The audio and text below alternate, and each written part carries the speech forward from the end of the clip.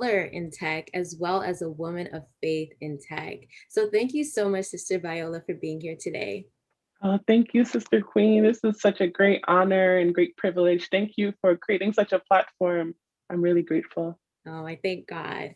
And I'm just so excited to just hear your journey. But before we begin, I'm going to read a little bit about Viola, Sister Viola, and who she is. And this is really, really powerful.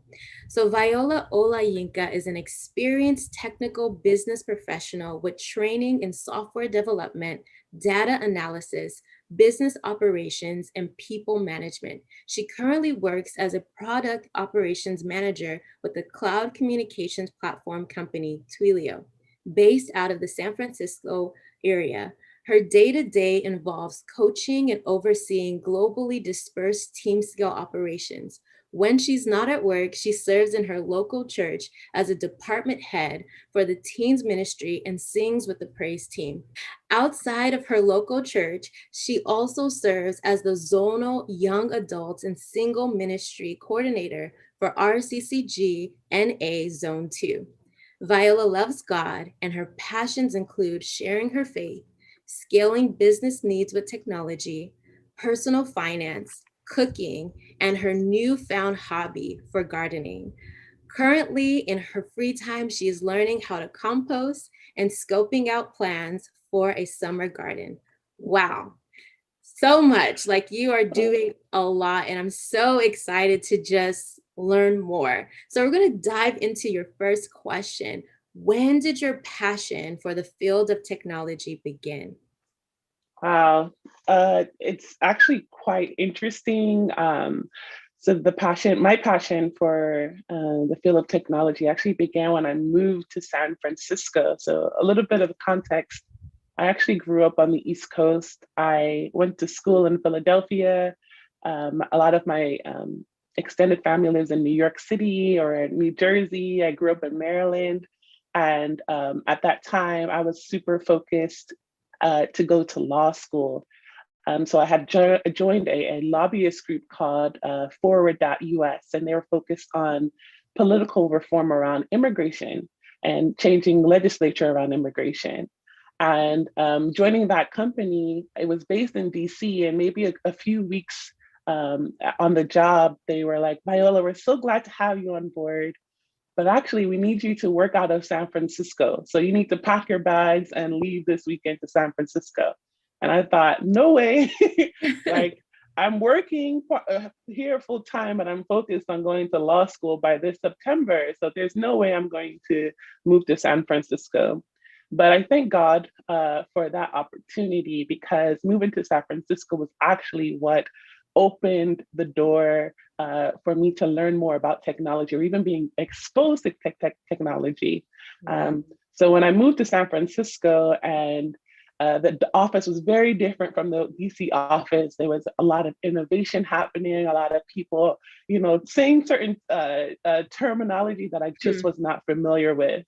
And I realized at that point that, by God's grace, actually, it wasn't me, it's not my own intuition, but by God's grace, I realized, okay, if I want to be proficient at this job, I need to like start to speak their language. So Mm. that's when I started to attend, sessions after work or on the weekends that, were targeted at women trying to learn more about technology. So women who code, girls in tech.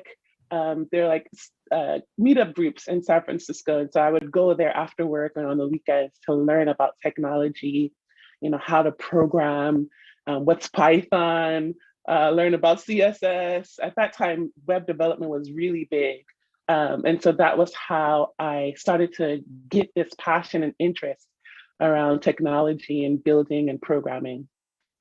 Wow, that is amazing. I never knew. So, from law to the field of tech. Yeah. Yeah. And that is amazing how God just placed you somewhere and it just took off. Yeah. And so, can you tell us about your academic journey to the field of technology? What did that look like when you were prepping for law school and then you just had this turn to tech? Yeah. So for a little bit more context around my background Sure. academically. So, undergrad, I decided to study business legal studies because I wanted to get exposure to the corporate side of law. And that was my intention, to go to law school and come out as a corporate lawyer. And so my preparation was a lot more around understanding corporation policies or how to advocate for businesses, and understanding the legal field in that realm. And so that was a little bit of my academic journey. I did a lot more of business heavy centric classes. I didn't really actually dabble that much in technology specific classes. And the reason for that is, for some odd reason, maybe earlier in my life, I thought, well, I'm not that good at science. Mm. And just wanted to add that tip to encourage someone that, if at any point in your journey of life, maybe someone tells you, or maybe you have an experience that makes you think that you're not good at something, I want you to please silence that voice, put it on the shelf and ignore it, because you never know. That actually is where your gifting is. And in so to go back to what I was trying to say. So, I think actually in middle school or high school, I started to believe that notion that, well, I'm not good at science, so let me just focus on Mm. literature and reading and history and the art of debate, and how to orate well. And so that was how in high school I decided, okay, I want to become a lawyer. And then in college, I was like, okay, I'm going to study business legal studies so I can become a corporate lawyer. And that was the academic journey. But as I mentioned earlier, God had a greater plan for my life professionally than what I had in mind. Wow, that's amazing. So your academic journey was just literally preparing to be a corporate lawyer. So, what is one thing you wish you did as you were preparing for a career in this field? Yeah. One thing I wish I had done differently, or wish I did as I was preparing for a career in this field, I think, just believing in the gifts that God has, imparted on me. Mm. Um, like I said earlier, for some reason, at some point in my life, I thought, okay, I'm not good at sciences. And so this notion of, okay, maybe anything that's science related, whether it's chemistry or biology or physics or computer science, Mm-hmm. I'm not that good at it. But in preparation to become a software engineer and go under training around programming, I learned otherwise. God completely debunked all of those myths in my life, and I actually became really well at programming. When I had decided to leave that company that made me move to San Francisco, I decided to join a programming fellowship for women to help them learn how to become software engineers. And it was about 3 months time. But the months before I started that program, I started to like study. I asked friends, okay, let's form a study group, because in the back of my mind I have this notion, okay, I'm not good at science, so I need people to help me prepare, since I'm going to change careers and this is going to be my livelihood going forward. Um, so I started to make study groups. I started to have people help me hold me accountable in my study plan. I had like a curriculum of things that I wanted to study within each month. So whether it was data structures or understanding algorithms or understanding loops and how to make functions in programming, I had to map out a plan and then have create a support group of people that we would study together in advance of the fellowship. So then when the fellowships began, it was super intense. But that also helped to build that work ethic of just studying and making sure that we were applying what we learned in the class sessions. So yeah.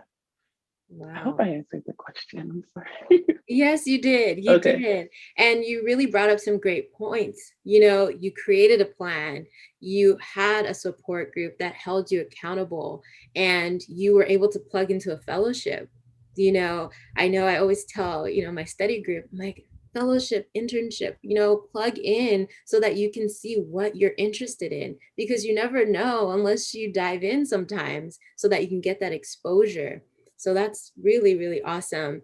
And so, other than your kind of that resistance in terms of you believing that you weren't good, in terms of, sciences, did you have any other resisting moments while you were on this journey? And if so, how did you overcome them? Uh, well, yeah, I did have numerous resisting moments. The initial one I can think of is at that point when I decided, I really enjoy technology. I want to pursue a career in technology, but that required for me to, take some time off of my job at that time. In order to, join the fellowship and study and commit full time to, developing my training at that time. And the resistance I had was one from my job. They were like, Viola, that's really great that you want to do that, but you will need to either quit your job or go somewhere else or stay with us and not do it. Hmm. And to me, that wasn't an option because I believe so much that God wants us to progress in all areas of life. And for them to have given me such an ultimatum, it was like, okay, Yeah. I don't have an option here other than to move forward. And, that was one resisting moment where I had to just believe so much in, what God had laid upon my heart, to pursue it full time, to explore this field of technology, to study and prepare for the transition career rise. Um, Another resisting moment was even the thought when I was given the opportunity to move to San Francisco. I Mhm. had a very clear plan of, I'm going to start law school in September. I had literally, I had the weekend before I was offered that opportunity. My mom and I, we had traveled to the school that I was planning to go to in Hmm. Virginia. We had, rented cars. We went and spent the weekend at the school. I was like, okay, this is the school I'm going to go to. Um, and I thank God that, you know, my mom was also a huge factor in helping me to, um, go forward and take up the opportunity of moving to San Francisco because I was super involved in my church then. I, I, I just didn't want to move. I already had saw the school. Like to me, it just didn't make any sense. Why would I move to San Francisco? I didn't know anyone in California. Talk less of San Francisco. And you know what they always say about San Francisco? It's super liberal. People of God don't live there, which I thank God because He actually sent a lot of people my way that Wow. confirmed otherwise. That like actually there's a lot of God's people here that like love Him. They're sold out for Him and they want to glorify Him and all that they do. Um, and yeah, so those I think those were two resisting moments: the job, and then also even for myself when I thought I had a very clear plan for myself, but God was like, sister, you need to move. So, yeah. Yeah. And so when you were just, answering that question, like a quote came to me that we planned, but God's ultimate plan will prevail, So we can plan all we want. Like you literally saw the school, but God's plan prevailed. And look at such the great, look at the great testimony that you have now. So that's amazing.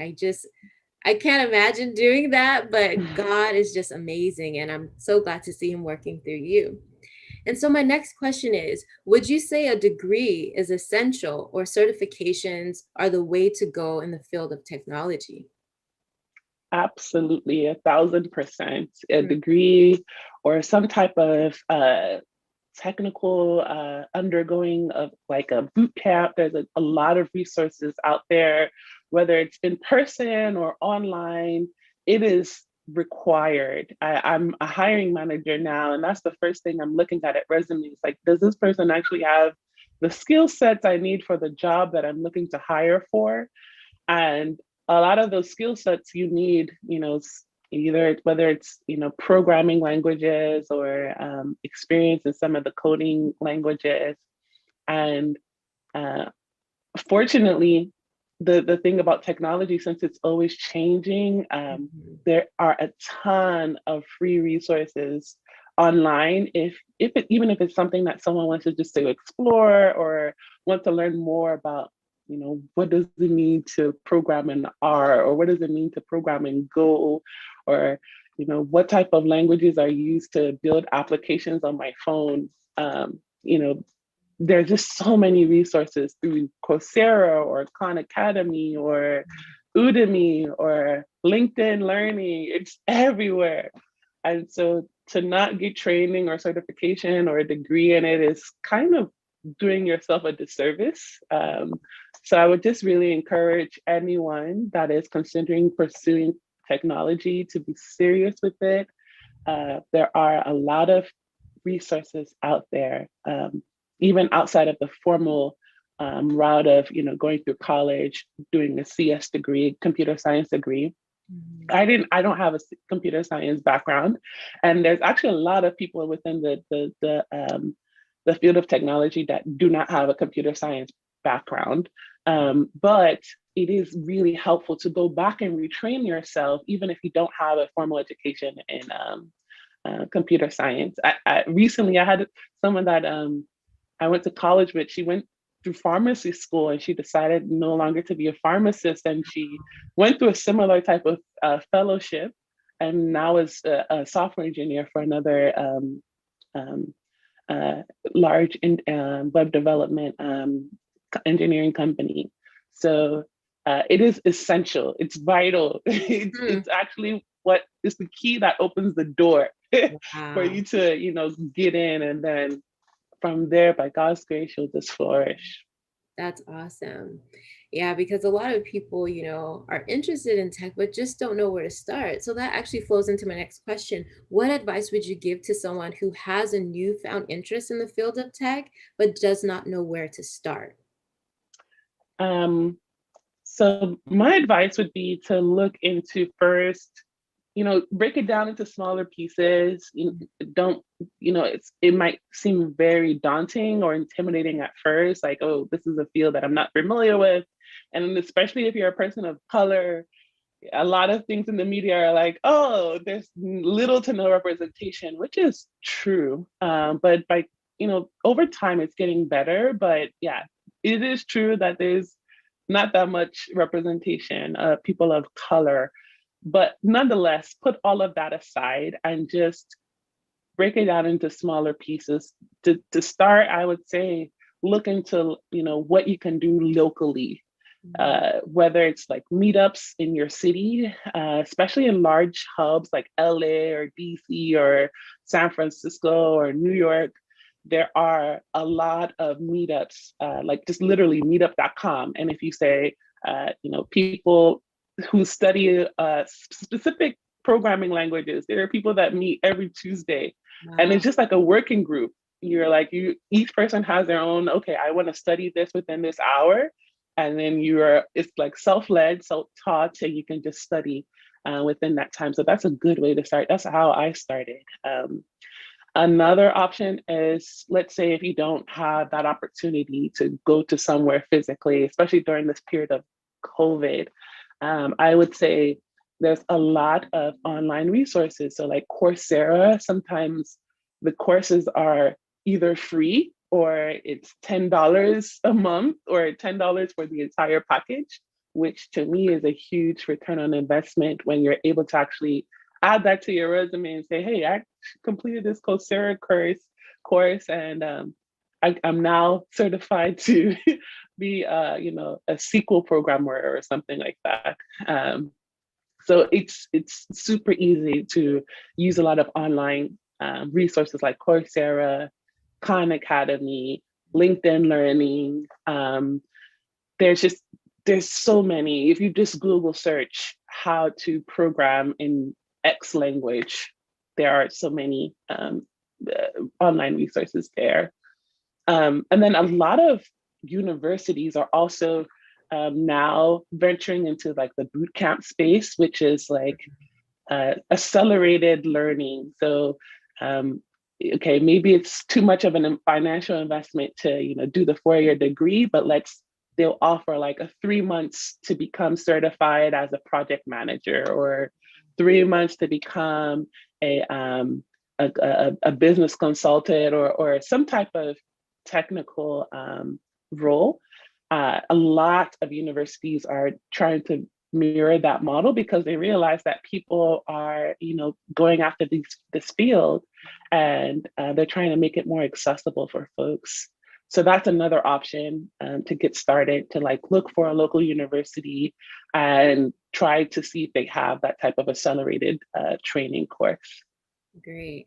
Yeah, and I love that option because if they need that structure, they can be able to have that, institution that can give them that structure and guidance, because sometimes, not everyone is like self, led and able to do it. So that's great that you brought up that option of, a local university or university in general. Mhm. So we're going to dive a little bit deeper into your professional journey. So I want you to tell us a little bit about your first professional experience in the tech field. I know you touched upon it, but just a little bit further more. Sure. So my first professional experience in the tech field, I joined Twilio, which is where I am still today, by God's grace. But uh, I joined it as a product operations specialist. And what that means is I kind of wore the hat of an analyst slash project manager, where we had to intake requests where our customers were looking to, be onboarded on our this new platform. And so we had to kind of use data to oversee like how long it would take to complete their request, and you know manage like a lot of the vendors that we would work with. And in that role, actually what helped to distinguish me in that role was the technical skills that I had learned from the software engineering fellowship. So maybe after 6 months or so, when I actually started to understand the actual role and then what the expectations were, and I was able to fulfill those minimum expectations, I started to, use the technical skills. So like I learned how to program in Python at the software engineering fellowship, and I thought, okay, let me try to automate some of the things that we were doing in our day-to-day task. And so whether it was, okay, I don't want us to keep, downloading CSV files to to take customer requests. Let's instead build a script that will, click inside the browser and then download the file, and then, save it to our hard drive, and then upload it into another page that we needed to use to fulfill the request. That's what I started to work on. Sometimes I didn't get it right, or I would have to like reach out to other coworkers and ask, okay, well, I want to build this script. Can you help me out in how to do it? And we would work together on how to create those scripts.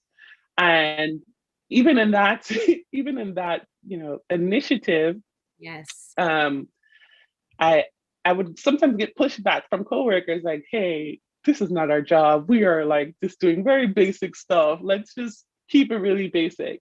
And so I had to also learn how to communicate technical requirements or technical operations to people that might not feel as comfortable with, programming.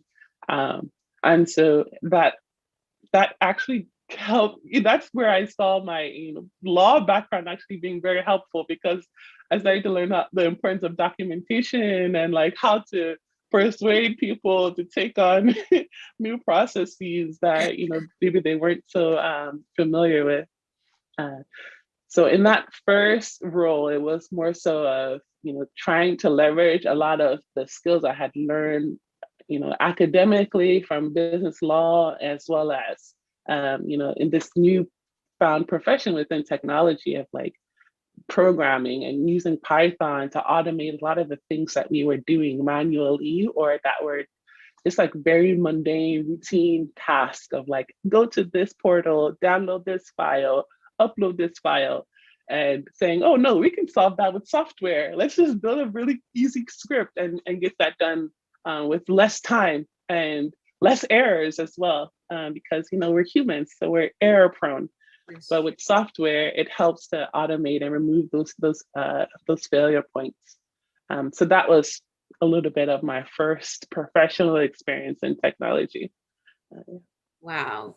And there's just so many key points I pulled. You took initiative, you were seeking out solutions, and, your law background came in handy, which is awesome. So God knows what he was doing, Yeah. and you recognize that, which is amazing. And I don't know, I'm getting chills because it's just amazing how God works, because it's not a waste. It's not, No, no, God is no. amazing.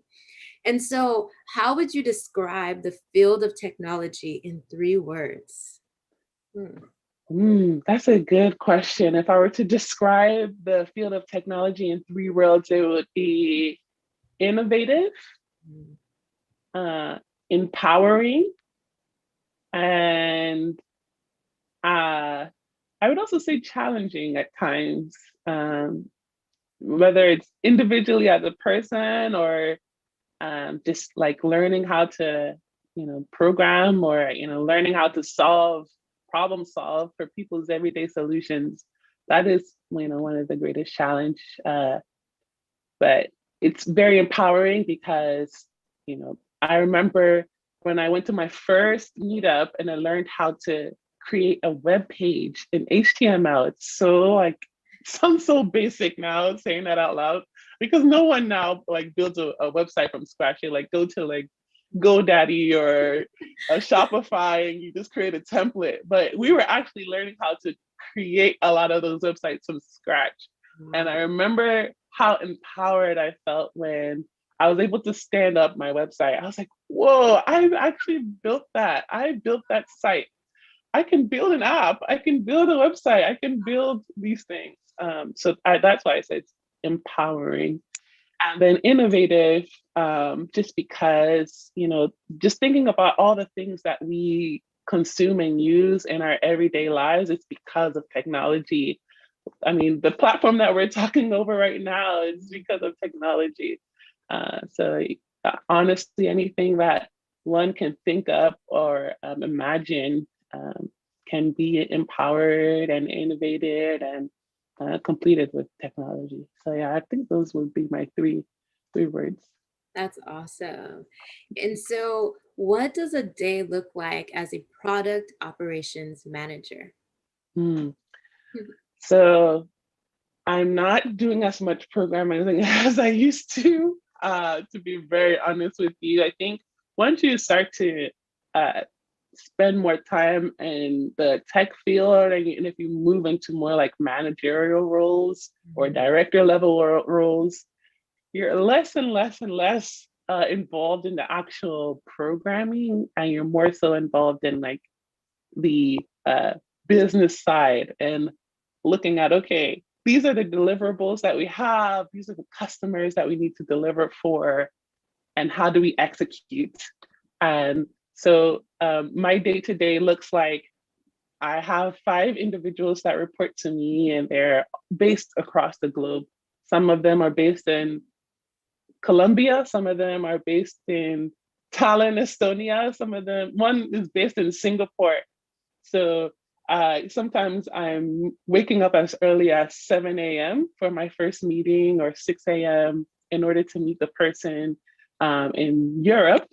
Or sometimes my day ends as late as 5, 6 p.m. because I need to meet the person in Singapore because that would be the start of her day.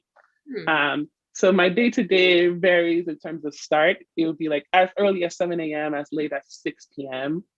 And usually interacting with those team members, I'm either coaching them on, the projects that have delegated to them to own.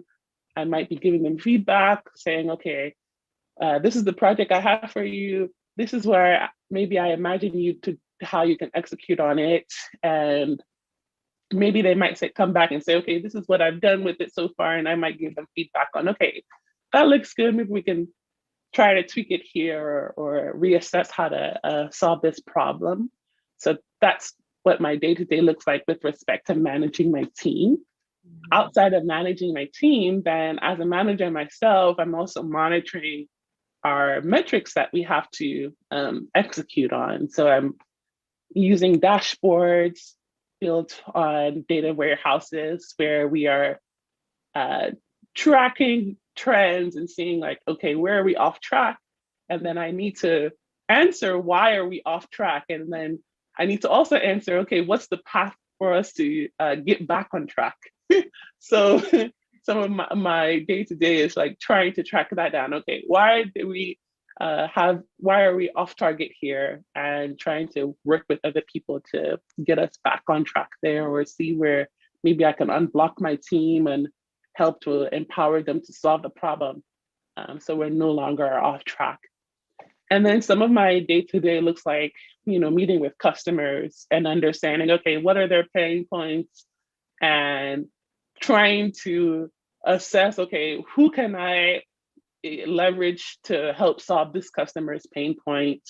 So, for example, I think on last week Thursday, there's a customer that wants to, use our product, and uh, I decided, okay, one of my newer team members is going to own this project. And so I had him join the call, and we were just, okay, trying to just take in all the requirements for their request. And then we'll say, okay, we'll come back to them in like a week's time and give them updates on progress. So sometimes it's also meeting customers, hearing their pain points, understanding what their requirements are, and then trying to understand or trying to identify who we can leverage to help solve their problem. So people managing, tracking our team's progress, and in relation to executing on our goals, and then um, meeting with customers and hearing their pain points. So that's what it looks like for me day to day. Awesome. And so, how did the pandemic impact your job, if at all? Because it's tech. So, yeah. So it did actually impact my job. Before, I used to commute every day into San Francisco to work.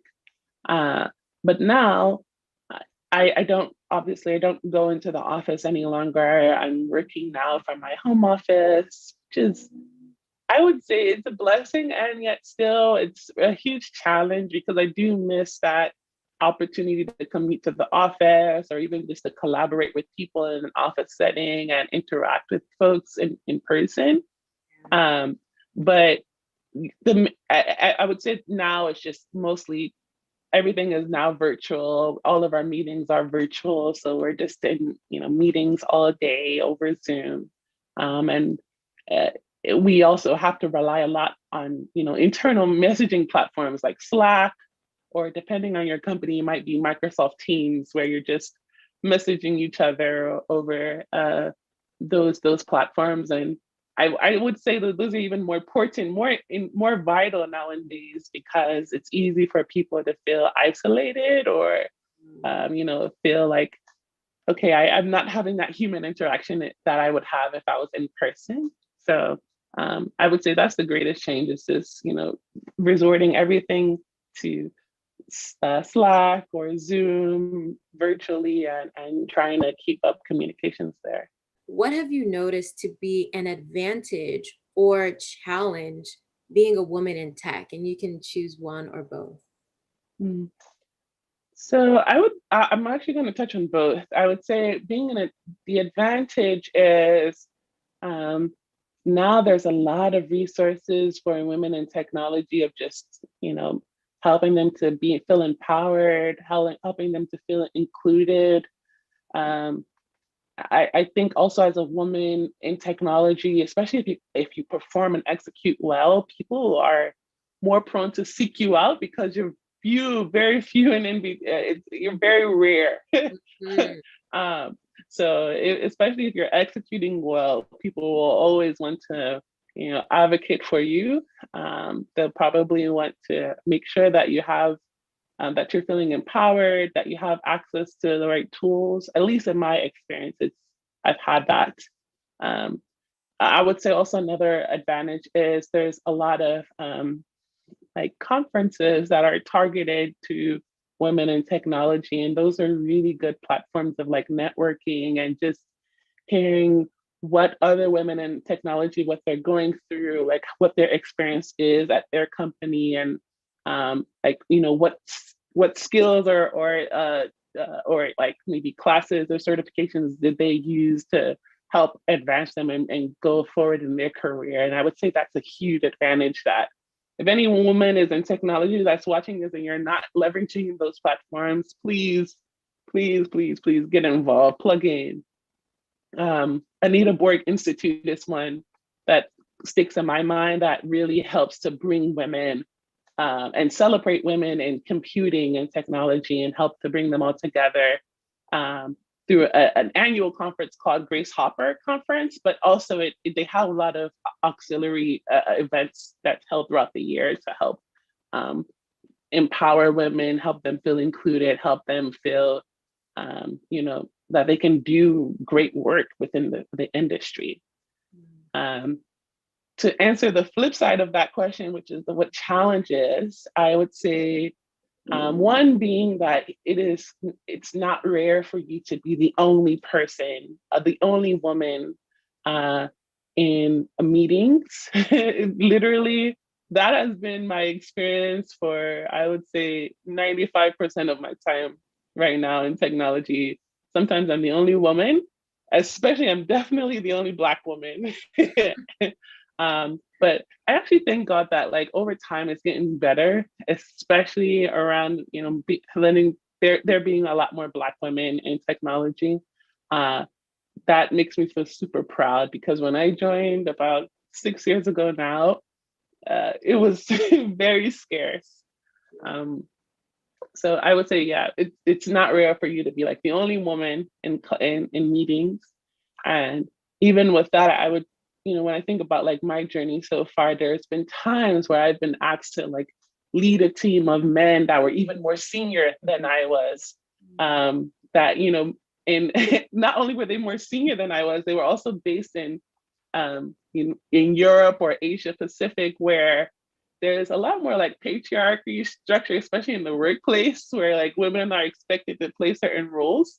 And um, so just trying to overcome that, okay, like, hey, yeah, I know you don't answer to me, but like, I'm the person that's been assigned to be the lead. So let's work together. Let's come together and make progress. Let's not deter progress on this project. And so I would say that's one challenge and one reality of just being a woman in technology. Sometimes you're going to be put in situations where you might have people that are assigned to report to you, or you have to work with that might have their own biases towards you just because you're a woman. But you just have to like look beyond that and be like, hey, we have a job to fulfill. Let's work on that and let's put all the other stuff aside. So yeah. And so, you touched on, being a Black woman in tech. So, what are some advantages that you found being a woman of color in technology and the challenges? Hmm. I would say one advantage of being a Black woman in technology is the fact that I am unique. My opinion and my view of life is very different from a lot of the people that are in technology. So with that, I try to lead with that in a lot of interaction with people that, hey, I'm bringing a totally different perspective than a lot of my other counterparts. Um, and so that's what to me I think is an advantage. As a Black woman in color, you are bringing a perspective that maybe people are not even considering, and you should actually use that to your advantage. um, Actually, I think back to like my earlier days at my current company. That was actually what helped me to be selected for like sitting on panels or attending conferences on behalf of the company or attending hackathons on behalf of the company, because I was like, hey, I'm a woman of color. Maybe there might be other women of color at those events that just need that representation, that, oh, there's Black women in this field, Mm, Um, I think that's one other advantage is that I know some people might say, okay, you're being the token Black woman. bring that It's okay sometimes to be the token Black person because everyone needs someone to look up to. Like, oh, if she can do it, then I can do it too. That's why I so much believe that representation matters. up. And, that doesn't mean that you should, stay at a place if you feel like you're not being respected or you're not being valued or you might feel less than. And I'm not saying that, but what I am saying is in those moments where you're being tapped on the shoulder to represent or like, to add your opinion or to add value, please take seize of those opportunities. Don't try to reduce it to, okay, I'm just a Black woman. Yes, you are a Black woman and you're talented and you're gifted and you're certified. Yeah. Um, and you're proficient at your work. You're even more than proficient. You're excelling at your work. So that's why they're calling you out. And so I think that's what the advantage is, that you can represent um, an audience or a whole demographic of people that are sometimes traditionally not even being considered or their voices is not even being heard. So that's one advantage. On the flip side, the challenge is this obviously, and sometimes I think it's just overcoming our own Mm, inner voices that might have been picked up along the journey of life that, okay, I'm a woman of color, that means I should act a certain way, or I should look a certain way, or, people don't think I'm enough or I'm inadequate, which is not the truth. It is a lie. Please so, silence the devil, whatever, yeah. whoever is feeding those voices to you, tell them, nope, not today. It's not true. You are there for a reason. You're there for a purpose, and you're there because you earned it. You're qualified. People talk about imposter syndrome. Mhm. I try not to dwell there. I'm like, okay, sure. I feel intimidated, but I'm not going to lean on that. I'm going to lean on my strengths and my skill sets and my abilities and go forward with that. Um, so I would say one challenge is just like trying to overcome all those Yeah. um, notions or what society says, how we should act or how we should look or how we should wear our hair or Mhm. whatever. Just silence all that stuff and just focus on you and you know executing. I love it. And just, yeah, doing your job. And I really liked how you touched upon, being the token. And sometimes you might just have to just ride on that horse, because you are qualified. And I think you have to believe and know your value and that you do add value. You're qualified to do it. They didn't just hire you because of your color. And sometimes, like you said, those limiting beliefs that we have because of our color and what people may have said or fed into us, it really, like you just said it very well, you really have to know who you are and just know the value and the skills that you bring to the table, because you're not just hired because you're African American. You Yeah, have those skills.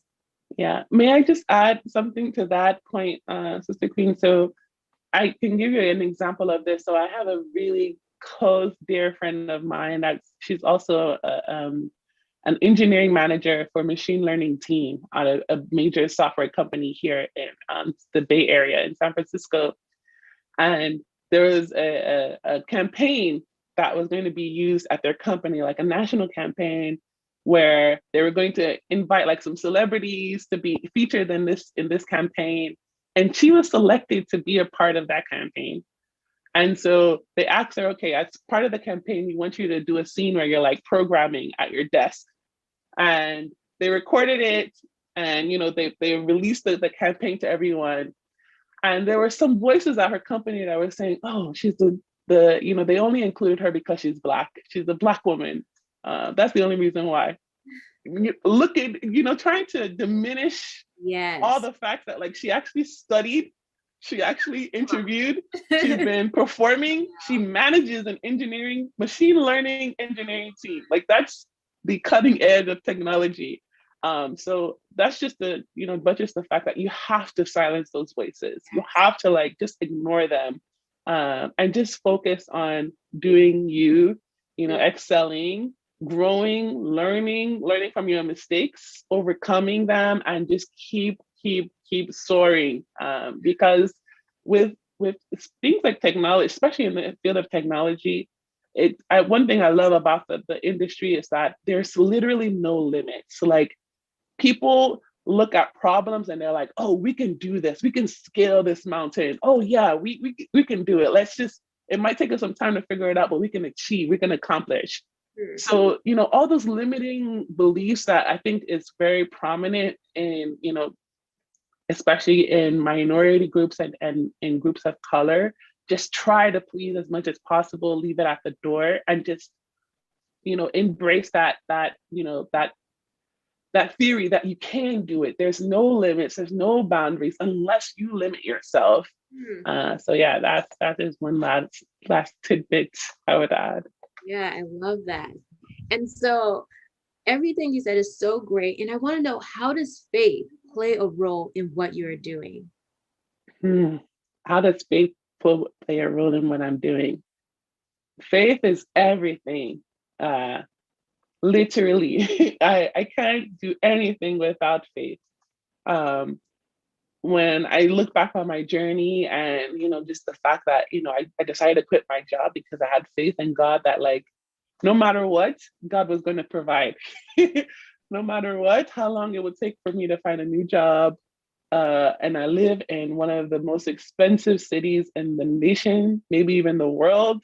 I just had faith in God that He would provide for all of my needs. And so that was honestly how I just try to lead every day. Like, God is going to do it. God is going to give me a job. God is going to provide. I don't know how I'm going to pay for, the train ride into the city. God is going to do it. So that was the faith that I led with.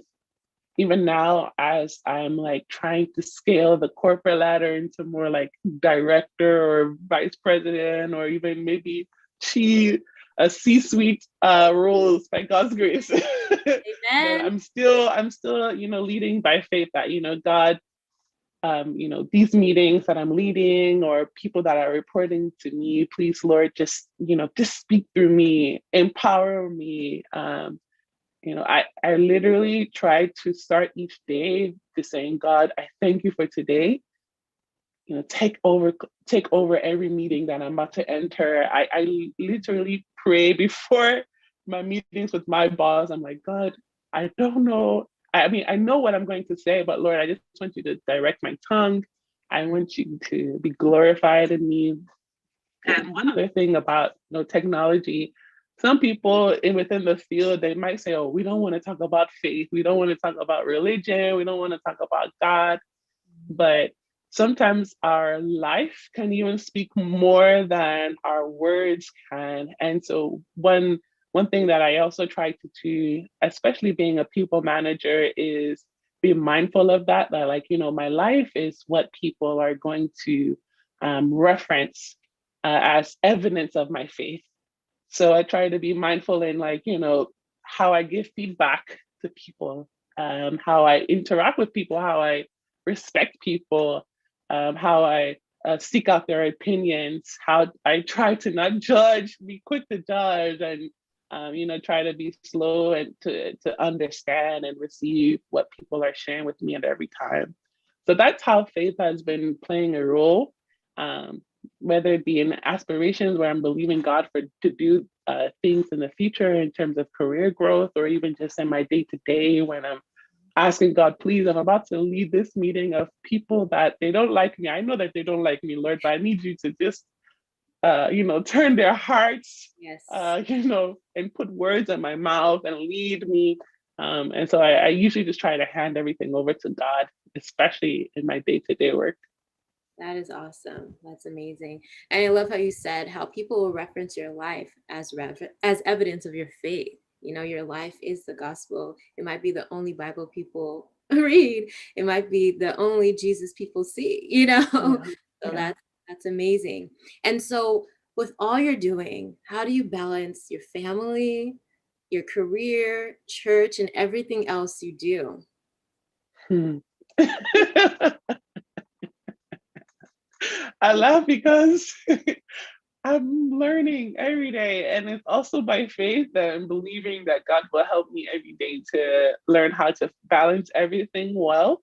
Um, right now I'm single, so I'm enjoying this gift of the single season. And so I I don't have so much with respect to like family. I mean, I do have my like my parents, my siblings, my nephew. I like how I balance them is just I stay in communication. I talk with them literally every day. My parents every day, whether it's WhatsApp messages or FaceTime calls or calling them every day. I literally call them every day. So that's how I try to balance that. With respect to my career in church, God is going to help me more, but I try to, as much as possible, schedule everything. I recently invested in a journal, which I literally write, uh, my to do, my plans, what needs to be done in each day, Awesome. and my to do list. So that's how I say, okay, I'm leading prayer on this day, and okay, I'm also have a meeting at this time. With respect to career in church, I make it a priority to grow in my faith. I try as much as possible, um, not to put things of faith as a second seat to my career. So I remember, for example, on Wednesdays, at my church, we have Bible study. And to me, Bible study is how I grow. I'm not trying to like plug church or anything for anyone, but honestly, the Sunday service is, you can learn, you can receive the word from the sermon, but where you actually dig deep is the midweek service, that Right. Bible study, because you're able to like rub minds, ask questions, dig deeper into what the scriptures are saying. And so I remember, especially at the beginning of my career, I was like, okay, I can't miss this Wednesday Bible study. But I was working in San Francisco, and my last meeting would like end at like 5:30. And it would take me at least 2 hours to get to Pleasanton, where my church was, which is like a good 2, 3 hours away from San Francisco on using public transportation. So what I actually asked for, I first prayed, God, give me favor with my boss. Mm. So I could ask him if I could like come in earlier on Wednesdays. And that way I can leave earlier on Wednesdays in order to make that Bible study. And so that was my prayer. And then ever since then, that's just my thing. I just always you know, I try to prioritize things of faith, things that would feed my inner man, feed my spiritual being. And I don't try to put it to the back seat with respect to my career. And the same thing with like any other thing that is related to church. If it's something that I'm committed to execute on, I try as much as possible to adjust my schedule with my career so that way I can be able to take part in both. I love how you took it piece by piece, and I believe it's very helpful. And another question is, how do you stay motivated in your career? I think right now, how I stay motivated is, through prayer, through like, just asking God for help every day. That's how I've been staying motivated, when maybe things at work don't go as well as planned. I always ask God, like, please help me. Why am I having challenges in this area? It's a lot of it is prayer. A lot of it is maybe searching the scriptures to see if there's a scripture that addresses the specific issue that I'm trying to overcome in my career. Also, I think the fact that like I think I'm still very much scratching the surface. Like I still have a lot more ground to cover. I want to work at other tech companies and understand like different other parts of the industry. And so that also keeps me motivated. The fact that I'm still very early stages. I still like to me at least I think I'm still a baby. I need to still grow. I still need to get more exposure, wear more hats, have more roles, have more depth. add more breadth to my experience. So that keeps me motivated as well, knowing that I'm still on a journey, I'm still growing, I'm still learning. I still have the opportunity to learn more. Um, and I think also what keeps me motivated is knowing that, I can mess up today or have a mistake today, but I can learn from it and grow from it. And it can actually make me better. It can, make the work that I'm doing to be even more beneficial in the future. So that also keeps me motivated. Awesome. And I have one more question. As you spoke about your passion to grow, like you said, you feel like you're just scratching the surface. How do you stay content while still striving to do more? Hmm. I say because I'm actually reading a U-verse Bible study plan on contentment. That word has been like speaking to me for the past few weeks about contentment and how do I still remain content. Um, I I I think I just think back to like this is my journey so far and just know that all that I've experienced so far is only by the grace and by the mercy of God. So that in itself keeps me extremely content. Like, God, you didn't have to, direct my path in this way. You didn't have to like open this door. You didn't have to like, lead me in this path. And I am so grateful that you did choose me to experience this journey. That makes me so content, so fulfilled, so, I don't know, special, happy, joyous, that God is so mindful of me that He was like, hey, I want to actually direct Viola on a totally different path than what she even imagined for herself. Um, I also think that like, I try not to compare. I so much believe in, there's no need for comparison. There's no need for, trying to say, okay, I've been in the industry for this, or this person has been in the industry for this, or the people I left behind are doing this. I just try to just say, okay, God, this is what you have for me. This is what you've given me. And I thank you for it. And I just try to give God thanks for everything that He's, given, put in my way. So that also helps me to be content, not comparing, not also, I would also say, not being anxious as well. And the Bible talks about us not being anxious for anything, but by prayer with thanksgiving, like, let us make our supplications, let us make our requests known unto Him, and He will give us great peace. So I also just try to, as much as possible, not be anxious, not be worrisome, because if God no, not if. I know that God's plan for my life is even better than what I have for my life. So I just rest in that knowledge that okay, God has it. He already knows where I'm gonna be Yes. in 2 years, 3 years, 5 years time.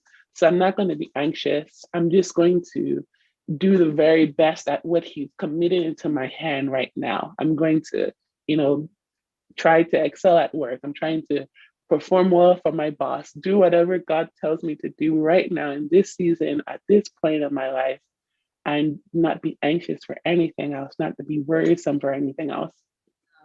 Yeah, God just kept putting that word in my spirit, like throughout the interview, and just how do you stay content? And that's very well said. And I believe it's for someone watching this who's striving to, climb the corporate ladder, but needs that contentment, you know?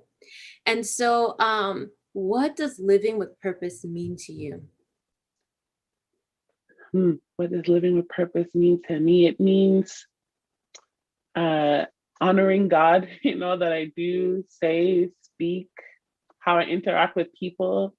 Um, you know, I, by God's grace, I just want to please Him. I want to honor Him in everything that I do. So that even means like in my career, I want him to be glorified. And it doesn't mean I'm like, you know, preaching scriptures at my meetings. That's not what I'm saying. But I just want like my actions, my thoughts, even when no one is watching, to glorify him. So that's part of what living with purpose means to me. I also think it means, you know, sometimes letting go of my will or my desires and allowing him to just take control and you know, lead me in the way that he would desire for me to, you know, live my life. um, I also think living with purpose means, you know, serving others. So I have this opportunity to be a people manager, meaning that like people's livelihoods are in my hands sometimes.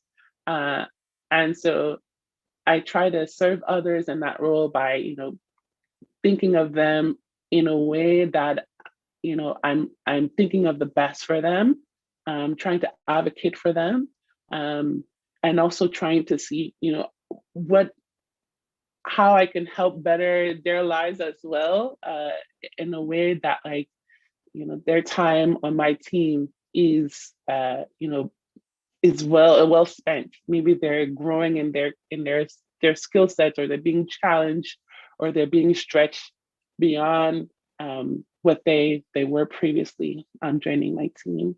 Very well said. And so, as we're wrapping up, what piece of advice would you give to someone that's watching this that wants to climb the corporate ladder and wants to get into a managerial position?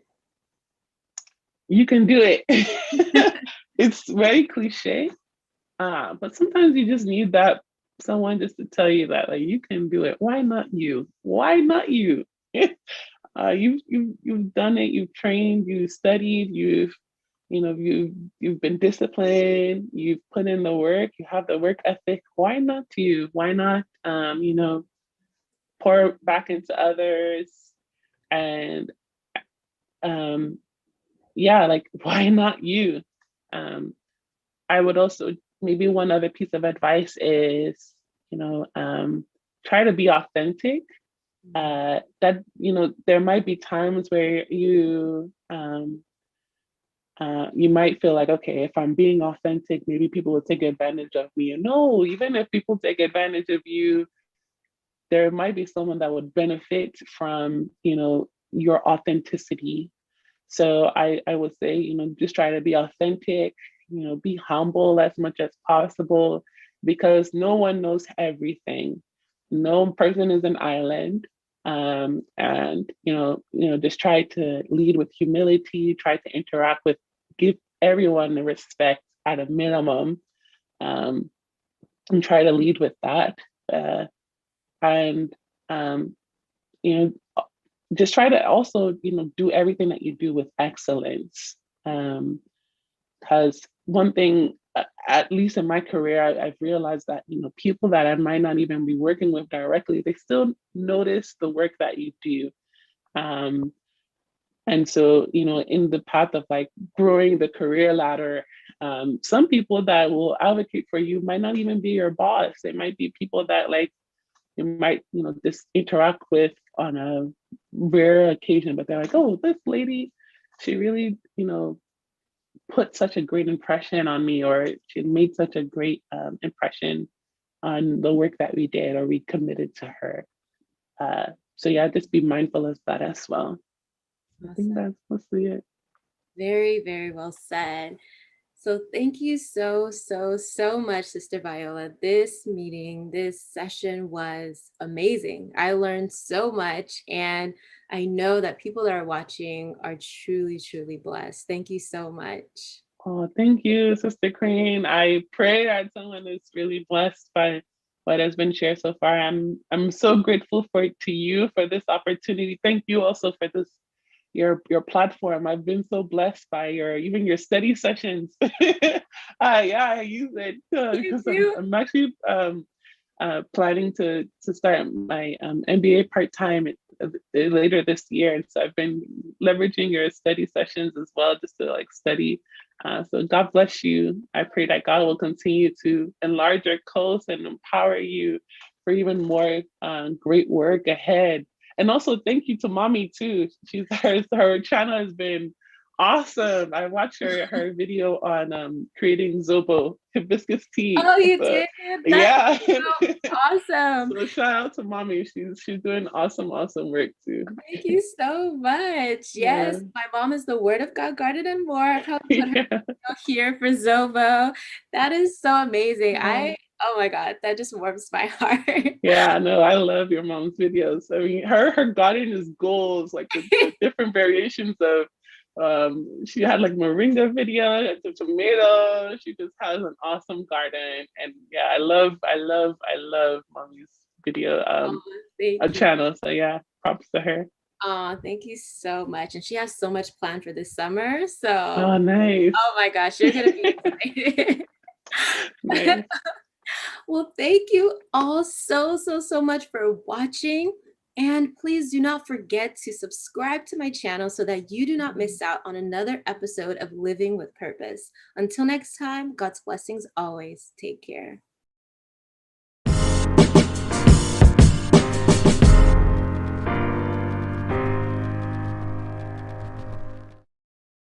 Hey, lovely people, welcome to another episode of Living with Purpose. I'm your host, Queen, and today I'm excited because we have an amazing guest who's going to be sharing the release of his song. His name is Olisa Isaac. Thank you so much for being here.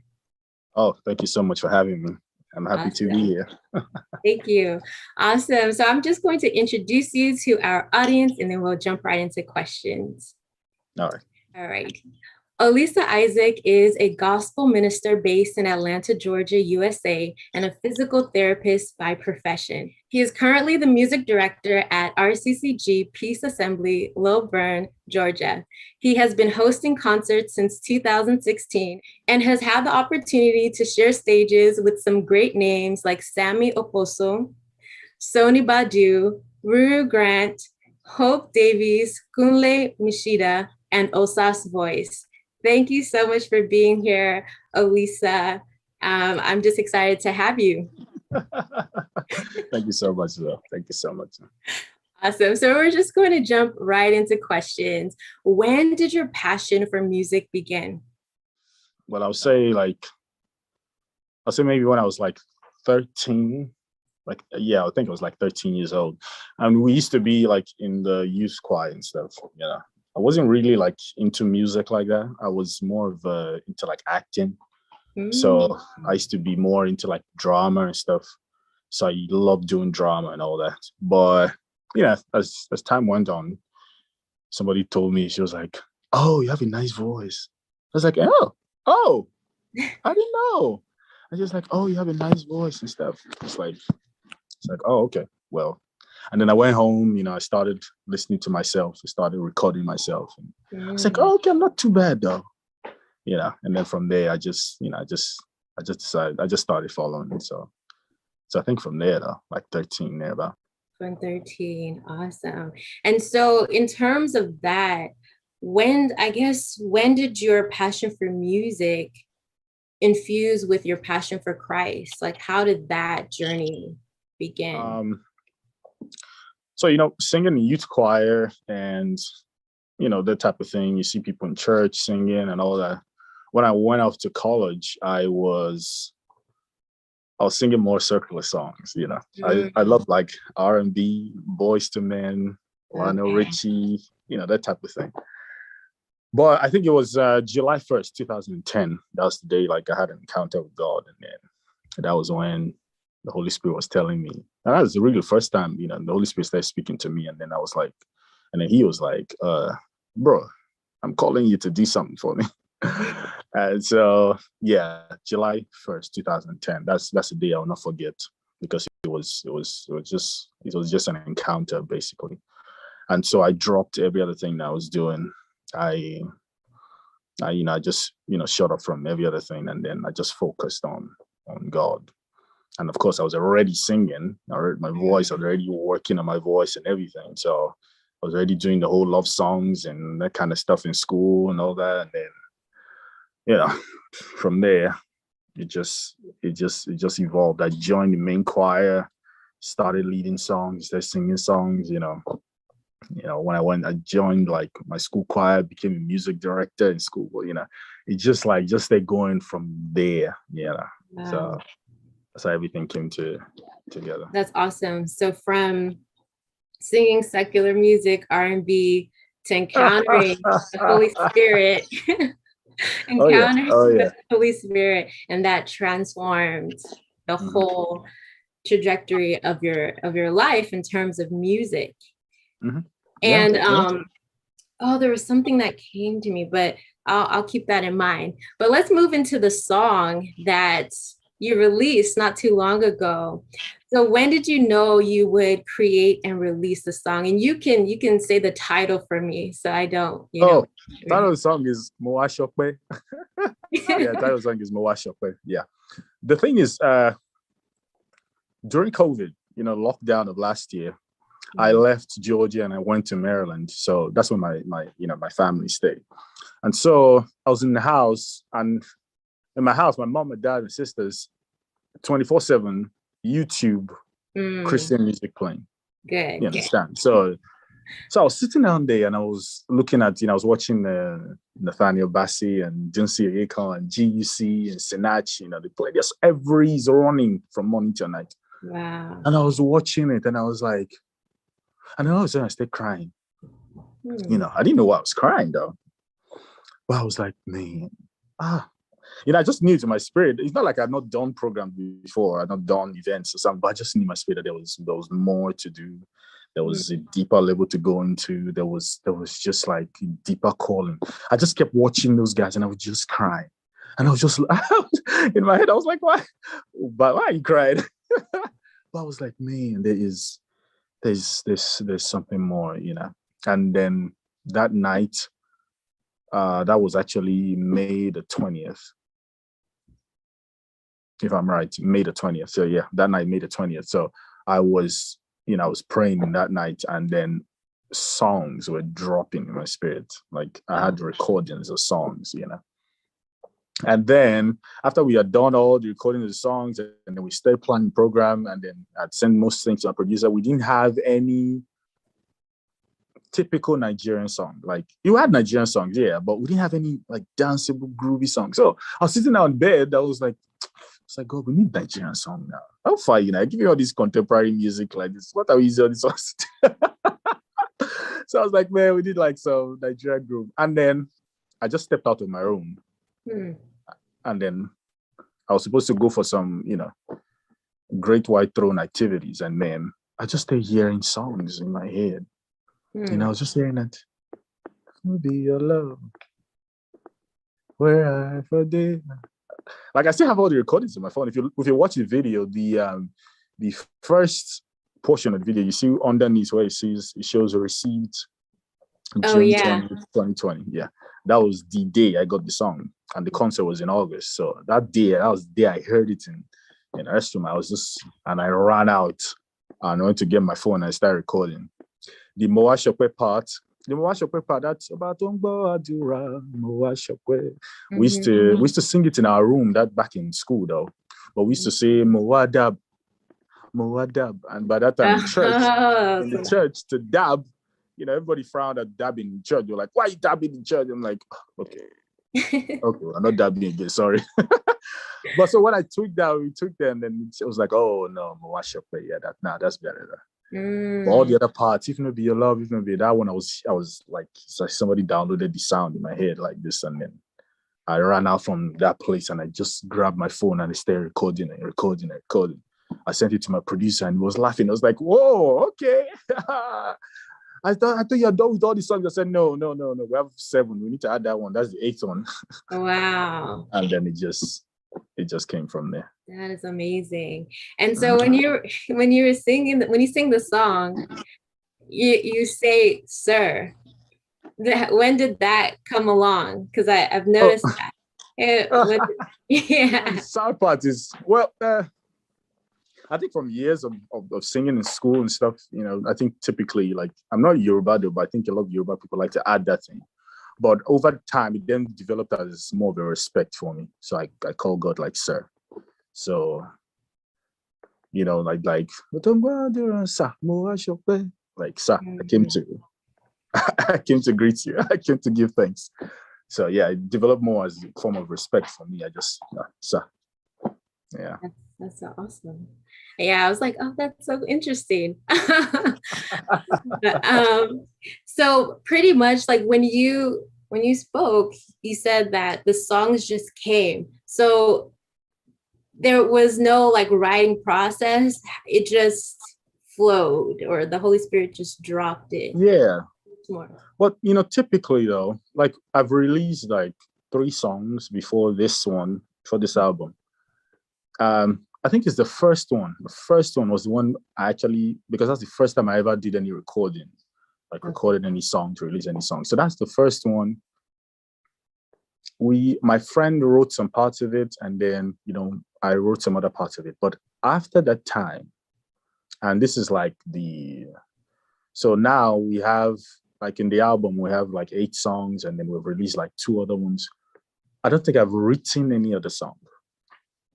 All the other songs were maybe in the night I might be praying and I'll be hearing songs, or I wake up in the morning and I'm Mm, hearing the sound in my head. wow. Or I'm driving, like there's one other song on the album, it's titled I Will Follow. I was driving, like literally I was driving, and then it's like somebody was singing it beside me or something like that. And of course, I quickly grabbed my phone and I start recording. There's another song too on the album, is Oil Well. That one, or maybe later this year, we'll release that one. My boss annoyed me. Like he annoyed me at work, was cutting my hours and stuff. And then I just drove off, I was just driving, and then the Holy Spirit was telling me like, so is it your boss that you're angry at? Because I was like, God, is this what you want me to do? I don't want to be doing this. And he was like, so who's your source? So I was like, well, you're my source now. Why are you asking? and then Where's the sir? and then I was like, why are you asking, sir? I just And then suddenly that tune came to my head, like, I'm your oil well. Like the well, that oil that keeps flowing inside you. I am the oil well. And then suddenly song just started coming like this. Of course, I grabbed my phone, started recording.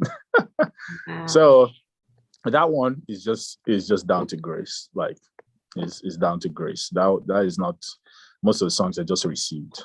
It's just grace. Like God he does it like that.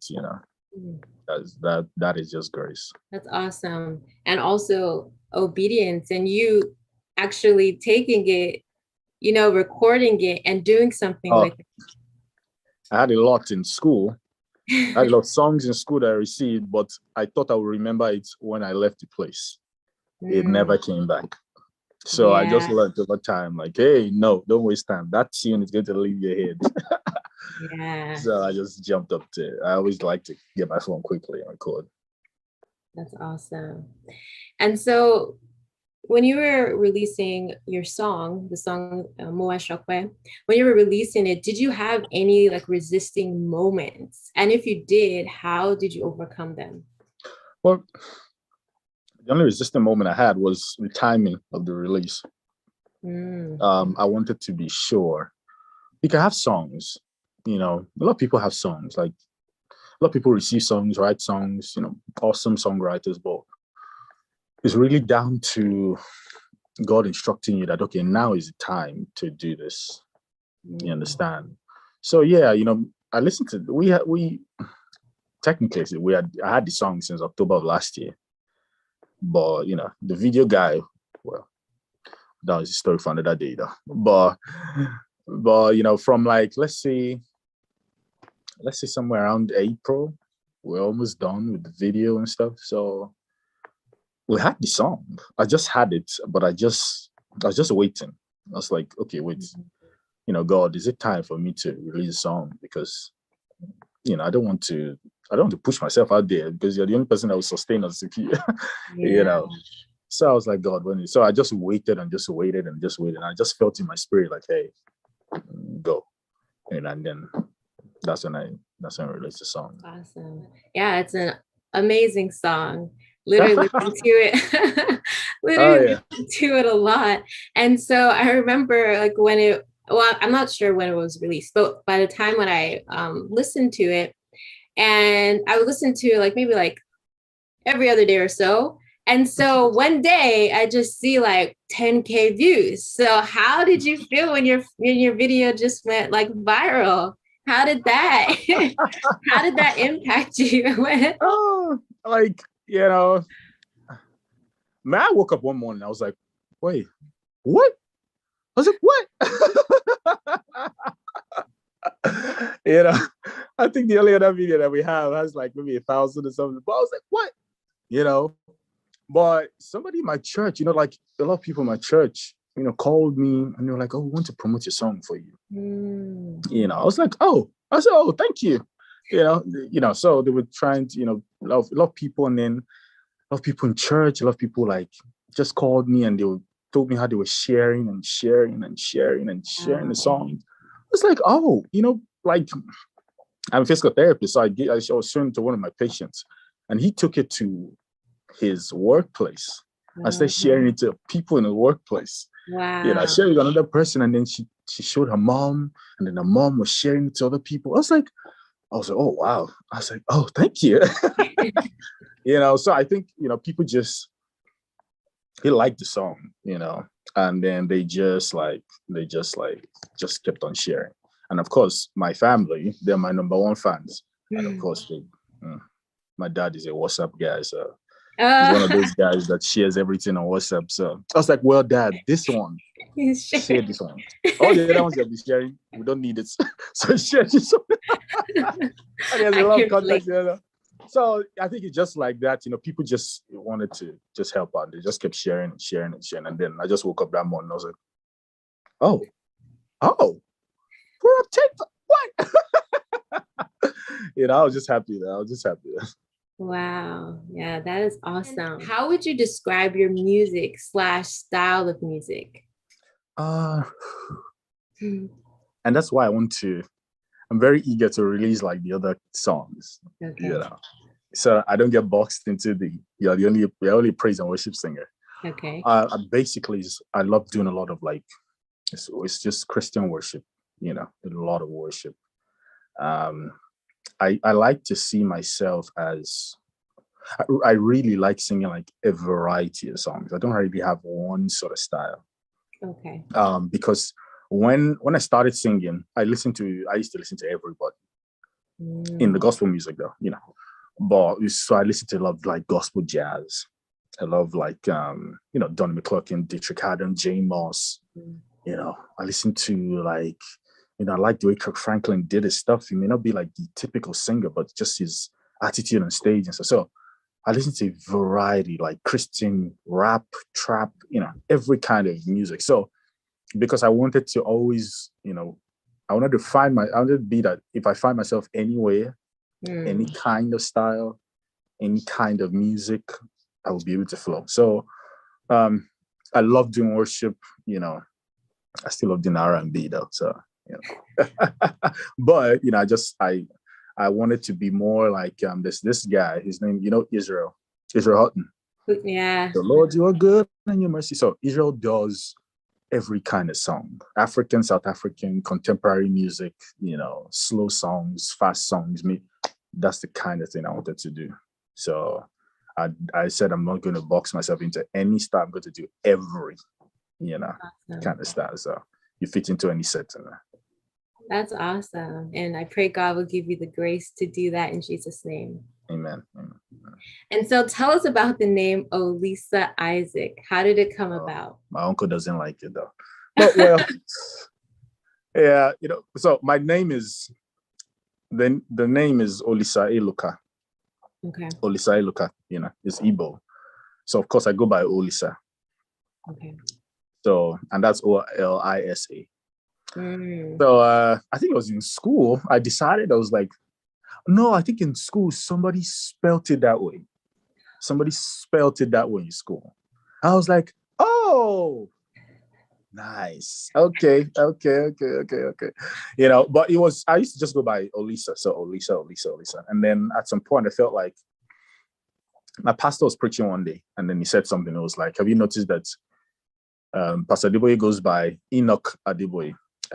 David Oyedepo. Because as much as they are Yoruba men or, Paul Eneche or that kind of thing, the Igbo men and Yoruba men, they have that English in it because they still have to give a global feel to whatever they're doing. So somebody comes in and he's like, he can't pronounce your last name, but he can pronounce that English name. So whether it's Paul, whether it's Enoch, whether it's David, you can pronounce that. So my other names are Solomon and Isaac. Oh, Never wow. actually known by Solomon because, it's what it is. So I just decided to go by, I always went by Isaac, So, and then I go for programs, I go for concerts, and they'd be like, we'd like to invite Lisa. And everybody's like, what? So I was like, you know what? I'm just going to add this Isaac to this thing. So I think as a whole, it has grown to become a brand for me, like Olisa Isaac, whether it's Olisa Isaac Ministries or it's like Olisa Isaac, a singer, or, that's just that. That's awesome. Yeah, because I looked at the spelling, I'm like, that's interesting. I thought it was just so that people can pronounce it Olisa instead of Elisa.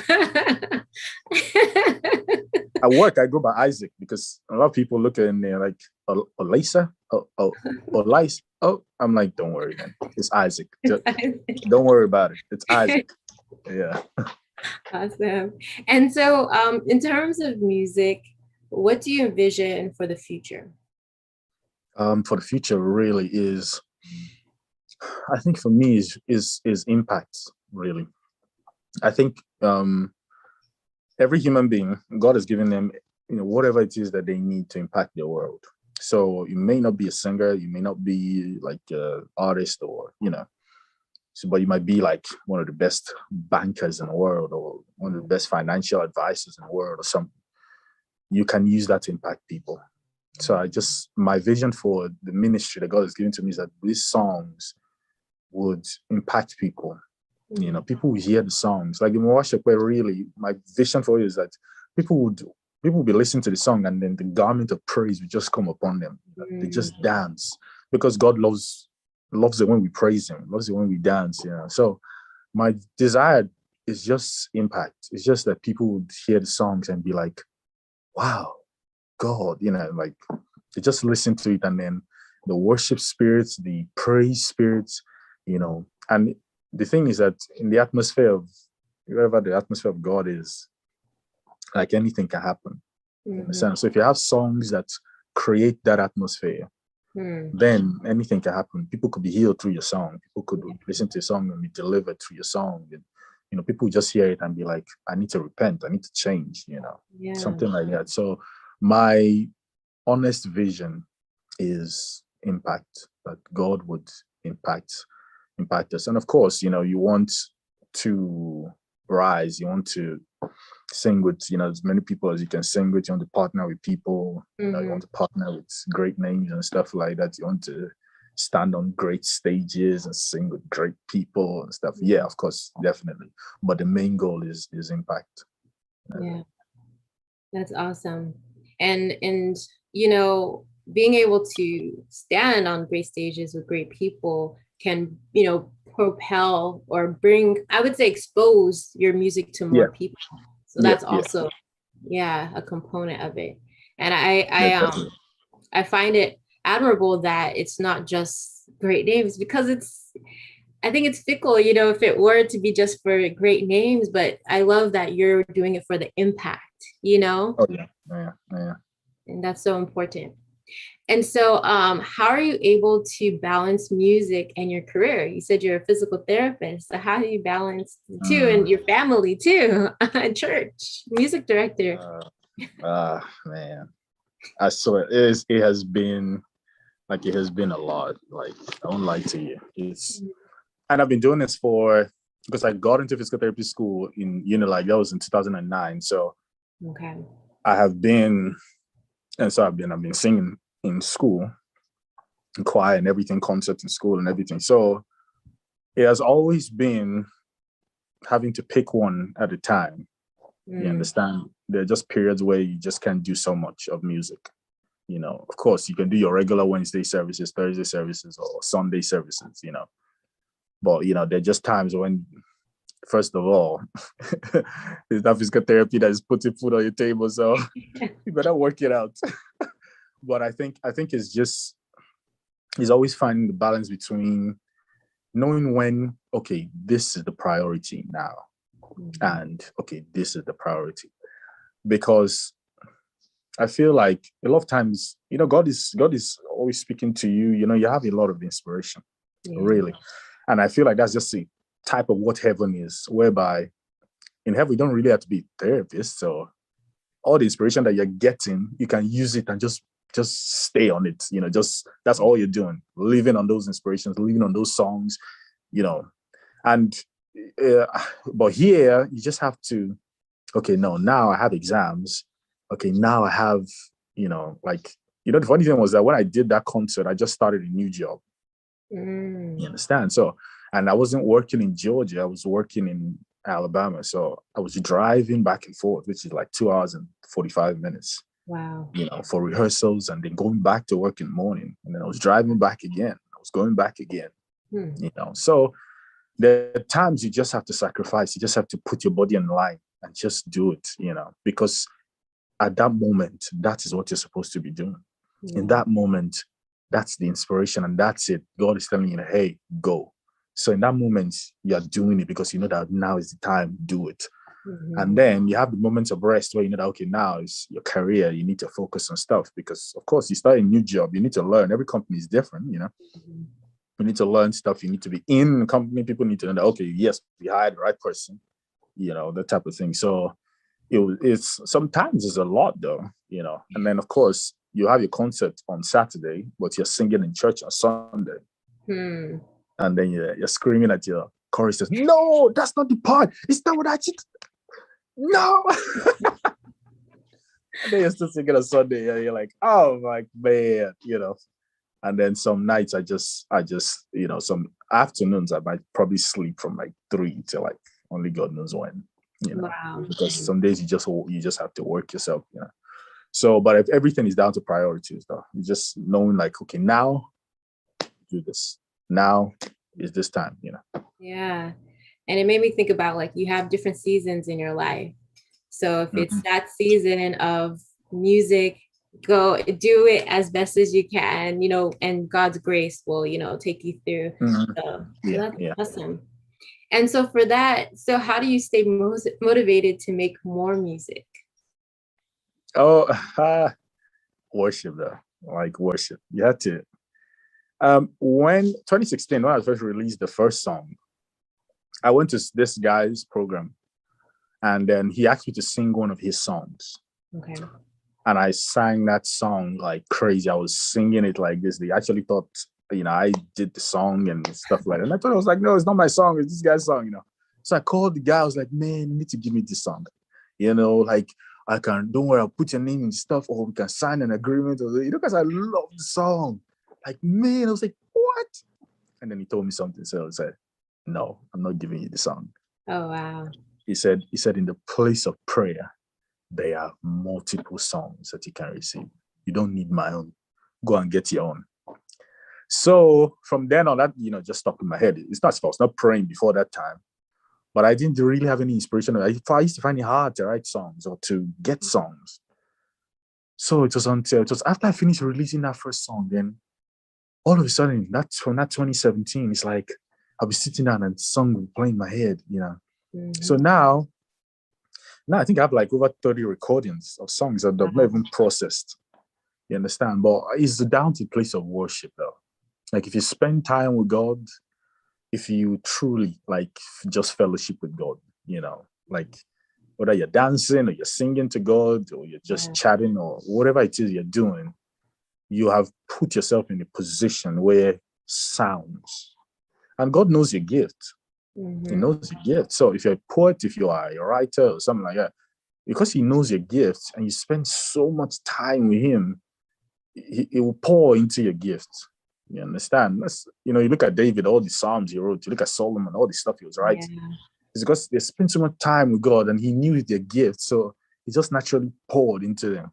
Yeah. So, and another thing to sacrifice. If there was one day I sacrificed something, it was hard to do it, but God asked me to, do something like that. And then suddenly when I did it like this, I just heard one song, and I just fell on the floor. Mm. And the song was, I can sing it for you though. It's all for my glory. It's all for my honor. It's all 'cause I'm worthy of your praise. Mm. So God was speaking to me and telling me, like, it's all for my glory. It's Mm. all for my honor. It's all 'cause I'm worthy of your praise. I was Wow. like, thank you, but you still took it. Well, Now you have a song that will bless many people, you thank you. know? Mhm. And then also there's a song, Hiding Place. That song is awesome. Yes, yeah. Man. We need to quickly do the video on that song. Like, I've, I've been postponing doing the video since. I just need to do the video and just. Yeah, we can have another episode because Yeah, I was really blessed by that song, really. yeah. But yeah, I was really, really blessed by it. Okay. How does your faith in Christ play a role in what you're doing? I mean, it's evident, but you can just tell us. Uh, I feel like, first of all, everything stems out from an encounter. You understand? Like, you must. The thing is, we live in a world where things are free for us. Like, you could be whatever you want to be. Like, you could really go any way that you want to go. And that's why it's important not to judge people and stuff like that, because one encounter really would change everything. Like, you could just have an encounter with God, and suddenly, he will grab your spirit, and you just know, like you just have to live for him. Like, you just know that it's God. It just has to be you. You understand? So it's continuous, like, encounters. You understand? And then it starts to tweak something inside you, and then you start to love people. You start to see what the Holy Spirit does. That he makes you see the essence of things. You understand? So that's why you listen to a song over and over again, until one day you listen to the song and then it hits you and you're like, oh, because he starts to make you see the essence of things. So you now see the essence of people. You see the essence of why you're doing what you're doing. So that kind of now flows into what is your job or your career. We treat people, and of course we treat a lot of funny people. We treat a lot of, like, interesting people. But you see, because of how God works on you, it kind of flows in there. So people can tell that you have compassion. People can tell that you want to help them. You understand? Even when you sing, people can tell that, like, wow, man, there's something different about you're singing and stuff. So it's really down to those encounters with God, being consistent, because it's hard to be consistent. It's hard to be. We always pray the prayer that, oh God, thank you that for being faithful even when I wasn't faithful, because there are so many times that you're not faithful. You understand? Yeah. So it's down to being also honest with yourself. You need to. The Bible says that a broken spirit and a contrite heart says, I will not despise. Just being broken before God, making yourself, so ordinary before Him. So you're so humble before Him, where you know that, like, man, I'm not the greatest. Like, everybody feels like, oh, this guy can sing, yay! I'm like, well, okay. But every time you go back to God and you just lay flat, and you're like, sir, if you don't help me, nobody will. So I feel like in that broken state, God takes you, molds you, and then he pushes you back on, molds you, and he ushers you again into another level and wants you to do more and stuff like that. So, and then after a while, you're spending time with the God that created the heavens and the earth, man. The thing will just naturally flow into your life, every area of your life, every aspect of it, So Yeah, beautifully said. And so, so what does living with purpose mean to you? I mean, yeah. Mm. So that's just the statement, living with purpose. Living with purpose. What does Mm. that mean to you? Uh, living with purpose. It's like if a man doesn't have a vision, if a man doesn't have a vision, if he doesn't have somewhere he's going to, a lot of things will happen to him. He'll find himself in a lot of places. He'll find himself in a lot of settings that he will wonder, what am I doing here? Mm. You understand? A man with purpose too might have some of that, but the only difference is that he will know why he's there. You understand? So for me, like living with purpose is like it drives you. That's what wakes you up every day. That's what like gets you started. You know, that's what makes you do what you do. You know, that goal, that desire, whether it's a short-term goal, short-term, long-term, it's that every human being needs passion. Every human being needs a fuel that drives him. So purpose is that fuel that drives you to do what you do. And the Holy Spirit is the only person that can give you purpose. You understand? So you can have purpose outside of the Holy Spirit, but that purpose will just lead to something else. But when he opens your eyes to see what he's called you to do, or what you're supposed to be doing, it would, when you are actually messing up, is that purpose that would wake you up and say, bro, you know that you're actually messing up. You know? So living with that mindset of I'm going somewhere, I'm supposed to be doing something, and I'm supposed to be doing this, and this is what I know I'm supposed to be doing. Yeah. You know, it drives your excellence. It drives how much of excellence you put into something. You understand? It makes you more excellent because you're like, no, when I got this vision, it was supposed to be like this. You know, all the people working around you, like, it's okay now, it's fine, it's good. And you're like, no, you didn't see it. I was one that saw it. You understand? So it drives everything that you do. It drives your whole life. You understand? It's what makes you different from your parents. You know, your parents, they live their time, then what makes it your time is your purpose. So your dad might have been a pastor, your dad might have been this, or your dad might have been a commissioner or whatever. When is now your turn? Is what you have seen. That's what now makes you different. That's why they say, oh, these guys are old school. Because the guys in the new school found something else to do. And then that's what they run with. So it's what makes it's what differentiates a generation from another generation. The understanding of purpose, like where I'm going. This is who I'm called to be.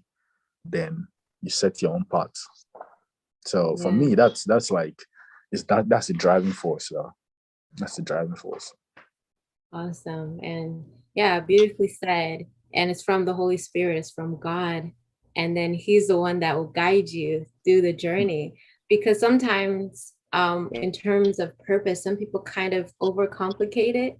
But if you have a relationship with the Holy Spirit, he'll guide you and he'll unravel what you're supposed to be doing as you go along.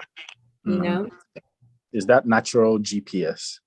Yes. Just guiding every step of the way, It's just that sometimes sometimes you find him late, or you find him and then you don't want to listen.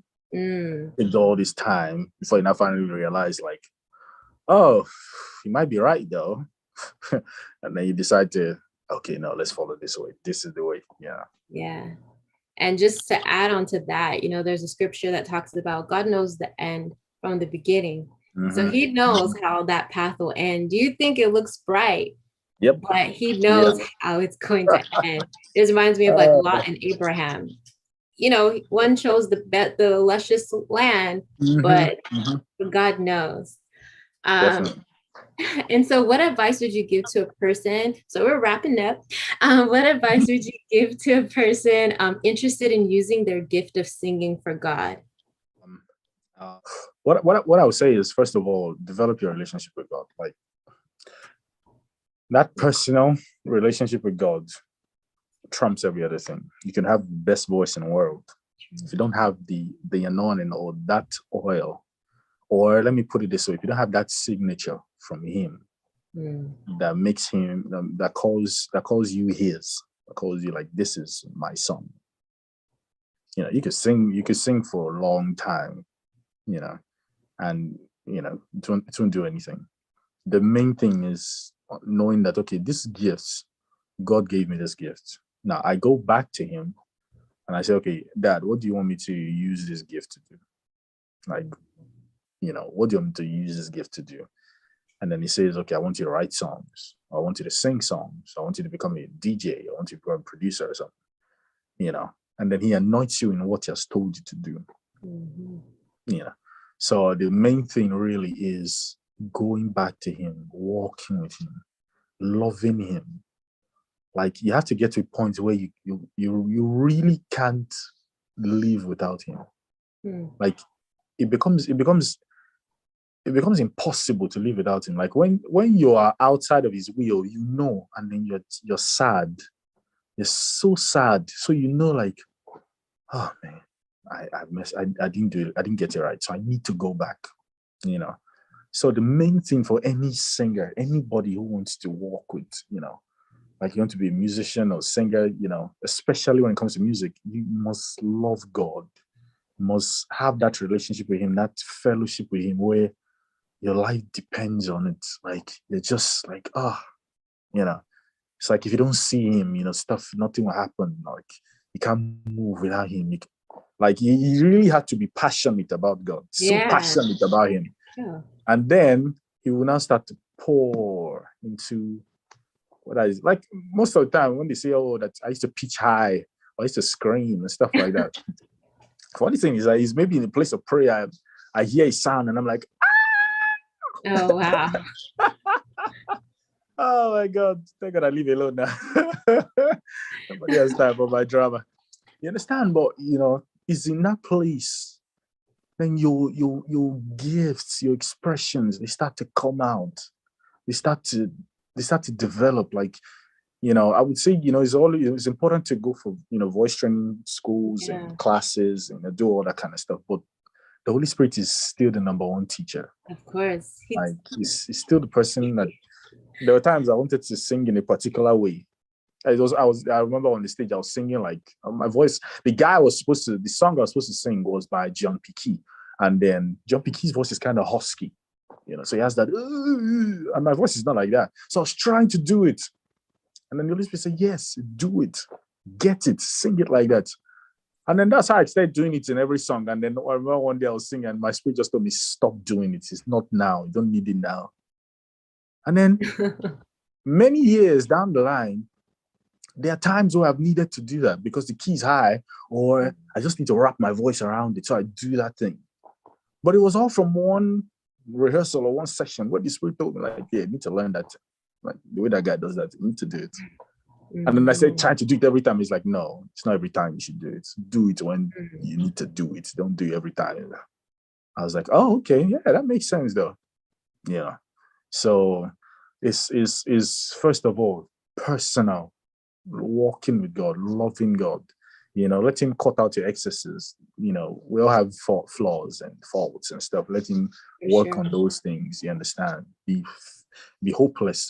Be broken in front of him. As in, let him look at you like, Olisa, I'm supposed to flog you. I'm supposed to beat you. Okay, God, you beat me, but I'm not going. I cannot shout. I'm not going. You have to be okay, but I'm here, Sha. You understand? And then, of course, work on your talent, like, listen, record yourself, listen to your voice, hate what you are listening to, and then try as much as possible. You don't understand? You must love what you hear. You understand? You must listen to your voice and be like, man, that sounds good. Lord, oh Lord, that sounds good, But if you listen to your voice and you're like, then work on it again. Like, I used to listen to my voice, I'd be like, hey, oh God. And then I would go back again and you listen and listen and listen and listen until you love it. When you love it, other people will love it. Yeah. So you don't have to ask for any confirmation. Like, did it sound good? I know. If you don't love it, then don't even bother trying to do anything. Oh, well said. Yeah, wonderfully said. I'm excited for, the people that are listening, because it's truly a blessing just hearing your stories and hearing your feedback and what you're saying, because we need this. We do need this. And Oh so yeah. as we wrap up, oh, did you want to say something? No, you're good. You're good. So as we're wrapping up, where can people find your song? Moa Shokwe. Oh, everywhere. Please go everywhere. Like Apple Music, Spotify, YouTube. We need more views on YouTube because we don't want to start any money on YouTube. So YouTube, like Tidal, Boomplay, like any digital store though that you can think of. We try to push like everything everywhere. So like Awesome. you can just type Mawasha Play anywhere. Or Lisa Isaac. Yep, it'll pop up. Awesome. And I'll have some linked in the description below. Oh yeah, oh yeah, oh yeah, definitely. And lastly, where can people reach you? What social media platforms? Instagram, DM. Uh I'm on Facebook also, but Instagram more. Instagram more. Yeah. Yeah, just Olisa_Isaac. Slide into my DM. It's good news. Testimonies. Oh my god. So I'll also put that in the description below. Thank you so much, Brother Elisa, for your time. This was awesome, impactful, and rich. Do you have any last words for our viewers? Well, thank you too for inviting me though. Like I appreciate you like so much. I thank God for what he's doing. Like it's just the start of it's just the start of things. And this, we're just trusting God for grace, just more grace, just trusting God that, his mercy, his grace, his favor would continue to show up for, each and every one of us. We're not like you're not perfect or anything, but what you have is just God. Like you just have that, that grace of God that is just working, and I just want people to listen to the songs and be blessed, let them listen to the songs and let God's lights, just shine over every part of their lives. Yeah. And then, we'll hopefully continue to have more interviews, by God's grace. Amen. In Jesus' name. So thank Yeah. you so much for tuning in, everyone. I appreciate you all for tuning in. I pray you're richly blessed by this session. I know I was. And don't forget to subscribe to my channel and hit the bell so that you'll be notified when another episode of Living with Purpose is released. Until next time, God's blessings always. Take care.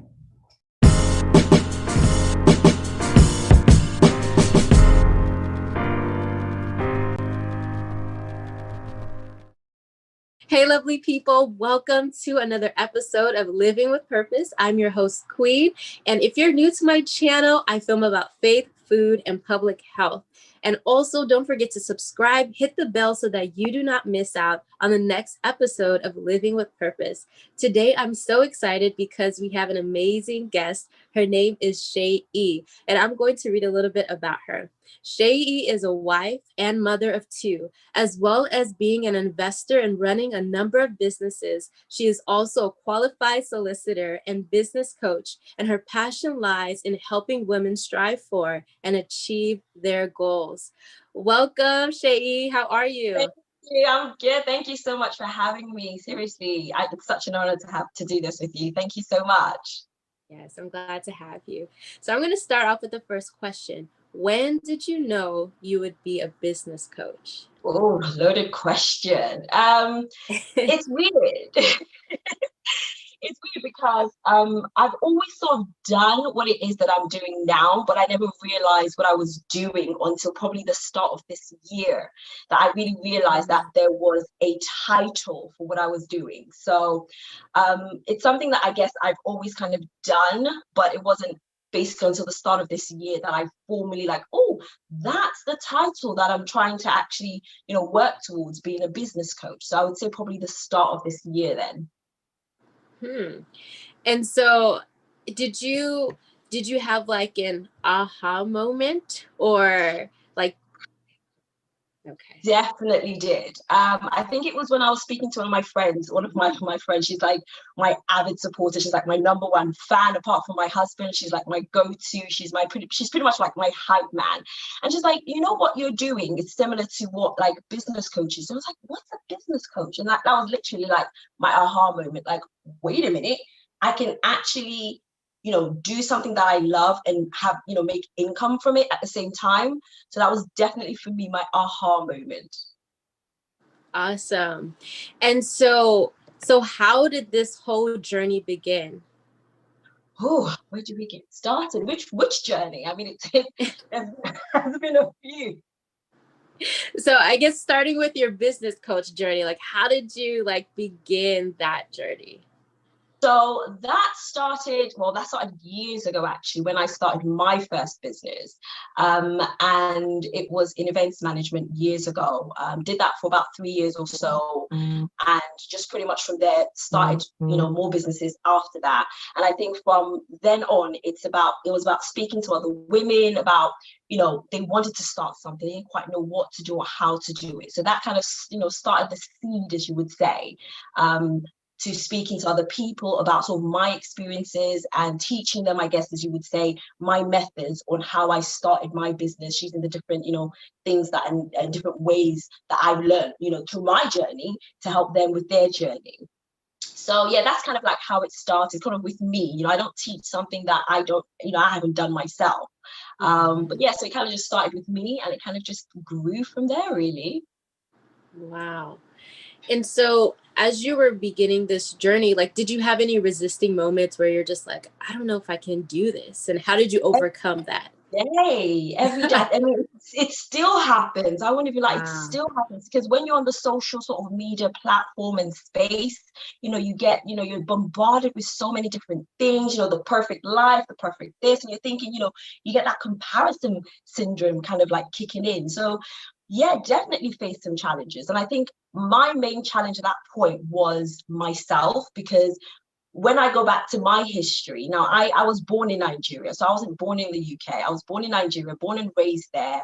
I speak my own language, Yoruba, so I only came to the UK when I was 12. And, I came from that mentality where all you needed to do was study. Like there was no start your own business, like that was completely like a foreign thought. So the challenge for me was me getting over that limiting belief of myself that I could do it, that I could actually, start a business. I don't have to go to school and study and that's the end of it in terms of my income. Like I could actually go beyond that and actually earn money from something that I want to do. I just does that, like, it's weird, like, as you talk to people about it, they're like, really, that was your most challenge? Like, yeah, it is, because what you grow up with, what you're exposed to, that's what kind of seeds like doubts and limiting beliefs, and it kind of sets into you from when you were young. And it's a lot of work when you grow up trying to overcome all of that. I'm still working on it. I'm not perfect, progression over perfection. It's still a work in progress, but at least I'm a lot further along than I was back then. Yeah. Wow. I can imagine, because we always were taught like this, become a lawyer, a doctor, what have you, school. But it's like, what about, starting a business? Yeah.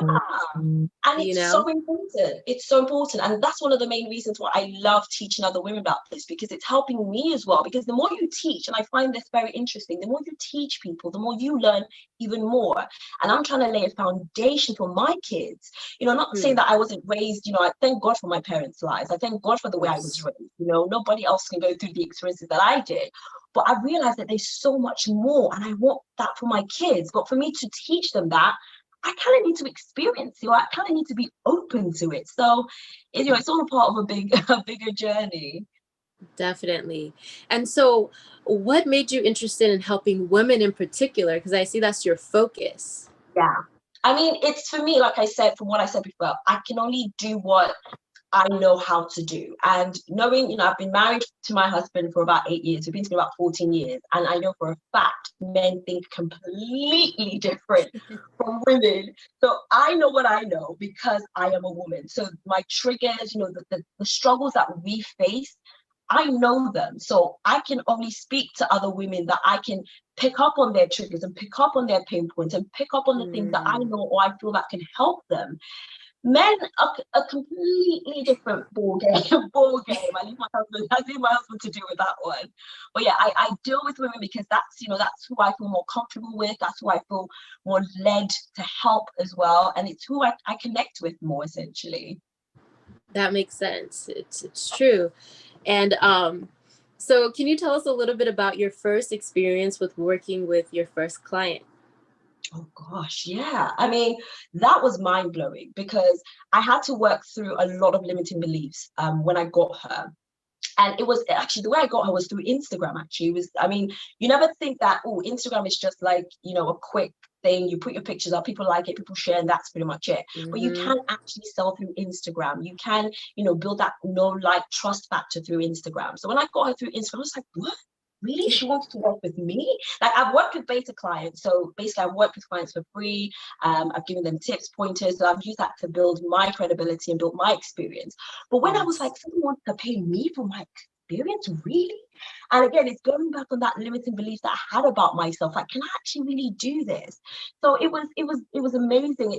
I thank God for her life because she definitely taught me more about myself and taught me about, why I do what I do, because I helped her achieve her goals. And that was something I was so terrified of. Like, can I actually help somebody paying me to actually help their goals? And I did, and it was amazing. And it was like God telling me, Shay, you can do this. This is what I've led you to help other women do. It might not necessarily be my purpose in life and things, but it helps me walk in that purpose, which is to help others. At the moment, those others tend to be women. God willing, that's going to change in the future. You never know. But I thank God for that. So yeah, it was amazing, scary, but amazing. Wow. So with that, how did you get comfortable with coaching? Like, how? Ooh. It's weird because I have to work on myself daily, because people think automatically when you're on social media or you're giving speeches or presentations, you know exactly what you're doing. And actually, no, you've got to work on yourself daily as well. So I work on myself. I wake up in the morning, I pray to God, I do my affirmations, and I really sit down and think, okay, what is it that I want to try and achieve today? What is that I'm trying to help people with today? And the way I got comfortable is because I was confident in what I was doing, because I want to help people. I want women to realize they can do more, they can be more, they can achieve their goals, they can dream big, but start small. So that's what really got me comfortable, really, because I knew that I wanted to help people. I knew that I had been through what some of my clients have been through, and I want to get them to where they want to be. And that's kind of where I found my confidence, because I know what I'm talking about. And if I don't, I'm very honest with my clients. Like, I'll be like, I don't know that. Like, for now, right now, I'm doing a marketing seminar course, and I'm going through marketing. Marketing is not my strongest suit. So it's something that I'm building up in terms of credibility. So that then I can offer as a, program or a suite for my clients. But I'm very honest with my clients that marketing isn't, I'm not a marketing guru. I have a solicitor, background in law. I've got background in entrepreneur and investment. Marketing is something that I'm new to. I've been doing it for the last probably 6 to 7 months. So I'm getting to grips with what it is. They know exactly where I am with marketing. And the good thing about coaching is I help them to get to, from where they are to where they want to be. So it's never necessarily about getting them to where I'm trying to get them to. The idea is they're just a few steps behind me. All I'm doing is helping them fill that gap, if that makes sense. Yeah. And so what I'm learning from my courses that I'm paying for, my clients are actually benefiting from it at the same time. So it's all about getting comfortable with what you're doing, being honest about it as well. Do you know what I mean? Because that's what gets me comfortable. I don't, stretch the truth. I don't, oversell what it is that I'm trying to do. And that's what gets me comfortable, essentially. Wow. So just, investing in yourself, Yeah. so that you can be able to pour out into others, which makes Exactly. sense.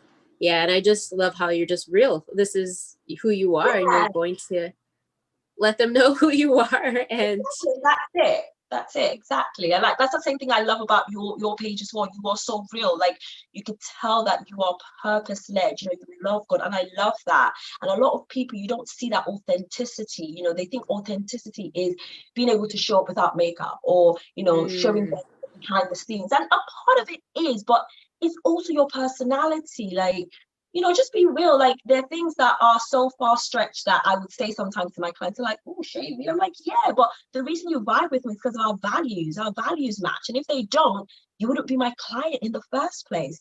And that's one important thing about working with a coach. You got to make sure your values match up.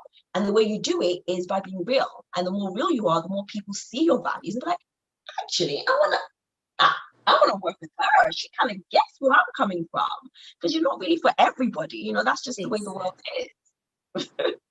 exactly. And that's a good point. You said you're not really for everyone. How did you come to terms with that?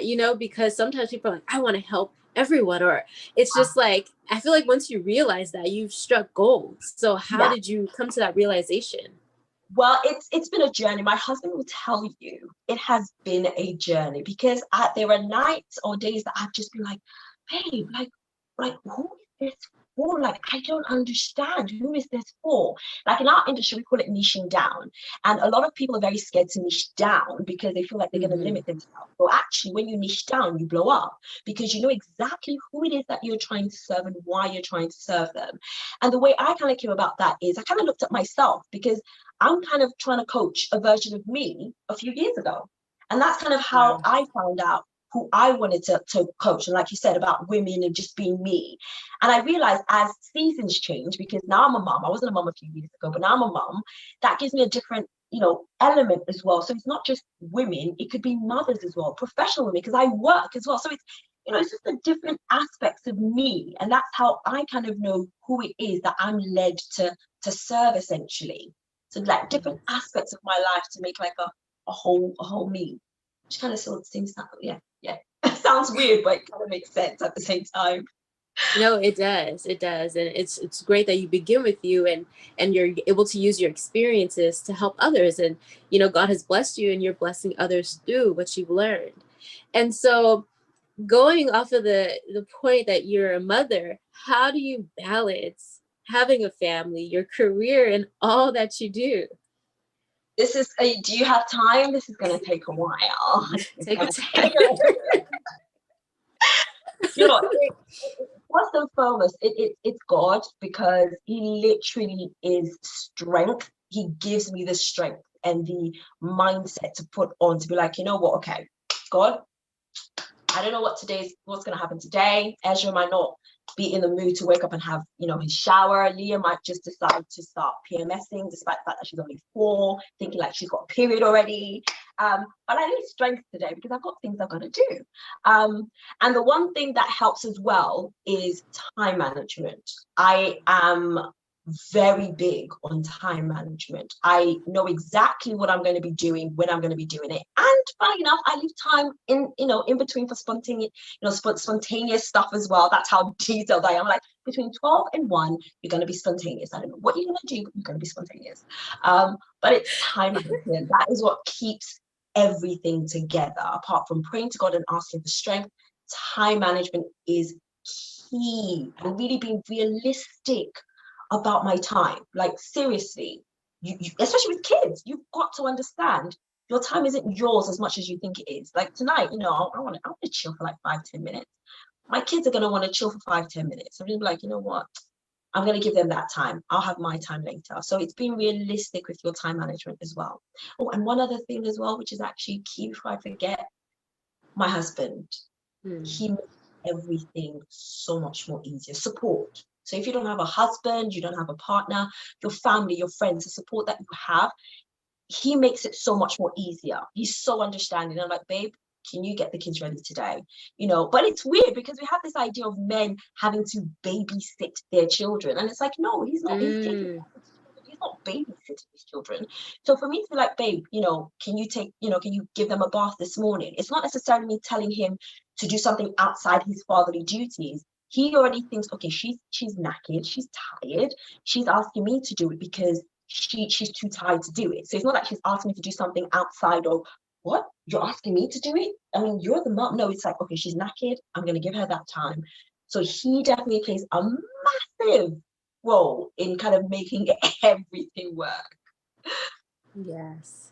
That's a great point because, yeah, you have a supportive spouse, or if someone who doesn't have a spouse just yet, but just having that support network to So be able important. to tap into, Yeah. because no woman or man is an island, you know? Preach. Oh, And so, how do you stay motivated as a business coach?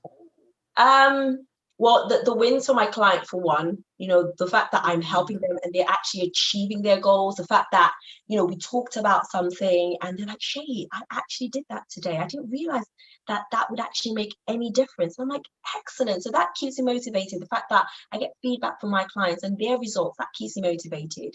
Looking at my kids, I know it sounds cliche as a mom. It sounds cliche, but it's so true. Looking at my kids keep me motivated because I'm like, I'm building this legacy for you. As much as I'm doing it for me and I love what I do, I'm building all of this for you. Looking at them keeps me motivated. Getting my client results keeps me motivated. And the fact that I love what I do, I love serving people. I love helping women think outside their own mind and think that, wow, I can actually do this because I've been there and I know how amazing that feeling is. And I just get like, I want to do that for her. I want to do that for her. I want to do that for her. But that kind of keeps me motivated, really. I mean, there are bits and bobs throughout my day, but those are the essentially those three things kind of keep me. I can kind of look back on that, look at my why. Those are my whys, and that keeps me going. Definitely. That's good. And so, throughout your journey, what are some of the challenges you've had to overcome? Definitely my limiting self-belief. So like I said, I think I touched on this a Yeah. while ago, which is, that mentality where you grow up with that idea of you just go to school to study. You're either going to be a lawyer, an engineer, or a doctor. You can't do anything else. And for me, it's getting over that belief that I can actually do this. I mean, I saw my counterparts do it, and I'm like, how? Like, we look the same, we're all from the same place. How can you do that? I mean, what makes me and you different? And it's like, yeah, it's really that was my biggest challenge, seeing myself outside the box of this Nigerian girl that just came from Nigeria, has gone to uni, getting good grades, is studying to be a lawyer, trying to be more. Like, who gave you the right to try to be more than the idea that you've built for yourself and the idea that society has led you to believe that that's all you can aim for? So, I mean, it continues to be a challenge. Something, like I said, I keep working on, because each person has their own, challenges. But that was my biggest challenge, essentially getting out of that mindset and just really just knowing that I could do this. I could, why not? What's stopping me? Myself, essentially. But yeah, that was definitely my biggest challenge. That was the biggest one. Wow. It's true. It's like, they're probably like, oh, you're already successful. Why do more? Why not? Exactly. Like the amount of conversations I have with people, they're like, but you're a solicitor. I'm like, yeah. They're like, but you're a mom. I'm like, yeah. They're like, but you're married. I'm like, yeah. So, like, where's the punchline? And it's like society has made it believe like you have to go to school, you get married, you get the job, you get the kids, and then you work on that job for the rest of your life, and that is supposed to make you happy. And don't get me wrong, there's nothing wrong with that. But what I find issue with is when society pushes that idea and makes you feel like that is the only option that you have. And yeah, that's one of the reasons, again, like I said, I'm motivated to help women do more, to know that they can be more, because I've been through it. And it's amazing feeling when that aha moment feels, and you're like, wait a minute, I, I can do more. Yeah. So I hope I actually answered your question. I seem to like ramble on a bit. No, this is great. And so I mean, I read your posts and you drop a lot of gems. So can you like paint a picture? What does it look like behind the scenes? Like when you're creating a post, can you just tell us a little bit about that? Good. So what I would do is I really think about the pain points of my clients, what it is that they actually want. Why is it that they would go on social media? What kind of things are they looking for online? Why are they looking for these things? So it's all about solving solutions for my clients. And as much as don't get me wrong, it's all trial and error. If you look at my Instagram right now, I'm very much about, yes, you've got to have branding. And I do teach branding a little bit to some of my clients as well. Like I said, I just started marketing, so I kind of starting to get the idea of branding. But as much as that, I'm very much about you need to test. You need to just trial and error because progression over perfection. So I really look at the pinpoints. I look at trying to solve solutions for my clients. So I go into the mind of my client, think, okay, I am in my 9 to 5 today and I'm feeling I had a really rubbish day and I'm tired of this. Like, I want to get out of this. What can I do to get out of this? I want to start my own business. I want to be my own boss. Okay, good. But I have no money. I mean, you need money to start a business and you need to have, tech. You need to have, and it's like getting into the mind of my clients and actually, wait a minute. No, you don't. Let me show you why you don't. Let me show you how you don't. Let me show you the tips that you can actually take on board now to get you started. So that's kind of like the process I try to go through when I try and create my post. So it's about trying to solve a solution for my client by kind of going into their heads at different sort of seasons that they might be in and giving them that kind of tips and hints and points and how-tos that they need to actually then move them on from kind of where they're not really sure and they're battling that sort of limiting self-belief and that pain point to actually, wait a minute, let me try and implement what she said. Oh, I got a little solution from that. I got a little movement from that. Oh, okay. This is very valuable to me. So it's all about creating valuable content for my clients, essentially. And essentially my audience, really. Exactly. Yeah. And that's the best thing, just putting yourself in their shoes. Like, what do you think they need to hear? And yeah. And so how is it being a business coach during the pandemic? It's been interesting, actually, because a lot of people are like, no one's spending, no one's doing anything. I've signed about 2-3 clients. I'm about to sign my 3rd client soon. There are people out there spending. There are people out there that have dreams and goals and they want to achieve it. And although it's been difficult in the sense of, because I still work my 9 to 5, I still have the kids. So in terms of logistics, that's kind of what I found a bit more difficult, trying to settle into that new routine of sort of having the kids at home half the time, working my 9 to 5, and not really having that break from, okay, I'm in the car now, I'm driving home from work, I can leave work behind, I get home, it's a different environment. That has been the hardest part, but the actual business coaching and doing that, it's been amazing. I've been able to get more content out there, been able to speak to people more. Like I said, I've got more clients, and it's been amazing. And especially during the pandemic, there's so many people with questions now because they realize their 9 to 5 is not secure enough. They don't have control over it. So the amount of questions that I get, like, Shay, how do you do it? What do I need to do? How do I do this? What do I do? It's been amazing because I feel like now I'm really helping people, and I'm like, yes, we can do this. I mean, it's sad that we had to go through a global pandemic for there to be kind of like that rush. But it's amazing because I'm helping so many people. It's amazing. Wow, that's true. If like everyone has more time, and we're just kind of like, and so it's just kind of like, I need to do something, and you're here to help, to help them, to push them forward, in the right direction. And so as you're doing this, how does faith play a role? I know you mentioned, about God, but how does faith play a role in what you're doing? Plays a massive role. Without God, none of this is possible. Like I said, not only is it strength, but it's guidance as well.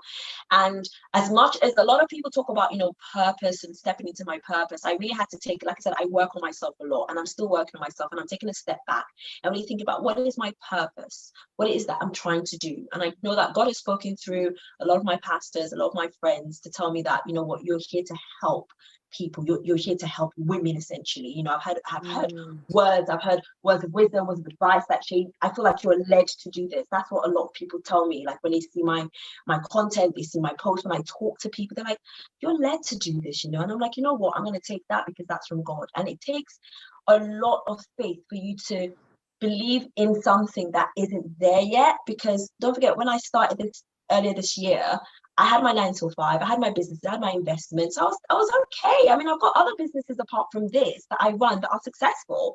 I've got my drop shipping business, I've got my property management business, I've got an energy switching business with my, like, there's quite a few. So it's not like I needed another venture. But it literally was, Shay, I feel like you're led to do this. I feel like, and it's like me really being aware and paying attention to what people are saying and then taking it to God and be like, God, what is it that you want me to do? And God isn't going to be like, Shay, I want you. I feel like I always go a deep voice when I'm trying to mimic God. But God doesn't speak like that to you. So it's really listening to the cues in my prayer time and trying to be quiet and really listen to the cues in the people around me, my circle of friends, and listening to what they say, listen to my pastors, and just really trying to, get that information, get that confirmation. I mean, the confirmation that, okay, this is it. This is how God is leading me to do this. So yeah, I hope that kind of answers your question. Sorry, when I get kind of passionate about these things, I'm just like, yeah, the whole world gonna see this, gonna see this too. Yes, no, well.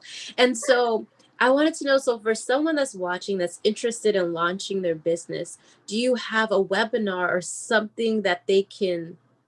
Yes. Yeah. I'm glad you mentioned that. I literally just released a free webinar on the 7 steps that you need to confidently launch your online business. I'll send you the link so you can put it with the link to the video, but they need to go and check this out. These are the fundamentals, because one thing I've learned in the last few years in business is, as much as there are marketing gurus and there are people that are teaching you how to, do SEO, search engine optimization, and how to sell on Instagram, sell on Facebook, I found that there is a gap of people actually teaching the fundamentals of business. How do you actually take your idea and build it as a business? Not just the marketing. Marketing plays a massive role, don't get me wrong, but what about the business finance? What about the accounting and record keeping? What about goal setting, time management? What about all of that? And there is a gap in that fundamental, so that that your business is built on solid foundation. And that's what my free webinar basically teaches. And I actually have a program as well, a paid program that actually goes into more depth about how to really confidently build that business from start to finish. So yeah, I'll send you that link so that everybody obviously that's watching this can get started and hopefully get motivated that yes, you can do it. Definitely. Yeah, I saw that and I was just like, I saved it. I'm like, I need to check it out. And so, wow, this was really packed with so much great information. And I wanted to know, do you have any advice for someone that wants to launch their business this year? Or at least start? Just do it. Don't second guess yourself. Stop second guessing yourself. Stop doubting yourself. There is a lot of information out there about how you can start a business. So a lot of the things that I say, a lot of people say, you already know. Just start. Progress over perfection. Better you do it and you make the mistakes than you don't do it at all. Don't live a life of regrets. Just start. And if you need to speak to somebody about what's going on in your head, speak to me, speak to friends, family, but just start. Do it. Just do it. It will be the best decision of your life. Completely. Definitely. And so if someone wants to speak to you, how can they reach you? So they can get through Instagram. I've got a Facebook group. I've got my Facebook page and my Facebook group. You can get through me, like I said, with Instagram. I've got Voxer as well, but Voxer is mostly for my one-to-one clients so that they've got more direct access to me essentially. But please to get in touch with through Instagram. Instagram is definitely the best way and the fastest way to get through to me. Awesome. So I'll definitely link your Instagram handle in the description below. And so do you have like any last words for people that are watching? I mean, it's scary being in a place where you're trying to start something and you have no clue whether it's going to be successful, whether it's going to be profitable. But don't forget, success and profit, it's down to you. My measure of success and my measure of profitability is different from yours, and it's going to be different from other people. Don't look out to get acknowledgement for what it is that you're trying to build from within. You just do what you're doing, work on yourself, and just start. Stop. You are your biggest obstacle. Not Jane, not Mary, not Jack, not your work, not your boss. You are your biggest obstacle. And once you understand and you accept that, believe me, you can move forward. Yeah, thank you. Yeah, I really love the points that you talked about, the limiting beliefs, and really starting with you and addressing those internal battles and those things that are going on in the mind too, because sometimes we just feel like, oh, I can't do it. But what's Yeah, really the difference between you and that person? It's the courage to start, to begin, exactly. and just running Exactly. with it. So Exactly. You're going to make mistakes, but make mistakes and learn from it. That's it. exactly. Wow. Well, thank you so much, Shayi. This was such a Thank great you for session. having me. And can I just say, you are amazing for doing this. And I love your page. Your food is going to get me fat in 2021. Thank you. And no thanks. But no, I love your page. I love your encouraging messages. Seriously, whenever I feel like down, I just go to your page. It's like, okay, thanks, Queen. Thanks. You hit the spot with that one. So God bless you for your work as well, Queen. Seriously, thank you. Oh, I thank God. Thank you so much for your time. And Thank yeah, you I for just having love all me. I love all your content too, your reels. I'm like, okay, she's just I was like, she's so funny. But Oh, you have to have fun with life. Not everything can be so serious. You gotta have fun with it. You only have one life, After that, we go into heaven to God. And I like to think God has a sense of humor. So, He's built us. We're wonderfully made. So have fun with it. it's so Okay. true. Oh my gosh. But okay, so I'm gonna round this up then. Thank you so much, Shay. Thank you Thank for you having all. me. Yes, and thank you all so much for watching. I'm so excited, and I pray you all are blessed by Amen. this session because I truly am blessed by it. And Amen. if you are new to my channel, definitely subscribe, hit the bell so that you don't miss out on the next episode of Living with Purpose. Until next time, God's blessings always. Take care, everyone.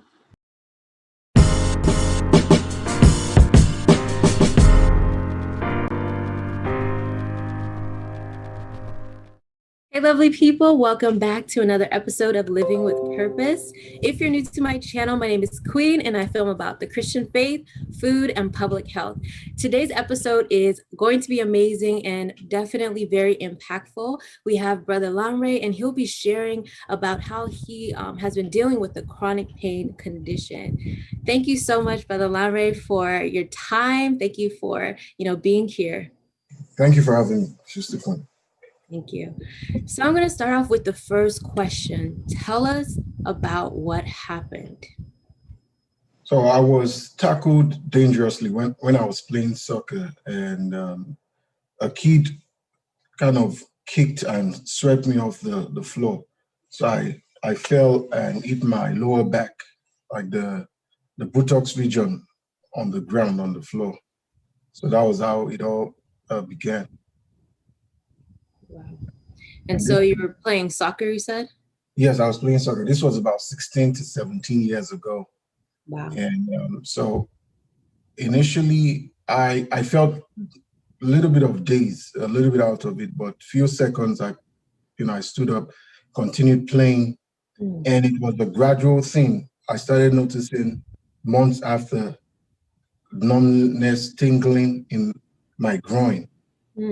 So gradually over the years, it now became a lot of sitting pain. Like I would notice after sitting for some hours, I would feel intense pain in my buttock and and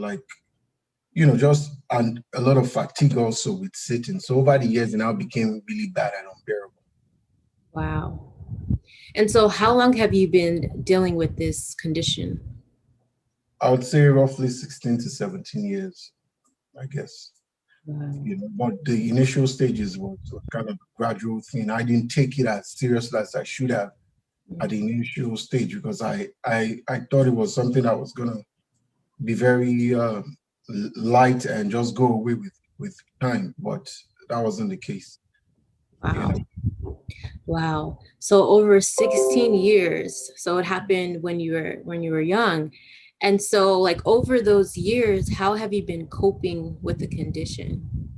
Yeah, it's been a long journey because initially there were so many things I didn't know about how to deal with such conditions. So initially, I wasn't sitting on a cushion. Now I sit on a cushion. So that's a major thing. I should have been sitting on a cushion immediately after something like that happened. In fact, I should probably have taken um, maybe months or maybe depending on how my body responds, Mm-hmm. rest. But I kept on, going about my activities, going to school, commuting to school, and just sitting long days in class because I was in high school back then. That was actually the wrong way to go about it. The right way is actually rest, apply, eat ice, relax, take time off, sit on a cushion if you have to sit. But I didn't do that. I didn't know that those were the things I needed to do. And even when I saw like a PCP, this was back in Nigeria. I think this was like months after when I realized this thing was still lingering. Yeah.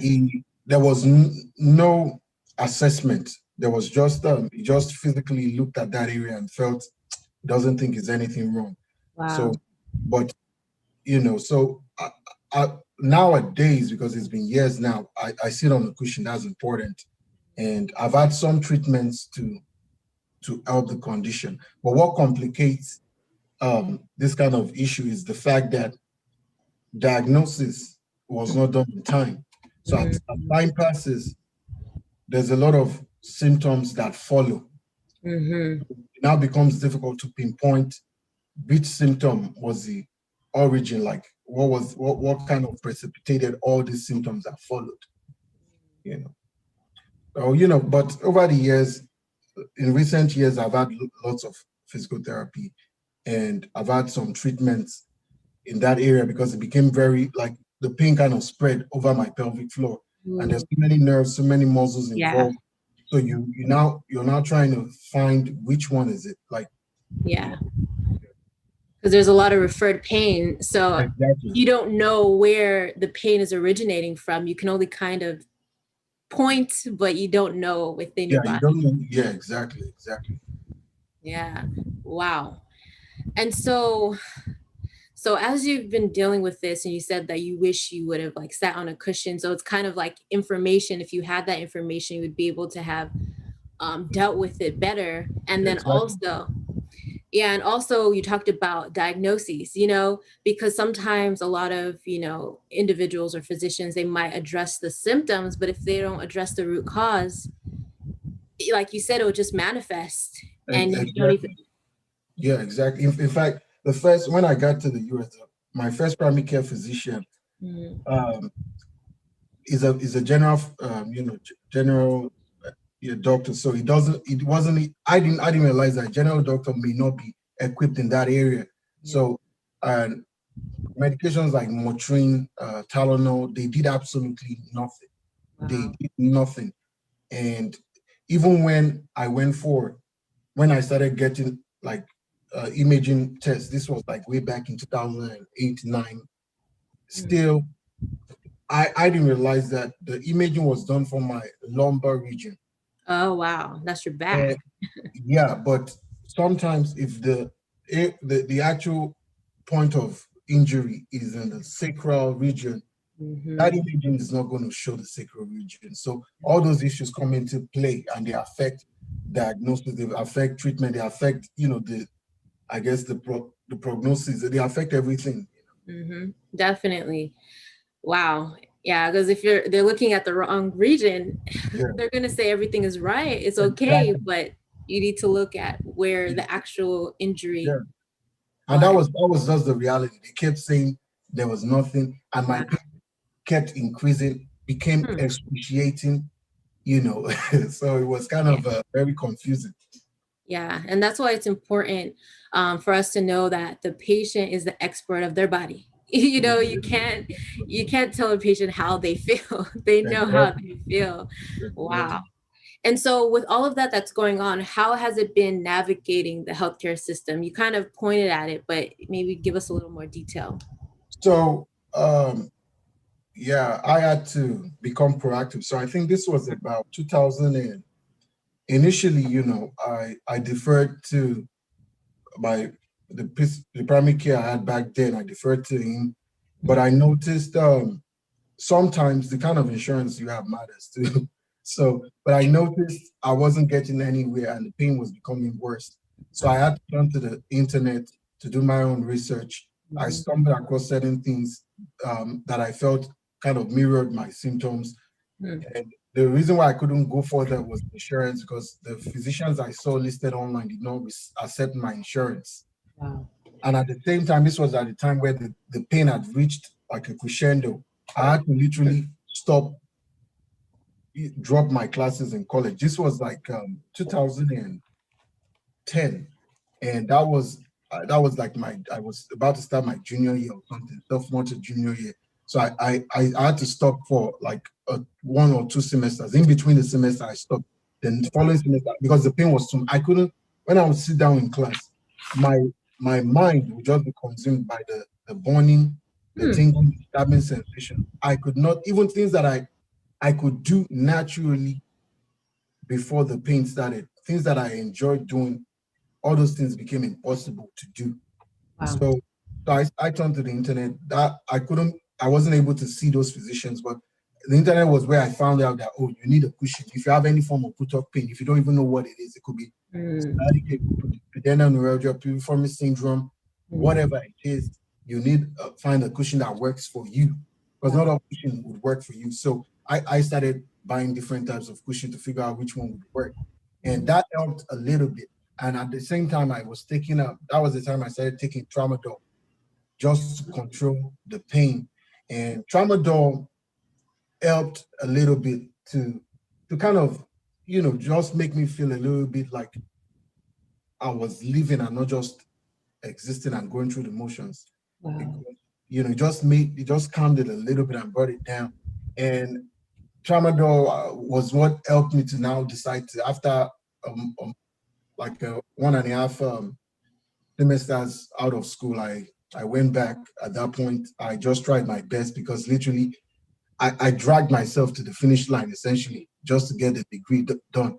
So when I got done, the next thing was trying to find a job, but it was just confusing because I missed recruiting season because I majored in accounting. I was trying to everything just was just confusing and chaotic to me. So I started looking for jobs. I would go somewhere for interviews that were far. Even driving there, I was in pain. So I was thinking, how am I going to be able to do this job when driving to the place of work, I'm still in it. So it was just confusing to me. Mm-hmm. It was so it took me like the first job I got wasn't something I liked, but that job became I think at a certain point I realized this job is data entry. I'm not put out for data entry. Mm. So they I think they fired me at the job Oh uh no. because it was initially I liked it, I enjoyed it, but at a certain point I was like, oh me, I don't like this job. So I didn't want to quit. But um, because the pain is all it affects, your emotions, Of everything. course. So but to cut this story short, over the years when I started working again, the insurance I got when I started working recently at like around 2014, 15, Mm. I got a better insurance. So I now said I had to revisit because I was in constant pain daily. Tramadol I even had to increase the dosage for tramadol. And even after increasing the dosage, I was still feeling pain. And, so we visited the issue. Um, at this point, I was always doing research. And the thing is, because one's cognition is also affected with pain. You Mm. can't really study extensively when you're in pain. Yeah. So I had to be pacing myself in terms of when I would do research about, whatever term I didn't know, to figure out like, the sacral nerves, the peripheral nerves, what peripheral nerves are in the pelvic floor region, Mm. just trying to understand what was going on. So a doctor diagnosed me for SI joint dysfunction in 2015. Mm. So good. Um, because my insurance changed, my work, they changed the insurance carrier. So I started seeing another doctor. He picked up that diagnosis. He didn't even try to, he just picked it up. Mm. And so, and they did, so typically for SI joint, they diagnose by giving you steroid injections. Okay. Based on that would serve as a diagnostic tool. But all the steroid injections I got for the SI joint, they did nothing to me. They Hmm. did nothing at all. But the doctor continued and said surgery was now the option since those injections did not help. I didn't realize that if those injections did not help, there's almost 99.9 certainty of that the actual surgery would not help. So, but at that point I was desperate. I needed some solution. That period was when like most times when I got home, I literally got home from work, I would literally just go lie down. Hmm. Literally just go lie down and I'll wake up the next morning because my body I was out excruciating pain. So I did this surgery. This was April 2017. Yeah, I remember. Yeah. And I wasn't the rest, I didn't really get any relief. I told the physician, I didn't even know this could happen. The physician was extremely dismissive. See, he was trying to insinuate that I wasn't being strong or I was being a baby. But I knew there was, because I had taken so much physical pain. So I knew there was something wrong. It's either this surgery did not really address the issue. So, but then I started going back to, I had to, even the tramadol I wanted to stop taking, I had to go back to taking tramadol even more.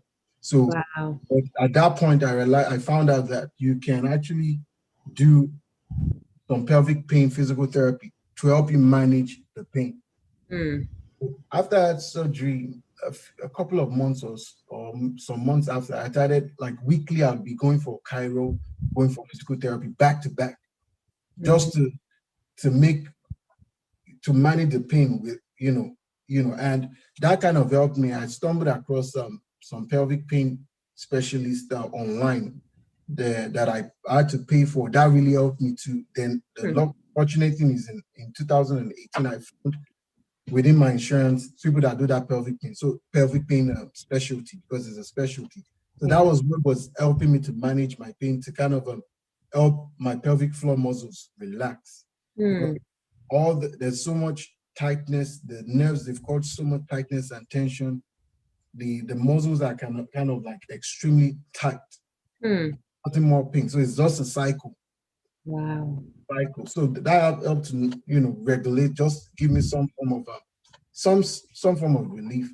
And with doing more research, I went out of state to try some experimental procedures like PRP, and PRP. Sometimes it's not a like a it's not a one size fit all treatment, So, but I tried it. Then I had something called low pulse radio frequency. So for the first time, I felt like there was a slight relief, a drop in pain intensity when I had PRP and pulse radio frequency to my pudendal nerves bilaterally. So that gave me an indication that all along the pain was so real. It wasn't in my head. It was real pain, but still the source of the pain that has not been addressed. So Yeah. I over the years I was taking like nerve blocks to different nerves, like um coccygeal nerve block, um ganglion implant nerve block, apart Wow. from nerve block, just trying to figure out which of these nerves, like, is it, and last year, I had a like caudal epidural that didn't work because I found a new pain management, because this is also the issue with Hmm. you can ask me more questions, but I'm trying to cover how I navigated No, the this healthcare, is great. so one of the issues, like sometimes, depending if you have an HMO, even if you have PPO, Okay. sometimes there's limitations to like if you have a specialist in pain management, that specialist may be limited in the procedures they perform. for some reason, some specialists may not do pulse radio frequency treatment. Some specialists may not offer you Botox for muscle spasm. So that limitation, the specialist within your network or your group, he can only do what he can do. There's really, that's not really his area of specialty. So this, last year, 2020, the beginning, I found someone that within another network that could do pulse radio frequency and do Botox for piriformis muscle. So because the thing is, like, these areas, this like muscles, these nerves, these joints, they are so much in close proximity. Yeah, to each other. Exactly. And so the symptoms, they mimic each other, but you got to be able to at one point now figure out that, okay, this one is just responding to like the nerve impulses, it's not really the source of the pain, but so pulse radio frequency has helped me. However, it was not until the end of 2019 I had something called MR neurography. So I've been doing MRIs, X-rays, CT scans, but they never really showed anything conclusive. But MR neurography for the first time showed the nerves that, like, some, like my sciatic nerve and some area of my spinal nerves had a lot of hyperintensity. I'd already treated my pudendal nerve, so I don't think it showed too much like hyperintensity that much compared, but my sciatic nerve and some spinal nerves were showing some level of hyperintensity. So, and I'd not really treated the sciatic nerve. So I'm at the point now, I did some treatment to the spinal nerves, like the sacral spinal nerves last year. So at this point, I'm actually now going for the sciatic nerve, because the reality is all this journey I've been through could have been actually a problem started by the sciatic nerve, but in the sciatic notch, not in the lumbar, because it originates from the lumbar region, I think L5. But actually, sometimes because of the cause, the injury could have probably happened around the sciatic notch, and that sciatic notch has like 5 other nerves and the piriformis muscle. So it's like, so it's been yeah, a journey, and you had to learn a lot of medical jargon. you know so much, like at the medical school level. I'm like, wow. I mean, the Lord's your strength, He's your strength. And I just pray that, they'll find a solution, to what is going on, in Jesus' name. Amen. Amen. And there's a lot of key points that you made that I want to highlight. Like, one, if people don't know this, like, your insurance impacts your health care. And not only just having insurance, but the type of insurance impacts the type of care that you have. And just as you mentioned, there's different types, and someone can be insured but underinsured, so they won't be able to get the health care that they truly need, especially depending on the condition that the individual has. And then also, you have to do your own research. You can't rely just on the physician. Like, as you said, initially you worked with a general practitioner. They're not specialized in this type of scenario. So of course they might just know what they remember in medical school, but it's good that you found a specialist that can actually help address your condition. So, wow. Yeah, that was a lot that you went through. But I just thank God for just preserving your life up until this point, And so, so did the pandemic change the way you navigated the healthcare system at all? Yes, to an extent, because physical therapy was suspended when the pandemic started. So I couldn't go in for physical therapy. And initially, the procedures I had last year, they had to push them down the line. They had to wait for some few months. So that kind of impacted, the treatment. But I guess the main thing is physical therapy, because I feel COVID was huge last year. So they had to put it on the back burner, because, so it affected it to an extent. But for some people, it even affected it more. Some people had like And when I mean some people, because I join Facebook forums and groups of people with people who deal with similar issues. I read about some people that the procedures they already scheduled, they had to reschedule things like, so it probably affected other people more than it did for me, more than it affected mine. So Wow. I can't imagine, like someone having hope to get a procedure done and then the pandemic just hit and they have to push it back. yeah, Wow. dude. So I know you touched on Facebook groups and you have your Instagram, the Chronicles. Yes. So what sparked that interest in you sharing your story on Instagram? So I realized that some people, when they go through things like this, they think they're the only ones dealing with issues like this. So it's important for them to understand that there are other people dealing with similar issues. Just to understand that you're not the only one. And the other thing is, um, just to give people hope that it can actually get better. Because there was a time when I couldn't sit down with you I couldn't even sit down this long, literally. I'll be in excruciating pain. So it can get better, literally. One has to be, you know, at one point proactive and take their health seriously, but it can definitely get better. So and the other thing is I'm working slowly but surely to try to find solutions that I've noticed in this space in the healthcare dealing with chronic pain, how chronic pain even becomes chronic pain. Because sometimes it's an issue of misdiagnosis or late diagnosis. So those issues, I feel like there's a way to find a solution to it. But one has to, in my own case, because my health takes priority, I'm taking my health as priority. Then gradually, when I'm slowly able to add more things on my plate, it's something I want to tackle. In fact, because I've used so many cushions, I came up with my own cushion that I made last year. Wow. And that's the cushion I'm sitting on that works better for me.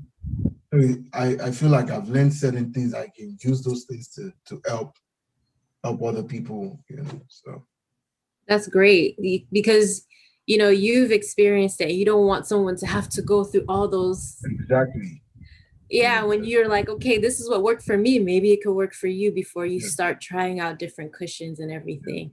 In fact, to have like a more holistic approach to it, it may not be exactly my own treatment pattern but to give people like options and how to navigate through. It may be something else completely, but just how to navigate through, how to understand your options, not to feel like, oh, when somebody tells you it's chronic, or like a doctor tells you this, I can't help you, because in the past I've had people tell me they can't help me. So Wow. that doesn't mean there's no help. Help doesn't exist. It's just that person can't help you. Yeah, So that's true. yeah. And helping others advocate for themselves, because Exactly. sometimes it's self-advocacy that is needed, Yeah. And so when you were starting this, Instagram page, did you have any like resisting moments that you're just like, maybe I shouldn't do this? Yes, to an extent, because I feel my background, we're kind of very superstitious and sentimental. When I mean background, I mean Nigerian background. Some people assume when you acknowledge pain, suffering, or something negative in your life, that means you're affirming it, or you're giving it more opportunity to take root. But that's actually not the case. That's not what truth is. In fact, the longer you avoid something like this, the worse it becomes. You avoid addressing issues like this. Some people think if you're exercising faith, you can just say, I don't have whatever. But when it's even like, take for example, sin. You need to acknowledge that there's sin for you to be able to say repent and tell God to save you. If you don't acknowledge that this thing is here, but I need to address it. So initially I felt, oh, might be like, oh, putting my life out there. But I realized that there's a bigger picture. There's something bigger than this. We want to live. We all want like joyful, peaceful, calm, to enjoy life. That's the goal. So if this can help someone achieve that, then why not do it? And especially for me, I know the depth of physical pain that I've experienced. Yeah. I would have never imagined this kind of experience, that depth of physical pain before I went through what I went through. So being able to experience that, it's almost imperative for me to try to kind of educate people and let people understand, because sometimes if we don't experience something, we would never know how it feels. But just to let people have some insight into it, just some insight to understand. Because I like a lot of people, like my cushion, like I would take my cushion to several places. People would look at me funny, like even I've had like way back where people would even want to make jokes. Some people make joke about the cushion, but I understand they don't understand, and you can't really force people to understand. But what you can do is be vocal and let people that would gain from that experience gain from it, and become better for it. So Yeah, just spread awareness to those that aren't experiencing it and helping those who are. yeah. And so so why did you name your page The Chronic Cools? Yeah, so it's in line with that idea that uh like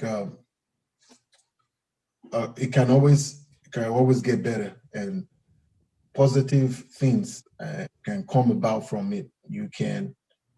The situation can become, turn around. You can use that as a platform to actually start impacting people. And the idea of chronic doesn't mean permanent. It doesn't mean it can't really get better. In fact, chronic in medical terms means a condition that has persisted for maybe 3 to 6 months thereabout without abating and becoming better. But reality is, after that 6 month mark or whatever mark it is, it can actually, the problem may be as a result of maybe misdiagnosis or diagnosis. So just to make people understand that chronicity or being chronic doesn't mean you can experience total complete healing or removal of that condition, or it can actually get better. It could. And it's wordplay, definitely, like chronicle, like chronicles, Yeah, I see. Yeah, that's nice. I was wondering, I was like, why did he name it that? But it makes sense. Yeah. And so so a little bit about like your condition. How do you balance family, your career, and dealing with your condition daily? Yeah.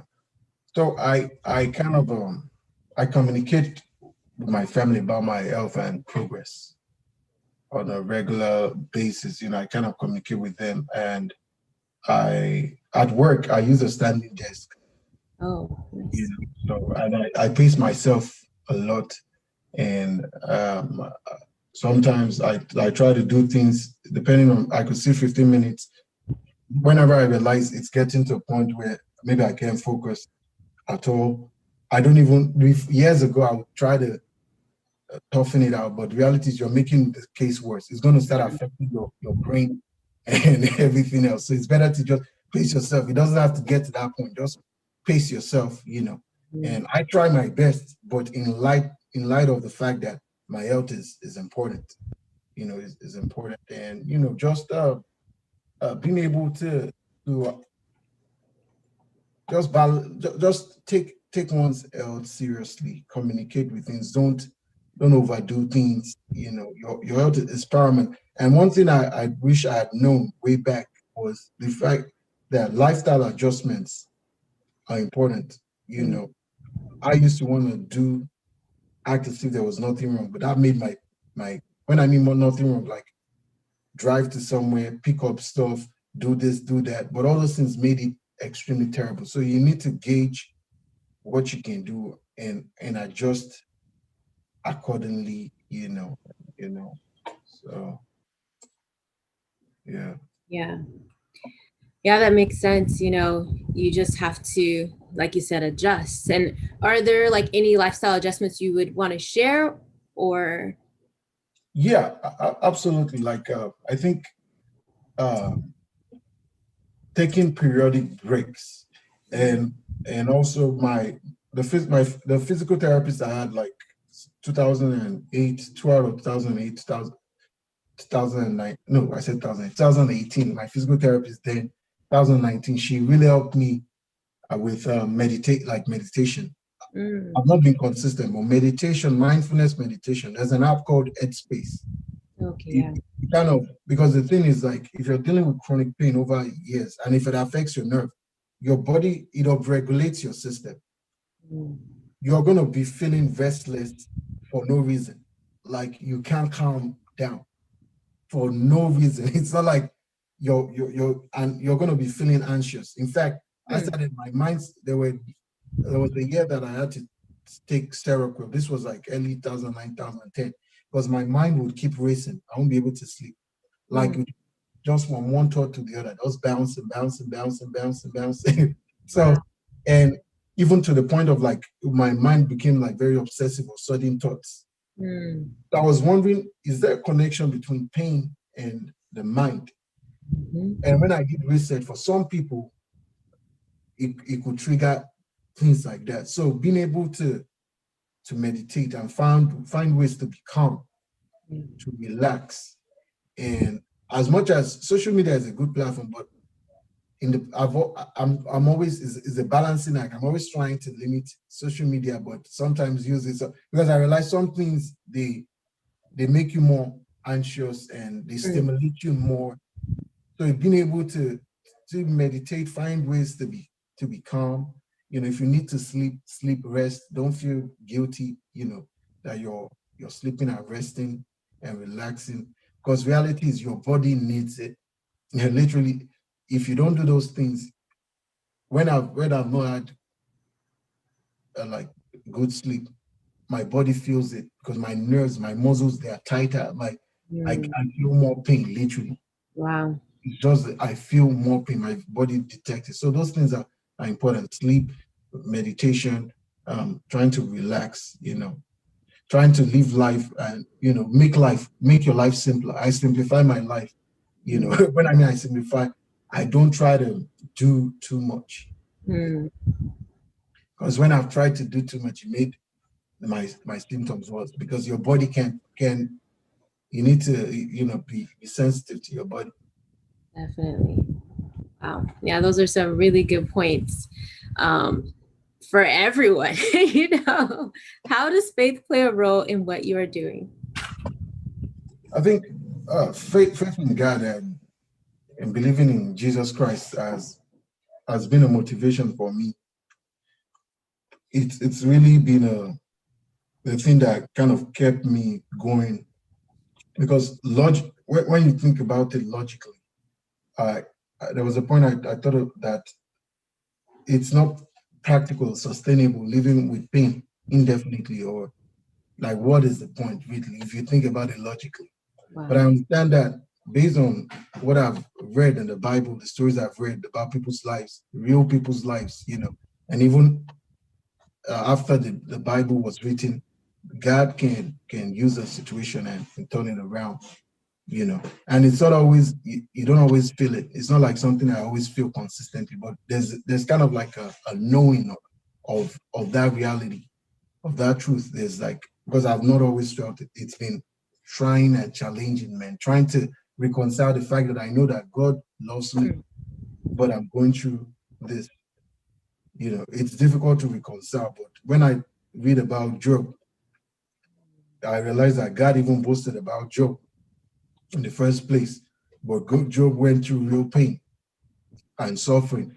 So those things kind of, they give me comfort and make me realize that something remarkable. I may not be like people want financial or and some kind of 100% relief. I'm kind of certain that I'll get 100% relief, because I'm in that trajectory.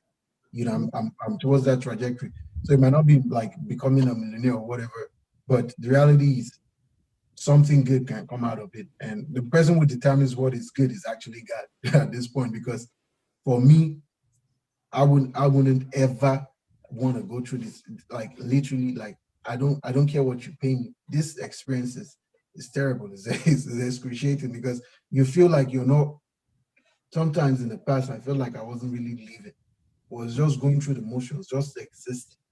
So, but God and faith in Jesus, knowing that God can use anything. He's got his, he can use anything. I've not always felt it. It's been a struggle. There's been times I ask God questions, like a lot of questions, man. So that's why I can relate with Job. A lot of questions about like why, what is the point of this kind of suffering? Wow. So, Wow. Yeah, and I know that you have, like, you are a part of True Mantra, and we had you on the channel, and you were able to do that as well, despite the pain you're going through, and you're singing about, God's love and everything. So I'm just like, wow, like you're still serving God despite your pain. yeah, but singing about those things is my way to go against what my body was feeling. That's just what it is. The reason why I sing about God's love is to when I don't feel it, I sing it. That's why I do it. I don't feel it, but I can sing it because I know it. I know, even though I don't feel it and momentarily, So, because feelings are very fickle. They come and go essentially. So. Very true. Very true. So what does living with purpose mean to you? I think it's having a positive impact in the world through God's inspiration. You know, for me, I feel like in any situation one finds oneself, one can live with purpose. One doesn't have to be, you know, uh, one profession or do certain things. Because I had like I had a mindset of what I wanted to be in life. Like no one could tell me anything. I was going to do that thing. But even if that thing may not pan out, wherever you find yourself, you can impact people's life. You can make an impact with it. You can kind of create positive things from that experience, to have a positive impact, and I think God is ultimately the best inspiration for that, because being able to have an impact when your circumstance is not ideal or is not what you want, it's not gonna be easy. But if you open God, and if you rely on God, then that's where I guess the courage, the strength will come from. Yeah, it's true.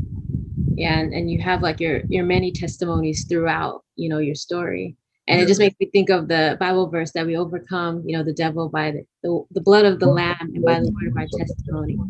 Yeah. Wow. And so as we're wrapping up, what advice would you give to someone who is currently dealing with a chronic pain condition? Yeah, so chronic doesn't always mean untradeable or permanent. Mm. You know, there's, it can be treated. It doesn't always mean that. And make lifestyle adjustments and be proactive in finding ways to kind of make your health better. You got to be proactive, because don't um, don't feel bad when you're making lifestyle adjustments. I think that was a struggle for me, because that was a struggle for me. If I could have said that, okay, maybe I needed to not do this activity, maybe I needed to not go to this place, maybe I needed to take my time, and it took me years to come to terms with that. But sometimes you need to do that to get better. Actually, you just need to do those to get better. And people would not understand. Some people may want to mischaracterize you because they don't really know what you're going through. But you got to understand the reason why you're doing what you're doing, and not let people make you feel guilty or shame because they don't experience the depth of that pain. Because if you allow things like this to linger, it can consume your whole life. Literally, I've read about a lot of people online. Like there's some, if you don't take things seriously on time, especially health, it can really just cause a lot of things. It can affect finances, relationships, just all that person's life.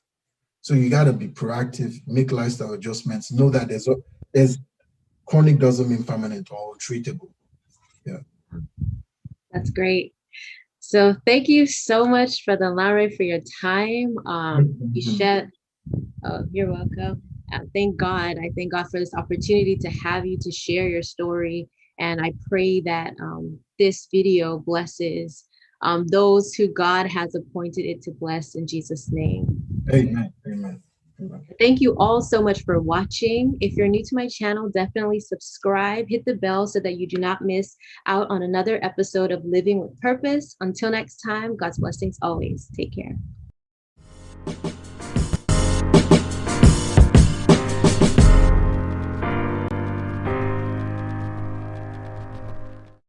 Hey, lovely people. Welcome back to another episode of Living with Purpose. My name is Queen, and if you're new to my channel, I film about faith, food, and public health. And also, if you want to join the family, subscribe, hit the bell so that you don't miss out on another episode. Today, I'm so excited because we have a special guest who will be telling us about her journey to motherhood, her pregnancy journey as well. So I'm just so excited. We have Hannah, and I'm going to be introducing her. So Hannah is a newlywed and new mother. She is a college counselor who enjoys empowering others to pursue their educational and career aspirations. And she is a lifelong learner, always seeking opportunities to grow and explore various passions. Thank you so much, Sister Hannah, for being here today. You are welcome, and you're welcome to call me Hannah. So we're going to start off with the first question. When did you know you wanted to be a mother? Okay, very good question. So for me, I always knew that I wanted to be a mother from the get-go. I knew I wanted to get married and become a mother. So I was not scared of motherhood. And, so when the time came, I knew I wanted to be a mother. Cool. So just from the jump, you're like, I wanted to be a mother right after marriage. That's awesome. And I just thank God that he blessed you, with Yes. child. Yes. And so can you tell us a little bit about when you found out you were pregnant? Okay, so it was really interesting because when I found out, I did not have the regular and typical symptoms that you have when you're pregnant. So I didn't have the morning sickness. I didn't have any symptoms to indicate that I was pregnant. So I did notice that I missed maybe my first and second period, and I was like, okay, I might be pregnant, but then I'm not sure. So I was okay, and I hadn't had my period, missed 2 times. And then all of a sudden my period started again, and I was like, okay, I thought I was pregnant, but I guess not. And this was the time where I was like, you know what, I need to go see the doctor to confirm whether I was. So when I went to the doctor, I'm telling the doctor hey, I just want to confirm whether I was pregnant or not. I took the pregnancy test and I only saw one line, so I'm not sure. So I just want to make sure. And, I did the testing and everything, and the doctor came back and was like, guess what? You're pregnant. Wow. And I was really happy about that and really thankful that I was still pregnant, and that God was still gracious throughout the process and I was still pregnant. And the reason why I say that I was still pregnant, I'm probably going to just talk more about it as we progress through the interview, because through it all, I think God was just miraculous in the process and just really gracious. Definitely. And so how would you describe your pregnancy? Take us on that journey. Okay, so it's very interesting. As I mentioned earlier, I knew on the get-go that I wanted to be a mother once, I got married, and God was gracious to do that. So just like my pregnancy journey was really interesting. as I mentioned earlier, there were some things that happened where, can create some fear and can create some doubts, but God was just still gracious throughout. And one of the funny things is that when you're 35 or 35 plus, you're considered a geriatric pregnancy. Which is really, yeah, it's really interesting because I'm like, what? Like I'm considered that. I thought, geriatric would start from like when you're in your 60s. So it's very interesting that in the States, they would consider you, geriatric if you're 35 and plus. And when you look into that, you start seeing some really scary things like, oh, miscarriages, or that there's a potential that pregnancy would not be full term. And, it's so easy to access things on Google now, and it's so easy to find yourself like Googling. And I found myself doing that, and I was just like, you know what, I probably need to like slow this down so I'm not having like more anxiety or fear about being, a certain age and being considered a geriatric, pregnancy. So in addition to being considered that, as I mentioned earlier, there were some things that were that they found out during the pregnancy. So a lot of my pregnancy was like really depending on God and really just trusting Him through the process. So the thing is, like, my pregnancy was going well, and everything was going well. But then it's very interesting because at some point during the pregnancy, I just woke up one night and I was in pain, and thank God for my husband. He was like, okay, maybe we should go to the hospital. And if he hadn't said that, I was thinking of like just, being superwoman and just like, pushing through the pain and everything. But, we got to the hospital, and during that visit, I was waiting for the results. I was in pain, and they did the testing and everything. We're waiting. And one of the things that they found out was that, I had fibroids. So in addition to like being considered geriatrics, and now they're telling you that you have fibroids. And I was like, what? I didn't know that I had fibroids because I did not have the typical, once again, I didn't have the typical symptoms that are associated with someone with having fibroids. So God had been gracious, with me throughout my life, I guess. And now during the pregnancy, and what they found out, like the doctor was like, wow, it's such a, you're so lucky that you're still pregnant. And I was like, wow, why?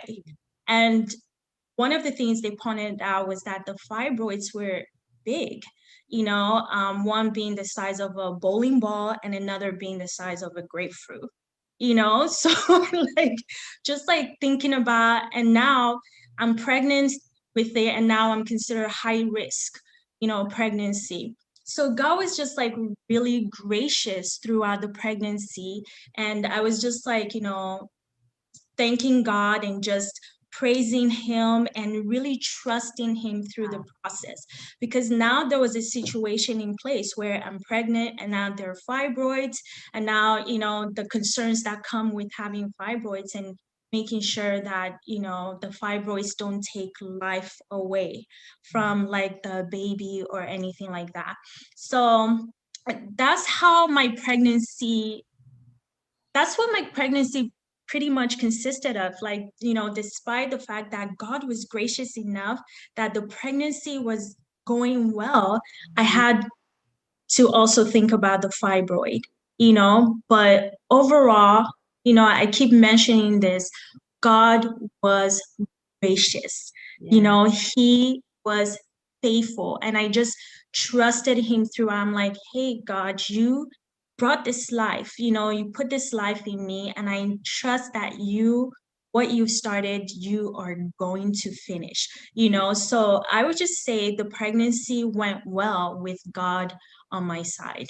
What were some of your expectations that you had about pregnancy, and what was the reality for you? Do you want to share Right. some? So I did not go into it with expectations. Yeah, I think that's And good. part of the reason why is because I really think that sometimes when you have certain expectations, and if they don't work out that way, you end up being really disappointed, and it Mm, really disrupts you from actually truly enjoying the process. So it was really important for me to go into it without expecting, like, oh, I'm going to do this, I'm going to be this way, I'm going to be this superwoman, that does all these things. I didn't want to, because the reality is that when that happens, you can end up being really disappointed. mm, And I think sometimes, like, sometimes it's so easy to set ourselves up as women. We have these expectations. It could be like, oh, my dream man is going to be this way and he's going to do all these things, or like, I'm going to accomplish all these things in life. And when those things don't happen, what mm, you end up being very disappointed, can lead to depression, or you end up being really angry and mm, snapping at people and not being a gracious and kind person. So I made sure that going into the pregnancy, I didn't set myself up for expectation. What I asked for was like, Lord, I want to enjoy this pregnancy. There's a reason why you've created this thing in the first place, like women being able to give birth, by your grace. So help me to enjoy it despite all this, news that I'm hearing, despite, all the possible challenges. Help me to enjoy the process. mm. And God was faithful throughout. So I think as women, it's very important that we're careful about setting certain expectations, because what if it doesn't go as we planned? What happens?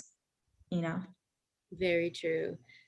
Yeah, because if you have expectations are not met, you'll be disappointed, and you might most likely miss the blessing that is there, you know, Right, exactly. point.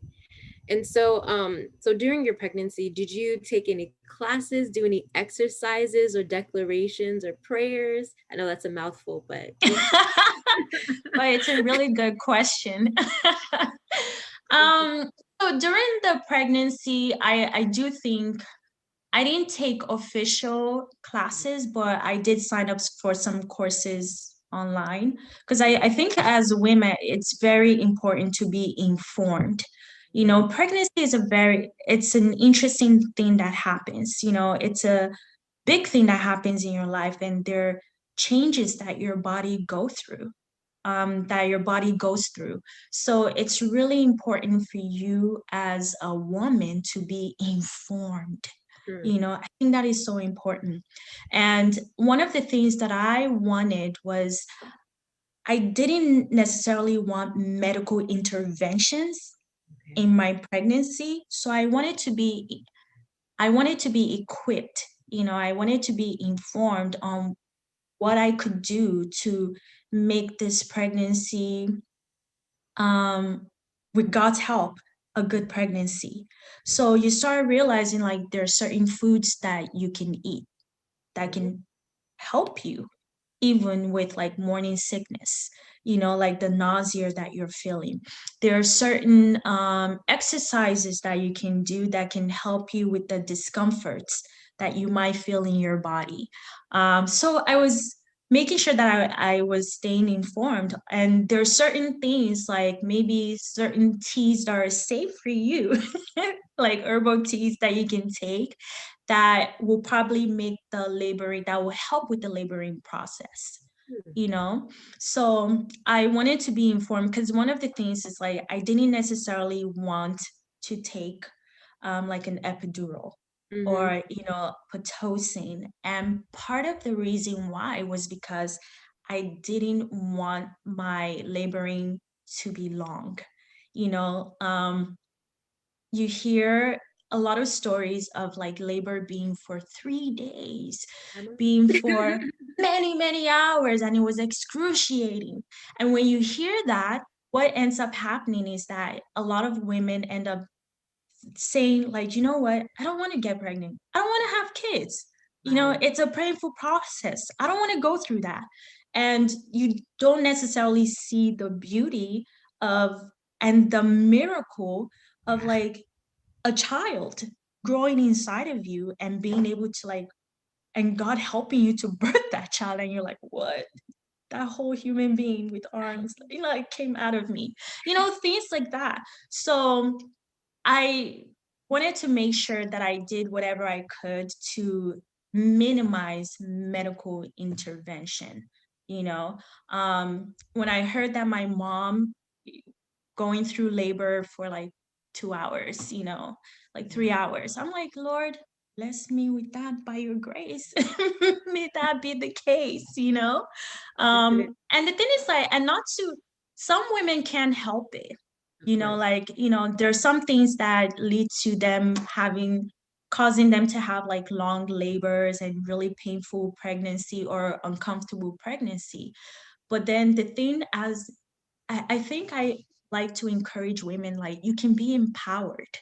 Like, there's some things that you might be able to do with God's help that would ease your pregnancy a little bit, maybe not completely and perfectly, but better than if you didn't do anything at all.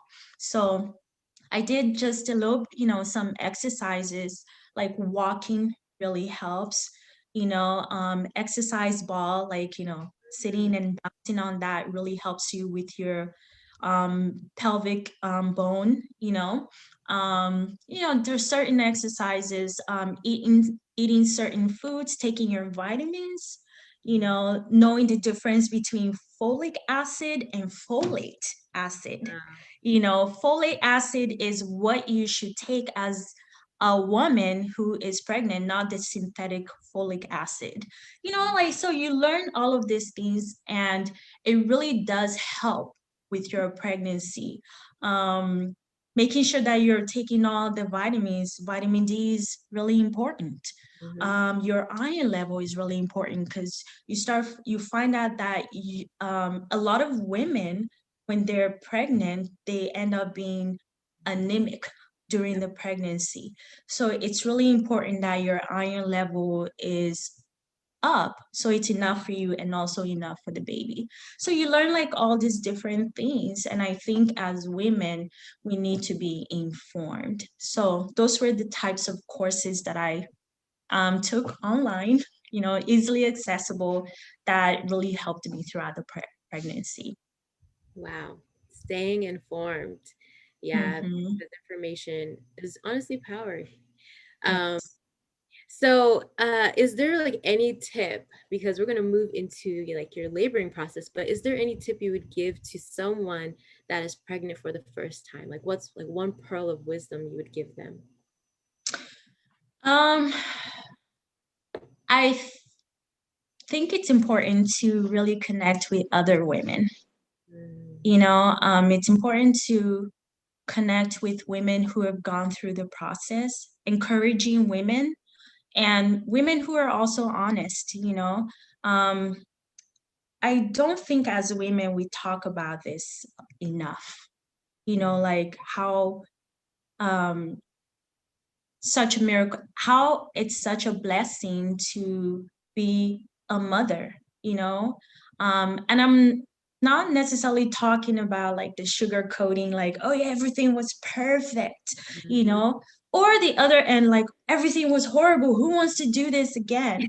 But having like having like, different perspective, different experiences, and feeling empowered as a woman. I think what really helped me was like knowing that there were some women, like at least a couple of women I could ask Wow. in my circle sphere of influence, where I can, because of what process they went through.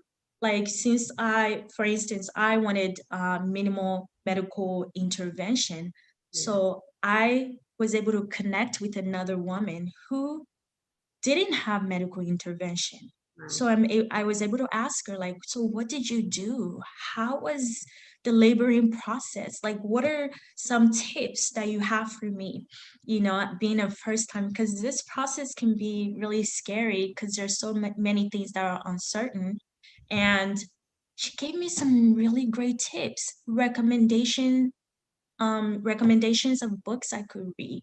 And she was really encouraged, like, don't even stress yourself. Like, don't worry, you're doing fine.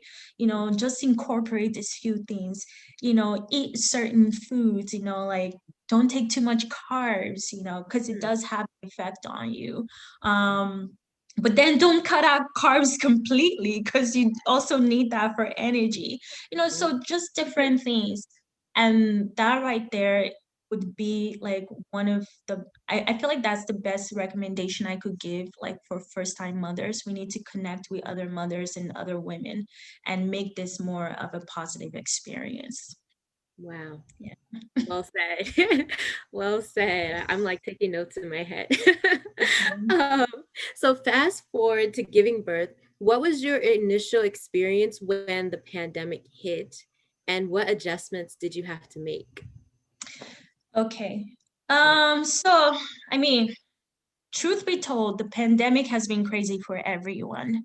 And it can be really scary because there's so many things that you hear. You know, I heard some things where maybe I read somewhere where someone was like, they wouldn't even let my husband come in, or I had to wear a mask while laboring. And I'm like, how do you wear a mask while going into labor? Wow. Like, I want to be able to breathe. You know, I was thinking, Push, breathe. right. You know, I was thinking about those things like, wait a minute, you know, how is this going to work out? But at the end of it, I was like, Lord, help us through this process. And I think what also helped was asking the hospital, like, okay, what is it, you know, like what are you doing during this pandemic for pregnant women and they're giving birth, you know, so what's the process? So, and I think having an idea of what that is ahead of time really prepares you, you know, mentally. So I was, you know, grateful to get some of the information that I wanted, you know, that I felt like I needed in order for me to properly prepare for giving birth during the pandemic. Wow, great. And so, did you have a birth plan? And if you did, how did you change it? Because Yeah, so my birth plan, as I mentioned earlier, I wanted to limit the level of how much medical intervention. You know, I wanted to minimize that as much as I possibly could. So there was a birth course that I took online. You know, they have like a really basic birth plan, and I think it's really good to have an idea of what constitutes a birth plan. Because prior to that, I had no clue. I was like, what? People actually have plans for birth? Really? How does that work? You know?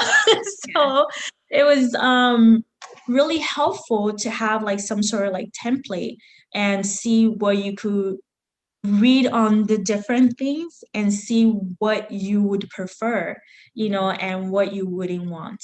So there were some things, you know, there are certain things that maybe they give the baby like antibiotics or, you know, vitamin K, or, you know, just different things that you have to be aware of. So having an idea of what those things were really helped me a lot, because I was able to like do research and then select what I wanted on the birth plan.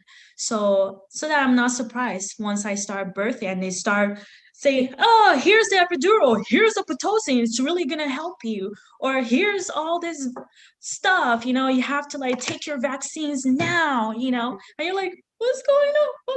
Okay, I have no choice, you know. Here's C-section. You're like, wait a minute, really? You know, because C-sections are, you know, they're faster, and it's also cost more for the doctors, you know. And the thing is, like, sometimes there's some hospitals where they have a higher rate of C-sections compared to like maybe a natural birth. So I think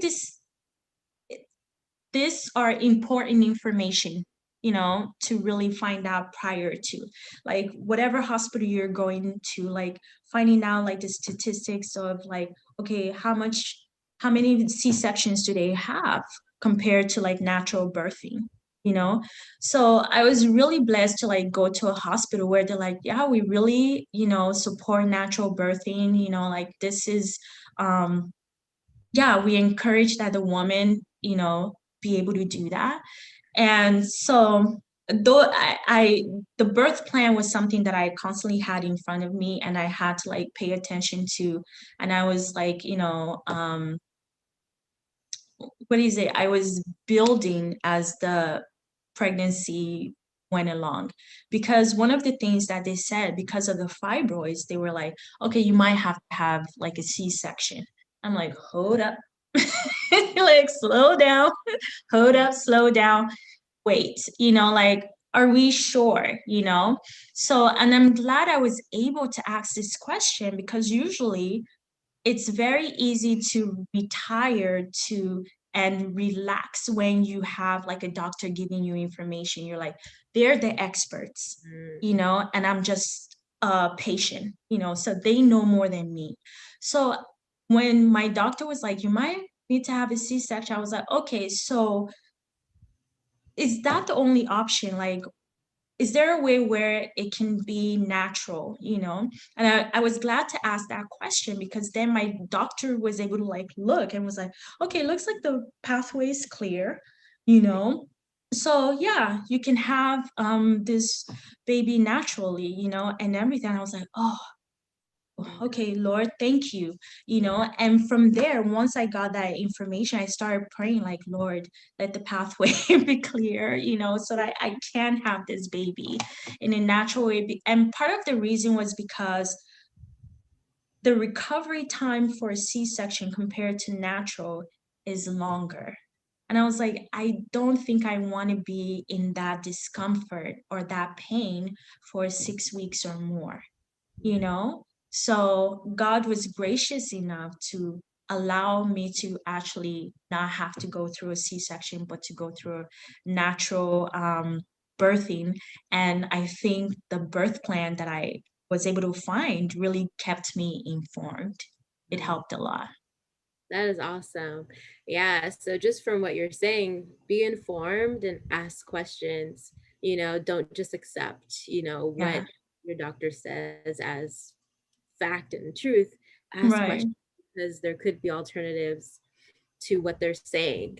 Yeah. So Yes, that's awesome. exactly. Hmm. Yeah. And so, what was your experience giving birth during the pandemic, or just in general? Because, you know, what was your experience? All right. So Oh, I was blessed to have my husband there. We could only have one person in the room, and so that was fantastic. And he was just very supportive throughout.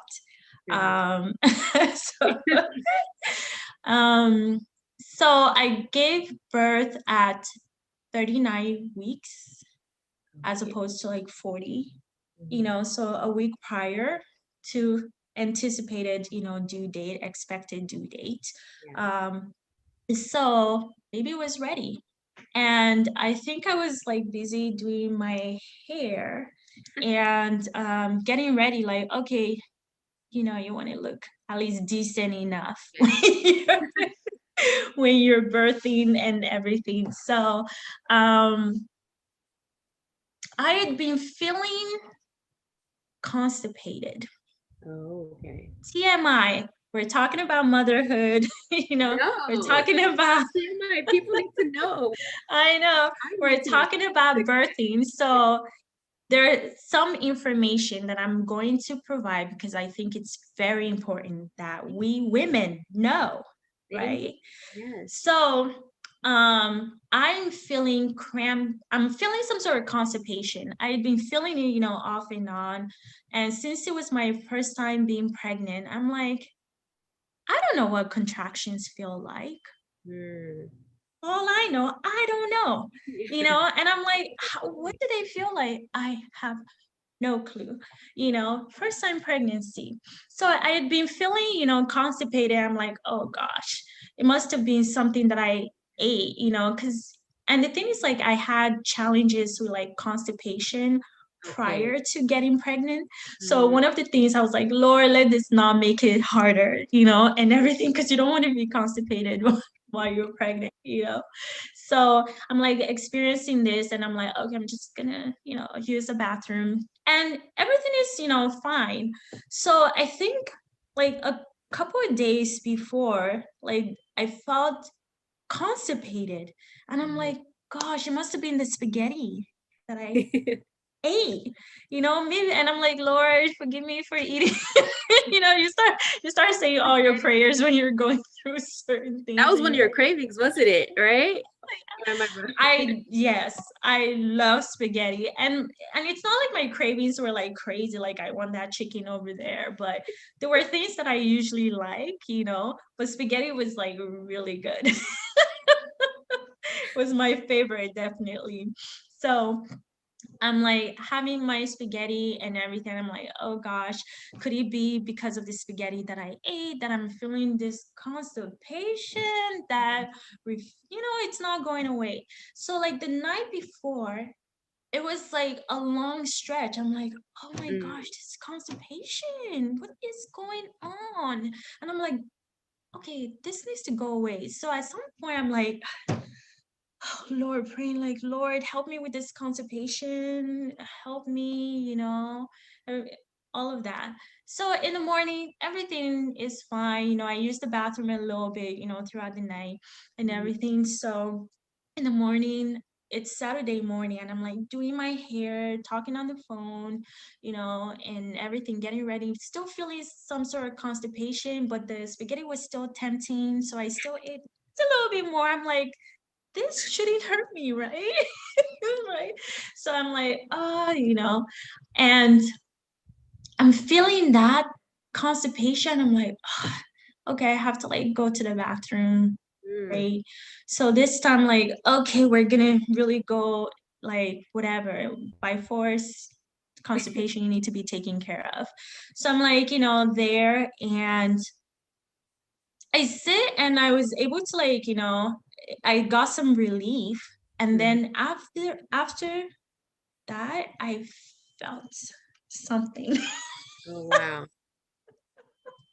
I felt something. I was like, oh gosh, I feel like something is slipping Mm. out or coming, along.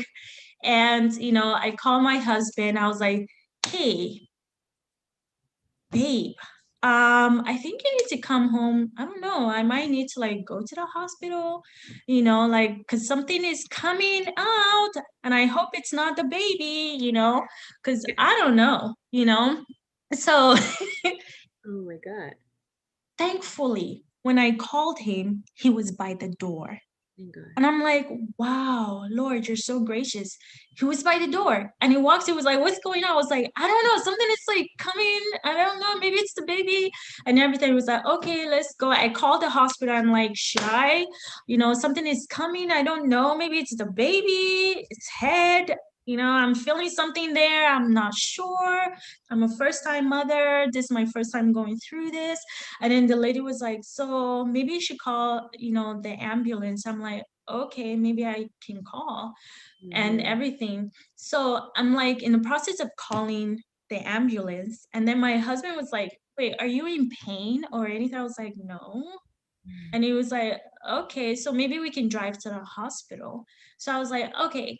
So we're like, we're able to like drive to the hospital. It's like 25 minutes away. And I'm like, okay. And I'm sitting in the most unusual way because I'm like, I don't want to sit on whatever that thing is, Oh my I God. know. So here I am, like, coming, we're driving, and it's like coming out and, more. And I'm like, oh, we need to like get to the hospital, and everything. And at some point I started feeling the water trickle down. I'm like, oh, I guess that's water breaking, in the car. And I'm like, okay, we're almost there at the hospital. So we got to the hospital, thank God. And, they wheeled me. I thought I needed to be on a stretcher, but no, they brought out a wheelchair. So I'm sitting, and then they take me to the room, delivering room. And then, you know, I get on the bed, and then it turns out I was 6 centimeters dilated already. And what was actually coming out was what seemed like the water bag. Like I'm like, oh wow, so here I am in the hospital. I'm 6 centimeters dilated. And I was like, oh, great. Because one of the things is that if you're 1 centimeter dilated, 2 centimeter dilated, and it's not far enough, the doctors can send you back because they're like, okay, you need to do more laboring at home. So thank God I didn't have to go back. I was already 6 centimeters. And the doctors were like, the nurses were like, wow, so wait, so you're 6 centimeters, are you in pain? I'm like, oh, not really. I'm not in pain. I'm like, I'm not in pain. It's like, they're like, oh wow, this is really unusual because people usually come in and they're screaming this. I was like, really? And then they were like, so when did you start contracting? I was like, I don't know. I was like, what do contractions feel like? And then they were like, I don't, you just feel, the Braxton Hicks, all of that. I'm like, I don't know what those things are. Like, I wasn't feeling that. All I know is that I was feeling constipated, that's it. And then they were like, oh, okay. So 6 centimeter dilated. And then now I'm at the hospital. And then the laboring is contractions progressing. And then I think at 8 centimeters or so, I started feeling, or 8 centimeters, I started feeling like, oh, okay, so, ooh, I'm feeling something here, like I'm feeling these contractions and all of that. And thank God for my husband, he was there to fan me, because I'm like, it is so hot. But it was cool in the hospital. I'm like, I'm feeling hot. Stop continue fanning me, So thank God, like there were, I kept asking the nurse, like, so when do I know to push? They were like, you feel it, she's describing it, like you feel it down there and you just do that. And I'm like, I guess, So anyway, like it progresses. And I think thank God, I got to 9 centimeter dilated, continued on. And one of the things is that it's not just dilation you have to think of during pregnancy. You also have to think of your cervix being effaced. So effaced meaning melting so that the baby can easily come out, so there's dilation and then there's effacing as well. So if I hadn't done research, I wouldn't have known about the effacing part. So when the nurse was like, okay, you're a 9 centimeter dilated, and then there's 10% effacing that you still need to get out of the way. And I'm like, okay, all of that. So at some point, I was fully dilated. The nurse did something with my cervix. Now I'm fully effaced. And now I feel the urge to like push. I'm like, oh, is this what you're talking? I'm like, I feel like I'm ready to push. Wow. Oh my So God. I pushed, and yeah, the baby's head came, and I think it was like maybe 4 pushes or so. Hmm. The baby was out, a healthy baby. Thank God. So in total, I was in the hospital for 3 hours or so, 3.5 hours, like during that process. Wow. Wow. Mhm. As I said before, I tap into that anointing in Jesus' name. Like, Amen. Amen. oh There's wow, nothing wrong with that. that is amazing. Wow. Yes. And you didn't even feel like the pain that people describe. You were just like, I don't know what's happening, but I know something's coming out. And Right. you're Yeah. dilated, and oh my God, that's Mhm. awesome testimony. And Yes. yeah, I tap into that. Amen. And you know, so it turns out like the constipation that I was feeling were my contractions. Wow. So I was like, oh, it is Wow. different for people, but mine felt like I was constipated and I needed to use the bathroom, you know, but I was actually contracting, you know. So, and it wasn't excruciating pain. It was just like, oh, what is this constipation, you know? So, Oh, wow. That's awesome. That's good for people to hear because I didn't mhm, know that you could feel constipated and it's actually you're contracting. So that's right, awesome. exactly. How is it being a new mom? I would say it's been a blessing, but it's also been a learning process. Mm, And I think as mothers, new mothers, and as women, we need to give ourselves permission to learn, you know? Because I think it's very easy to think like, oh, this comes naturally for me as a woman. So therefore, everything should be automatic. I should already be in tune with my baby. I should already have this figured out. Like my baby shouldn't even be crying at all, you know? You're thinking of all these things, but find out that um, there are lots of things to learn, and you have to be patient with yourself and enjoy the process and ask God to really help you through the process. You know, because it can be challenging. yeah. Wow, it's true. And so, what is one thing you wish you knew before you became a mother? Mm,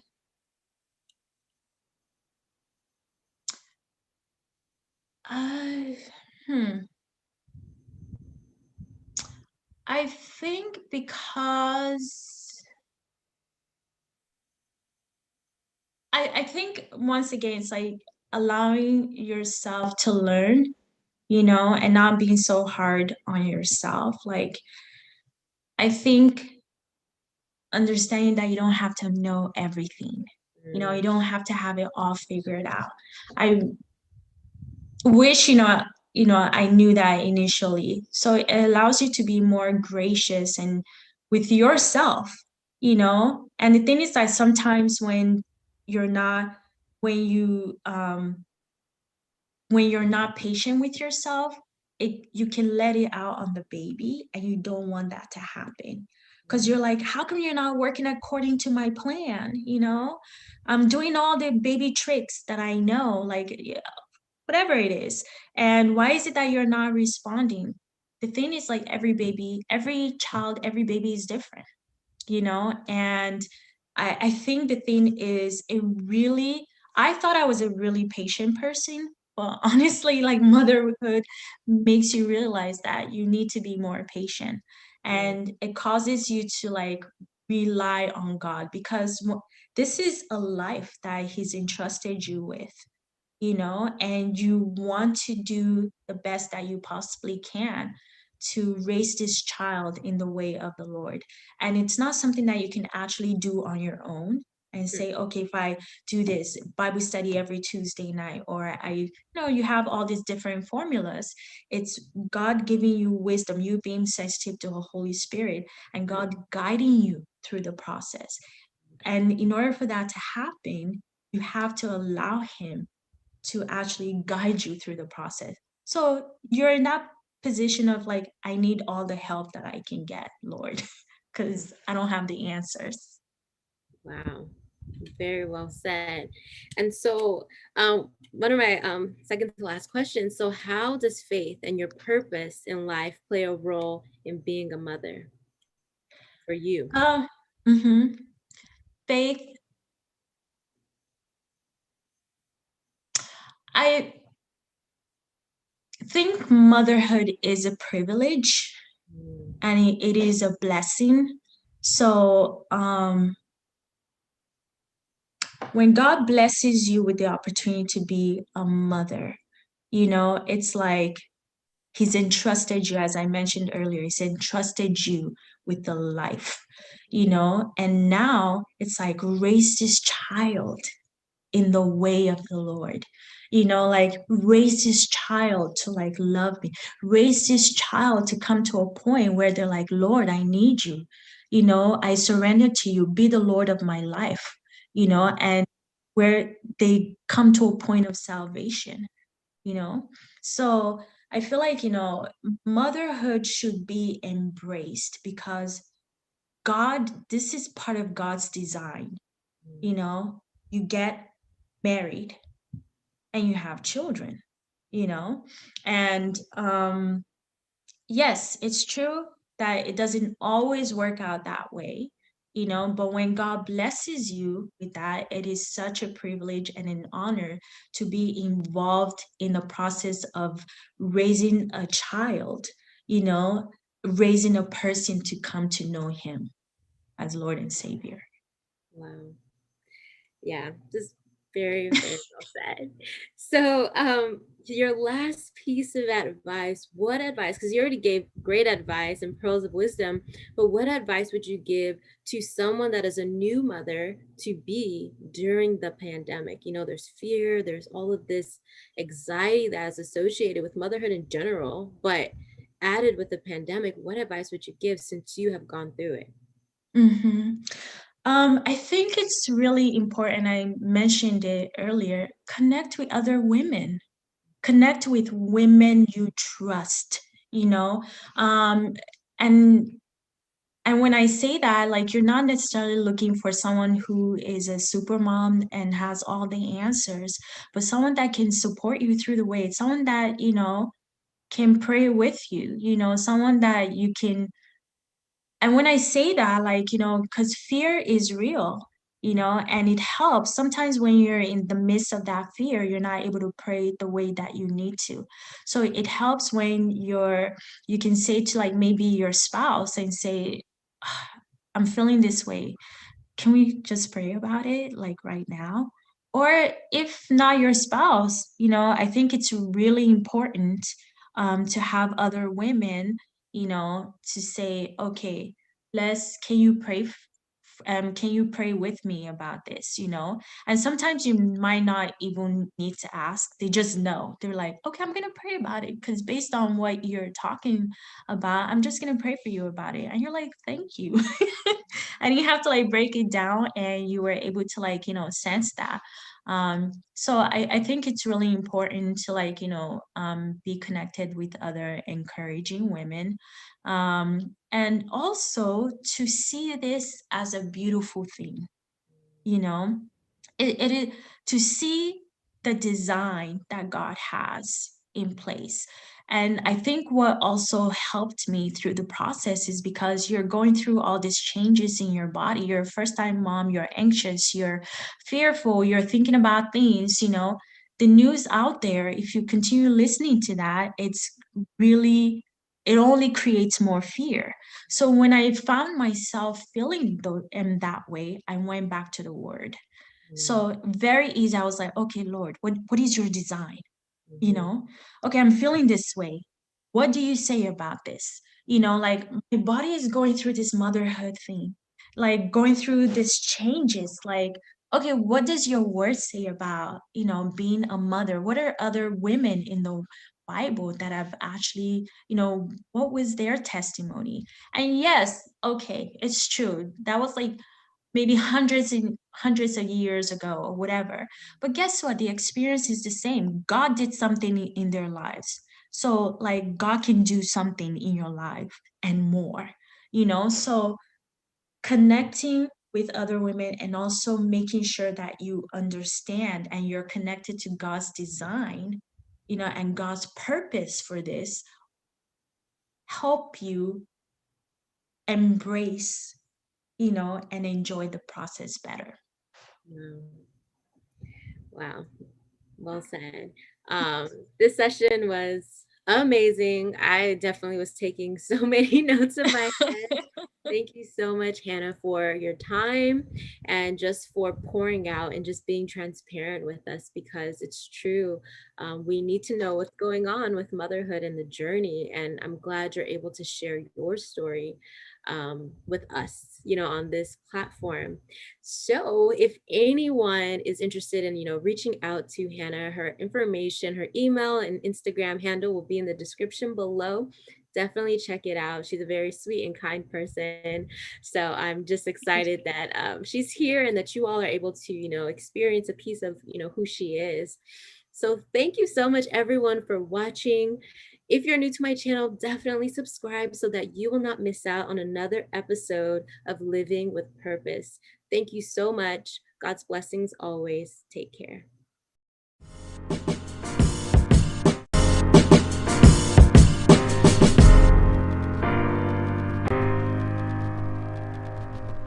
Hey, lovely people. Welcome to another episode of Living with Purpose. My name is Queen. If you are new to my channel, I film about health, food, and public health, as well as faith. And today I'm so excited because we have a Christian music duo, True Mantra. So before I, get into the questions, I would love for them to introduce themselves. So you both can go ahead. Great. Tony Okwechiwe. I'm one half of True Mantra. And great to meet everyone. Is there anything else I was supposed to say? Yeah, great to meet everyone, I think. Oh yeah, that's good. That's a good intro. And you, Brother Lanre? Yeah, Olanrewaju Abiose, and I'm the second half of True Mantra. And it's nice to be on Living with Purpose. Awesome. Well, thank you both for your time. I'm really excited to, delve a little bit deeper into what your group is all about. So, first question, how did you both meet? We met in church in California, and RCCG, Redeemed Christian Church of God, Long Beach, California, is where we met. And yeah, so exactly. Props to RCCG there. Yeah, we were in church, and we were workers in church essentially, and so that's how we met. Awesome. Do you want to add anything, Brother Lanre? Yeah, that's about it. There was I think there was a platform like every last Sunday of the month called Variety Sunday. The pastor created a platform for anyone to showcase their talents. And since we do music, so that was how I and Brother Tony, we got together and we started rapping for Variety Sunday. So that's how the music we started. Actually, so we were both in church, and yeah, our pastor at the time started what he called the Variety Sunday the last Sunday every month. Yeah. But then I remember that he wanted. So I remember that before we were True Mantra, so the pastor, was like, I want people to do stuff and all of that, and I hadn't done any music of any. Well, I hadn't really done music, or I hadn't done any rapping or anything since like college a long time ago. But I think my wife said to him, "Oh, my husband raps." I was like, "What do you mean I rap? This is like from long ago, essentially." What she said, and so I was on the hook. Essentially, is how it was, and so I think I had to put something together. And so the whole goal was wanted to get the youth involved in church, and we wanted to do something that was different. And so originally, if you remember, Larry, it was me, you, and there was there were one or two other people, remember? Yeah. And the first, I remember. So there were like 3 or 4 of us. I think we planned to do the very first song we did it together. There were like 4 of us essentially is how we started. I think that was for the program. It was tagged Jam, Jesus and Me. I think. Oh, that's true. Yeah, I think that was why we came together. So yeah, I think it was like 2011. Beginning of 2011 or wow, that's true. That's true. Wow. So for 9 years, so the inception 2011, And that's awesome that your pastor had that platform for you both to, showcase your talent for Christ, and that is awesome. And you definitely have been blessing a lot of people ever since. And so that sparked your interest. And what does true mantra mean? What does that mean? Great. So the word true, so true is obvious, right? We're talking about the truth. And when we think about a mantra, I don't know what it means to folk in the world, but for us, it's essentially, we're referring to the true word, is what we were saying. So when you think of a mantra, it's a belief, it's something you say, it's something that, you live your life by a particular mantra, and that's what it was about. So we took the truth and we took a mantra because everything we do, whether it's a gospel song or it's inspirational, whether it's Afrobeat or it's hip hop, for us, the word of God is the thread that runs across all of that. And that's what true mantra is about. Everything we do is based on the word of God, essentially. Awesome. Wow. That is awesome. And so what would you say makes true mantra unique?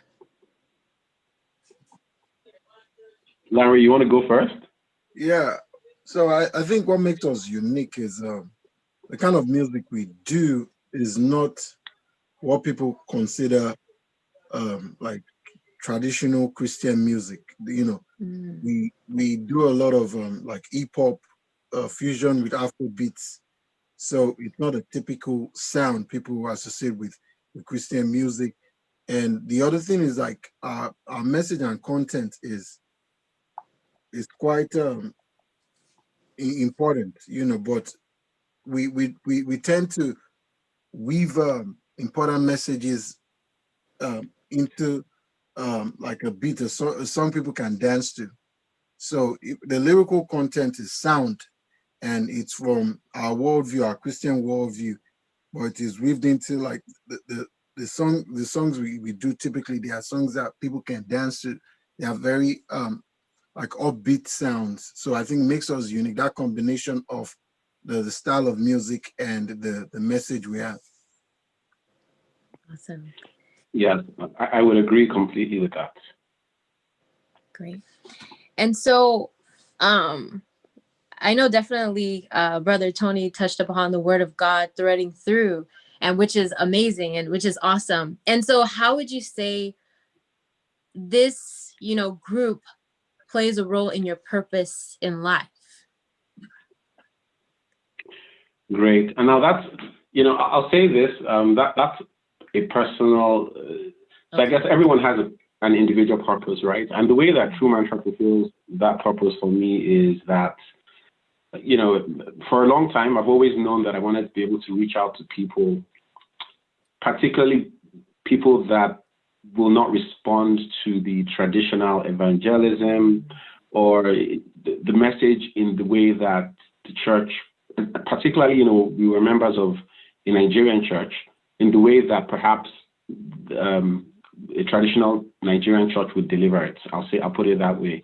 So even before True Mantra back in college, I've always been interested in and always like driven towards reaching out to folk who were like me before I became a Christian. You wouldn't catch me, growing up, I think my mom took me to church so much, I was like, you will never see me in church again. All I wanted to do was like, I just didn't have fun. So the way that what True Mantra does for me is I can reach out to people that essentially like music that's fun, that's interesting. When you hear a True Mantra song, until you listen, you don't know it's a gospel song. It's very rare that you're going to be like, obviously, so it's not like there's a genre where we essentially fit into it. You could play True Mantra songs in a party and no one will, everyone will. But the truth is, eventually, you'll start to get the message. So that's that's how it fulfills my purpose. Everywhere I go, I'm like, yes, there's people, a lot of times we're recycling folk and reaching out to the same kinds of people that we've always reached out to. For me, True Mantra helps me extend, should I say, my ability to reach out to people about the gospel through another medium. Wow. Yeah, that's very powerful. because music is definitely a very powerful, it's very powerful. And so as people are listening, a message is being transferred, and it's awesome that the message that you both are transferring is about Christ and about God. And that is really awesome, because once they finally like sit down and listen, they're like, oh wow, this is actually a gospel song, this is a Christian song. And you never know who you can, capture into the kingdom of God, or who you can, bring Yeah. into God's kingdom, which is really important, especially in these times, honestly. So what about you, Brother Larry? Yeah, for me, it's kind of an affirmation of my faith. Mm, I, I think those the songs we do, they they resonate with me on a personal level. So it's not like I'm singing songs just to minister to others, but to minister to myself too, to remind myself of what what is important, like in terms of faith, believing God, why I was created. So it helps to just affirm and emphasize my belief in God, and to remind myself of the God I say I believe in, and how I should live out my life as a Christian. So it ministers to me too on a personal level. So yeah. awesome. And so how are you both able to, balance music and your career? Because I know you have like a day job. So how does that work? And if you want to share what you also do, you can, and or if not, that's okay. So I'll say that if where your treasure is, that's where your heart will lie. And if you enjoy what you do, and that's one of the things, right? Perhaps there's some Christian tasks that I know if you told me to do, I'd be like, oh my gosh, it'd be a pain. But I enjoy, I love what I do. And that's the thing about Larry and I, right? It's never a chore. So it's not like anything additional. We might have had a busy day, but we can still get on the phone and be like, hey, we want to do this song. Okay, what's the song about? Okay, what's the theme? And then, okay, we'll go write our lyrics and all of that. And that the thing for me has always been, it's almost like this is the thing that I do that helps me cope with work, essentially. Because to Larry's earlier point, I actually enjoy the music. A lot of people are like, oh, I can't listen to my music. I'm like, no, I actually like to listen to the stuff I listen to all sorts of music, but I will listen to the stuff we've done a lot of times, not just to critique, but also to be like, hey, Tony, when you spend time with God and put this together, the message was for you as well, that encourages you. So sometimes I might be listening. I might be having a horrible day or a really tough day, and then I'll play a true mantra song and I'm dancing. I'm like, oh gosh, I remember when we did this. And so rather than the challenge, a lot of people ask us about how do you deal with work and all of this. I'm like, this is the stuff that sort of helps me get myself back together, and then I can go back and deal with work. That's how it is for me. Wow, that is awesome. What about you, Brother Larry? Likewise, it's energizing when I, like but Tony said, I tend, a lot of the songs we've now released, I play them a lot, and it kind of lifts my spirit, lifts my spirit, and it's not really like we don't even think about it as we're doing something. It comes naturally because we enjoy the process of making music. We enjoy that process, so it's not a challenge, or it doesn't take it's not like we have to make out time, and it seems as if it's a strain or a stress. It's actually something you enjoy. There's times we've had to travel to Dallas, Texas on a weekend to make music. Several times we've done that, like more than a couple of times. Wow. And we enjoy that process. So I think that's the important thing. We enjoy it. It lifts our spirit. We're looking forward to making music. So that's why it's not a problem. It's not like we're having issues with juggling our personal day jobs and doing music. That's awesome. So it's like an outlet for both of you doing music, and that's awesome. And so can you take us on, like, just paint a picture of how you would create one song? Like, where do you get your inspiration from? I mean, I have an idea, but where do you get your inspiration from, and how does that process look like? You could just paint that picture for us. So typically, it's either like Larry says, "Brother Tony, there's this new song I want to do. This is what it's about," or vice versa. I'm like, "Larry, you know what? I think we should do a song about this." But once we do that, the next phase is typically we're like, "Hey, just sing the chorus or something and send it to me." So he'll either sing the chorus or something, and then we'll have the chorus, and I'll be like, and then I'll listen to it. I'm like, "Oh, and then we'll talk. What is it about?" Essentially, we don't provide a lot of details, but like, what is the song about generally? And once we have that, then we go off and write lyrics, essentially. Yeah. So that's what happens almost every time. It's like, oh, there's this new song, and Larry he'll sing it on the phone, and I'll be like, okay. Or if it's me, I'll be like, yeah, there's this chorus. I want it to be like, I want us to, I want it to be contemporary. I want it to be this, and this is what it's about. And then we'll typically go off and write stuff. And then what will happen is, say the chorus is done or something, we'll say, okay, send me the chorus, and then we'll listen.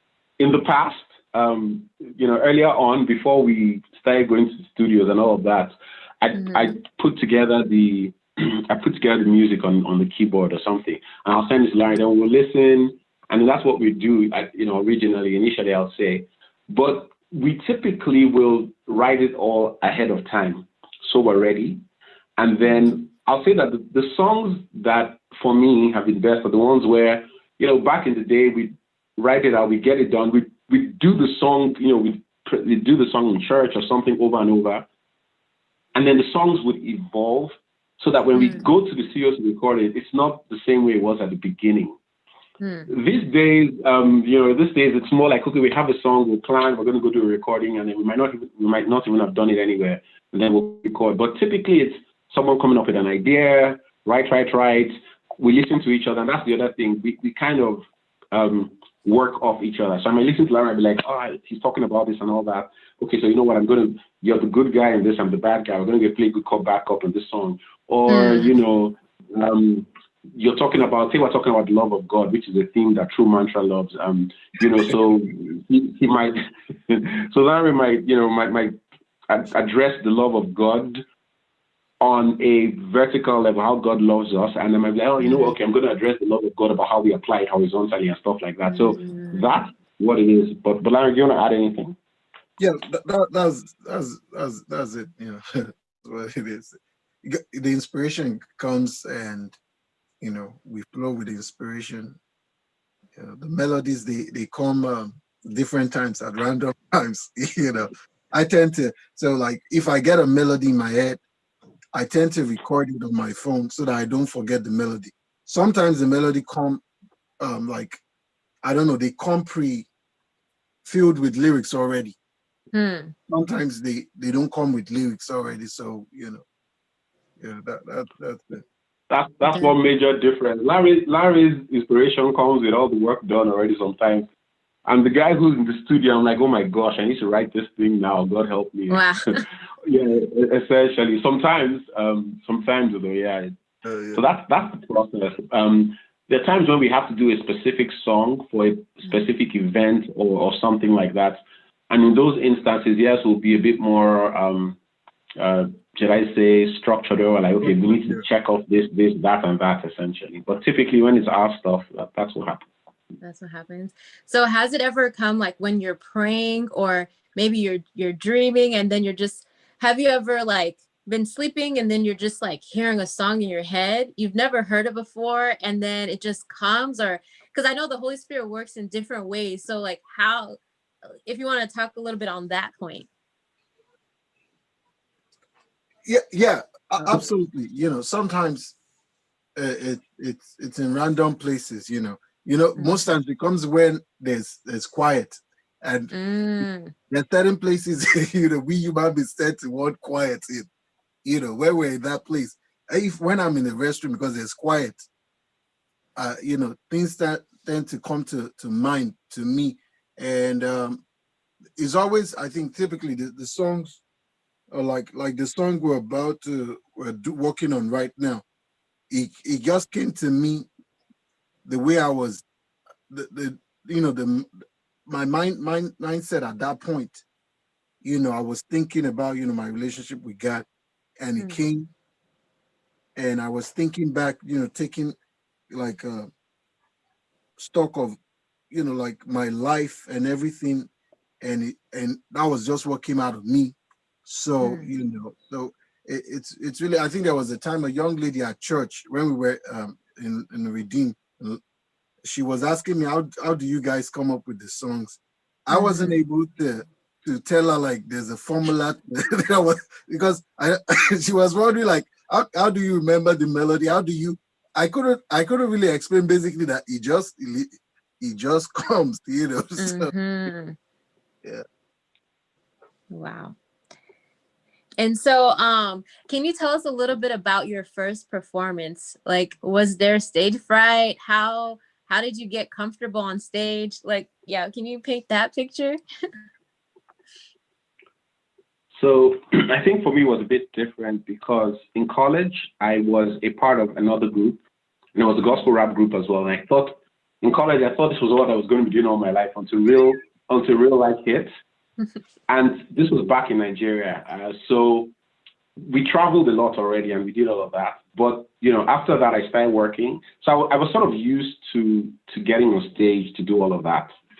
But then there was a while between, started working, moved to the US. I didn't even think I was going to be doing anything related to like music any longer. So when it was time to get on stage again, I guess there was the apprehension of, hey, you haven't done this in a long time. But I think perspective, if there's one thing I've learned is the way that you view what you're doing will determine, should I say, how your perspective when you get on stage, whether it's fear or apprehension. Because one of the things about us is, yes, we're on stage and we're delivering lyrics and all of that, and we like it to be perfect. But in the end, I like to say, I see rap, an acronym I used to use long ago is like, rap is a radical act of praise, which is what we do. And so you already praise God by yourself. You already do all that stuff by yourself. So when I get on stage a lot of times, I don't even see the people. For me, wow. I'm like, God, I'm here again. And, we always pray before we get on stage. So it's more like, it's almost like what we do in our closet, let's go do it now. And it's almost like leading people as well into praise. So irrespective of the size of the stage or whatever it is, when we've been at like larger concerts or whether it's just a few people in a little church, for me, it's always like, you know what? God is the focus here. And if I can focus on him, I don't even see the people sometimes. It took a while. There's folk who are, you want to get the crowd up, and yeah, you do all of that, but typically it's like we pray and then we go out, and then I just focus that way. Now, when you talk about the first time we did this, I think it was more of I remember that, like I said, there was more of us. It was more like getting everybody, don't forget your lyrics. So that was more like work for us that first time. Don't forget, remember, and all of that stuff. But that first time, but afterwards, we saw the impact. We saw what it was, and we're like, you know what? Even when folk forgot their lyrics, it's not people didn't realize. Everyone was just like, oh my gosh, that was such a blessing. So after I was like, focus on what you do, and God will take care of the rest. Is how it's been. Amen. Amen. Yeah. Likewise, the same thing. I remember when we started, because it was true mantra that I started, doing songs on stage. So initially, because of the kind of music we do, rap music, there were a lot of faces that seemed puzzled when we start rapping. Puzzled is put it lightly. so that initially that made me kind of feel like, it seems as if maybe some people are not receptive, or they cannot really comprehend how rap music would fit into like Christianity. So, but when after like Brother Tony said, for me personally, after a few times, I realized that I'm using rap music, or even if it's Afrobeats too, as it's a tool, So it's a tool to pass a message across.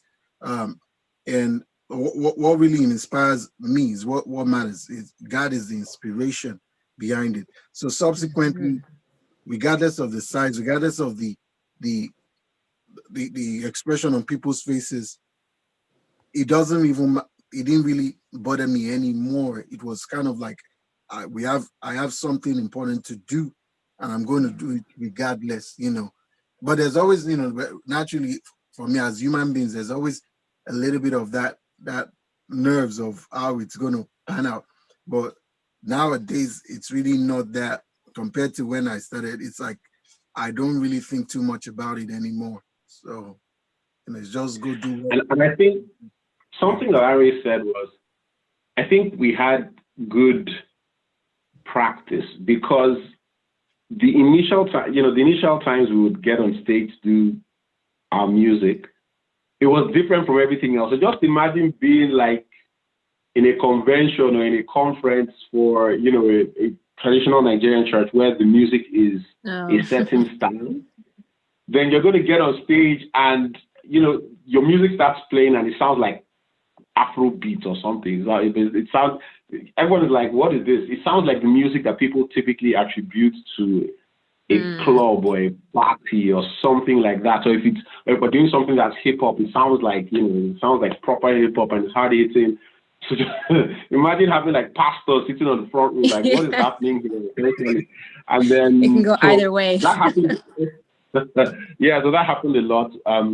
But after a while, we realized that, the word of God always cuts through. We always get through. So even folk that might not have been comfortable, eventually were like, they could hear what we were saying.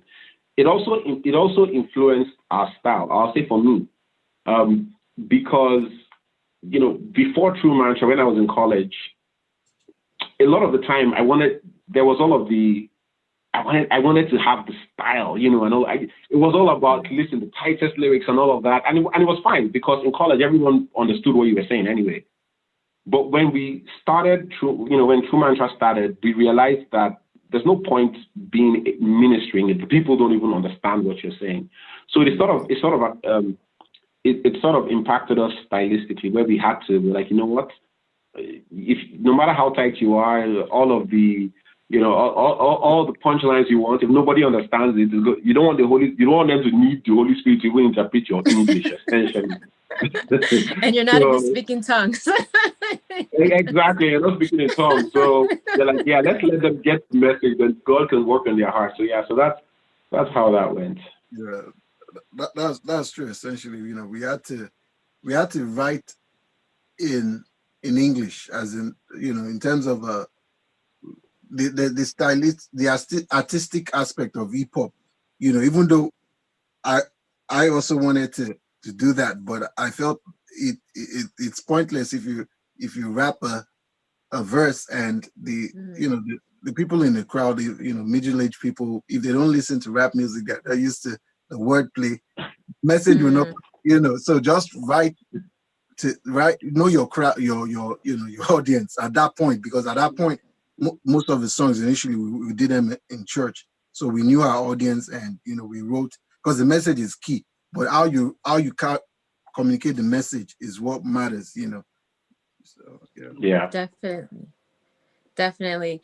Yeah, and I just wanted to highlight, I really liked Brother Tony's acronym RAP, Radical Active Praise. That's my first time hearing about that, so that's pretty cool. And also what Brother Lanre said about how your music is a tool to pass a message. That's really important. And from what you both were saying, you guys were more focused on the audience of one, like God. Even though people might have looked puzzled, or they may not have understood why you would be rapping in church, you thought about God, and that has helped you to stay focused and not be afraid of what other people might be thinking or saying, but that God calls you to do this, and he's helping you to, get over any fear. So that's really awesome. And I'm glad to hear, about both of your experiences. And so my next question is, what are some of the challenges you have to overcome while starting and continuing this journey? Because I'm sure you faced some. Oh, certainly. So I'll say that first of all was just for me, it was one of the first challenges was figuring out the music. I'll say that. And what I mean by that is we were doing this in church, and it was, I said that it was, you worship and all of that. But then I think every artist has a responsibility, particularly if it's a gospel, it's you're passing across the most important message anyone ever could. You have the responsibility to understand what's effective, I think, how to communicate it effectively. So for me at the beginning, it was that struggle. I was like, you know what, my preference is typically a particular kind of music. And when Larry and I started working together, we could do that. But as we got more comfortable, there's certain styles Larry likes and there's certain styles I like. And sometimes, of course, we like the same thing. So it was like, at first I was like, am I going to be the one rapping that Niger style music? That was the first thing. I was like, I don't know that stuff. I'm not doing, because when I, back in college, Nigerian music wasn't yet popular. If I call it Nigerian style, Afrobeat and all that wasn't yet popular. So it wasn't what I did. When True Mantra started, I was like, Tony, do you want to stick to doing what you like? And perhaps it's not the most ideal way to get across to people. Or do you want to essentially explore? Essentially, are you willing to not just stay the exact same? Are you willing to address change? So that was the first challenge for me. And it took a while. And when you listen to True Mantra, you'll still hear that, you'll see that diversity in style typically. And that's one of the strengths we have. Larry and I deliver the same message, typically in a different way stylistically. So you won't hear two people that rap alike or sing alike or anything. You'll see that diversity. So that was the first thing, accepting that, hey, we're different in our styles and delivery, but it's actually a benefit and not something detrimental. So that was the first. The second for me, as I think so for both of us, was we wanted to deliver a certain level of excellence in our music, but we didn't know the ropes yet. I mean, it took a while before, like, let's go to the studio, let's go and do this right. So, I do the music, we'd get it done, and it would be really nice, being on stage and a live delivery, I should say, is different from when you listen to it afterwards and you're like, oh my gosh, this isn't, on stage there's everybody, there's the church and everyone, and then we're like, if this message is going to go farther, we need it to be at a certain level of excellence. And so that was the next challenge, how we figured that out. What do we do? So figure out how to go. And in the beginning, who do we talk to? Who understands our music? Who understands the style and all? So that was another challenge. Afterwards, this is the last one I'm going to talk about. I moved. So Larry and I don't even live in the same city anymore. And there was the whole, how do you continue to work? For a lot of people, like, oh, is that the end of True Mantra? But for Larry and I, it never even crossed our minds. So like, yeah, we don't live in the same place, but we'll do what we do. If we need to, so sometimes we need to travel. He said, he's on at a particular point, he was on the West Coast, I was on the East Coast. We'd go to Texas, which is like smack dab in the middle and the South, but we'd still do it. We'd have events we'd have to travel for and all of that. So there was that challenge where it's different from when you guys are in the exact same place and you're doing all of the same things. For a while we weren't even in the same church anymore. We were different and all of that. But every single one of those challenges essentially got us work together and has actually, in my opinion, improved True Mantra, has made us better. Wow. And if I may add something, I think for me, I think we've probably discussed this too, I am Brother Tony. It's the reception of our music, sometimes, typically in the music industry, people go by numbers. So, and if you don't have the numbers, you may start thinking, is the music not good enough? What is really going on? But I think there was a time I kind of assessed that in my mind, but I realized that sometimes it's not always about the numbers, because if you reach somebody, you may not have millions or thousands listening to the music. As long as you reach one or two people and you impact them, that's the most important thing, because we try to gauge it by the quality. Typically, I personally try to gauge it by initially by the number of people who like it, or who listen to, who download it. But I've come to realize that that's actually not the determining factor. There's a lot of music when appeals to certain things in people's life, that if it doesn't appeal to certain people, the music may be good, but it just doesn't appeal to them. So I think that challenge was something that I overcame quickly. I realized that the message is key, regardless of the numbers. Just keep forging ahead, keep doing what you're doing, to the glory of God. Yeah, I think that's a great piece of advice, because sometimes it can be discouraging if you don't see the numbers and you're just like, I put in all this work and X amount of people are listening to it. What's going on? But yeah, you definitely have to keep pushing, because you never know that one day where it will just explode. It could be God's just, watching you. How diligent are you going to be with what he gave you? So it's just a matter of just keep going and forging ahead. So I'm glad like God helped you to overcome that, because that's a huge challenge to overcome, especially in this day and age with social media just being like, oh, it's numbers, likes, and all of that. So I'm glad that God helped you to overcome that. And I just have a couple more questions. I was actually listening to your song. I don't want to butcher the name, but Oyeneku, right? And so you guys had beautiful scenery and everything. So how did you get connected? How are you able to put that together? Like, how are you able to get connected? And I think it was in Nigeria, right? So you want to talk a little bit about that? Oh yeah. So I'll say this. That song was special to me, because typically I'm the Igbo one and Larry's Yoruba. Larry came and said, "Brother Tony, I want to do a song Oyeniku." I'm like, what do you mean Oyeniku? Cried out loud. And my Igbo is horrible, by the way. So, but I understood what he was talking about. And so we were like, okay, you know what? We figured out that. So we had another song actually. I can't remember what it was. And then we done some music, and a particular artist had come, gospel artist had come to our church over then, back in California, yeah.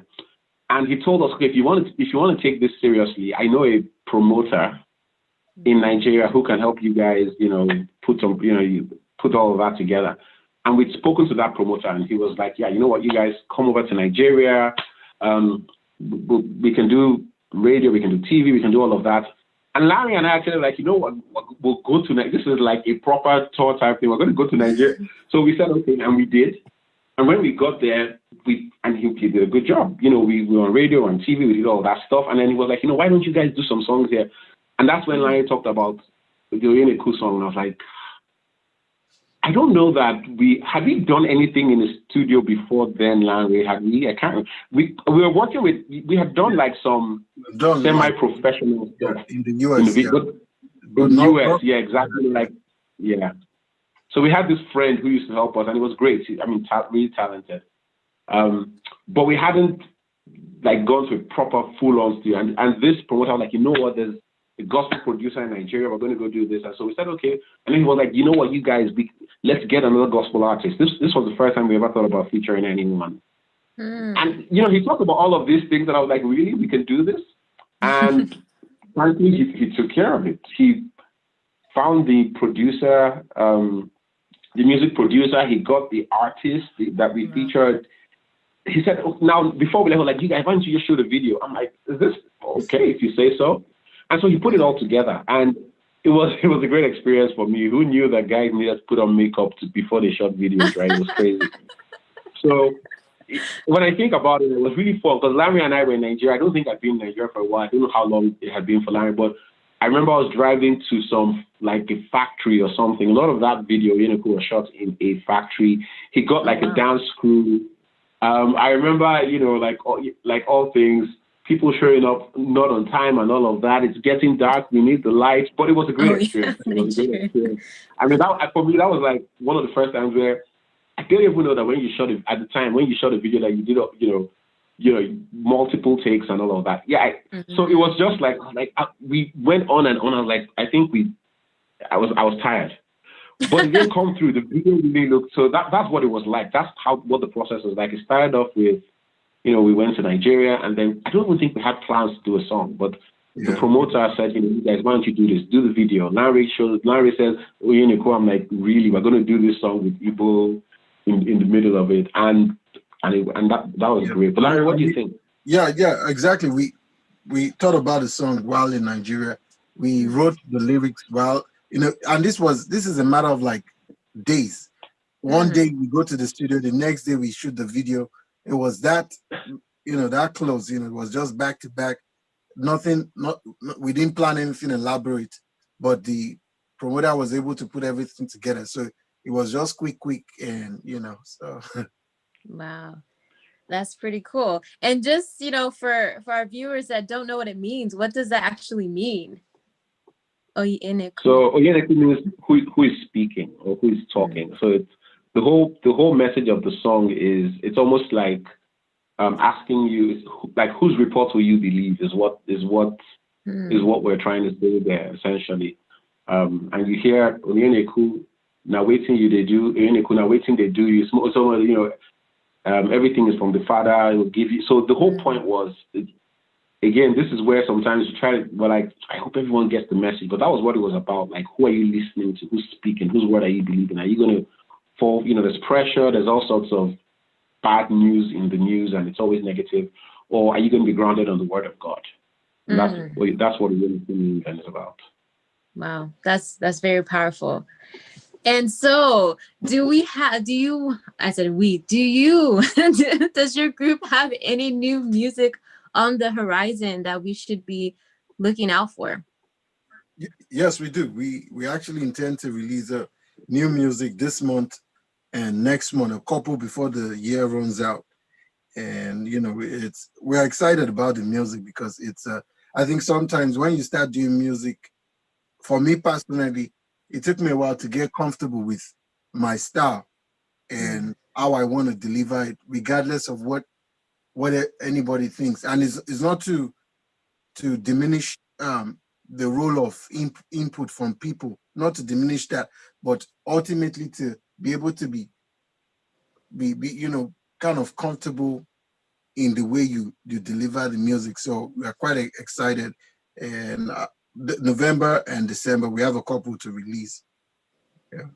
Yes, and early in the year we have a video as well for a song that we're going to be releasing. So we have music lined up. The thing about True Mantra is we do a lot more music than we put out. I mean, if we didn't do any music for the next 6 months, we could be just releasing songs every month. And that's the thing, is because we enjoy it. We'll typically get together, we'll knock out 2 or 3 songs, and they'll sit. And then sometimes we'll say, hey, this is the right time to release this song, and then we just release it. So yes, there's new music coming over the next 2 months, and then a video, and a ton more. 2021 is going to be, by God's grace, is going to be a great year for True Mantra, and the amount of just content we put out. And for us, our focus as always is we want to reach a wider audience with the Word of God. We want to get our message out to folk who typically will not listen to it. And so that's what we plan to do as well in 2021. Amen. And so shall it be in Jesus' name. Amen. Amen. So where can people find your music? What platforms is your music on? On Instagram, True Mantra Music, on Facebook, True Mantra. And we have links to on those platforms to download our music. We think we have a YouTube account, True Mantra, in Okay. YouTube, on YouTube, and we post on we distribute music through iHeartRadio, YouTube Music, Apple Music. We distribute music on different platforms too. But it's True Mantra Music on Instagram and True Mantra on Facebook. Great. Yeah. So So if you go on YouTube and search for True Mantra Music, you'll find us. they'll find you, definitely. And I'll also link it below. So if you like after this, definitely send it to me and we'll link it below so that they'll have access right away. And so as an ending question, what advice would you give to someone who wants to become a gospel artist, who's interested in using the talent that God has given them for Christ? What advice would you give to that person that's watching this now? I'll say two things. There's one scripture that I tried to use to guide my entire life, and that's "Fear thou a man who's diligent in all his ways. He will stand before kings and not mean men." And then I guess so. For that, first of all, it's if this is what you believe that God has called you to do, two things. Stay true to that calling. Figure out, why am I doing this? If God has called me, what does God want me to do with this gift? But once you find that, hone your art is what I will say. There's the perception that that there's some, gospel music doesn't meet the standards of secular music, particularly in some areas. I'll say, yes. So whatever you're doing, I'll say, I don't think of myself as a gospel musician. If you're going to do this, make sure that you are delivering a message and content that is world class. And so, as long as you do those two things, for me, that's essentially what has kept me. I'm like, you know what, God, what is the message? Why am I doing this? Once that is clear to me, then the other thing is I want to deliver it at the highest level that's possible. It means you have to keep up to date with the trends. It means you have to understand who your target audience is. It means you have to improve. It means you have to evolve when you need to, because it means that, of course, as you grow and you learn more about God, you want that to be reflected in what you do. So that's the advice. Figure out what the purpose of the gift and the calling is. But once you do, and you know that I do have a gift and a calling, essentially be diligent. Excellence is what causes people to stand out. Awesome. Thank you, Brother Tony. And what about you, Brother Lamre? Yes, similarly, have a teachable spirit. Be willing to learn, and don't assume you know a lot of things. Just be open to a lot of input and advice from people, and be consistent. Be consistent in making the music. Releasing the music may be a challenge, but just be consistent in making the music so that you're consistently, like what Tony said, you're owning your skills, so you're consistent in that, and be focused on your motive and your inspiration. Be focused on why you're doing it, because sometimes if one is not focused, one would be distracted and not be able to continue and be consistent. So just be teachable and be focused on what inspires you. I want to add something to what Larry just said, and that's just that I think it's critical. If you have the wrong focus, so imagine if all this was about the numbers. What if you never get the numbers? Does this mean that you don't do it anymore? So that's one thing. I'll say the last thing I'll say is try to enjoy it, because if it's a chore, it's unlike, who wants to do chores all their life? I'm like, oh gosh, I have to go do this again. So try to enjoy it. Larry and I, we love what we do. You need to see, like, when we have recordings in studio and all of that, we're having fun. If you enjoy it, there's all the spiritual stuff we've talked about, but if you enjoy it also, you're more likely to keep at it, to be consistent. Absolutely. Great. So thank you both so much. Those are great pieces of advice. And I'm so happy to have both of you today. And I'm just excited for those who are watching. I pray that you are richly blessed by this session. And definitely, if you are new to this channel, subscribe, hit the notification bell so that you'll be notified when the next episode of Living with Purpose comes out. Until next time, God's blessings always.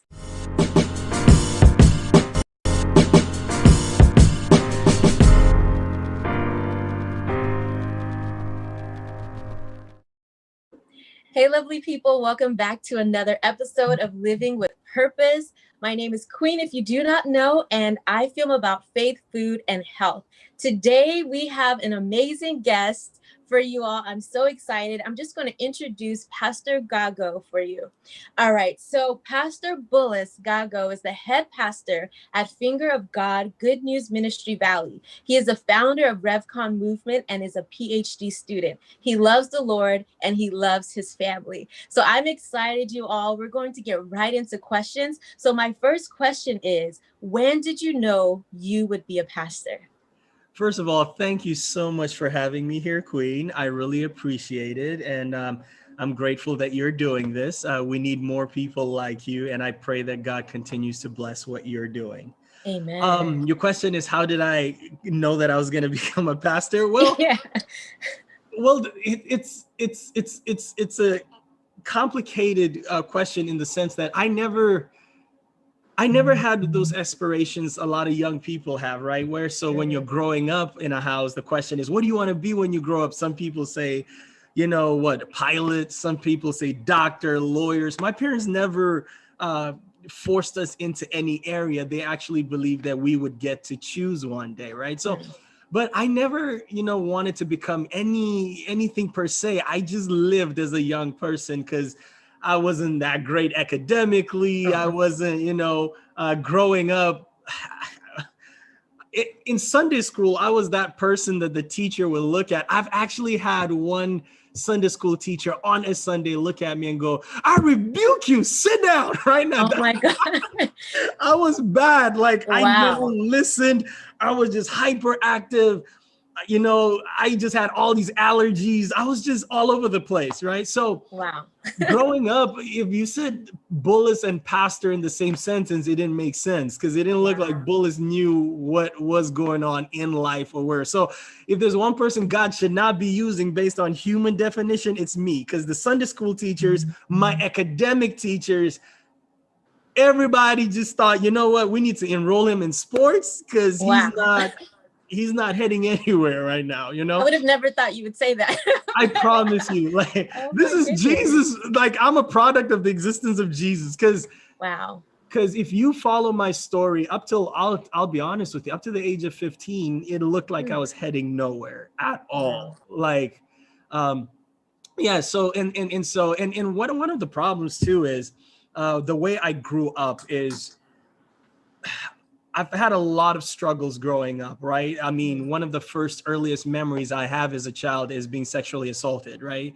Another image I have is at a certain age, I think I was around 5 years old, 6 years old. I was in Nigeria, in a church where Muslims attacked the church and started shooting and killed the pastor while Holy Communion was going on. And I'm standing there watching the church burn down and people dying in the parking lot, right? Or rather, the cars were on fire. And so these are my early memories, right? My early memory is my younger brother being sick in the hospital. And for 8 years of my life, I lived in the hospital with him. And at times I didn't know where my parents were. We were with family and friends. Why? Because my younger brother was in the hospital dying because he ingested a chemical, So all of these things, and we traveled from country to country because, the hospitals didn't know what to do with him, And so my life was a ball of just confusion, right? Because on the inside, I'm hurting. On the outside, people are just rejecting me all over the place because I wasn't smart. I wasn't, I was just, I was basically what you call a quintessential like failure, honestly, because my circumstances never allowed me to bloom, and I myself wasn't trying because I gave up. And I went through a lot of racism because every hospital we went through was in different countries, right? I've been called the N-word. I've been spat at for being Black because of the different kinds of countries we had to go through. I've been bullied. I've been slammed against the locker and beaten. I've been beaten by football players just because I was the smallest in the class. So my physique didn't help me either. So to cut the story short, by the age of 16, 15, I had enough where I just felt like I was rejected on all fronts. I was good for nothing. I was heading nowhere.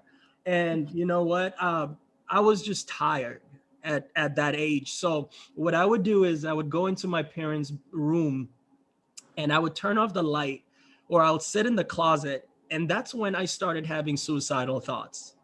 Wow. I had it.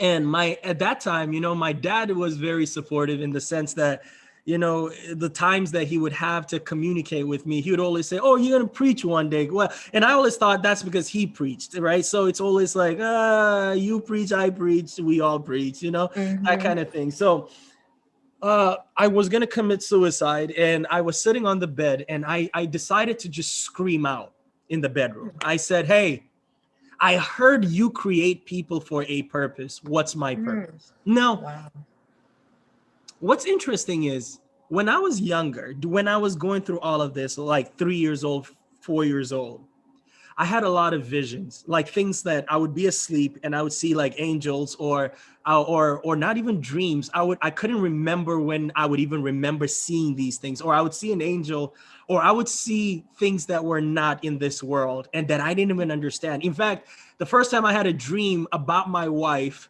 is I was about 4 years old. And in that dream, I was being told that whatever it is I was born for would start after I meet her, right? That kind of thing. I was 4. I was like, what is this? You know, I remember telling my mom, I was like, my mom was like, why are you having dreams at 4? And my thing is, I remember things when I was young, like, oh, wow. So here I was about to commit suicide, and I scream in the room, "Hey, what's up? What was I created for?" And Queen, this is when I hear, not here, but I heard it here. And I can't explain that. I heard it in my chest. Fast for 7 days. I was so desperate that I decided to fast. On the 4th day, that voice comes back and then says to me, "You're going to preach my word." And that's why you had to go through all of those things. Because you're going to, at a young age, have to have had all these experiences that people have in a lifetime. You had them up to this age. And honestly speaking, I started saying, this is my brain talking to me, because preaching Bible is what my dad said and all that. 2 weeks later, and I'm coming to a close on this question. 2 weeks later, Queen, I go to a Crayflow Dollar Crusade because somebody invited me. The place was packed. I'm talking about 6,000, 8,000 people here at the convention center, LA Convention Center. So I go in and I sit down way in front where they were putting the good dressed people, and I wasn't dressed. But the only seats left in the place were next to me. And these 2 tall people come. Tall, I'm talking about, they were tall. Hispanic people, they were tall. Came and stood next to me, and during praise and worship, one of them was a woman, and she was the one closest to me. The other guy just was looking straight. During praise and worship, he was just straight. The woman looks at me. During praise and worship, she just kept staring at me, or at least I felt like she was. So I looked at her, and then she says to me, "Do you know what you are going to do for God when you grow up?" And I said, immediately, I remembered that the voice said, "Preach the gospel." I looked at her and I said, "No." She looked at me and says, "No, you are going to preach the word. I can see that." That's when she stopped staring at me and looked back forward. And that's when, Queen, I started reading the Bible hours each day, like hours for 2 years straight. Like I just kept reading and reading and reading and reading. And that's when I realized, well, I guess I'm going to preach the Bible. So yeah. So that's how I came to where I am now. Wow. That I was just like, Whoa. Wow, I didn't Sorry, I know know that all was those. too much, but yeah. No, it wasn't too much. I just didn't know about all those elements of your journey to when you knew, like, okay, this is, when I'm going to be a pastor. And I know your father is a pastor. So sometimes some people might think like, oh, my dad's a pastor, I'll be a pastor. But you were like complete opposite. Yep. And then after that, I'm just like, wow. So can you tell us about your first preaching experience? I think that would be interesting. It's funny that you asked me that question, because I remember I used to do weird stuff when I was a kid. I remember I was around 8 years old. Mm-hmm. My mom has these cassettes, and I guess I'm dating myself now, but she had these cassettes, right, where she would listen to messages, not on CD, but on cassettes, right? So she would put it in there. And what I used to do, and this is part of being a bad child, right, is I was like, I guess she loves these cassettes. I need attention. So what I'm going to do is I used to take one of those cassettes, put them into the radio. And if you've had those old radios, there's a record button. I used to record on top of her tapes. Where I would pretend that I was some great pastor, and I would deepen my voice, and I would say, love is the key. And I remember, but the first time I ever did it, I was talking about love, and I was 8 years old, and I was trying to create a message, right? So, but my dad gave me my first experience of preaching. I mean, I used to preach a lot in classrooms, especially at 15 when I gave my life to the Lord.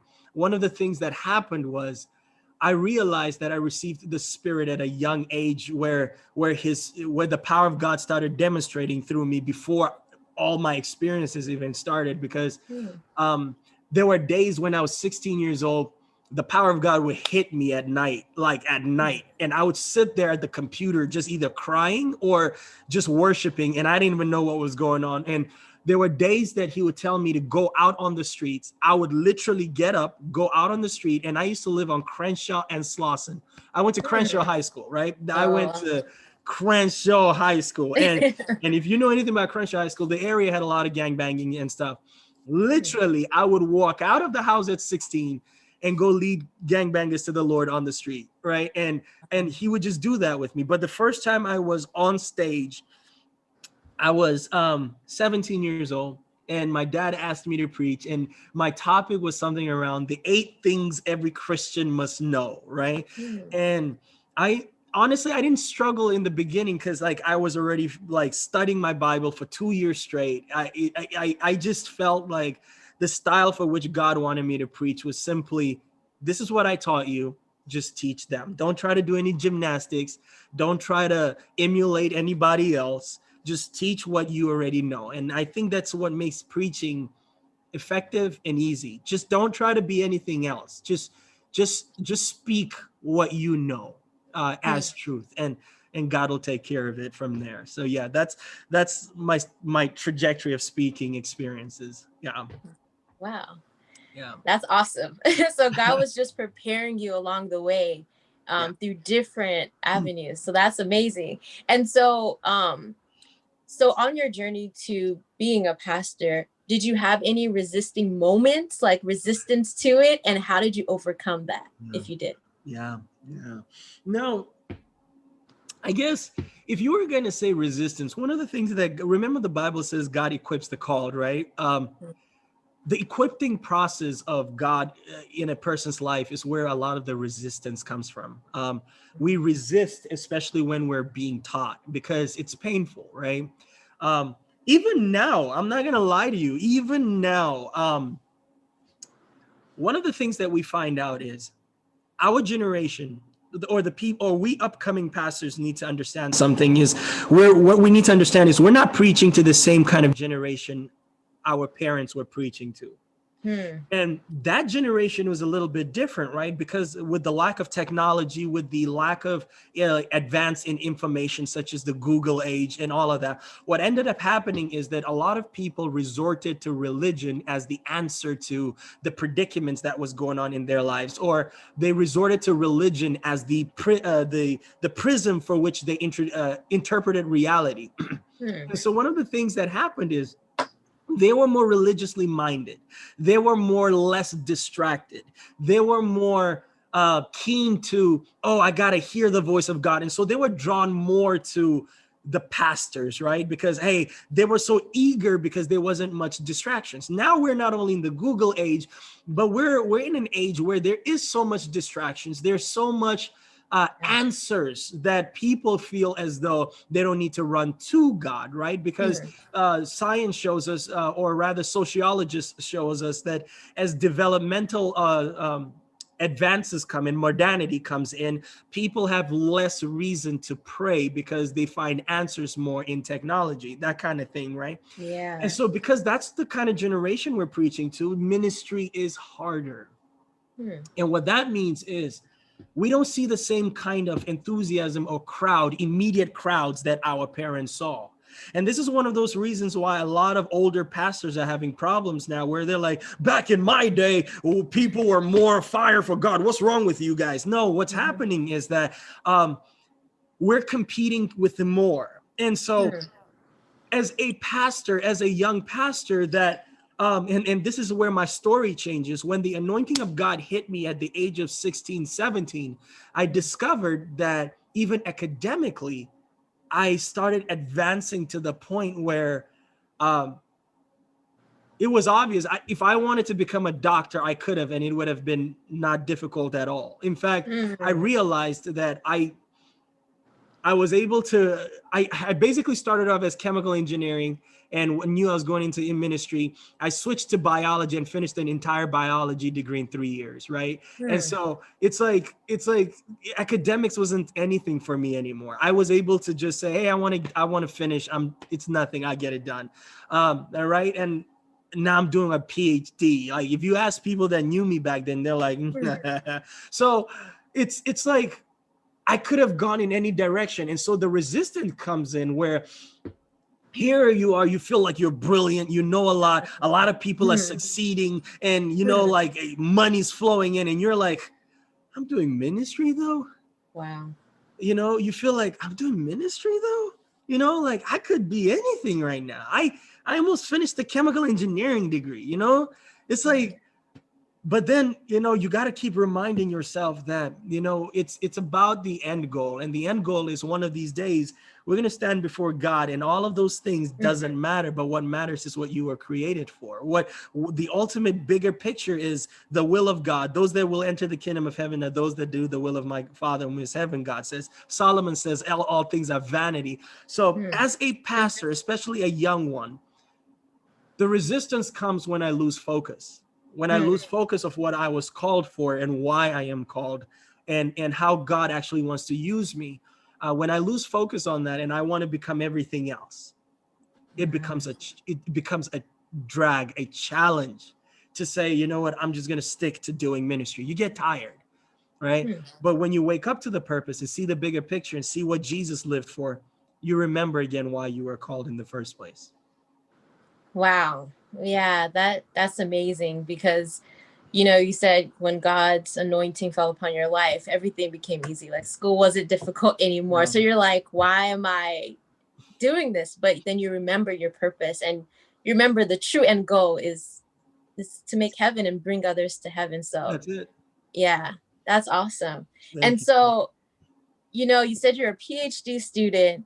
You're in ministry. I'm not sure if you mentioned full-time, but you can mention that in this question. So how are you able to balance ministry, family, your husband as well, and your career? Can you just, tell us that? Man. All right. That's a great question. It's still in progress, but let's list it out. Let's list some of the things God has called me to do. So family, my greatest ministry and the biggest ministry in my life, of course, is my family, right? My kids and my wife. And so I have that family, that's priority.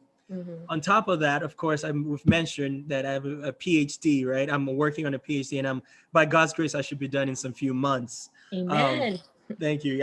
And then on top of that, I run the church full time, FGGM Valley. And then I also run RefCon Movement, right? And these are things that I'm very sure God told me to do, right? RevCon movement. And then on top of that, I'm starting some sort of ministry in Nigeria as well because of the whole political movement. And so I do a little bit of activism things here and there, right? And so on top of that, I have to work, right? Because you gotta eat. There ain't no money in ministry. If you do it right, there ain't no money really, unless God blesses you through that. So, and then there's speaking engagements and all of that. So I could keep going. I'm gonna stop there. How do I balance all these things? I try not to do everything at once. And what that means is I honestly believe in waiting on the Holy Spirit to tell you what to do next. So family it's all the time, right? So that one I give all my energy to. And then the next thing I give a lot of my energy to is the church, actually. And then as God speaks to me concerning what I need to be doing on a daily basis, an hour or two a day on RevCon, that's how I do it. And then sometimes he'll be like, okay, on this Friday, I need you to do something, a video for Nigeria. And that's what I do, right? And so what I try not to do is run all the things at once.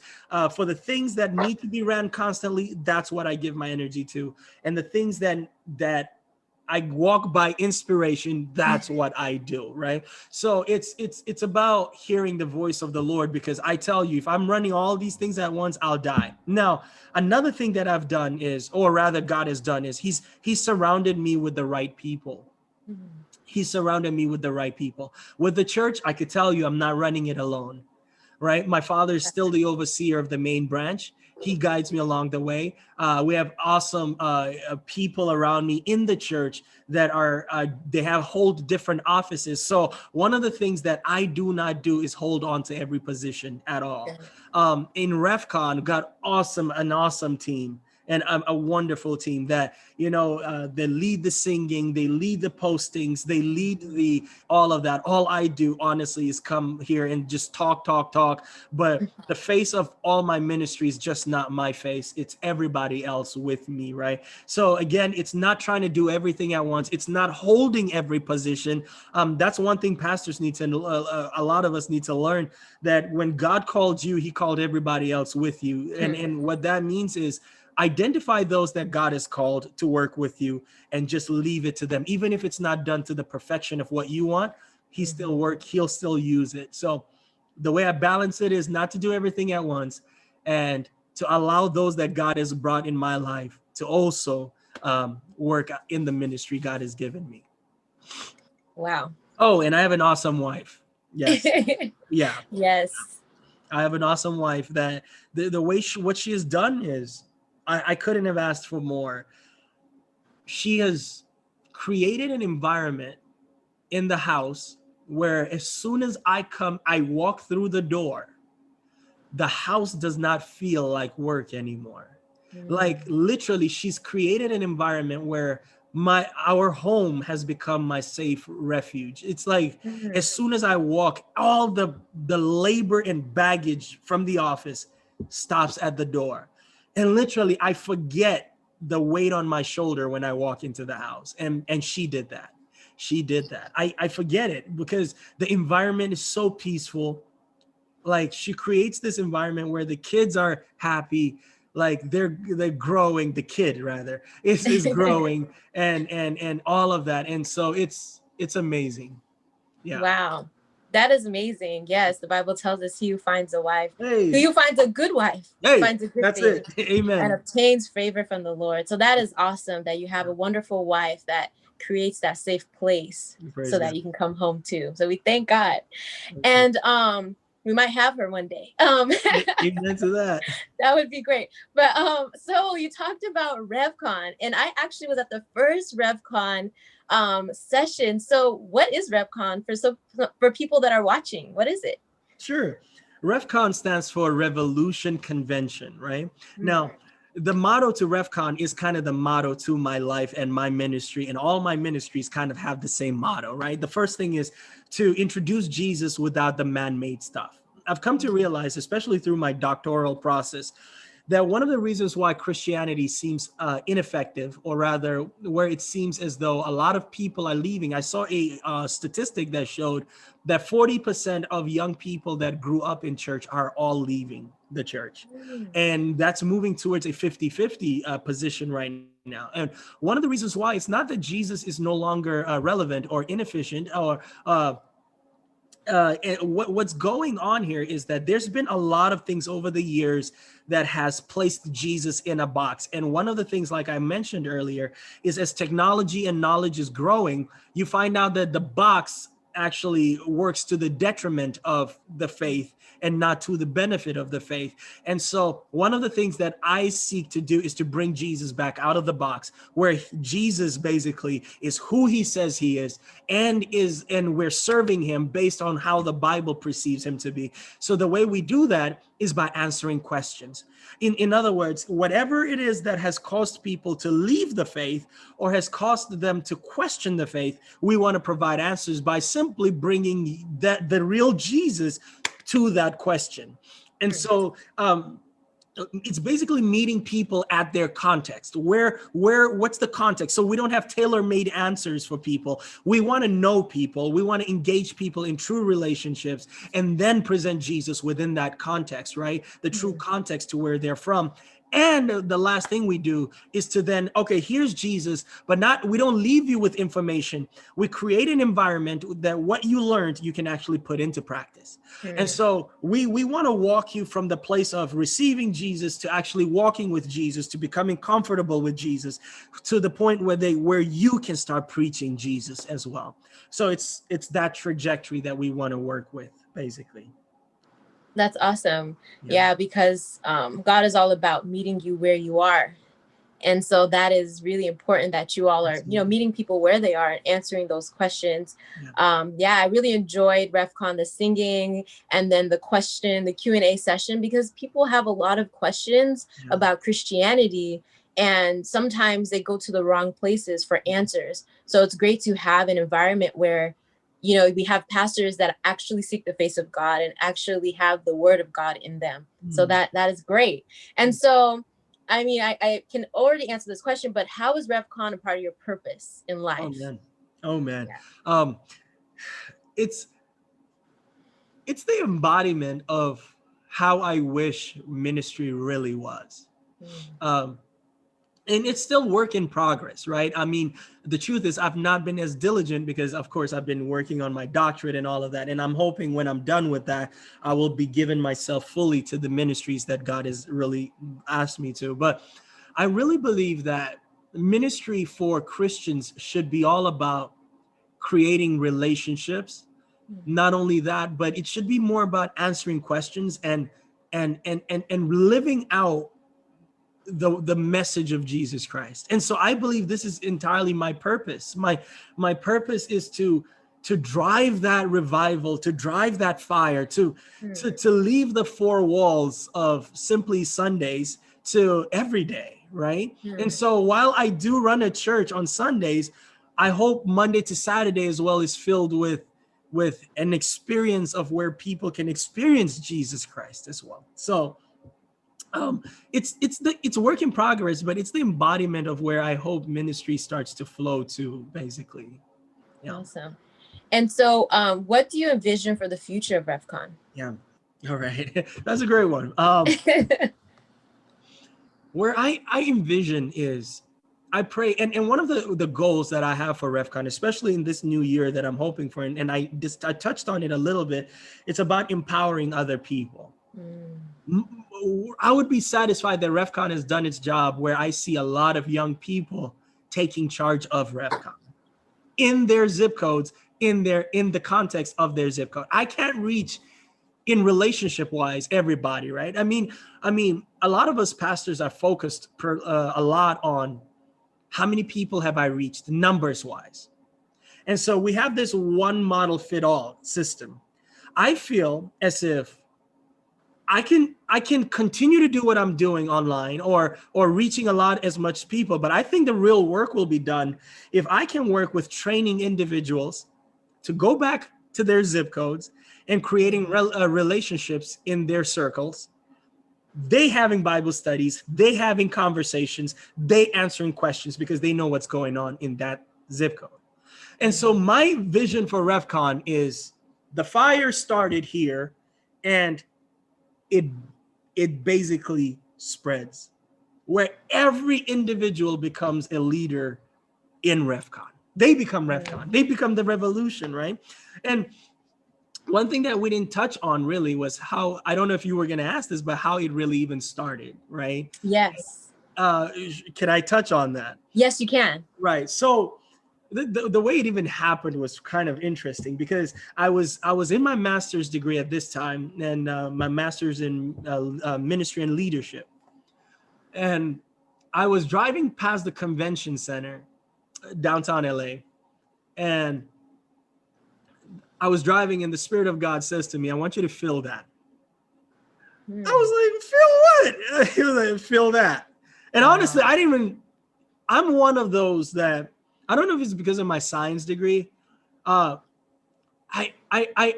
need to be sure about that I heard God, right? Yeah. I'm driving, and I'm like, and I have this covenant with God where as long as and as long as he can take me there, I will do what I need to do. And so I'm driving past the convention center and the Lord says, I want you to feel that.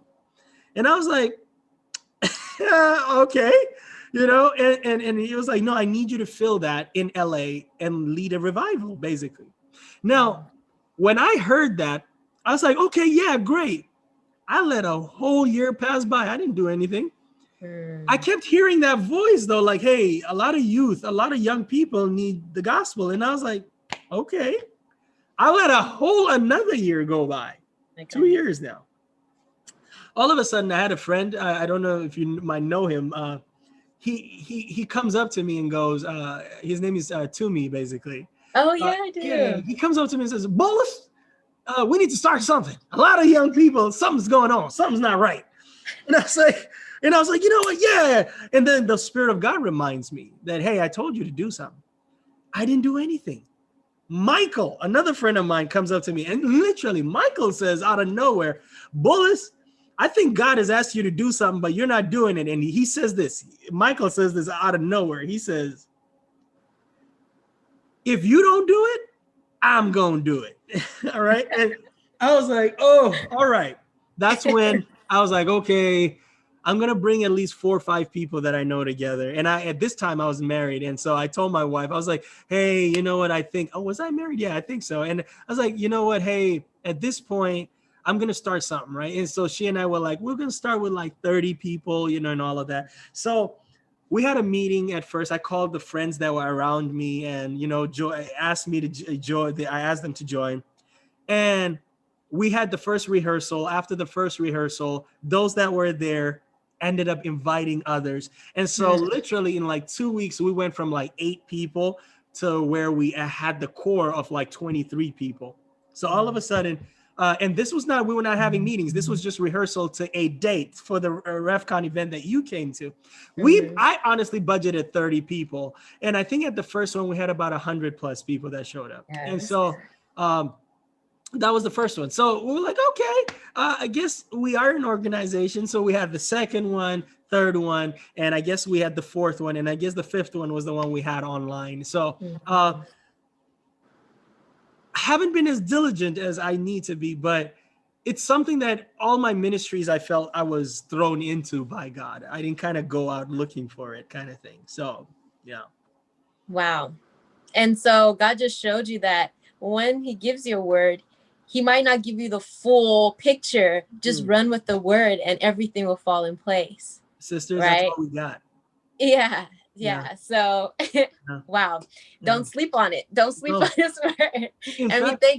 Go. No, so in fact, I'm sorry to cut you off, but one of the mottos that I love, I believe is Ravi Zacharias, that he quoted it. I don't know where he got it from, was that God gives us enough to get going, but he doesn't give us enough where we would lose the need to have faith.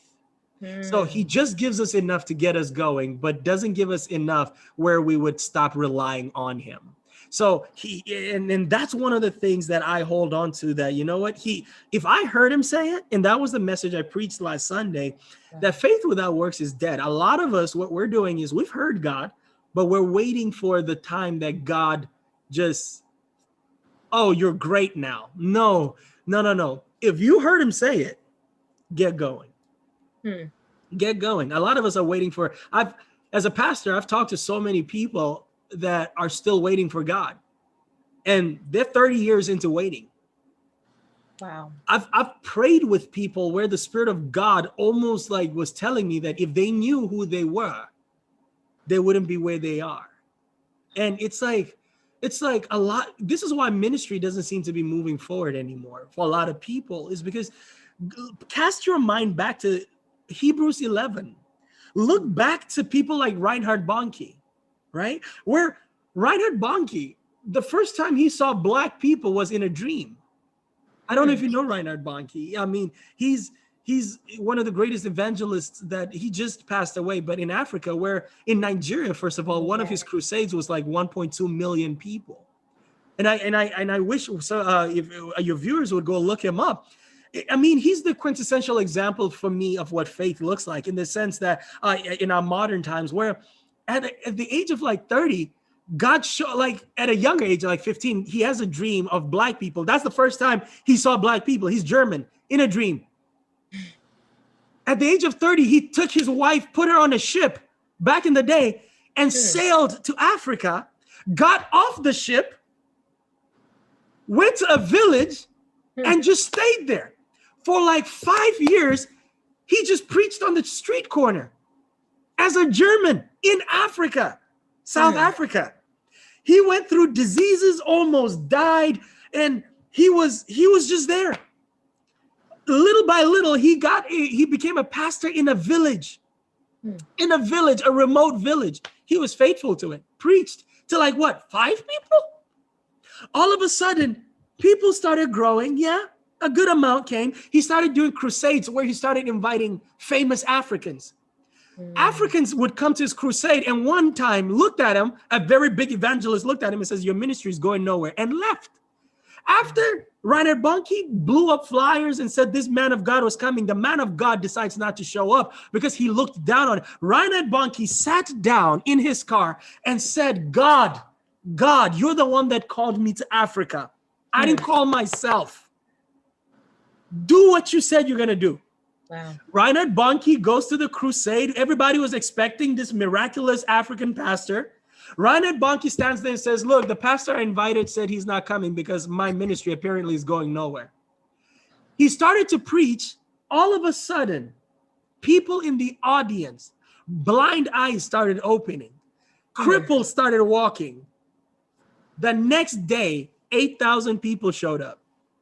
The next day, Reinhard Bonnke, in like 10 years, was preaching at one time to hundreds of thousands of people. And it's on tape. If you go look it up on YouTube, you would see the biggest crowds you have ever seen, to the point where you cannot see the end to them. Reinhard Bonnke. Well, how did it start? He had faith. He just went. Because he heard God, he went. A lot of us are waiting for the right time. It never comes, by the way. Right times never come. Wow. It's always inconvenient. Get going. Get going. And so these are going to be some wrapping up questions. So as a pastor, how do you stay motivated? I mean, it's a good segue, by the way. Oh my God. You know when the Bible says David encouraged himself in the Lord? If you're going into ministry, because, and remember I told you that as our times are coming to an end, like things are getting tougher for ministry. How I stay motivated is, honestly speaking, I am honestly living, I'm existing for the first few words I would hear God say to me. I am living for those first few words. I am honestly living for those few minutes where he will look at me. I don't want a disappointing look. In other words, I am living because of that parable where Jesus gives about how the kingdom of God will be like that time where he gave talents to people. and asks what you did with it, right? How much have you duplicated it? Did you live out the life that you were supposed to with it, right? I am honestly living for no reward here on earth. I'm not living for the numbers. I'm not living for myself anymore. My motto in life is Philippians 1:21. For me to live is Christ and to die is gain, right? And honestly speaking, I am living for eternity. And the way I stay motivated is that big picture. Because if I'm looking honestly to the life I live now, and there's enough to discourage me in every minute that I live, right? There's enough to discourage me in the way I live, especially, honestly, I'm going to be honest with you. I say this, it sounds terrible, but I mean it. That there's almost nothing happening in the Christianity right now that would have brought me to Christ if I wasn't a Christian. And what I mean by that is, if I look at the way Christians are, the way pastors are, it's become a thing about fame. It's become a thing about personalities. It's become about what kind of books can I write to get people in. It becomes about how much I look prosperous as a Christian because I got X amount of people. My Facebook page looks great. My Instagram page looks great. I dress amazingly. As a pastor that's trying to do it right, that's enough to discourage you because people seem to be going that direction, not your direction. How do I stay motivated? I'm staying motivated because I know that I'm living for the one applause, and that's the hand of God. I want the applause from God and not no one else. And the truth is, that's just the imagery I have in my mind, that I just want to live for God. That's it. And that's enough to motivate me to keep going. And that's what motivates me personally, because, and another thing that motivates me is I knew what I was before the anointing came. I don't want to go back there. And so I've come to realize what Peter said. I believe it's Peter. Where should I go? If I don't follow you, where am I gonna go? Like, I wasn't good with school before I came. I wasn't good with anything. I had nothing. So the truth is, I feel like I have nowhere else to go. Because if I left, I could become the doctor. I could become this. I could become that. It's not what I was designed for. So I'm motivated by just Christ himself, and he's enough for me. Amen. Yeah, that's great, because there's a song, I'll have to link it below, and it says, when all the accolades are gone, when the titles are gone, what does God think about me? Yeah. And that is what matters. I mean, it's not about me, but like, that is just what I care about too. It's like, what does God think about you when the Instagram followers are gone, when all of that is gone? What does God think? And that is what matters. Yeah. And that's great. Yeah. And no, it's because when you said when the Instagram is gone, the picture I came to my head is, when we base our happiness or our motivation on temporal things, you find out that, especially, let's take Instagram for an example. You're gonna have to keep posting to keep yourself going, to keep the people entertained. You easily become forgotten when you stop posting, right? So you're as good as your posts. That's who you are. I'd rather have my whole happiness, my joy founded on the one the Bible says is not unjust to forget my labor of love. I'd rather know that everything that I have done is being recorded and remembered, where I'm not just a flicker in people's mind, where I don't need to show how rich I am or how gorgeous, I was gonna say how gorgeous I am, but how my body parts contour, or what kind of cars I'm driving, to keep my relevance going. That's not me. I'm more than that. Yeah. And the only way I can know I'm more than that and feel that I'm more than that is if I'm based and founded on the one that created me. And the one that created me, actually acknowledges that I am who he says I am. I rather do that. Yeah. Amen. That's awesome. And okay, so I have this question. This is like the last question before we do the wrap up advice. How is it being a pastor during a pandemic? Oh my goodness. a lot of churches have closed during the pandemic, right? True. And one thing that I'm doing is I've decided to take a model that's not popular amongst pastors. In fact, I'm not modeling him, but he did this too and is taking a hit for it. Andy Stanley, a great Bible teacher. A lot of people have problems with him, but he just took the same model into the sense that we refuse to have people here in person during the pandemic. A lot of people are looking at that as a lack of faith, or, you know, I'm deciding not to have people in the church until the pandemic is over. Now, that does a lot of things, right? Let me give you guys the secret. A lot of the reasons why pastors are desperate for people to come in is because people are not giving online, right? And Yep. so if we have them in person, we can raise more to keep the ministry going. It's and as a pastor, one of the things that helps our public speaking, at least myself, is when I can see the people in front of me. And I'm a social person. I don't like preaching to empty rooms. I love the reactions of people because it helps me know if they get it or they don't. So during the pandemic, ministry has become tougher financially for the ministry, myself socially, and a lot of people are happy that they don't have to go to church right now, right? And so but for me, I've realized for RefCon and the church that our online attendance actually skyrocketed. It actually went up quite exponentially. Now, so there's benefits and disadvantages to the COVID dilemma. So one of the things that we're choosing to do is to believe that if it's God that called us, he will sustain the ministry. And when time comes, he will bring everyone back. And what we believe, therefore, is that we are not to worry through this pandemic. And so what brings us peace is that this is God's work to begin with. And as tough as it is, we're not moved by it, because we know that by faith, God's glory will be glorified. He will be glorified through all of this. So I don't see it as a courageous faith thing to have people come into church, because people are at different levels of faith. I could be okay and covered with the blood of Jesus, but not everyone is a Christian that comes. Not everyone has their life with the Lord right. And everybody could be susceptible to this pandemic.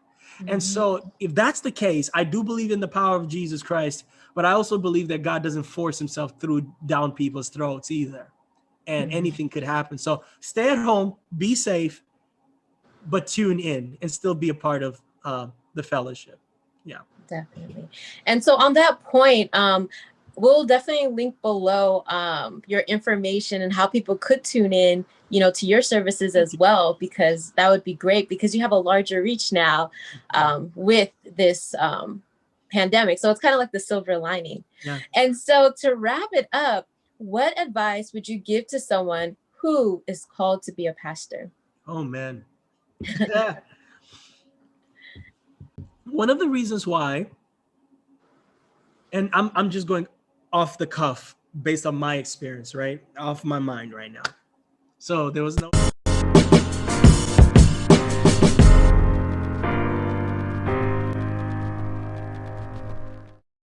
Hey, lovely people, welcome back to my channel. If you're new here, my name is Queen, and this is another episode of Living with Purpose. I'm so excited today because we have a special guest who is amazing. So I'm just going to read her bio and we're going to get right into questions.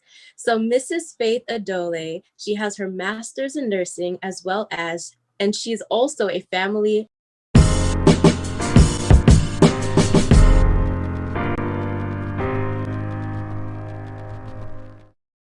Hey, lovely people, welcome back to my channel. If you're new here, my name is Queen, and this is another episode of Living with Purpose. I'm so excited today because we have a special guest who is amazing. So I'm just going to read her bio and we're going to get right into questions. So Mrs. Faith Adole, she has her master's in nursing, as well as, and she's also a family nurse practitioner. She is the president and founder of the UVOL Foundation, Inc., a healthcare nonprofit organization dedicated to bridging gaps in healthcare worldwide. She has served in various nursing and healthcare leadership roles and is also an experienced nurse practitioner. She has over a decade of combined clinical and leadership experience. She is both a wife and a mother. Wow. So welcome, Faith. Thank you so much for being here. So we're going to start off with the first question. When did you know you wanted to go into nursing? Sure. Initially, I didn't know that I wanted to be a nurse. I always enjoyed, science courses and biology, and I knew that I liked helping people. So naturally, I thought, maybe I should be a doctor. Um, but I had a very big challenge in high school. I struggled a lot in my math courses, and I kind of just lost confidence a lot along the way. And I felt like, how could I even make it in medicine? How could I even get into the kind of schools that I want to get in? So I kind of put that on the back burner, and I decided that I need to get my grades up, and I went to a community college. So it was when I was in community college and talking to, some family members, some friends, they were asking me what it is I wanted to do. And I'm like, I'm not really sure, maybe teaching. And they're like, why teaching? And I'm like, well, you can help people with teaching. And I feel like I told my family member, there's not a lot of math in that. So I think, that'll be okay for me. And I saw that she kind of looked at me and was like, so you're kind of settling, she asked. And I'm like, well, maybe, yeah. And then another day she was like, babe, have you thought about nursing? And I'm like, no, I really haven't. And she's like, I really just feel like that aligns with who you are. And you should look into it. Nurses are doing some really great things. There's a lot of avenues that you can go into. So I did read on it and research, and I really liked it. And I was so surprised all the different areas that you can go into and what you can do, and how it's a very much a empowerment role of advocacy for patients. It's a role where you can just be with people at their worst and really pour into them. And I think that's what drew me. So it's at that time, and then that led me to a vision that I had, which was really unexpected. But I had a vision by way of a dream. And I had this dream 3 times, 3 nights in a row. But the first night, it was just, I saw myself working as a nurse on the mission field. Doing missionary nursing in kind of a leadership capacity. Like, I was telling people what to do, and I was orchestrating things. And I woke up and I thought, wow, what a neat dream. And that's really awesome. I don't know any, missionary nurses. I don't know much about healthcare missions. I had that same dream 2 more times. So by the third time, I really felt like this is divine, this may actually be my calling. So it just further encouraged me. And that's really why I went into nursing. Wow. And that's awesome. So you had a dream 3 times. So God was just basically saying, listen, this is where I want you. And so as you're beginning your journey, did you have any resisting moments, and how did you overcome? Yeah, definitely. I felt that my resisting moments were very much internal. I describe them as battles in my mind. Like, my mind was a battlefield for me. And so I think I touched a little bit upon in high school. I dealt with a lot of but low self-esteem, lack of confidence, those types of things. And so early on, doing prerequisites in the community college, getting ready for nursing school, I had to really overcome that. I thought that maybe, I had an academic problem. Maybe I wasn't smart enough in math. I didn't really have a reference of woman in math or sciences doing really well.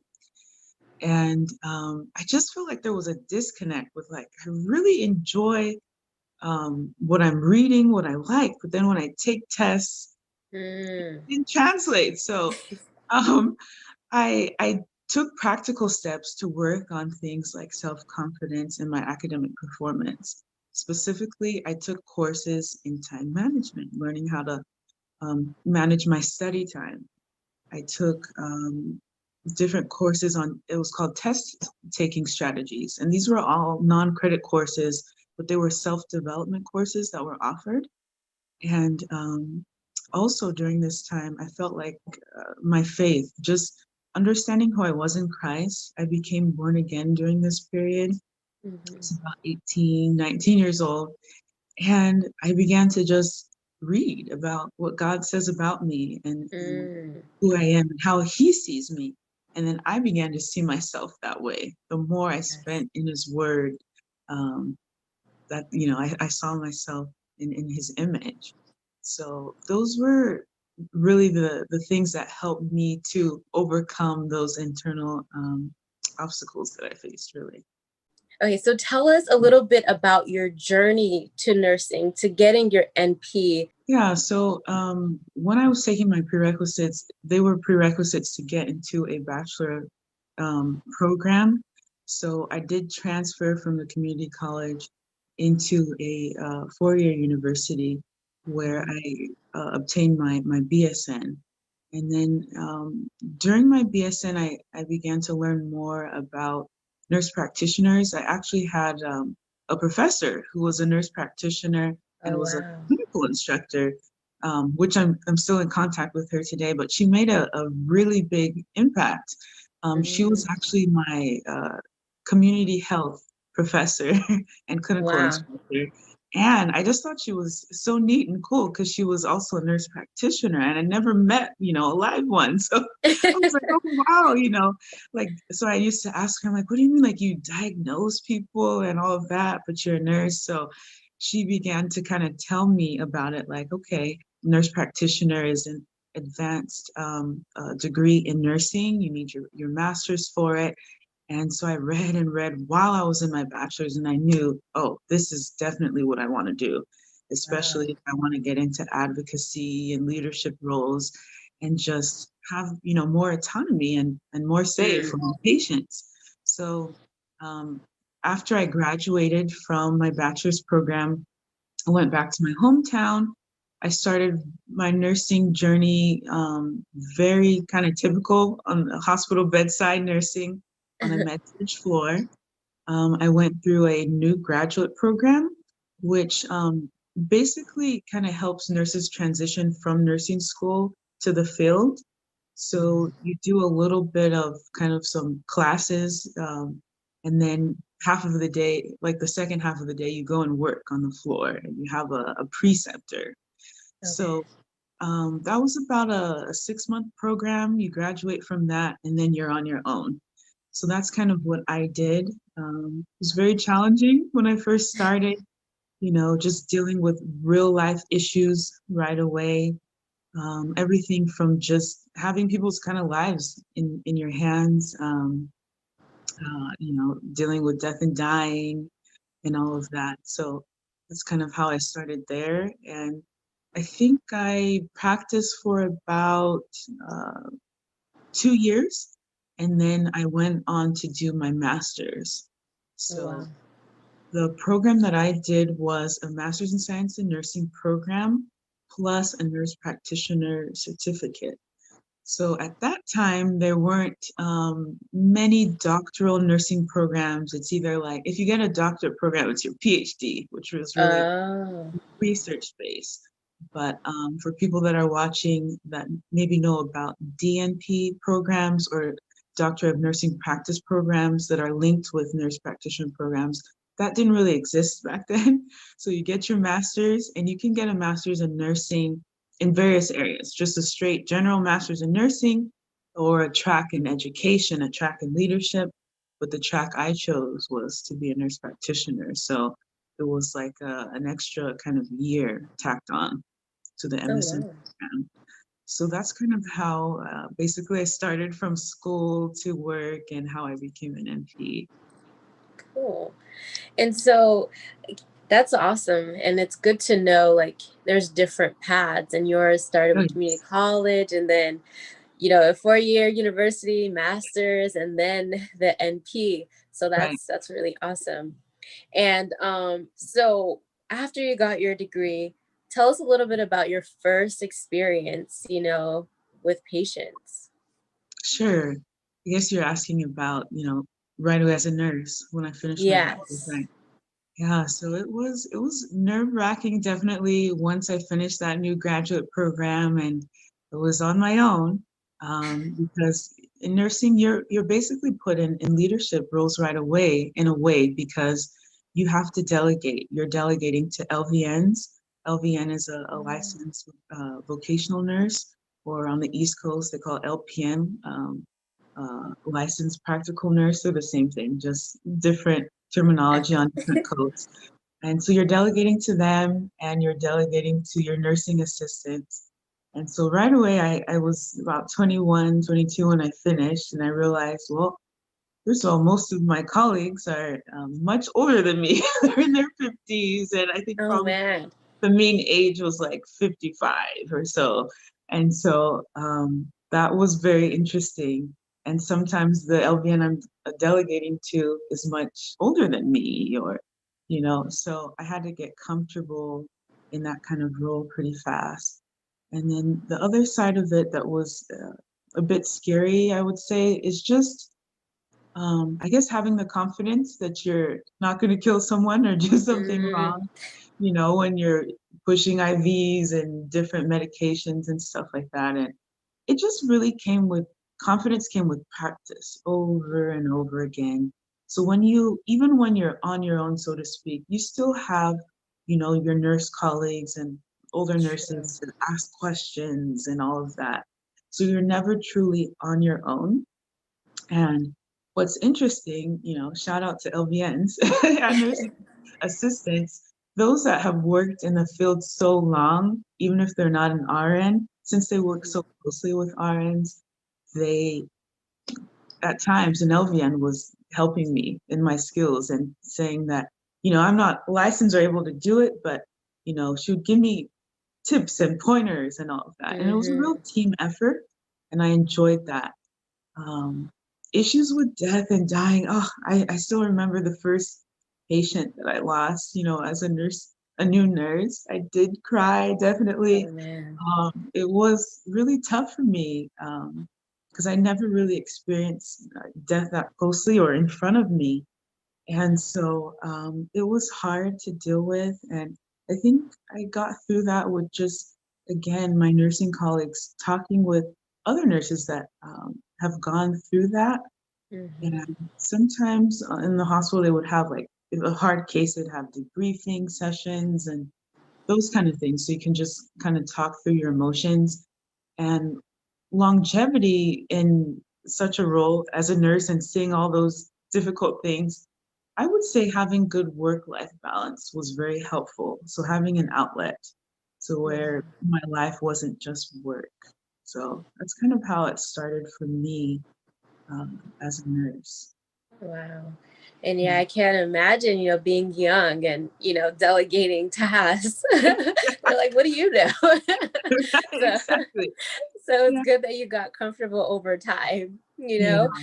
And I like how you talked about work-life balance. So that's a great segue into my next question. So how are you able to balance family, your career, and everything else that you do? Sure, that's a great question. Sometimes I wonder myself, but I honestly, I would say learning to kind of relinquish control and asking for help. I would say definitely in being a mom and being a wife and having a lot of things going on, just willing to not, say, no, I don't have to do it all. It's okay to even delegate tasks in real life or ask for help or reach out and say, I need help with someone watching my kid, or I just need to go and have me time and do self-care. So yeah, I would say definitely just kind of really relinquishing that control and allowing other people kind of in your life and your journey. I think it really takes kind of a village to raise kids and to have good mental health and all of that. So leaning on my family members, friends, and making sure that I do a lot of self-care. So taking time for myself, from everything, my health, what I eat, sometimes just going to the spa or anything Yes. that I enjoy. I like going to the spa and those kinds of things, That's but good. so whatever works for you. So yeah, those kinds of things help me with work-life balance. Definitely. Yeah, you have to treat yourself. You can't just continue going and going without taking care of yourself, you know? Definitely. And so, I know we didn't talk about public health yet, but what made you combine nursing and public health? Can you tell us a little bit about that? Sure. It's kind of embedded a little bit into my nursing journey, so I'll take you guys a little bit through that. So I worked initially, as I said, in the hospital, and I worked in the hospital for about 5 years, and then I made a switch into public health by way of home health, actually. And I really wanted to get into a leadership kind of role. So um, before I knew that I wanted to do that, I started volunteering in public health. I just knew I like public health. I want to work in public health. And I went on a missions trip and I volunteered as an RN. It was a missions trip in Nigeria. And I worked as an RN coordinator at that trip. And I absolutely loved it. It was just, I'm like, I love this. This is me. I felt like I just thought it was an amazing experience to be able to I thought I'm being a blessing into people's lives, but then I was coming away blessed from it as well. Wow. So it was just an enriching experience. It's like doing what I love to do, and wow, I'm yeah, you can get paid to do this, wow, and and just be blessed by it, and it's definitely life changing. So that trip was very pivotal, I think, in my career. Because when I came back from it, I'm like, wow, I want to work in public health. I want to, work in training nurses and being in leadership. So I took a leadership position as a director of nursing, but in home health. And I was less than 30 at that time. Wow. And yeah, I just saw it though. So when you see something and you want something, go after it. And I tell you what, when I read the job description at the time, I didn't have all the requirements. They were calling for, just different things that I didn't have yet. But I knew I wanted it. So I just said, well, what's the kind of job that I would go for that I'm not necessarily qualified for on paper, but I know I can do this. And I found that job and they called me. Wow. Yeah. And, long story short, I started in that job and I loved it. And from there, wound up finishing my NP, worked as an NP in public health and in clinic setting. And my passion really drove me even more into leadership. And I felt called to start my own nonprofit. Wow. So I did that about 5 years ago, 2015, and that's the Yuval Foundation that I'm the president of. And really, I started locally with what I had. I always knew that I, wanted to do missions, back to that dream. Yeah. But I didn't know how can little old me do all of that. So I started with what I have. And so that's what I preach to people a lot. Just start with what you have. You dream, you pray, you plan, and then you move. So that's a personal motto of mine. And so I registered it. I researched how do I do that? I registered it. I had a mentor that had their own nonprofit, not in healthcare, but they just had a nonprofit. And so they're like, this is what you do, this is what you file, and all of that. Hmm. registered and started local. So at that time, I was in the greater Los Angeles area. I worked a lot with the homeless population, had a heart for the homeless communities, and we just started with homeless outreaches. So we do, hygiene packs, and we do health education, and we'd also feed them as well, and those types of things. And then I started working with the homeless communities a lot in shelters Hmm. within Los Angeles, in San Fernando Valley, worked with some women's shelters there, and we did health and fitness outreaches. So ongoing. So we do health workshop classes like on women's health and hygiene and all of that. And then Wow. we do fitness classes, and I'd collaborate with who I knew, my friends. So I had a friend that Hmm. was a fitness instructor, and she volunteered her time, and just kind of started from there. And once we built kind of a little bit of rapport and our name and did fundraising, um, I then went overseas for the first time in 2016 and did my first medical mission. So that was my journey into public health and where I am. Wow. That is amazing. And yeah, public health is amazing, an amazing field that you can do so much in. Yeah. So it's just it's yeah, it's really amazing. And for you, what does public health mean to you? Because some people might be watching and they don't understand what is public It's health. public So health. what is public health to you?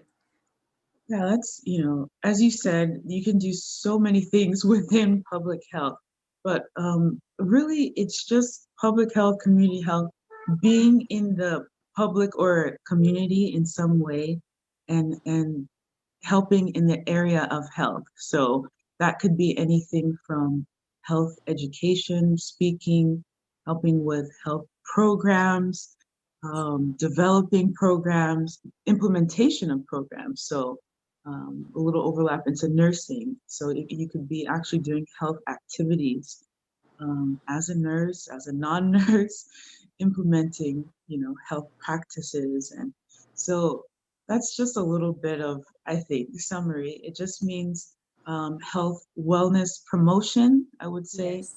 in the public health or community arena. That's outside of maybe just the hospital. Although you can do public health in a hospital, which is Yeah. another conversation. But yeah, I would Yeah. say people that didn't have an idea of it, that's what it kind of means to me. Yeah, health promotion and wellness. Yes, beautiful. Yeah. You said it very well. And so for you, what does a day look like for you now?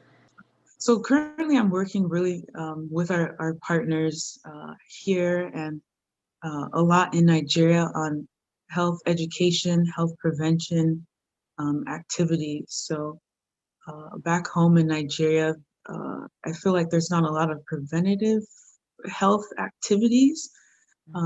There's just more of the treatment end, or when things kind of get out of hand. So Yes. yeah, so I'm really working on just teaching healthy practices and hygiene, having partners out there really educate the locals on that, and everything from even some emergency preparedness like CPR and first aid, and those types of activities as we gear up for our next mission, which would be next year in 2021. So, Wow. yeah, we did have one planned in 2020, but COVID kind of put a big damper in those plans. So, but yeah, we're gearing up for next year fall, so that will be announced soon, and be recruiting some volunteers to go over and do some missionary work there. Awesome. And so this is a great segue. So how is it working in healthcare during a pandemic? Yeah, it's very challenging, especially initially.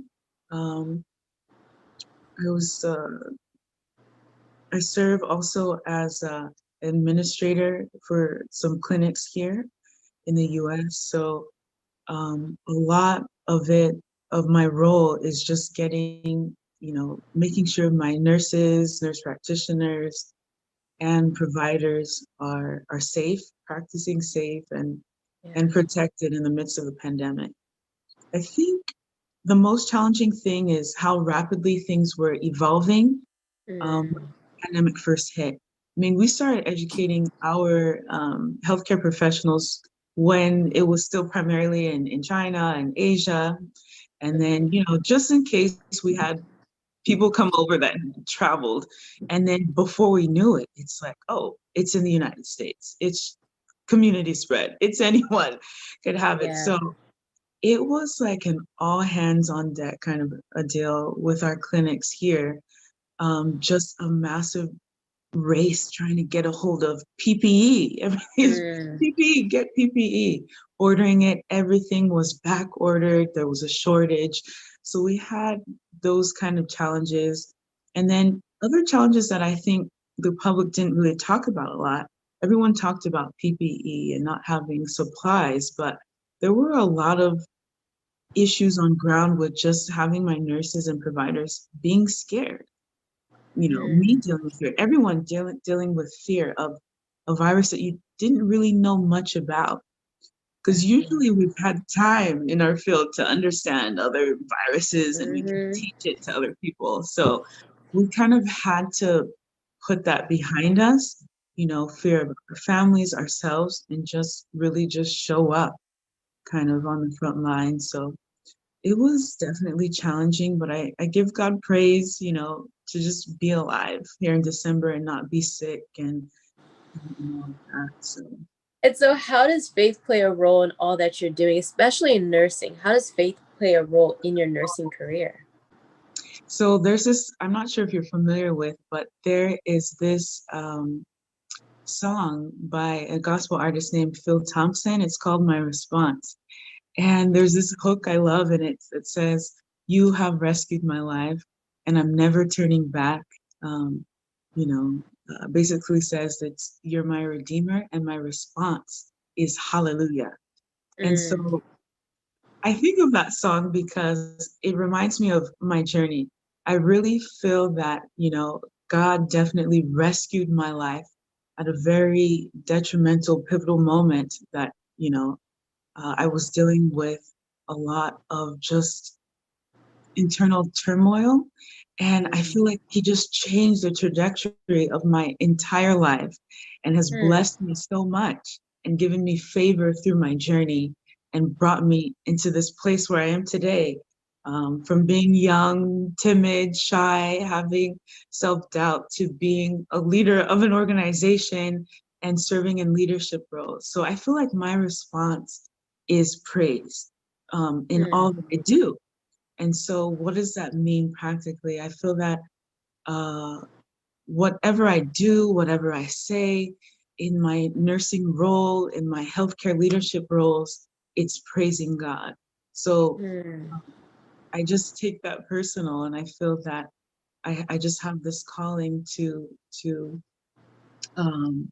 show the love of Christ in all that I do, inspire others by my journey and my story to never give up, and not just, and that could be in anything, not just in academics or nursing, but even at the bedside, to not give up if you're faced with a sickness or a challenge, or if your family member is facing that, to just trust and have faith in God.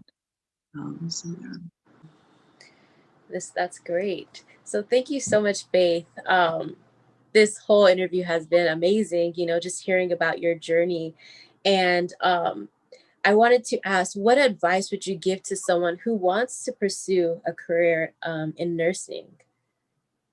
Sure. I would definitely give advice that, to do your research. Do your research. There's so many avenues of nursing. And I say early on to do research about different avenues. Not that you will know right away what you want to do, but just to understand the different options out there that are available to you. I think it's very important to kind of have a little bit of a roadmap of kind of where you're going. And when things get maybe difficult in school and you're like, why did I even pick this anymore?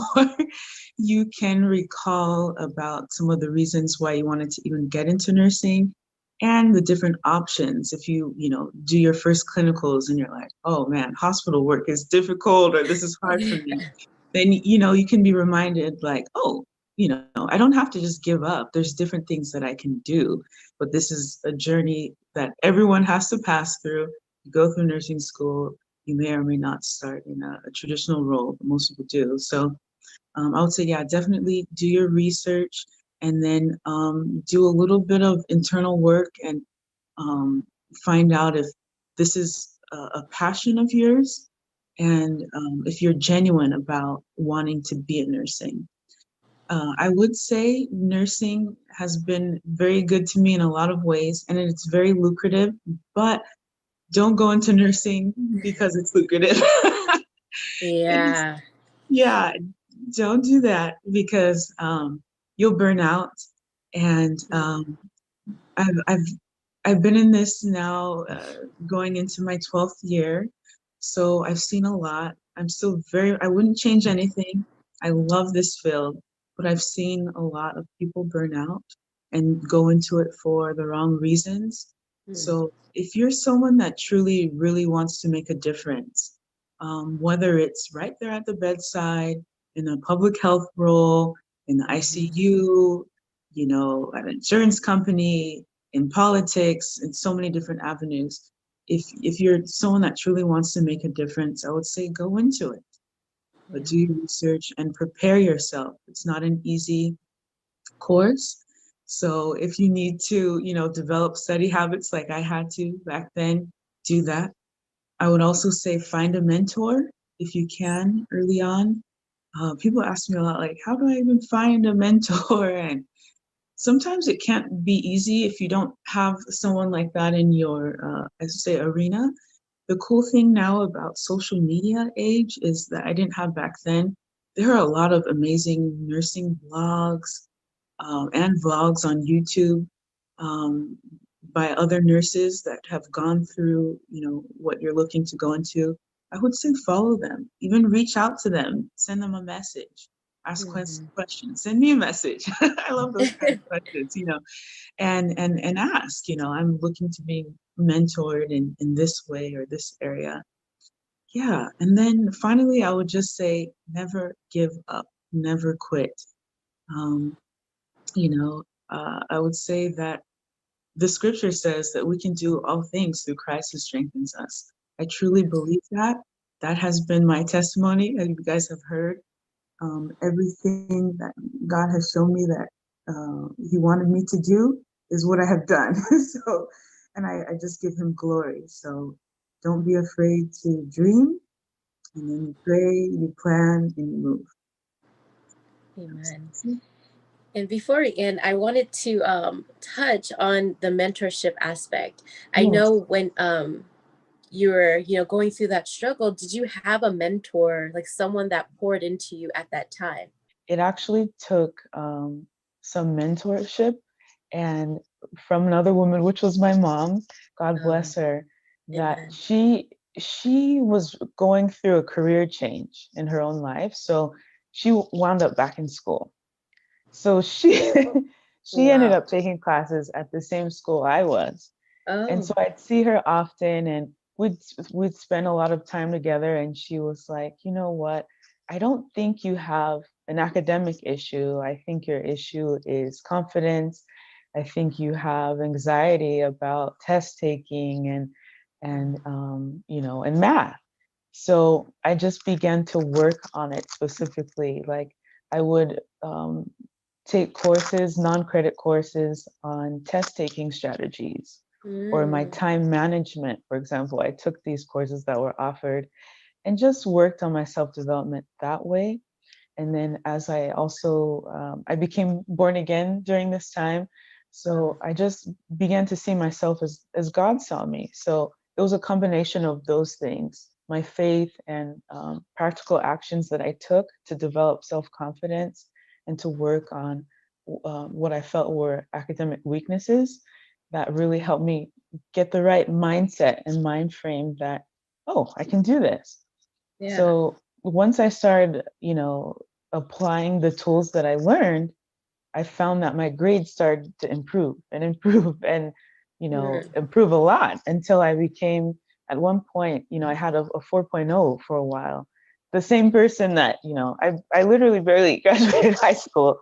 I Wow. didn't even have like a 3.0. It got real bad at Oh one my point. gosh. I was on like academic probation and all of that. So, yeah, I think those are the things that really helped me to overcome. It took just someone investing in me and believing and saying, you know what, I don't think that you're dumb, So Yeah. mom really spoke over me a lot, Wow. and she was there at times to literally kind of do hand holding. It's like, okay, let's develop, habits, study habits.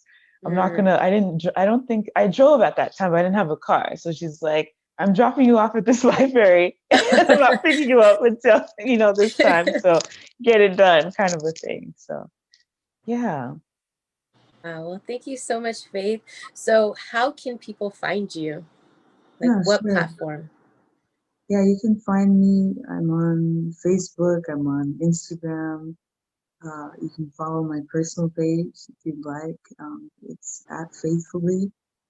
You can also follow our foundation. It's Yuval Foundation. We're on Instagram, and our website, yuvalfoundation.org, to just keep up with what we're doing. Very soon, we're going to be announcing our next mission next year.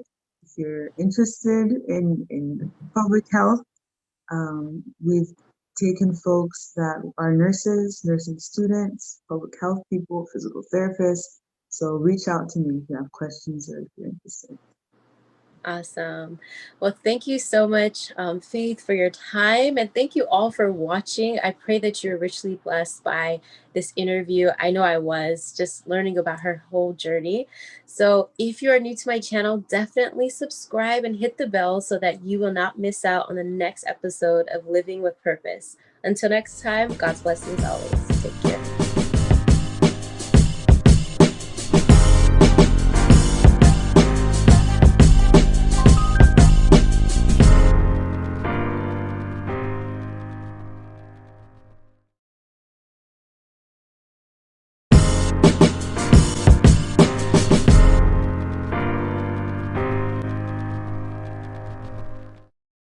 Hey, lovely people, welcome back to my channel. If you're new here, my name is Queen, and this is another episode of Living with Purpose. I'm so excited today because we have a special guest who is amazing. So I'm just going to read her bio and we're going to get right into questions.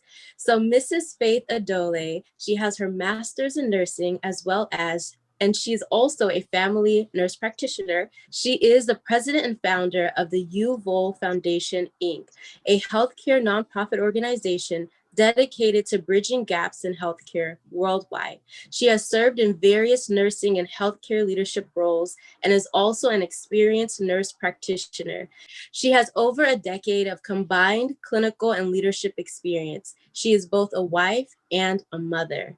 Wow. So welcome, Faith. Thank you so much for being here. So we're going to start off with the first question. When did you know you wanted to go into nursing? Sure. Initially, I didn't know that I wanted to be a nurse. I always enjoyed, science courses and biology, and I knew that I liked helping people. So naturally, I thought, maybe I should be a doctor. Um, but I had a very big challenge in high school. I struggled a lot in my math courses, and I kind of just lost confidence a lot along the way. And I felt like, how could I even make it in medicine? How could I even get into the kind of schools that I want to get in? So I kind of put that on the back burner, and I decided that I need to get my grades up, and I went to a community college.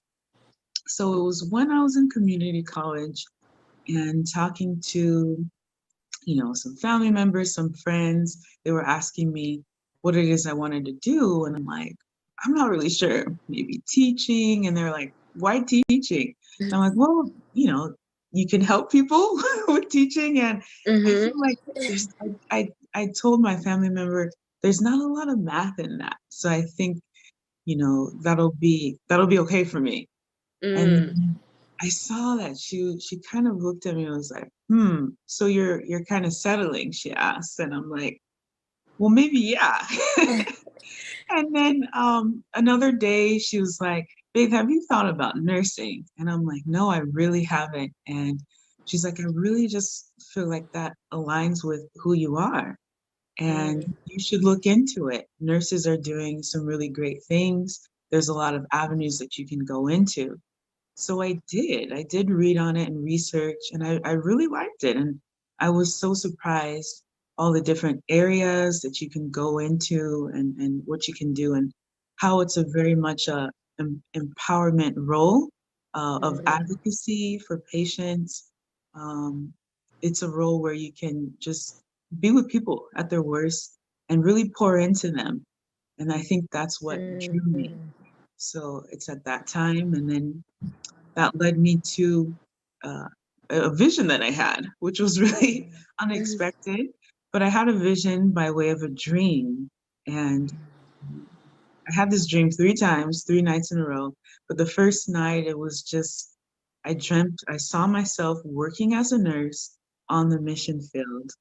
Mm. Um, yeah, doing missionary nursing in kind of a leadership capacity. Like I was telling people what to do, and I was Mm. orchestrating things. And I woke up and I thought, wow, what a neat dream. And that's really awesome. I don't know any, missionary nurses.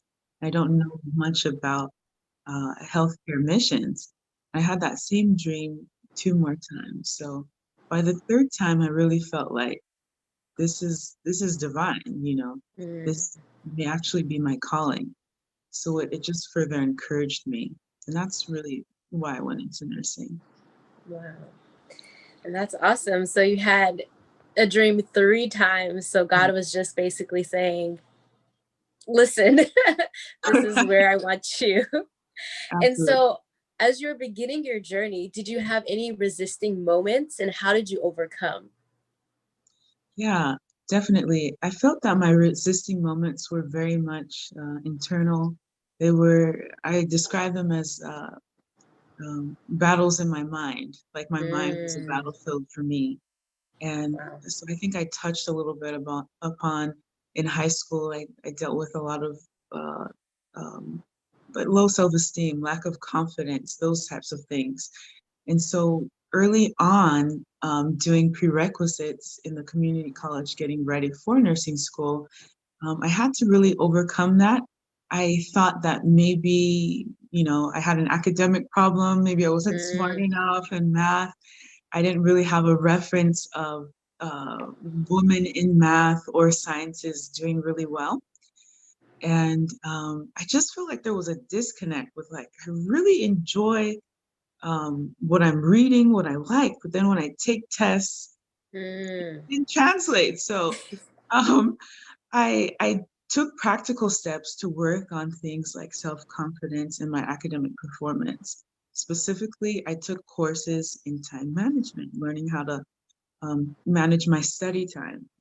I took different courses on, it was called test taking strategies. And these were all non-credit courses, but they were self-development courses that were offered. And also during this time, I felt like my faith, just understanding who I was in Christ, I became born again during this period.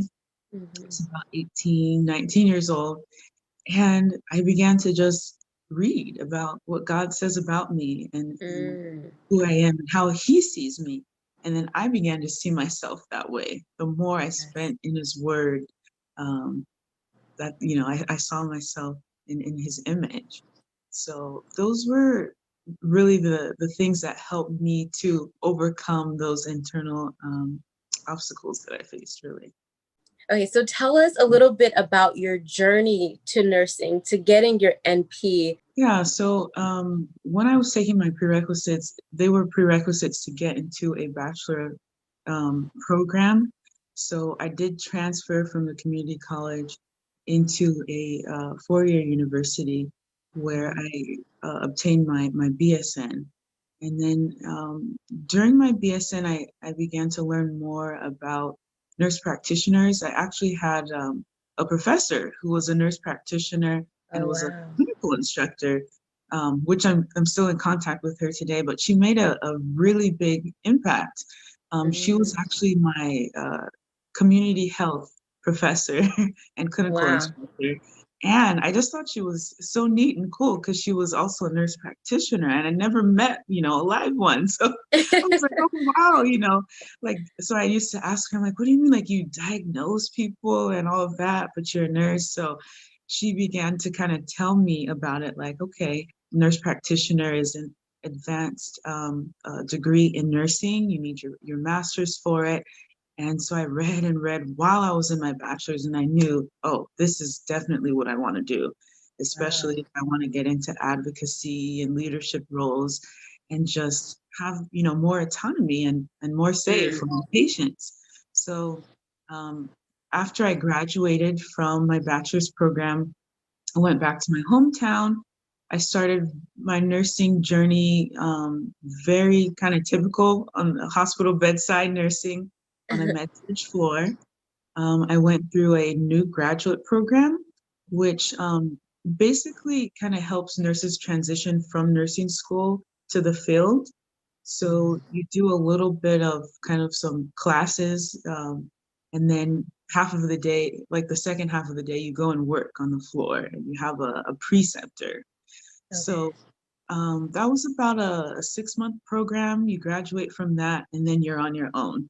So that's kind of what I did. It was very challenging when I first started, just dealing with real life issues right away. Everything from just having people's kind of lives in your hands, dealing with death and dying and all of that. So that's kind of how I started there. And I think I practiced for about uh, 2 years. And then I went on to do my master's. Oh, wow. So the program that I did was a master's in science and nursing program plus a nurse practitioner certificate. So at that time, there weren't many doctoral nursing programs. It's either like, if you get a doctorate program, it's your PhD, which was really Oh. research based. But for people that are watching that maybe know about DNP programs or Doctor of Nursing Practice programs that are linked with nurse practitioner programs, that didn't really exist back then. So you get your master's and you can get a master's in nursing in various areas, just a straight general master's in nursing or a track in education, a track in leadership. But the track I chose was to be a nurse practitioner. So it was like an extra kind of year tacked on to the Oh, MSN wow. program. So that's kind of how basically I started from school to work and how I became an NP. Cool. And so that's awesome. And it's good to know like there's different paths, and yours started with community Nice. college and then, a 4-year university, master's, and then the NP. So Right. that's really awesome. And so after you got your degree, tell us a little bit about your first experience, with patients. Sure. I guess you're asking about, right away as a nurse when I finished my bachelor's, Yes. right? Yeah, so it was nerve-wracking definitely once I finished that new graduate program and it was on my own because in nursing you're basically put in leadership roles right away in a way because you have to delegate. You're delegating to LVNs. LVN is a licensed vocational nurse, or on the East Coast they call it LPN, licensed practical nurse. They're the same thing, just different terminology on different codes. And so you're delegating to them and you're delegating to your nursing assistants. And so right away, I was about 21, 22 when I finished, and I realized, well, first of all, most of my colleagues are much older than me. They're in their 50s, and I think Oh, probably man. the mean age was like 55 or so. And so that was very interesting. And sometimes the LVN I'm delegating to is much older than me, or, so I had to get comfortable in that kind of role pretty fast. And then the other side of it that was a bit scary, I would say, is just I guess having the confidence that you're not going to kill someone or do something wrong, you know, when you're pushing IVs and different medications and stuff like that. And it just really came with confidence, came with practice over and over again. So when you, even when you're on your own, so to speak, you still have, you know, your nurse colleagues and older nurses to ask questions and all of that. So you're never truly on your own. And what's interesting, you know, shout out to LVNs and nursing assistants, those that have worked in the field so long, even if they're not an RN, since they work so closely with RNs, they, at times, an LVN was helping me in my skills and saying that, you know, I'm not licensed or able to do it, but, you know, she would give me tips and pointers and all of that. And it was a real team effort, and I enjoyed that. Um, Issues with death and dying. Oh, I still remember the first patient that I lost, you know, as a nurse, a new nurse. I did cry, definitely. Oh, man. It was really tough for me because I never really experienced death that closely or in front of me. And so it was hard to deal with. And I think I got through that with just, again, my nursing colleagues talking with other nurses that have gone through that. And sometimes in the hospital, they would have like, if a hard case, they'd have debriefing sessions and those kind of things. So you can just kind of talk through your emotions and longevity in such a role as a nurse and seeing all those difficult things. I would say having good work-life balance was very helpful. So having an outlet to where my life wasn't just work.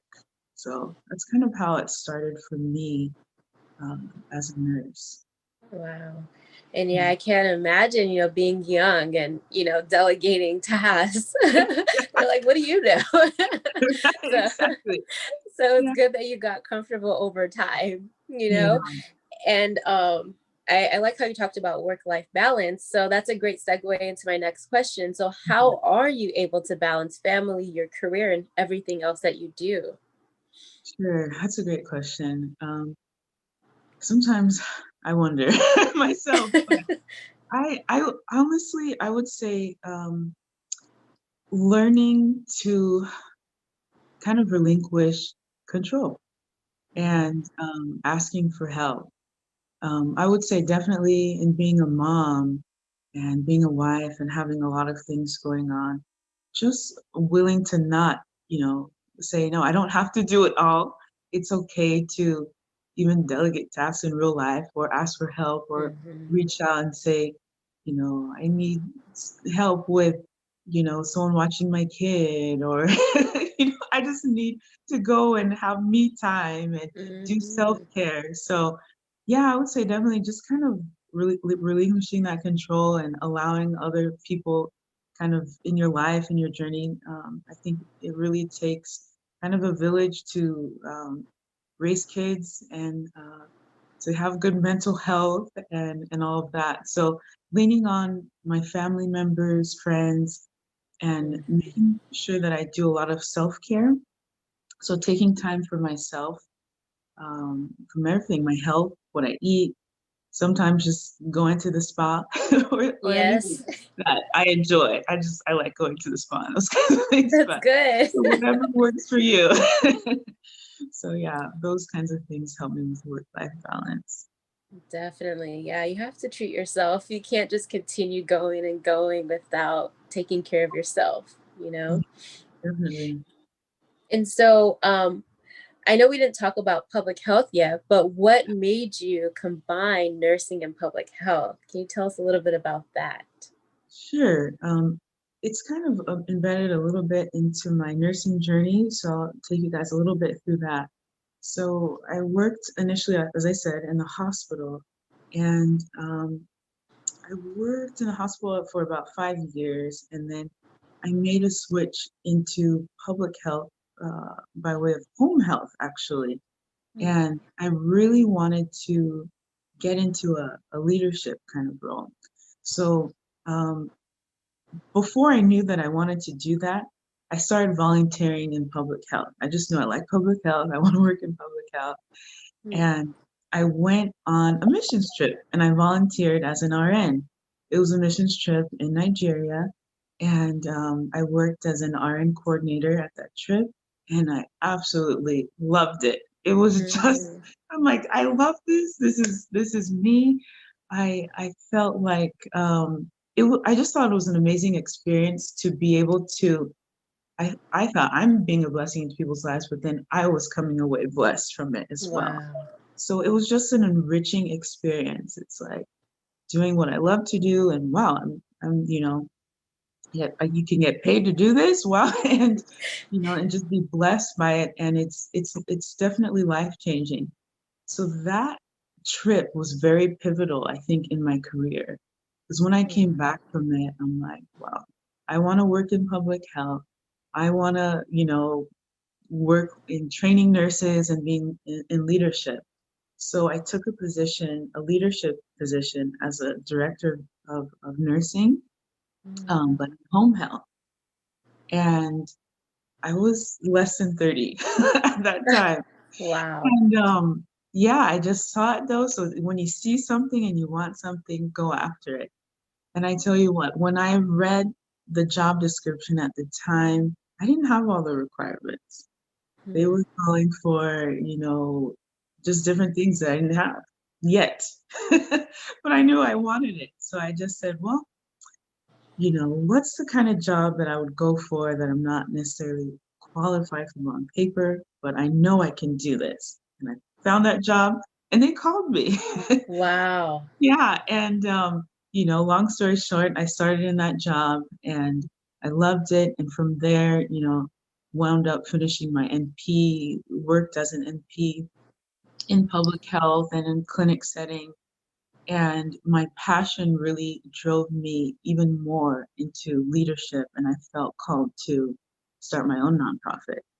Wow. So I did that about 5 years ago, 2015. And that's the UVaL Foundation that I'm the president of.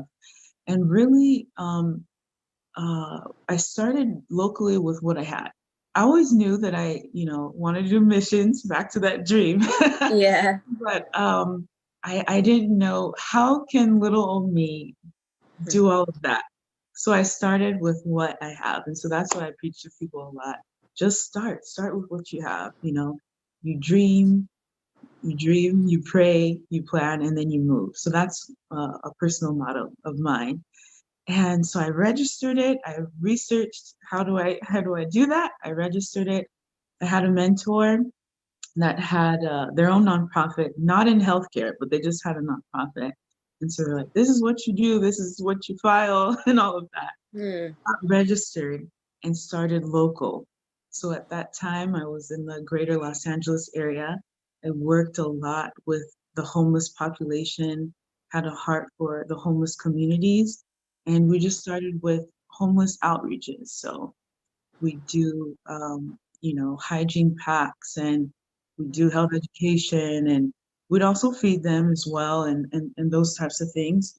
And then I started working with the homeless communities a lot in shelters within Los Angeles, in San Fernando Valley, worked with some women's shelters there, and we did health and fitness outreaches. So ongoing. So we do health workshop classes like on women's health and hygiene and all of that. And then we do fitness classes, and I'd collaborate with who I knew, my friends. So I had a friend that was a fitness instructor, and she'd volunteer her time, and just kind of started from there. And once we built kind of a little bit of rapport and our name and did fundraising, um, I, I then went overseas for the first time in 2016 and did my first medical mission.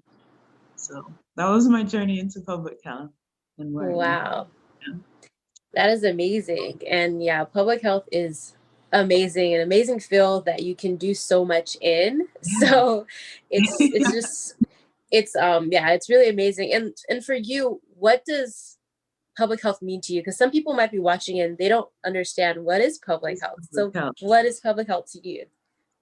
Yeah, that's, as you said, you can do so many things within public health, but really it's just public health, community health, being in the public or community in some way, and helping in the area of health. So that could be anything from health education, speaking, helping with health programs, developing programs, implementation of programs. So a little overlap into nursing. So you could be actually doing health activities as a nurse, as a non-nurse, implementing, health practices. And so that's just a little bit of, I think, summary. It just means health wellness promotion, I would say, Yes.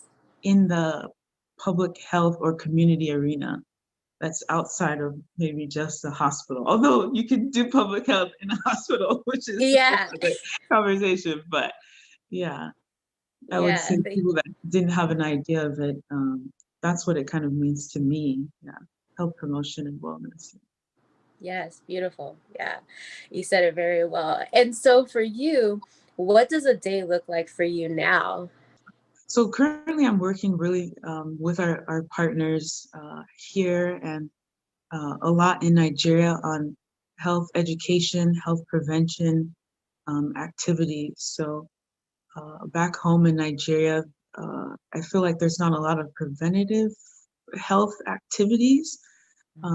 There's just more of the treatment end, or when things kind of get out of hand. So Yes.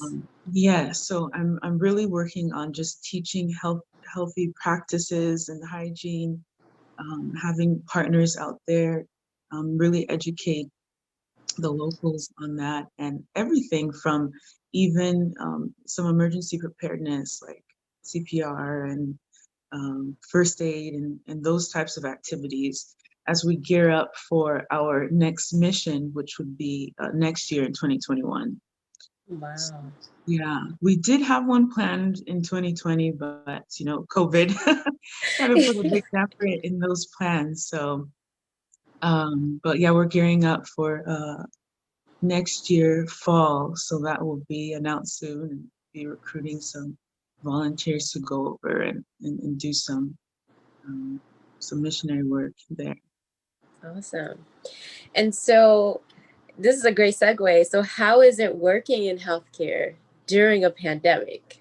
Yeah, it's very challenging, especially initially. Um, I was I serve also as a administrator for some clinics here in the U.S. So a lot of my role is just getting, making sure my nurses, nurse practitioners, and providers are safe, practicing safe, and Yeah. protected in the midst of the pandemic.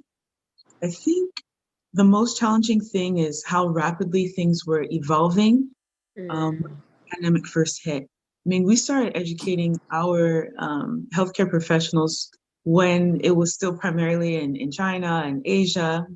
And then, just in case we had people come over that traveled. And then before we knew it, it's like, oh, it's in the United States. It's community spread. It's anyone could have it. Yeah. So it was like an all hands on deck kind of a deal with our clinics here. Just a massive race trying to get a hold of PPE. Everything's Mm. PPE, get PPE. Ordering it, everything was back ordered. There was a shortage. So we had those kind of challenges. And then other challenges that I think the public didn't really talk about a lot. Everyone talked about PPE and not having supplies, but there were a lot of issues on ground with just having my nurses and providers being scared.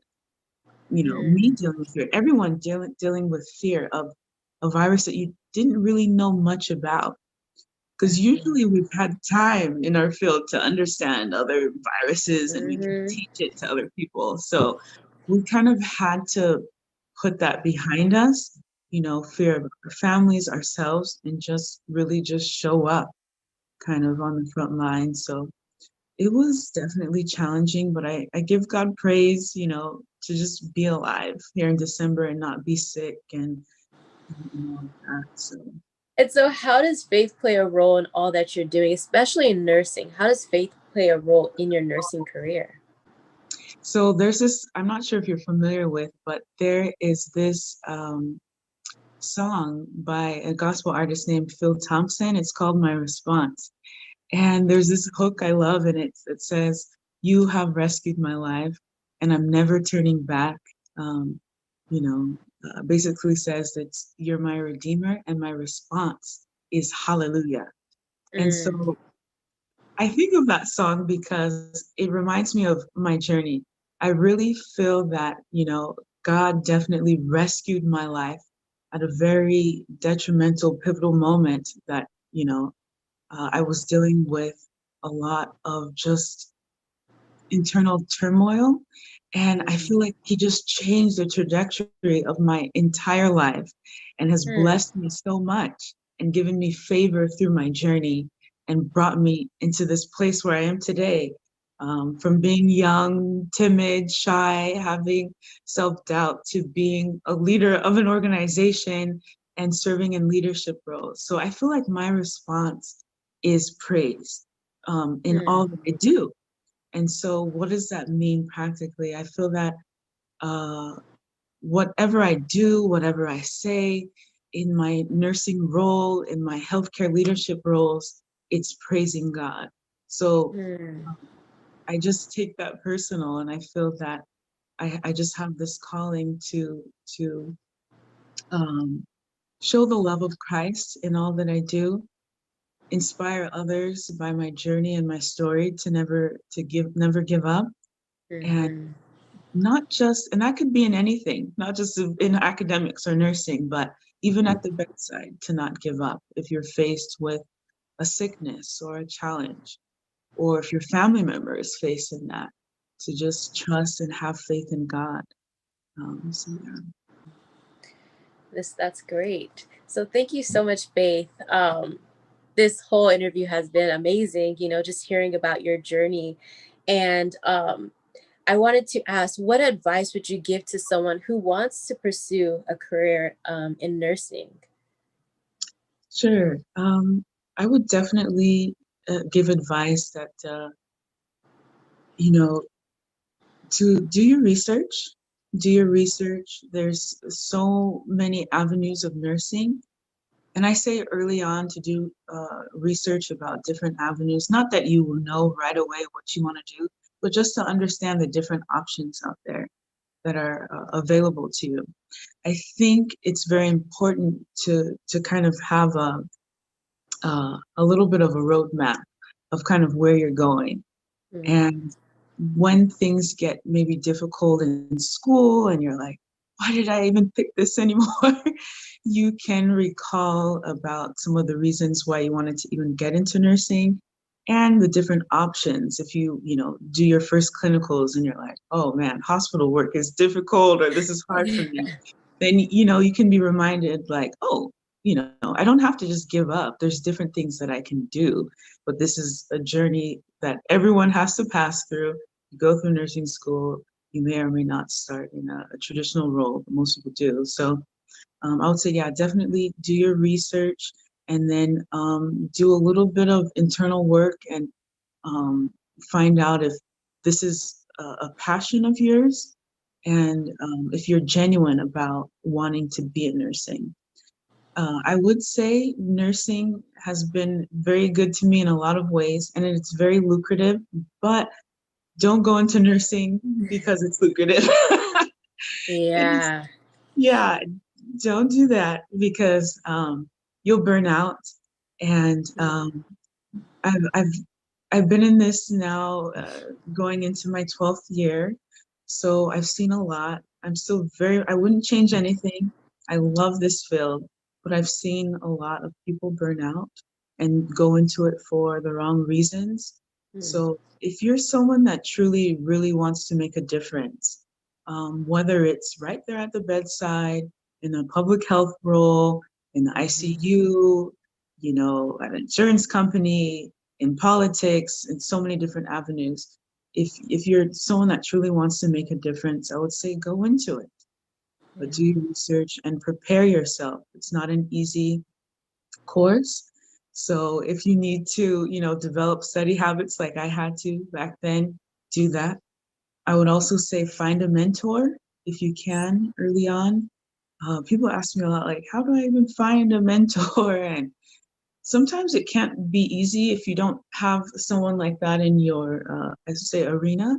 The cool thing now about social media age is that I didn't have back then. There are a lot of amazing nursing blogs, and vlogs on YouTube, um, by other nurses that have gone through, what you're looking to go into. I would say follow them, even reach out to them, send them a message, ask questions, send me a message. I love those kind of questions, and ask, I'm looking to be mentored in this way or this area. Yeah. And then finally, I would just say never give up, never quit. Um, I would say that the scripture says that we can do all things through Christ who strengthens us. I truly believe that. That has been my testimony, as you guys have heard.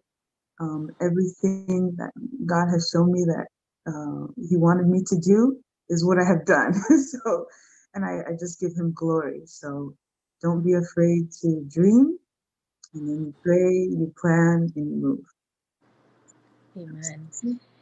And before we end, I wanted to touch on the mentorship aspect. I know when you were, going through that struggle, did you have a mentor, like someone that poured into you at that time? It actually took some mentorship, and from another woman, which was my mom, God bless her, that Amen. she was going through a career change in her own life. So she wound up back in school. So she she ended up taking classes at the same school I was. And so I'd see her often, and we'd spend a lot of time together, and she was like, "You know what? I don't think you have an academic issue. I think your issue is confidence. I think you have anxiety about test taking and math." So I just began to work on it specifically. Like I would take courses, non-credit courses on test taking strategies, or my time management, for example. I took these courses that were offered and just worked on my self-development that way. And then as I also, I became born again during this time. So I just began to see myself as God saw me. So it was a combination of those things, my faith and practical actions that I took to develop self-confidence and to work on what I felt were academic weaknesses, that really helped me get the right mindset and mind frame that, oh, I can do this. Yeah. So once I started, applying the tools that I learned, I found that my grades started to improve and improve and, improve a lot, until I became, at one point, I had a 4.0 for a while. The same person that, I literally barely graduated high school. I didn't even have like a 3.0. It got real bad. At one point, gosh. I was on like academic probation and all of that. So, yeah, I think those are the things that really helped me to overcome. It took just someone investing in me and believing and saying, you know what, I don't think that you're dumb, So mom really spoke over me a lot. Wow. And she was there at times to literally kind of do hand holding. It's like, okay, let's develop, habits, study habits. I don't think I drove at that time, but I didn't have a car. So she's like, I'm dropping you off at this library. I'm not picking you up until, this time. So get it done, kind of a thing. So, yeah. Well, thank you so much, Faith. So how can people find you? Like Yeah, what sure. platform? Yeah, you can find me. I'm on Facebook. I'm on Instagram. You can follow my personal page if you'd like. It's at Faithfully. You can also follow our foundation. It's Uval Foundation. We're on Instagram, and our website, uvalfoundation.org, to just keep up with what we're doing. Very soon, we're going to be announcing our next mission next year. If you're interested in public health, we've taken folks that are nurses, nursing students, public health people, physical therapists. So reach out to me if you have questions or if you're interested. Awesome. Well, thank you so much, Faith, for your time. And thank you all for watching. I pray that you're richly blessed by this interview. I know I was just learning about her whole journey. So if you are new to my channel, definitely subscribe and hit the bell so that you will not miss out on the next episode of Living with Purpose. Until next time, God's blessings always. Take care.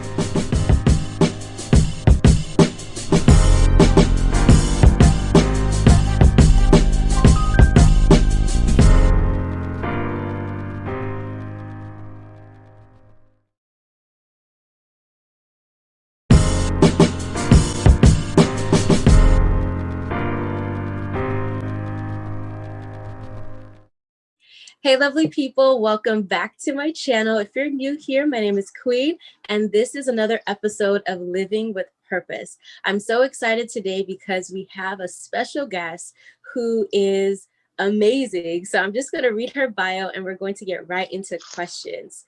So Mrs. Faith Adole, she has her master's in nursing as well as and she's also a family nurse practitioner. She is the president and founder of the UVOL Foundation, Inc., a healthcare nonprofit organization dedicated to bridging gaps in healthcare worldwide. She has served in various nursing and healthcare leadership roles and is also an experienced nurse practitioner.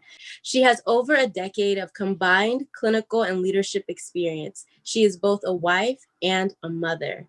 Wow. So welcome, Faith. Thank you so much for being here. So we're going to start off with the first question. When did you know you wanted to go into nursing? Sure. Initially, I didn't know that I wanted to be a nurse. I always enjoyed, science courses and biology, and I knew that I liked helping people. So naturally, I thought, maybe I should be a doctor. Um, but I had a very big challenge in high school. I struggled a lot in my math courses, and I kind of just lost confidence a lot along the way. And I felt like, how could I even make it in medicine? How could I even get into the kind of schools that I want to get in?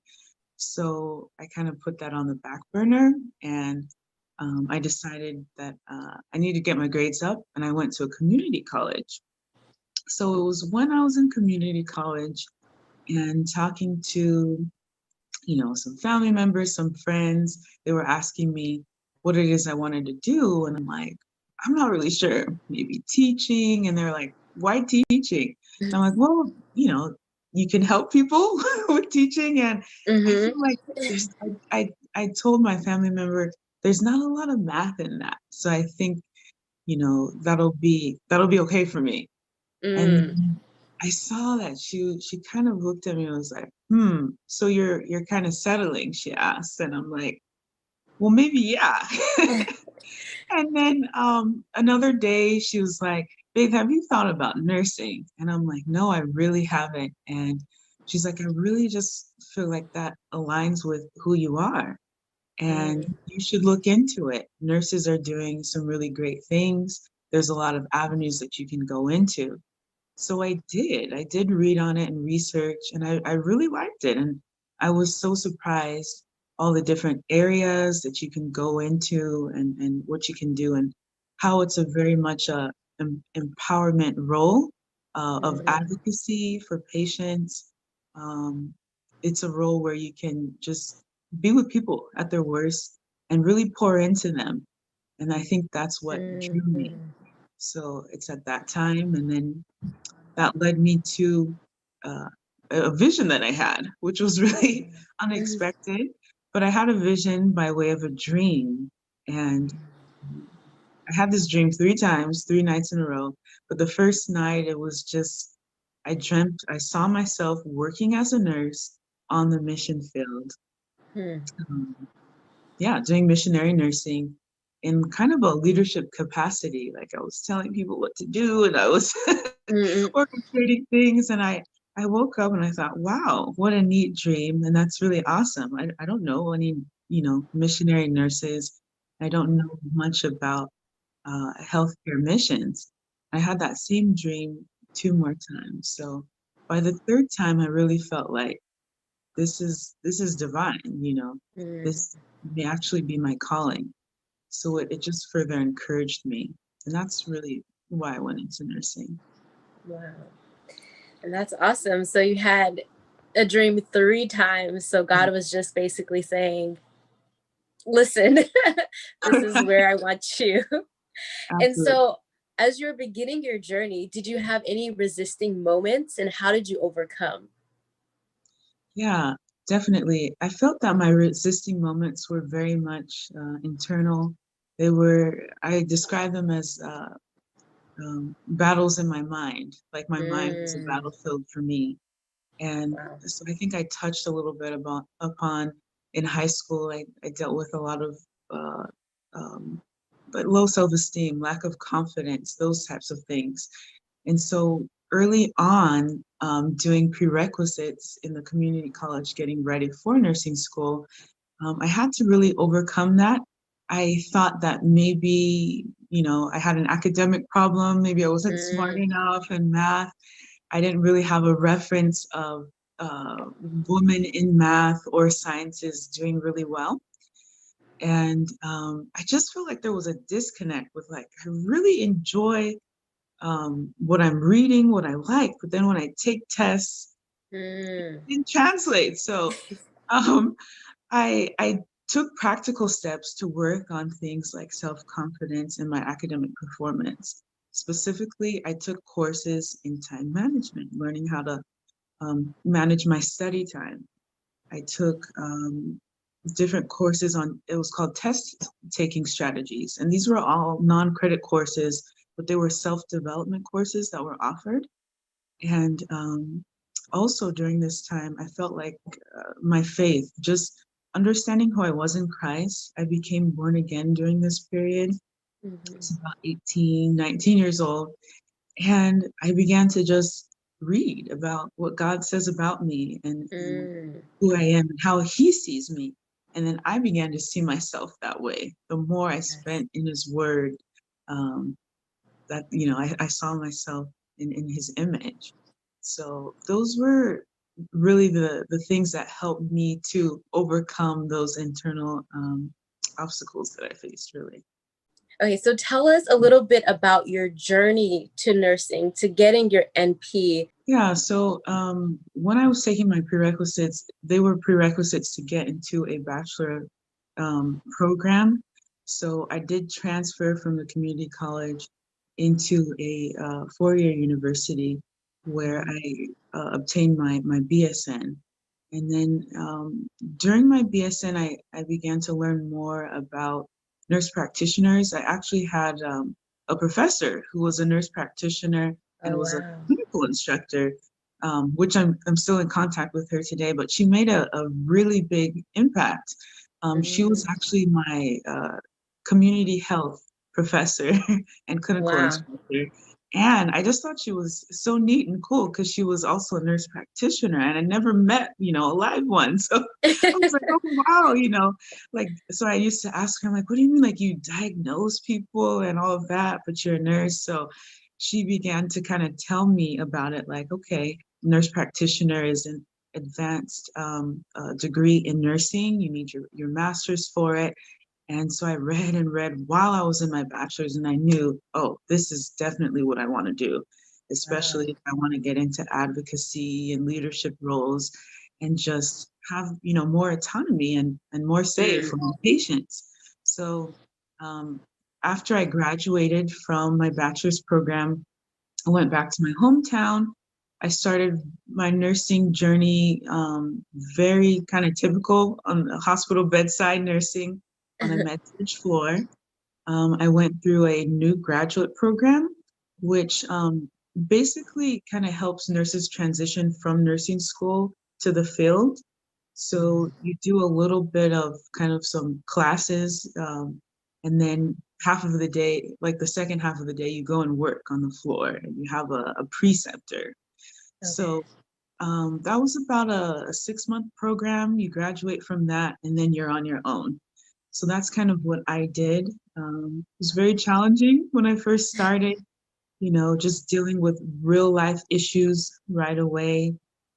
Everything from just having people's kind of lives in your hands, dealing with death and dying and all of that. So that's kind of how I started there. And I think I practiced for about 2 years. And then I went on to do my master's.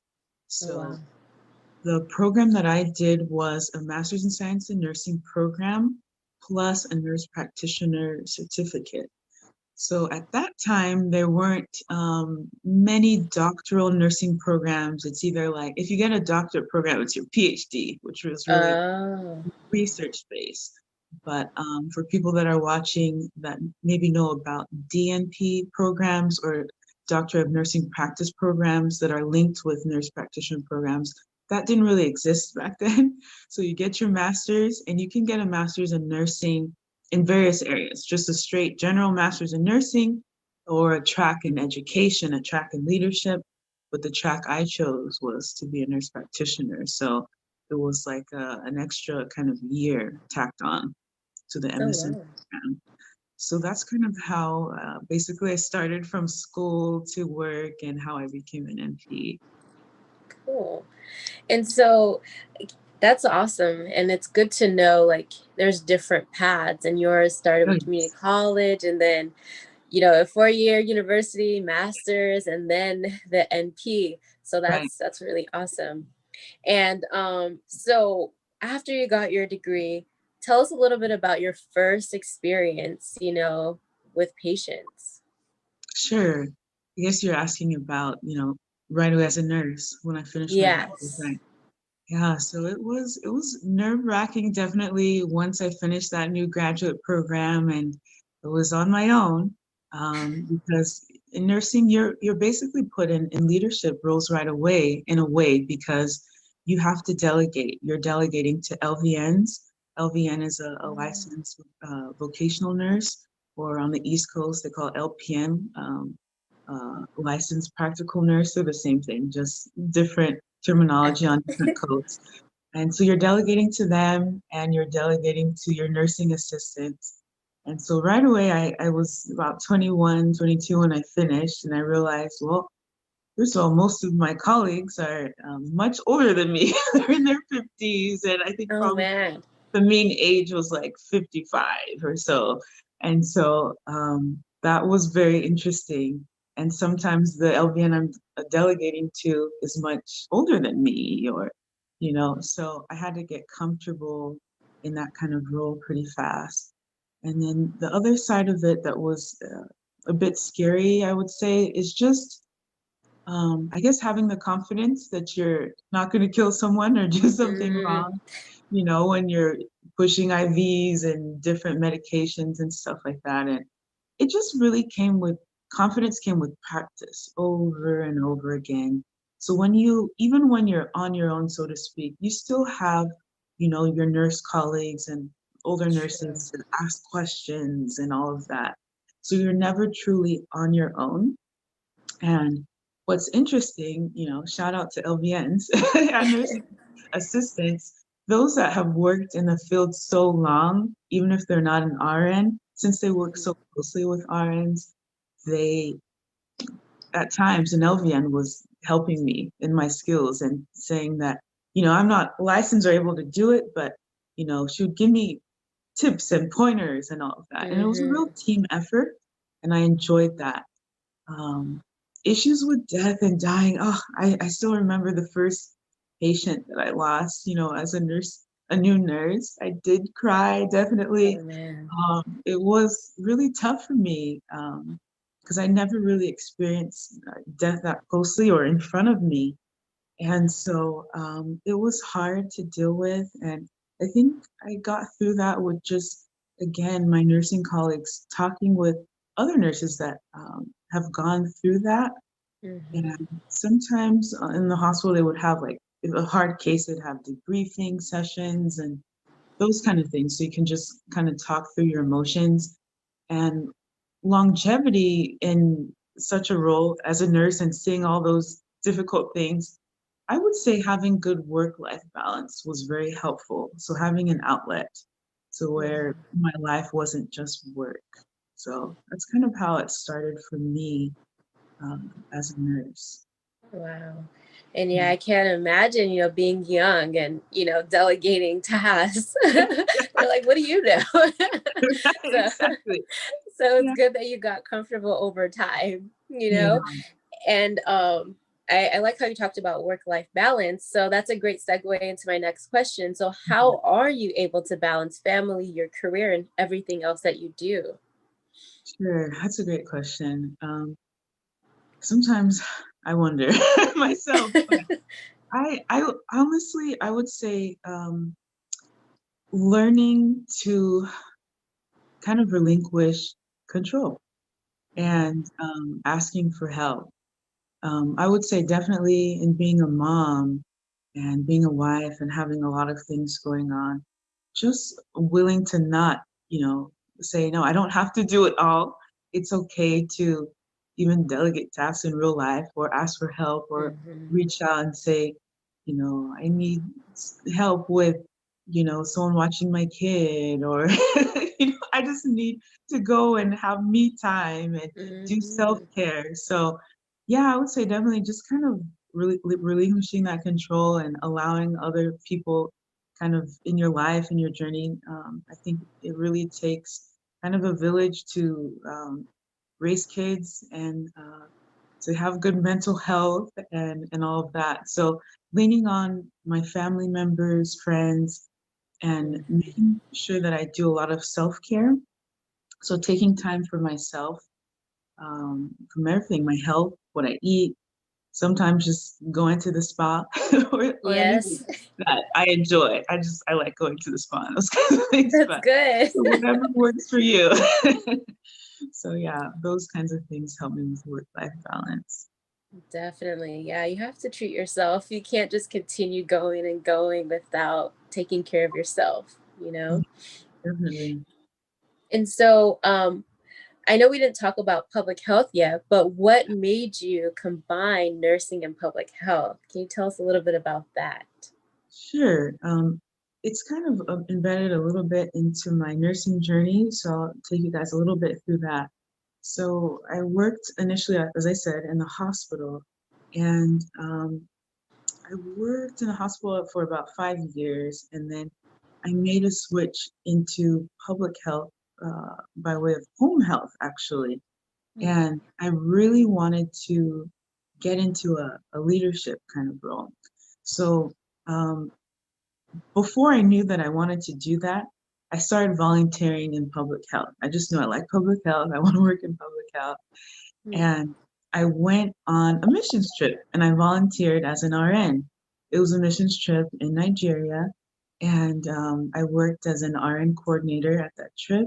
And I absolutely loved it. It was just, mhm, I'm like, I love this. This is me.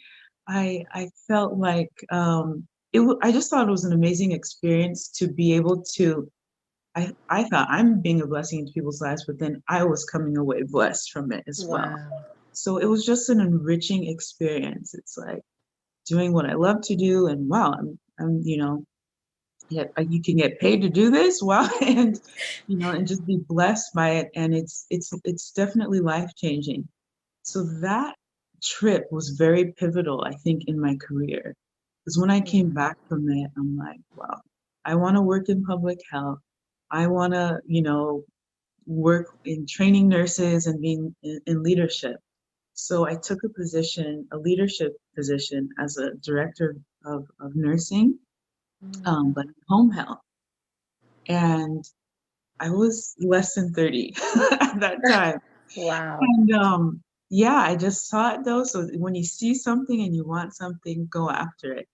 And I tell you what, when I read the job description at the time, I didn't have all the requirements. They Mm. were calling for, just different things that I didn't have yet. But I knew I wanted it. So I just said, well, what's the kind of job that I would go for that I'm not necessarily qualified for on paper, but I know I can do this. And I found that job and they called me. Wow. Yeah. And long story short, I started in that job and I loved it. And from there, wound up finishing my NP, worked as an NP in public health and in clinic setting. And my passion really drove me even more into leadership. And I felt called to start my own nonprofit. Wow. So I did that about 5 years ago, 2015, and that's the Yuval Foundation that I'm the president of. And really, I started locally with what I had. I always knew that I, wanted to do missions, back to that dream. Yeah. But I didn't know how can little old me do all of that. So I started with what I have. And so that's what I preach to people a lot. Just start with what you have. You dream, you pray, you plan, and then you move. So that's a personal motto of mine. And so I registered it. I researched how do I do that? I registered it. I had a mentor that had their own nonprofit, not in healthcare, but they just had a nonprofit. And so they're like, this is what you do, this is what you file, and all of that. Hmm. I registered and started local. So at that time, I was in the greater Los Angeles area. I worked a lot with the homeless population, had a heart for the homeless communities, and we just started with homeless outreaches. So we do, hygiene packs, and we do health education, and we'd also feed them as well, and those types of things. And then I started working with the homeless communities a lot in shelters Mhm. within Los Angeles, in San Fernando Valley, worked with some women's shelters there, and we did health and fitness outreaches. So ongoing. So we do health workshop classes like on women's health and hygiene and all of that. And then Wow. we do fitness classes, and I'd collaborate with who I knew, my friends. So I had a friend that Mhm. was a fitness instructor, and she'd volunteer her time, and just kind of started from there. And once we built kind of a little bit of rapport and our name and did fundraising, um, I, I then went overseas for the first time in 2016 and did my first medical mission. So that was my journey into public health and learning. Wow. Yeah. That is amazing. And yeah, public health is amazing, an amazing field that you can do so much in. So it's just yeah, it's really amazing. And for you, what does public health mean to you? Because some people might be watching and they don't understand what is public It's health. public So health. what is public health to you? Yeah, that's, as you said, you can do so many things within public health, but really it's just public health, community health, being in the public or community in some way, and helping in the area of health. So that could be anything from health education, speaking, helping with health programs, developing programs, implementation of programs. So a little overlap into nursing. So you could be actually doing health activities as a nurse, as a non-nurse, implementing, health practices. And so that's just a little bit of, I think, summary. It just means health wellness promotion, I would say, Yes. in the public health or community arena. That's outside of maybe just the hospital. Although you can do public health in a hospital, which is Yeah. another conversation. But yeah, I would Yeah. say people that didn't have an idea of it, that's what it kind of means to me. Yeah, health promotion and wellness. Yes, beautiful. Yeah, you said it very well. And so for you, what does a day look like for you now? So currently, I'm working really with our partners here and a lot in Nigeria on health education, health prevention activities. So back home in Nigeria, I feel like there's not a lot of preventative health activities. There's just more of the treatment end, or when things kind of get out of hand. So Yes. yeah, so I'm really working on just teaching healthy practices and hygiene, having partners out there really educate the locals on that, and everything from even some emergency preparedness like CPR and first aid and those types of activities as we gear up for our next mission, which would be next year in 2021. Wow. Yeah, we did have one planned in 2020, but COVID kind of put a big damper in those plans. So, but yeah, we're gearing up for next year fall, so that will be announced soon, and be recruiting some volunteers to go over and do some missionary work there. Awesome. And so this is a great segue. So how is it working in healthcare during a pandemic? Yeah, it's very challenging, especially initially. Um, I was I serve also as a administrator for some clinics here in the U.S. So a lot of my role is just getting, making sure my nurses, nurse practitioners, and providers are safe, practicing safe, and protected in the midst of the pandemic. I think the most challenging thing is how rapidly things were evolving when the pandemic first hit. I mean, we started educating our healthcare professionals when it was still primarily in China and Asia.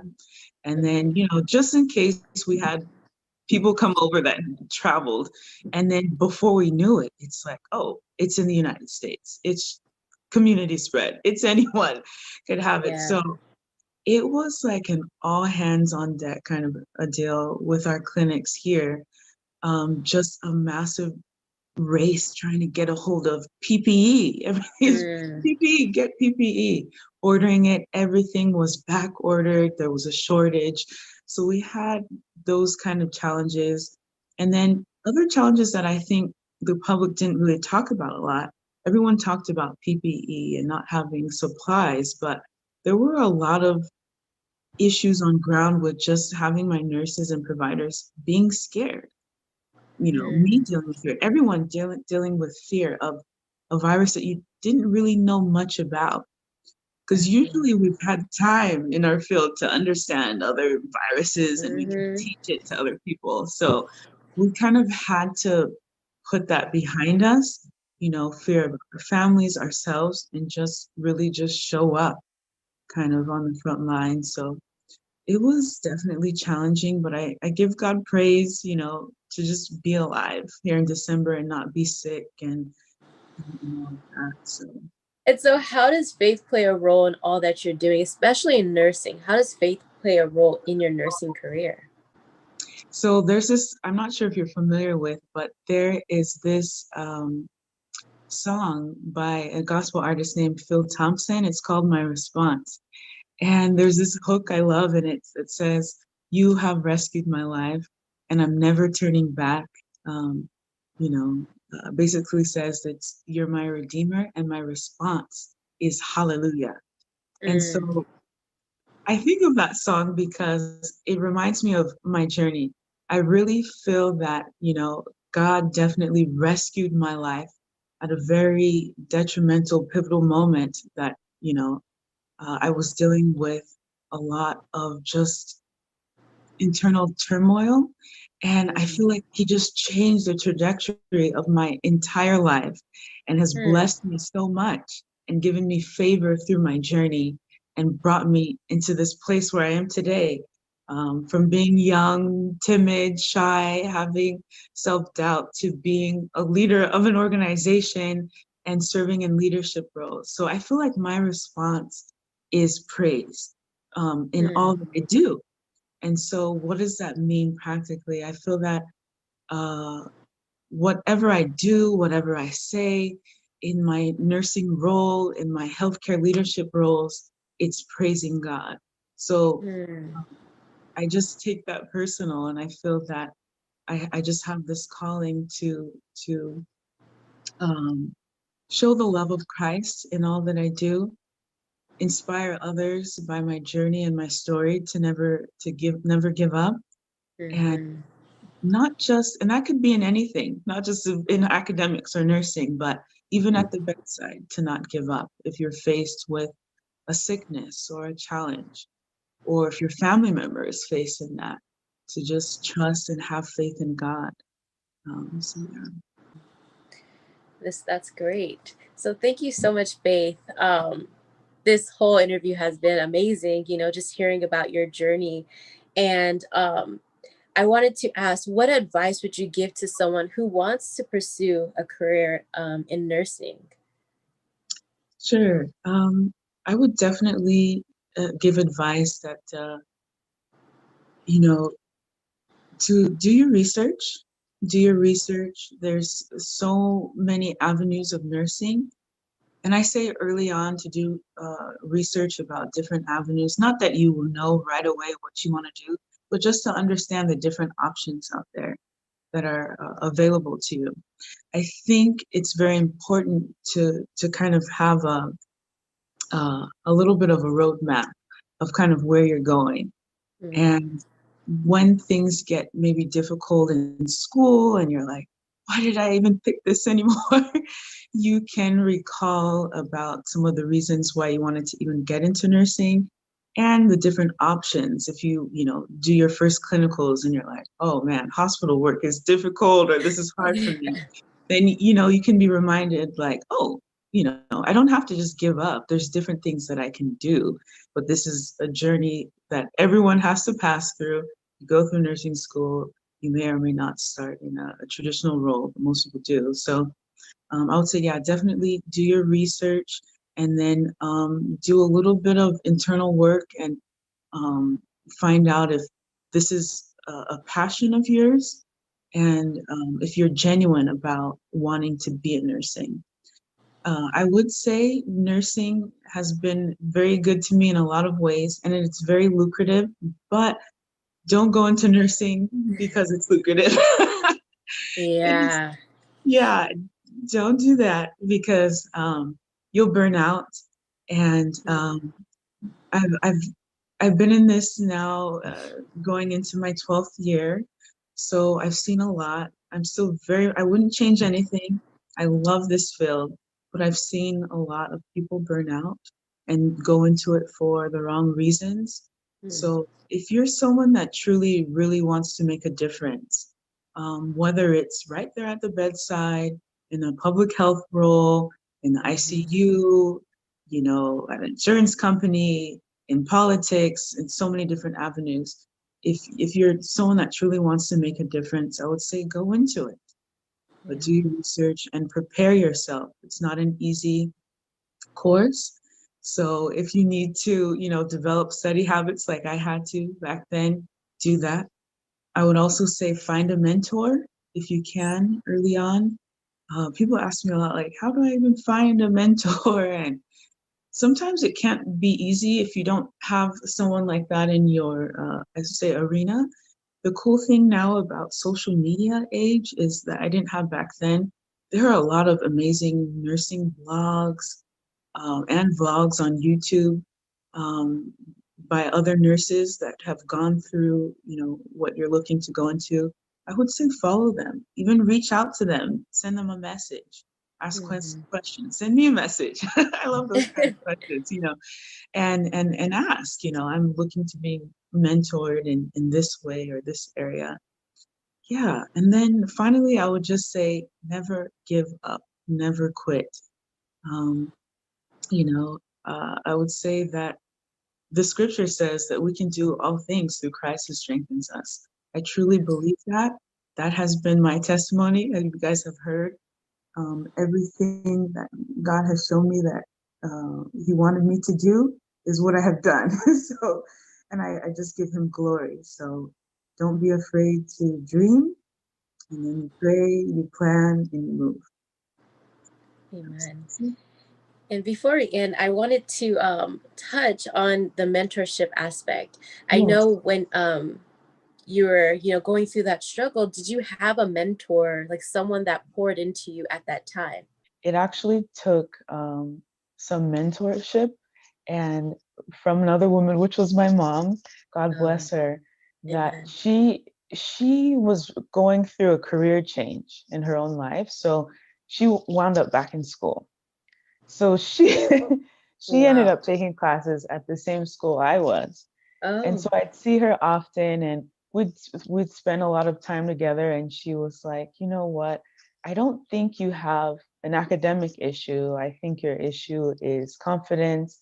I think you have anxiety about test taking and you know, and math." So I just began to work on it specifically. Like I would take courses, non-credit courses on test taking strategies or my Mm. time management, for example. I took these courses that were offered and just worked on my self-development that way.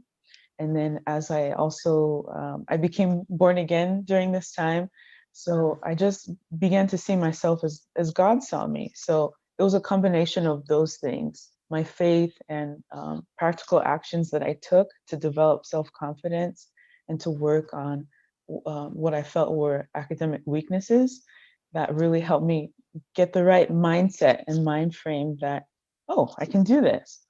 Yeah. So once I started, you know, applying the tools that I learned, I found that my grades started to improve and improve and, you know, Mm. improve a lot until I became, at one point, you know, I had a 4.0 for a while. The same person that, you know, I literally barely graduated high school.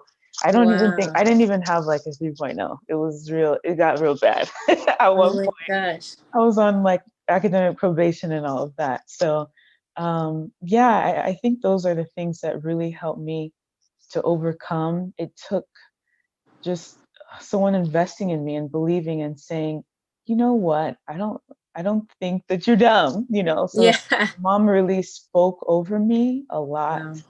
and she was there at times to literally kind of do hand holding. It's like, okay, let's develop, you know, habits, study habits.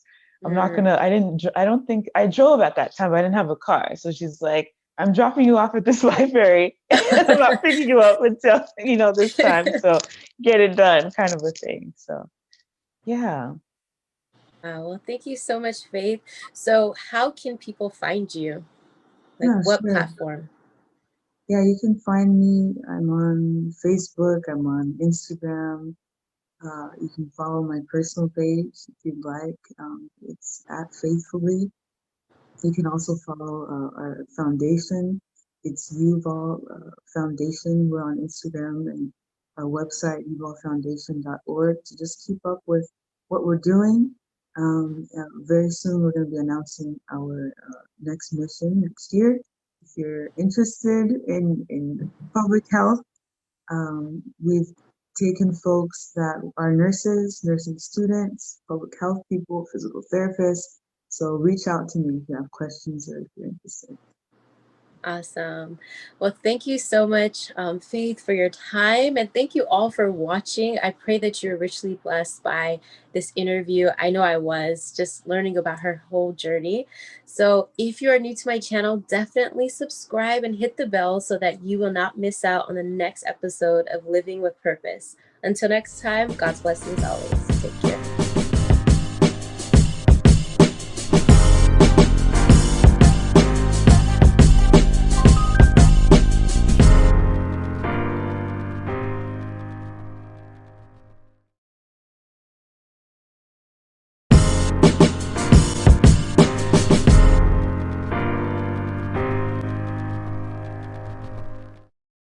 Hey, lovely people, welcome back to my channel. If you're new here, my name is Queen, and this is another episode of Living with Purpose. I'm so excited today because we have a special guest who is amazing. So I'm just going to read her bio and we're going to get right into questions. So Mrs. Faith Adole, she has her master's in nursing as well as and she's also a family nurse practitioner. She is the president and founder of the UVOL Foundation, Inc., a healthcare nonprofit organization dedicated to bridging gaps in healthcare worldwide. She has served in various nursing and healthcare leadership roles and is also an experienced nurse practitioner. She has over a decade of combined clinical and leadership experience. She is both a wife and a mother. Wow. So welcome, Faith. Thank you so much for being here. So we're going to start off with the first question. When did you know you wanted to go into nursing? Sure. Initially, I didn't know that I wanted to be a nurse. I always enjoyed, science courses and biology, and I knew that I liked helping people. So naturally, I thought, maybe I should be a doctor. Um, but I had a very big challenge in high school. I struggled a lot in my math courses, and I kind of just lost confidence a lot along the way. And I felt like, how could I even make it in medicine? How could I even get into the kind of schools that I want to get in? So I kind of put that on the back burner, and I decided that I need to get my grades up, and I went to a community college. So it was when I was in community college and talking to, some family members, some friends, they were asking me what it is I wanted to do. And I'm like, I'm not really sure, maybe teaching. And they're like, why teaching? And I'm like, well, you can help people with teaching. And I feel like there's, I told my family member, there's not a lot of math in that. So I think, that'll be okay for me. And I saw that she kind of looked at me and was like, so you're kind of settling, she asked. And I'm like, well, maybe, yeah.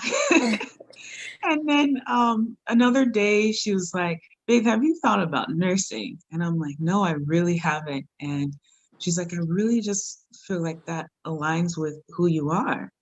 And you should look into it. Nurses are doing some really great things. There's a lot of avenues that you can go into. So I did. I did read on it and research, and I really liked it. And I was so surprised all the different areas that you can go into and what you can do, and how it's a very much a empowerment role of advocacy for patients. Um, it's a role where you can just be with people at their worst and really pour into them. And I think that's what drew me. So it's at that time, and then that led me to uh, a vision that I had, which was really unexpected. But I had a vision by way of a dream. And I had this dream 3 times, 3 nights in a row. But the first night, it was just, I saw myself working as a nurse on the mission field. Um, yeah, doing missionary nursing in kind of a leadership capacity. Like I was telling people what to do, and I was orchestrating things. And I woke up and I thought, wow, what a neat dream. And that's really awesome. I don't know any, missionary nurses.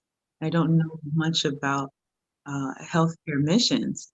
I had that same dream 2 more times. So by the third time, I really felt like this is divine, this may actually be my calling. So it just further encouraged me. And that's really why I went into nursing. Wow. And that's awesome. So you had a dream 3 times. So God was just basically saying, listen, this is where I want you. And so as you're beginning your journey, did you have any resisting moments, and how did you overcome? Yeah, definitely. I felt that my resisting moments were very much internal. I describe them as battles in my mind. Like my mind was a battlefield for me. And so I think I touched a little bit upon in high school. I dealt with a lot of uh, but low self-esteem, lack of confidence, those types of things. And so early on, doing prerequisites in the community college, getting ready for nursing school, I had to really overcome that. I thought that maybe, I had an academic problem. Maybe I wasn't smart enough in math. I didn't really have a reference of women in math or sciences doing really well. And I just felt like there was a disconnect with like, I really enjoy what I'm reading, what I like, but then when I take tests, it didn't translate. So um, I took practical steps to work on things like self-confidence and my academic performance. Specifically, I took courses in time management, learning how to manage my study time. I took different courses on, it was called test taking strategies. And these were all non-credit courses, but they were self-development courses that were offered. And also during this time, I felt like my faith, just understanding who I was in Christ, I became born again during this period. It's about 18, 19 years old. And I began to just read about what God says about me and who I am and how he sees me. And then I began to see myself that way. The more I spent in his word, that, you know, I saw myself in his image. So those were really the things that helped me to overcome those internal obstacles that I faced, really. Okay, so tell us a little bit about your journey to nursing, to getting your NP. Yeah, so when I was taking my prerequisites, they were prerequisites to get into a bachelor program. So I did transfer from the community college into a four-year university where I obtained my BSN. And then during my BSN, I began to learn more about nurse practitioners. I actually had a professor who was a nurse practitioner and Oh, was a wow. clinical instructor, which I'm still in contact with her today, but she made a really big impact. She was actually my community health professor and clinical Wow. instructor. And I just thought she was so neat and cool because she was also a nurse practitioner and I never met, you know, a live one. So I was like, oh, wow, you know, like, so I used to ask her, I'm like, what do you mean? Like you diagnose people and all of that, but you're a nurse. So she began to kind of tell me about it. Like, okay, nurse practitioner is an advanced degree in nursing. You need your master's for it. And so I read and read while I was in my bachelor's, and I knew, oh, this is definitely what I want to do, especially if I want to get into advocacy and leadership roles and just have, you know, more autonomy and more say for my patients. So after I graduated from my bachelor's program, I went back to my hometown. I started my nursing journey very kind of typical on hospital bedside nursing on a med surg floor. I went through a new graduate program, which basically kind of helps nurses transition from nursing school to the field. So you do a little bit of kind of some classes, and then half of the day, like the second half of the day, you go and work on the floor and you have a preceptor. So that was about a 6-month program. You graduate from that and then you're on your own. So that's kind of what I did. It was very challenging when I first started, you know, just dealing with real life issues right away.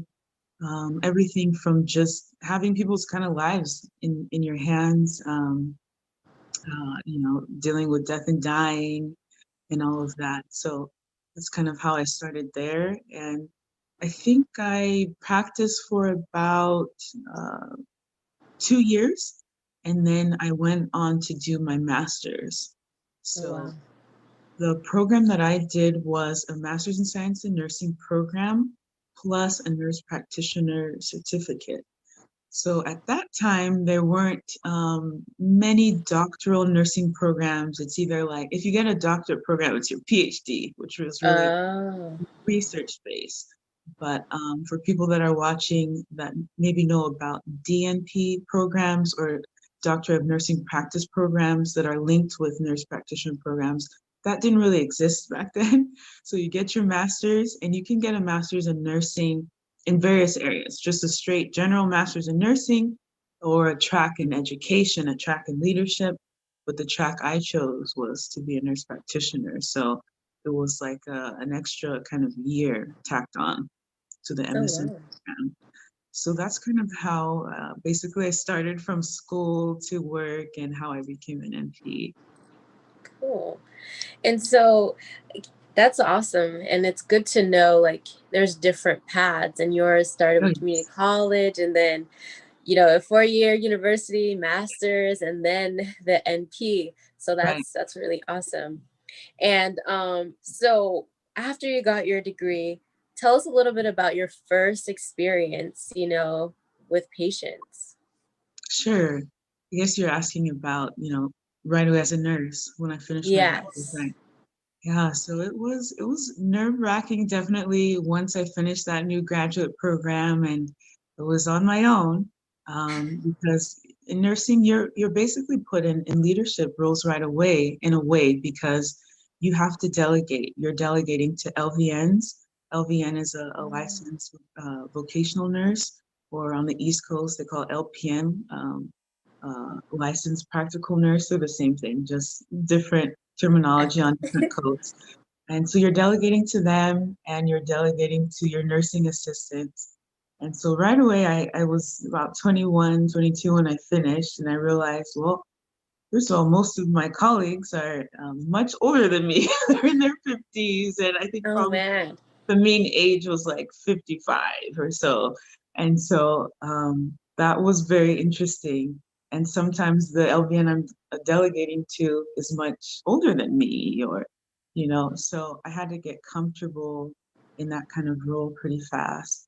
And then the other side of it that was a bit scary, I would say, is just I guess having the confidence that you're not going to kill someone or do something Mm, wrong, when you're pushing IVs and different medications and stuff like that. And it just really came with confidence, came with practice over and over again. So even when you're on your own, so to speak, you still have, your nurse colleagues and older true. nurses to ask questions and all of that. So you're never truly on your own. And what's interesting, shout out to LVNs and nursing assistants, those that have worked in the field so long, even if they're not an RN, since they work so closely with RNs, they, at times, an LVN was helping me in my skills and saying that, I'm not licensed or able to do it, but, she would give me tips and pointers and all of that. And it was a real Mm-hmm. team effort, and I enjoyed that. um, Issues with death and dying. Oh, I still remember the first patient that I lost, as a nurse, a new nurse. I did cry, definitely. Oh man. It was really tough for me because I never really experienced death that closely or in front of me. And so it was hard to deal with. And I think I got through that with just, again, my nursing colleagues talking with other nurses that have gone through that. Mm-hmm. And sometimes in the hospital, they would have like, if a hard case, they'd have debriefing sessions and those kind of things. So you can just kind of talk through your emotions. And longevity in such a role as a nurse and seeing all those difficult things, I would say having good work-life balance was very helpful. So having an outlet to where my life wasn't just work. So that's kind of how it started for me as a nurse. Wow. And yeah, I can't imagine, being young and, delegating tasks. They're like, what do you know? so, Exactly. so it's Yeah. good that you got comfortable over time, Yeah. and I like how you talked about work-life balance. So that's a great segue into my next question. So how are you able to balance family, your career, and everything else that you do? Sure. That's a great question. Sometimes I wonder myself, but I honestly, I would say learning to kind of relinquish control and asking for help. I would say definitely in being a mom and being a wife and having a lot of things going on, just willing to not, say, no, I don't have to do it all. It's okay to even delegate tasks in real life or ask for help or Mm-hmm. reach out and say, I need help with, someone watching my kid or, I just need to go and have me time and do Mm-hmm. self-care. So yeah, I would say definitely just kind of relinquishing that control and allowing other people kind of in your life and your journey. I think it really takes kind of a village to raise kids and to have good mental health and all of that. So leaning on my family members, friends, and making sure that I do a lot of self-care So taking time for myself, from everything, my health, what I eat, sometimes just going to the spa or anything Yes. that I enjoy. I like going to the spa and those kinds of things, That's but good. whatever works for you. So yeah, those kinds of things help me with work-life balance. Definitely. Yeah, you have to treat yourself. You can't just continue going and going without taking care of yourself, you know? Definitely. And so, I know we didn't talk about public health yet, but what made you combine nursing and public health? Can you tell us a little bit about that? Sure. It's kind of embedded a little bit into my nursing journey, so I'll take you guys a little bit through that. So I worked initially, as I said, in the hospital, and I worked in the hospital for about 5 years, and then I made a switch into public health by way of home health, actually. And I really wanted to get into a leadership kind of role. So um, before I knew that I wanted to do that, I started volunteering in public health. I just knew I like public health. I want to work in public health. And I went on a missions trip and I volunteered as an RN. It was a missions trip in Nigeria. And I worked as an RN coordinator at that trip. And I absolutely loved it. It was just, I'm like, I love this. This is me. I felt like I just thought it was an amazing experience to be able to I thought I'm being a blessing into people's lives, but then I was coming away blessed from it as well. Wow. So it was just an enriching experience. It's like doing what I love to do, and wow, I'm yeah, you can get paid to do this, wow, and just be blessed by it, and it's definitely life changing. So that trip was very pivotal, I think, in my career. Because when I came back from it, I'm like, wow, I want to work in public health. I want to, work in training nurses and being in leadership. So I took a leadership position as a director of nursing, but in home health. And I was less than 30 at that time. Wow. And yeah, I just saw it though. So when you see something and you want something, go after it. And I tell you what, when I read the job description at the time, I didn't have all the requirements. They were calling for, just different things that I didn't have yet. But I knew I wanted it. So I just said, well, what's the kind of job that I would go for that I'm not necessarily qualified for on paper, but I know I can do this. And I found that job and they called me. Wow. Yeah. And, long story short, I started in that job and I loved it. And from there, wound up finishing my NP, worked as an NP in public health and in clinic setting. And my passion really drove me even more into leadership. And I felt called to start my own nonprofit. So I did that about 5 years ago, 2015, and that's the Yuval Foundation that I'm the president of. And really, I started locally with what I had. I always knew that I, wanted to do missions, back to that dream. Yeah. But I didn't know how can little old me do all of that.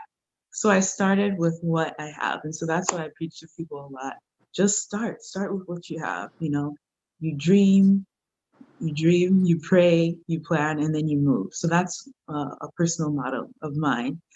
And so I registered it. I researched how do I do that? I registered it.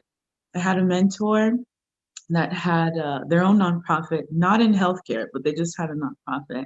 And so they're like, this is what you do, this is what you file, and all of that. Got registered and started local.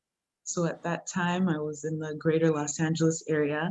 I worked a lot with the homeless population, had a heart for the homeless communities. And we just started with homeless outreaches. So we do, hygiene packs and we do health education and we'd also feed them as well and those types of things. And then I started working with the homeless communities a lot in shelters within Los Angeles, in San Fernando Valley, worked with some women's shelters there, and we did health and fitness outreaches. So ongoing. So we do health workshop classes like on women's health and hygiene and all of that. And then Wow. we do fitness classes, and I'd collaborate with who I knew, my friends. So I had a friend that Mhm. was a fitness instructor, and she volunteered her time, and just kind of started from there. And once we built kind of a little bit of rapport and our name and did fundraising, um, I, I then went overseas for the first time in 2016 and did my first medical mission. So that was my journey into public health and where I am. Wow. That is amazing. And yeah, public health is amazing, an amazing field that you can do so much in. Yeah. So it's just yeah, it's really amazing. And for you, what does public health mean to you? Because some people might be watching and they don't understand what is public It's health. public So health. what is public health to you?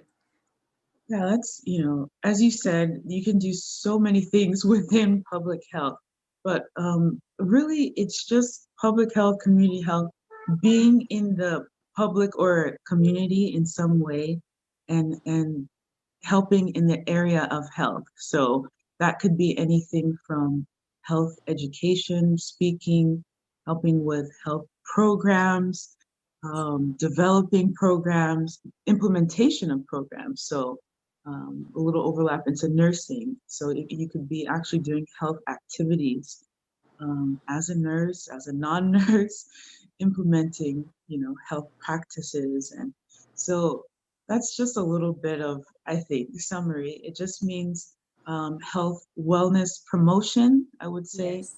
in the public health or community arena.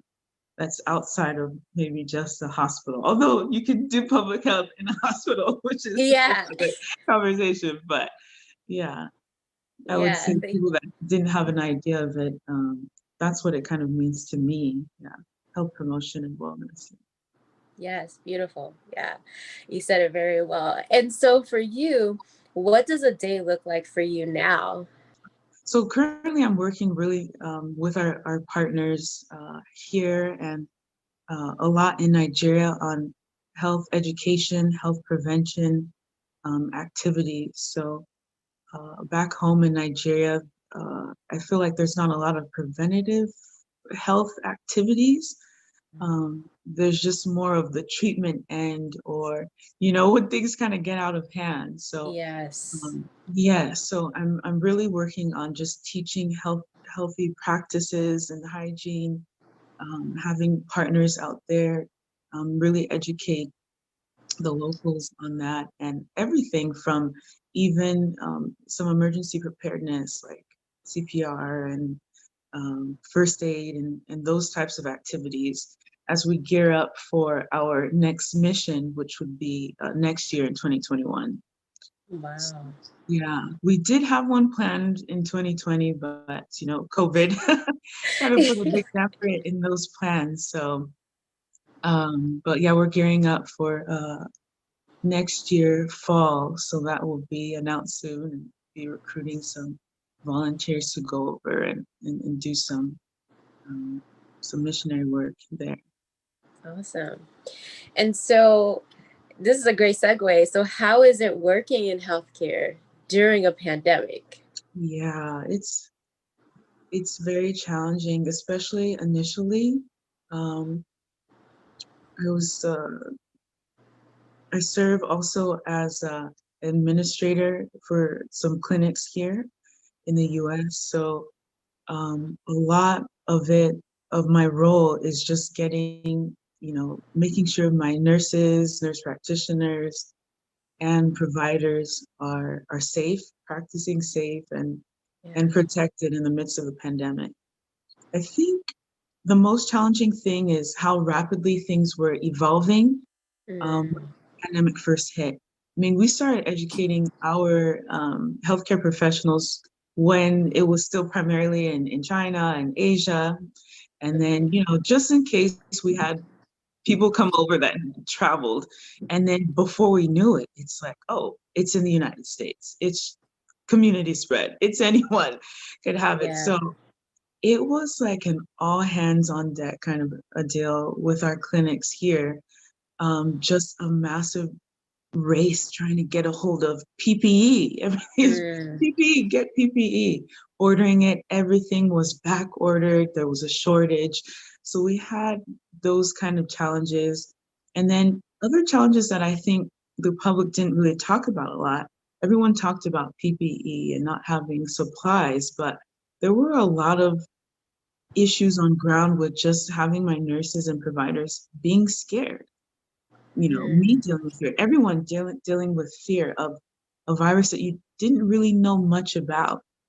Because usually we've had time in our field to understand other viruses and we can teach it to other people. So we kind of had to put that behind us, fear of our families, ourselves, and just really just show up kind of on the front line. So it was definitely challenging, but I give God praise, to just be alive here in December and not be sick and all of that. So. And so how does faith play a role in all that you're doing, especially in nursing? How does faith play a role in your nursing career? So there's this, I'm not sure if you're familiar with, but there is this song by a gospel artist named Phil Thompson. It's called My Response. And there's this hook I love, and it says, "You have rescued my life, and I'm never turning back." Basically says that you're my redeemer, and my response is hallelujah. And so I think of that song because it reminds me of my journey. I really feel that, God definitely rescued my life at a very detrimental, pivotal moment that, I was dealing with a lot of just internal turmoil. And I feel like he just changed the trajectory of my entire life and has blessed me so much and given me favor through my journey and brought me into this place where I am today. From being young, timid, shy, having self-doubt to being a leader of an organization and serving in leadership roles. So I feel like my response is praise in all that I do. And so what does that mean practically? I feel that whatever I do, whatever I say in my nursing role, in my healthcare leadership roles, it's praising God. So I just take that personal, and I feel that I just have this calling to show the love of Christ in all that I do, inspire others by my journey and my story to never give up, and not just, and that could be in anything, not just in academics or nursing, but even at the bedside, to not give up if you're faced with a sickness or a challenge, or if your family member is facing that, to just trust and have faith in God. So yeah. That's great. So thank you so much, Faith. This whole interview has been amazing, just hearing about your journey. And I wanted to ask, what advice would you give to someone who wants to pursue a career in nursing? Sure. I would definitely give advice that, to do your research. Do your research. There's so many avenues of nursing. And I say early on to do research about different avenues, not that you will know right away what you want to do, but just to understand the different options out there that are available to you. I think it's very important to kind of have a little bit of a roadmap of kind of where you're going. And when things get maybe difficult in school and you're like, why did I even pick this anymore? You can recall about some of the reasons why you wanted to even get into nursing and the different options. If you, do your first clinicals and you're like, oh man, hospital work is difficult or this is hard for me, then, you can be reminded like, oh, I don't have to just give up. There's different things that I can do, but this is a journey that everyone has to pass through. You go through nursing school, you may or may not start in a traditional role, but most people do. So I would say, yeah, definitely do your research and then do a little bit of internal work and find out if this is a passion of yours, and if you're genuine about wanting to be in nursing. I would say nursing has been very good to me in a lot of ways, and it's very lucrative, but don't go into nursing because it's lucrative. Yeah. Yeah, don't do that because you'll burn out.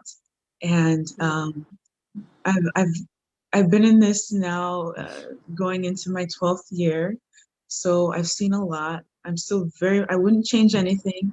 I love this field, but I've seen a lot of people burn out and go into it for the wrong reasons. So if you're someone that truly, really wants to make a difference, whether it's right there at the bedside, in a public health role, in the ICU, an insurance company, in politics, in so many different avenues. If you're someone that truly wants to make a difference, I would say go into it. But do your research and prepare yourself. It's not an easy course. So if you need to, develop study habits like I had to back then, do that. I would also say find a mentor if you can early on. People ask me a lot, like, how do I even find a mentor? And sometimes it can't be easy if you don't have someone like that in your, as you say, arena. The cool thing now about social media age is that I didn't have back then. There are a lot of amazing nursing blogs, and vlogs on YouTube, um, by other nurses that have gone through, what you're looking to go into. I would say follow them, even reach out to them, send them a message, ask questions, send me a message. I love those kind of questions, and ask, I'm looking to be mentored in this way or this area. Yeah. And then finally, I would just say never give up, never quit. Um, I would say that the scripture says that we can do all things through Christ who strengthens us. I truly believe that. That has been my testimony, as you guys have heard. Everything that God has shown me that He wanted me to do is what I have done. So, and I just give Him glory. So don't be afraid to dream, and then you pray, you plan, and you move. Amen. And before we end, I wanted to touch on the mentorship aspect. I know when you were, going through that struggle, did you have a mentor, like someone that poured into you at that time? It actually took some mentorship, and from another woman, which was my mom, God bless her, that she was going through a career change in her own life. So she wound up back in school. So she she ended up taking classes at the same school I was. And so I'd see her often, and we'd spend a lot of time together, and she was like, you know what? I don't think you have an academic issue. I think your issue is confidence. I think you have anxiety about test taking and math. So I just began to work on it specifically. Like I would take courses, non-credit courses on test taking strategies or my time management, for example. I took these courses that were offered and just worked on my self-development that way. And then as I also, I became born again during this time. So I just began to see myself as God saw me. So it was a combination of those things, my faith and practical actions that I took to develop self-confidence and to work on what I felt were academic weaknesses that really helped me get the right mindset and mind frame that, oh, I can do this. Yeah. So once I started, applying the tools that I learned, I found that my grades started to improve and improve and, improve a lot until I became, at one point, I had a 4.0 for a while. The same person that, I literally barely graduated high school. I didn't even have like a 3.0. It got real bad. At one point, gosh. I was on like academic probation and all of that. So I think those are the things that really helped me to overcome. It took just someone investing in me and believing and saying, you know what? I don't think that you're dumb, you know. So Yeah. mom really spoke over me a lot, Wow. and she was there at times to literally kind of do hand holding. It's like, okay, let's develop, habits, study habits. Mm. I don't think I drove at that time, but I didn't have a car. So she's like, I'm dropping you off at this library. I'm not picking you up until, this time. So get it done, kind of a thing. So yeah. Well, thank you so much, Faith. So, how can people find you? Like, Yeah, what sure. platform? Yeah, you can find me. I'm on Facebook, I'm on Instagram. You can follow my personal page if you'd like. It's at Faithfully. You can also follow our foundation. It's Uval Foundation. We're on Instagram and our website, uvalfoundation.org, to just keep up with what we're doing. Very soon, we're going to be announcing our next mission next year. If you're interested in public health, we've taken folks that are nurses, nursing students, public health people, physical therapists. So reach out to me if you have questions or if you're interested. Awesome. Well, thank you so much, Faith, for your time. And thank you all for watching. I pray that you're richly blessed by this interview. I know I was just learning about her whole journey. So if you are new to my channel, definitely subscribe and hit the bell so that you will not miss out on the next episode of Living with Purpose. Until next time, God's blessings always. Take care.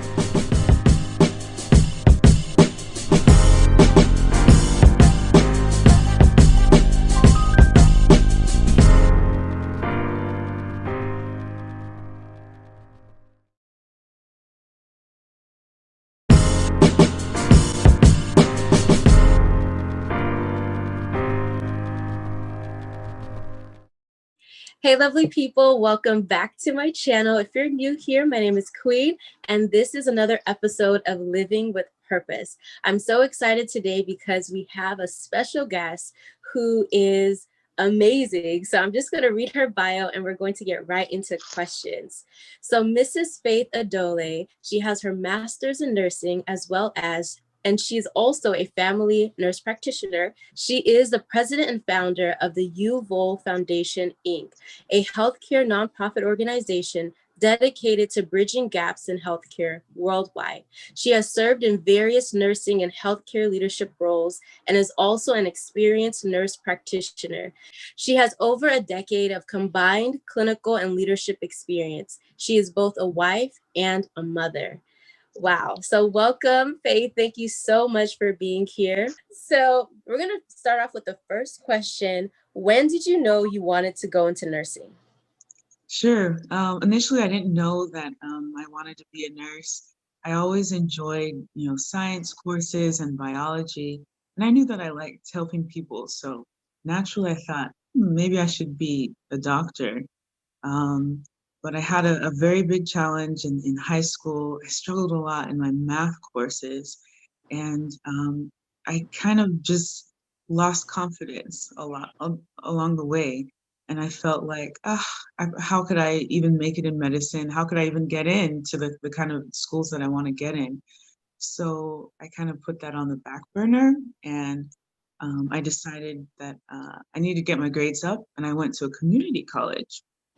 So it was when I was in community college and talking to, some family members, some friends, they were asking me what it is I wanted to do. And I'm like, I'm not really sure, maybe teaching. And they're like, why teaching? And I'm like, well, you can help people with teaching. And I feel like I told my family member, there's not a lot of math in that. So I think, that'll be okay for me.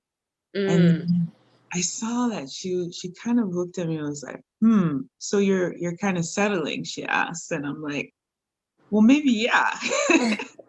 And then another day she was like, babe, have you thought about nursing? And I'm like, no, I really haven't. And she's like, I really just feel like that aligns with who you are. And Mm. you should look into it. Nurses are doing some really great things.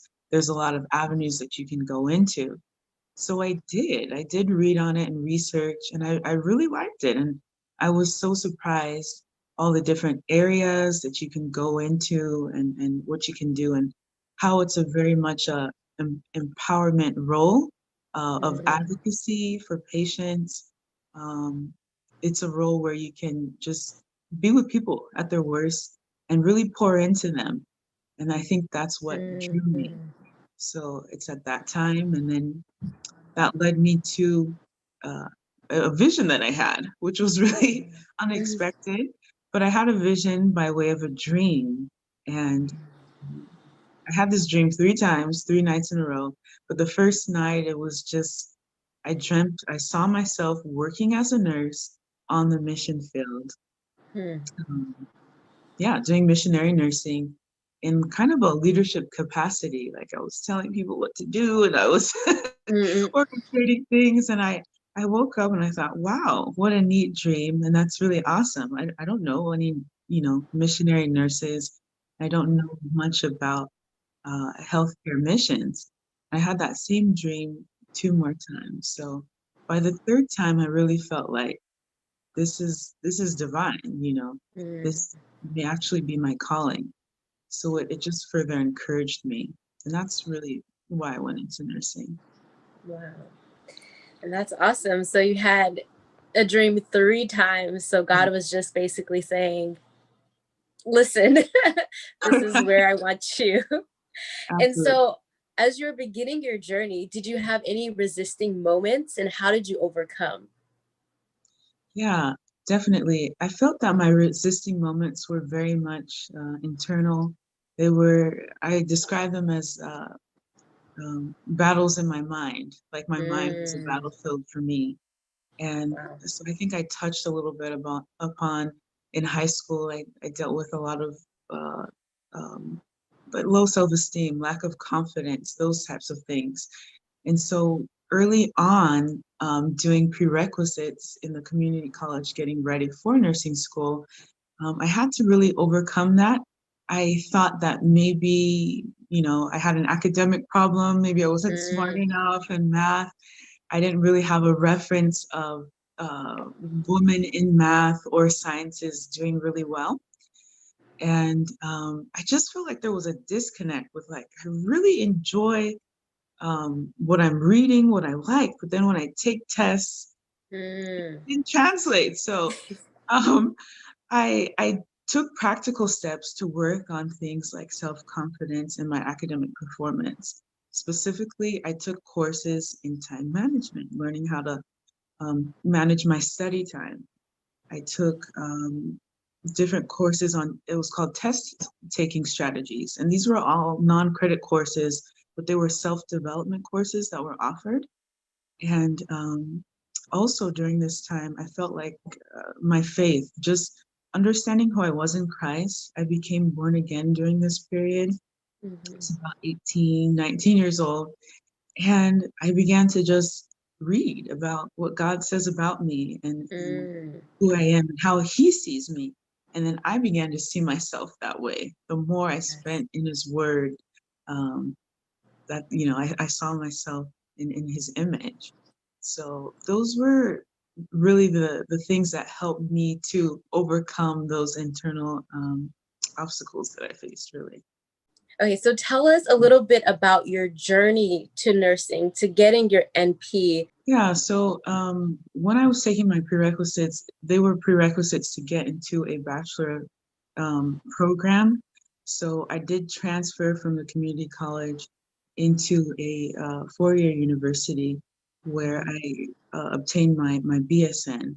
And then during my BSN, I began to learn more about nurse practitioners. I actually had a professor who was a nurse practitioner and was a clinical instructor, which I'm still in contact with her today, but she made a really big impact.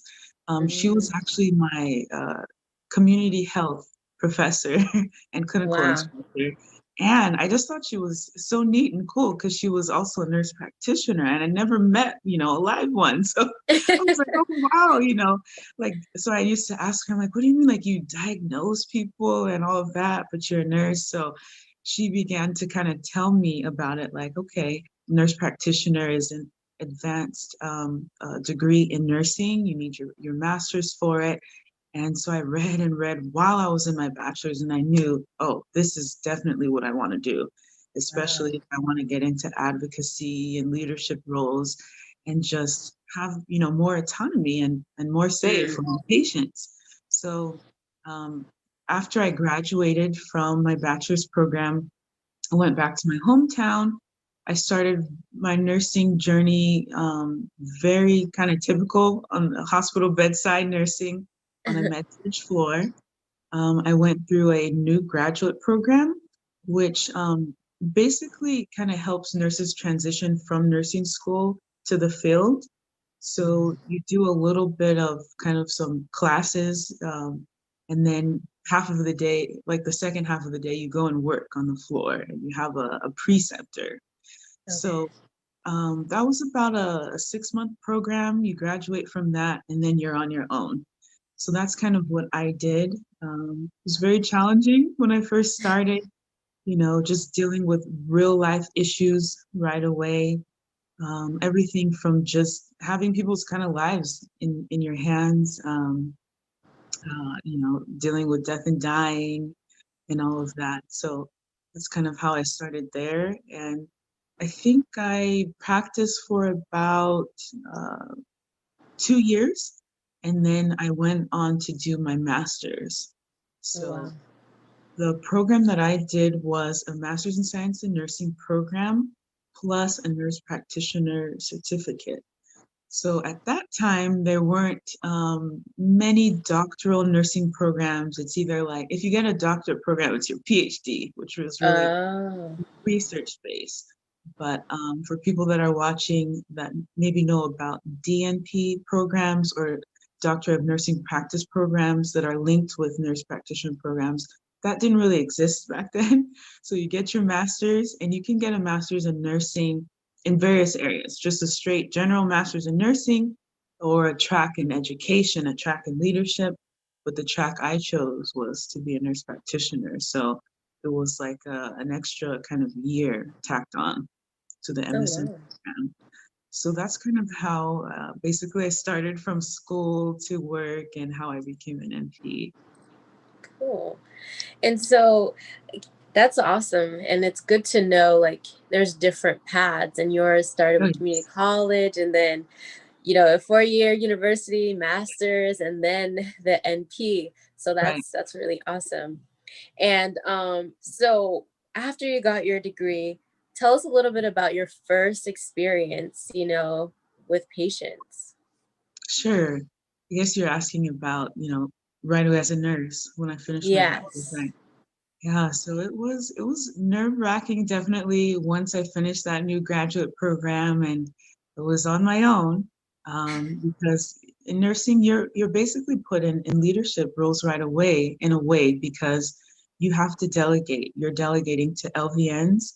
LVN is a licensed vocational nurse, or on the East Coast they call LPN, licensed practical nurse. They're the same thing, just different terminology on different codes. And so you're delegating to them, and you're delegating to your nursing assistants. And so right away, I was about 21, 22 when I finished, and I realized, well, first of all, most of my colleagues are much older than me. They're in their 50s, and I think probably the mean age was like 55 or so. And so that was very interesting. And sometimes the LVN I'm delegating to is much older than me, or, so I had to get comfortable in that kind of role pretty fast. And then the other side of it that was a bit scary, I would say, is just, I guess, having the confidence that you're not going to kill someone or do something wrong, when you're pushing IVs and different medications and stuff like that. And it just really confidence came with practice over and over again. So even when you're on your own, so to speak, you still have, your nurse colleagues and older nurses to ask questions and all of that. So you're never truly on your own.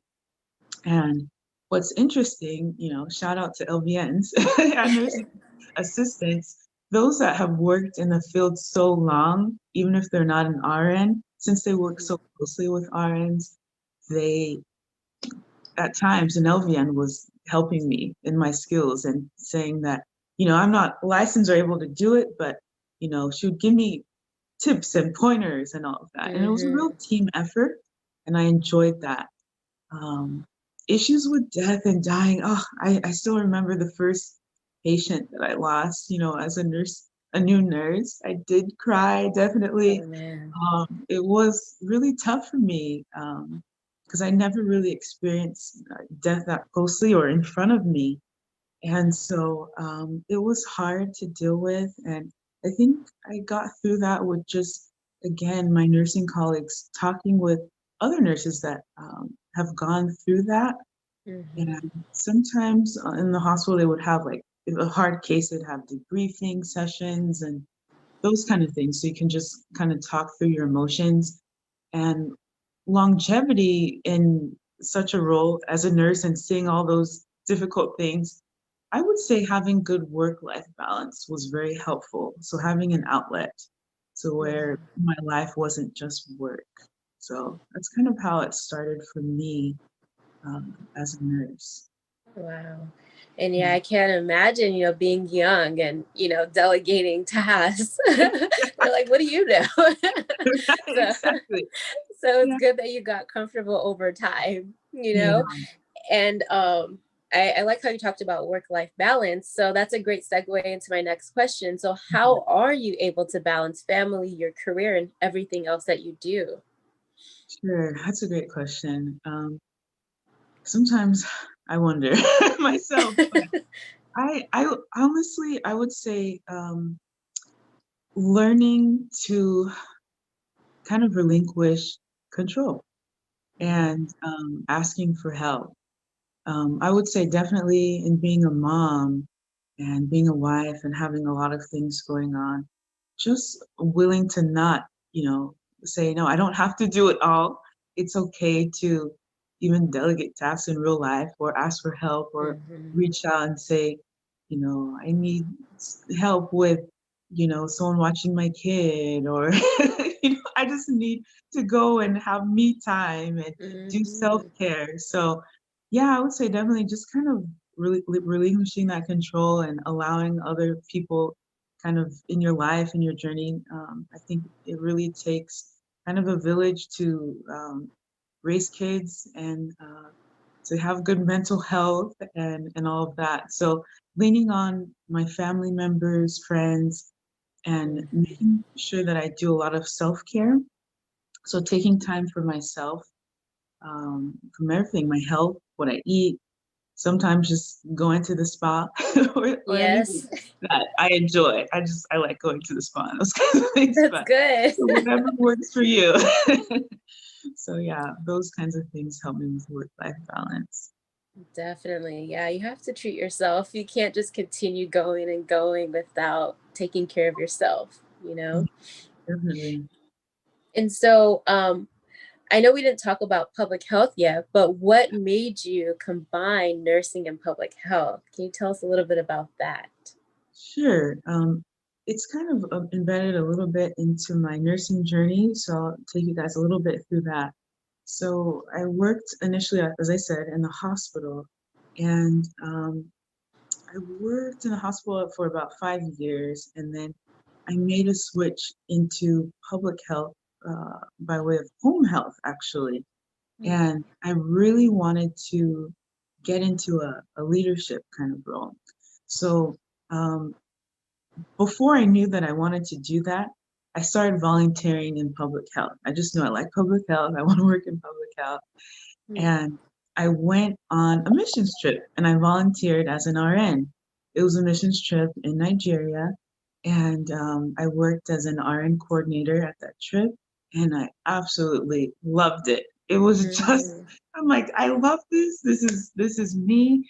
I felt like I just thought it was an amazing experience to be able to I thought I'm being a blessing into people's lives, but then I was coming away blessed from it as well. Wow. So it was just an enriching experience. It's like doing what I love to do, and wow, I'm yet you can get paid to do this. Wow. And, and just be blessed by it. And it's definitely life changing. So that trip was very pivotal, I think, in my career. Because when I came back from it, I'm like, wow, I want to work in public health. I want to, work in training nurses and being in leadership. So I took a leadership position as a director of nursing, but in home health. And I was less than 30 at that time. Wow. And yeah, I just saw it though. So when you see something and you want something, go after it. And I tell you what, when I read the job description at the time, I didn't have all the requirements. They were calling for, just different things that I didn't have yet. But I knew I wanted it. So I just said, well, what's the kind of job that I would go for that I'm not necessarily qualified for on paper, but I know I can do this. And I found that job and they called me.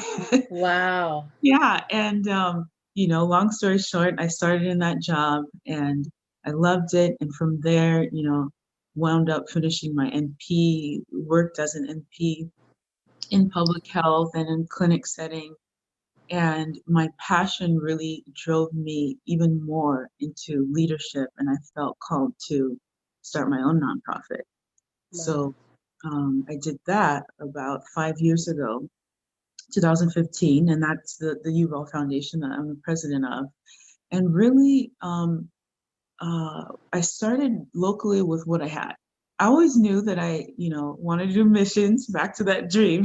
Yeah. But I didn't know how can little old me do all of that. So I started with what I have. And so that's what I preach to people a lot. Just start with what you have. You dream, you pray, you plan, and then you move. So that's a personal motto of mine. And so I registered it. I researched how do I do that? I registered it. I had a mentor that had their own nonprofit, not in healthcare, but they just had a nonprofit. And so they're like, this is what you do, this is what you file, and all of that. I registered and started local. So at that time, I was in the greater Los Angeles area. I worked a lot with the homeless population, had a heart for the homeless communities. And we just started with homeless outreaches. So we do, hygiene packs and we do health education and we'd also feed them as well and those types of things. And then I started working with the homeless communities a lot in shelters within Los Angeles, in San Fernando Valley, worked with some women's shelters there, and we did health and fitness outreaches. So ongoing. So we do health workshop classes like on women's health and hygiene and all of that. Wow. And then we do fitness classes, and I'd collaborate with who I knew, my friends. So I had a friend that was a fitness instructor, and she'd volunteer her time, and just kind of started from there. And once we built kind of a little bit of rapport and our name and did fundraising, um, I then went overseas for the first time in 2016 and did my first medical mission. So that was my journey into public health and where I am. Wow. Yeah. That is amazing. And yeah, public health is amazing, an amazing field that you can do so much in. Yeah. So it's just it's really amazing. And for you, what does public health mean to you? Because some people might be watching and they don't understand what is.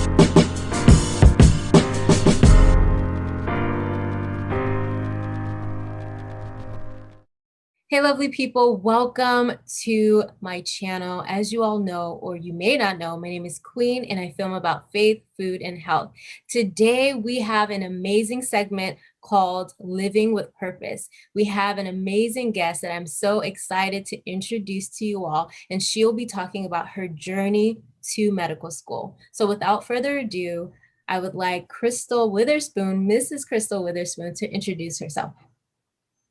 Hey everybody, so my name is Crystal. I am a second-year medical student at UCR School of Medicine, and I am excited to talk to you about my med school journey today. So thank you so much for having me, Queen. Of course, of course. You all are in for a treat because she is amazing. She has the most magnetic smile. I remember when I first saw her, so I'm just so excited for you all to hear her story. So let me get started with the first question. All right. So tell us a little bit about your journey to medicine, and you can start from being a pre-med or even when you were younger. Okay. You might have me here talking all day, so just if you need to jump in, jump in. I If you have will. any follow-up questions, let me know. But I would say that my journey into medicine started in my senior year of high school. It's funny because at that time, I didn't even know what pre-med was. I didn't even know I was considered a pre-med until somebody told me, one of my counselors told me. But what happened was I was taking a human anatomy class. Like I had the choice between taking an AP chemistry and human anatomy. So I chose human anatomy and physiology because I thought it sounded fascinating. And when I started taking the class, I found out that I was like absolutely in love with like the human body and how God created us and how all the different organ systems work together. And I was like, this is really cool. And I was so fascinated by the class. And around the same time, my grandma and some of my family members were really starting to experience some health issues that were related to some of the chronic illnesses that they had. So she started experiencing like complications, and they were really difficult for me to like see and watch and not be able to do anything about it.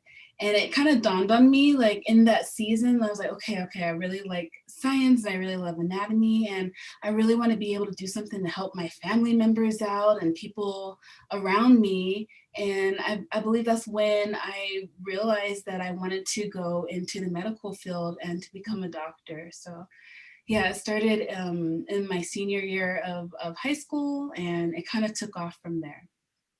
Wow. Awesome. So I have a question for you. In terms of your major, what was your major when you were an undergrad? So I decided to choose physiology as my major. Based off of that class I took in high school.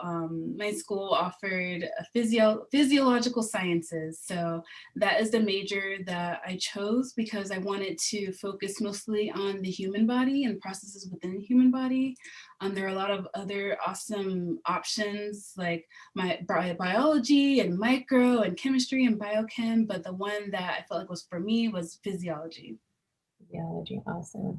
And so thinking back as an undergrad, would you have majored in that?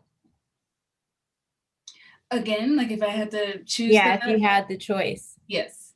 I definitely would choose physiology again. It was difficult. It was one of the harder majors, but I couldn't see myself really choosing any other major. Like that one was the one for me.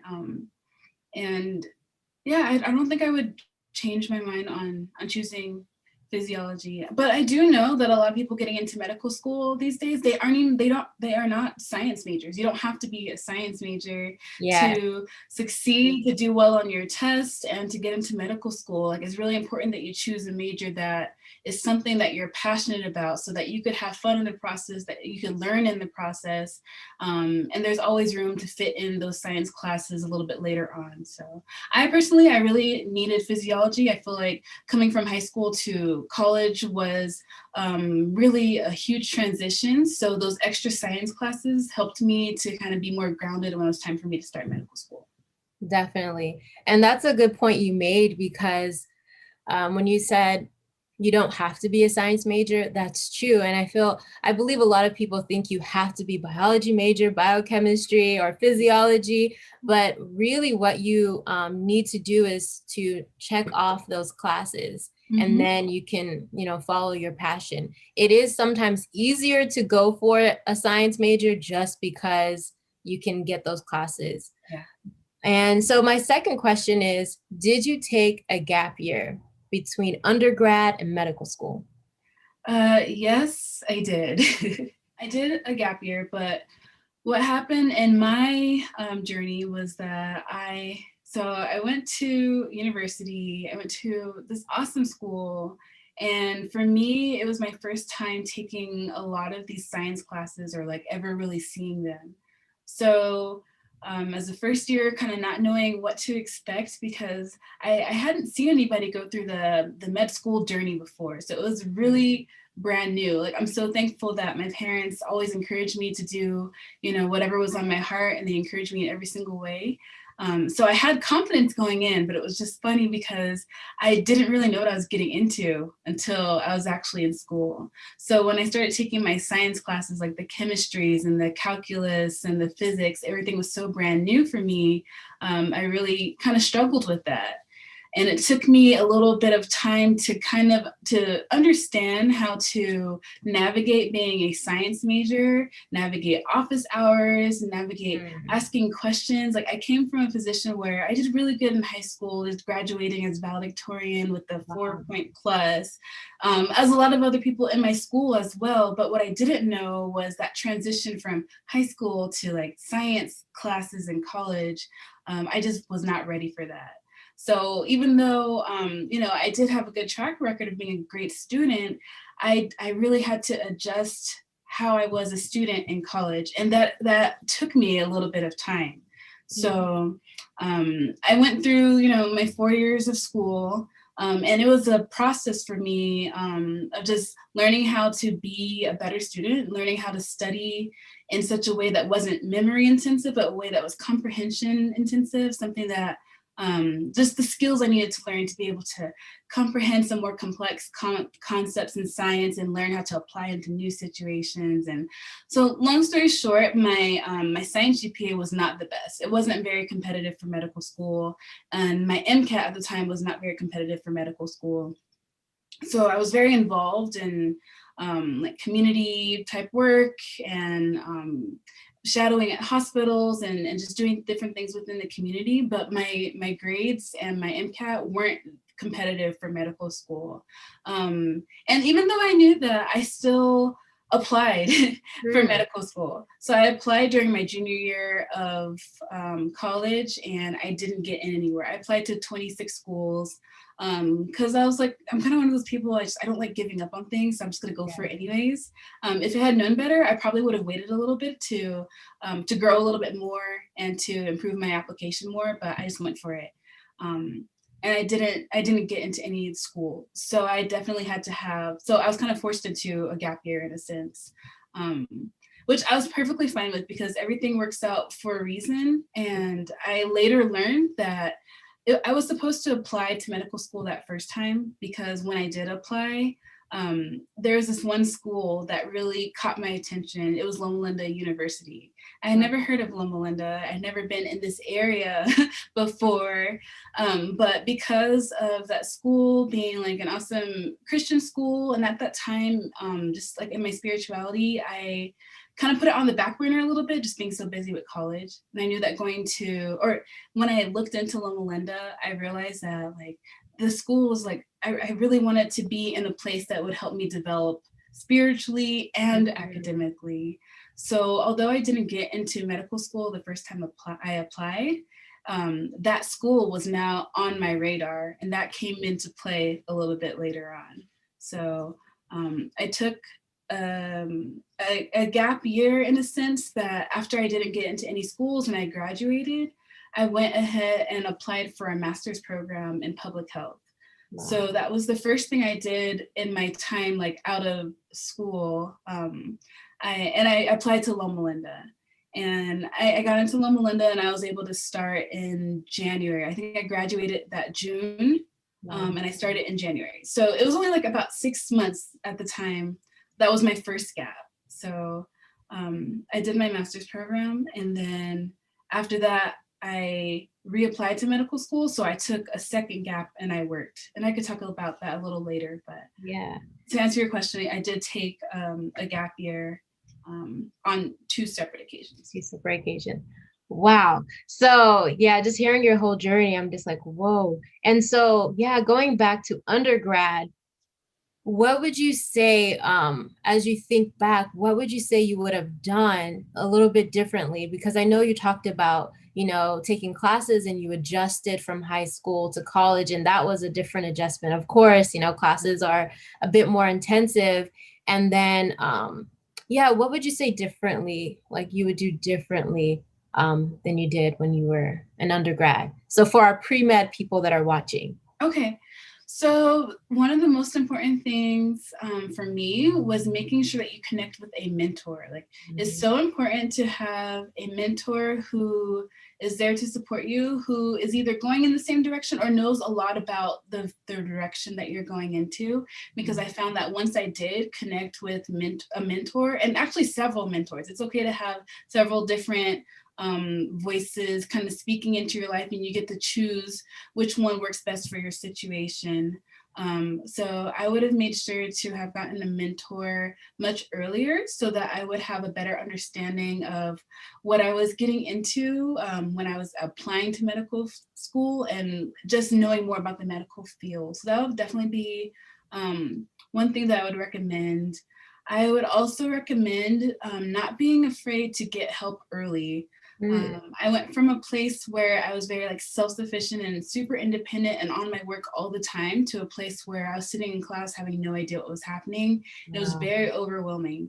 And I would stare at my homework assignments and take hours when, if I had asked for help earlier or gone to office hours earlier, I would have, you know, spent less time because I got help. So it's okay to need help and to seek help while you're in school. And that's academically and emotionally too, because I went to see counselors while I was there just to kind of talk about being in college and just that support of like, you're not alone in this. And so mentors, getting help early, just trying to work on time management and balance.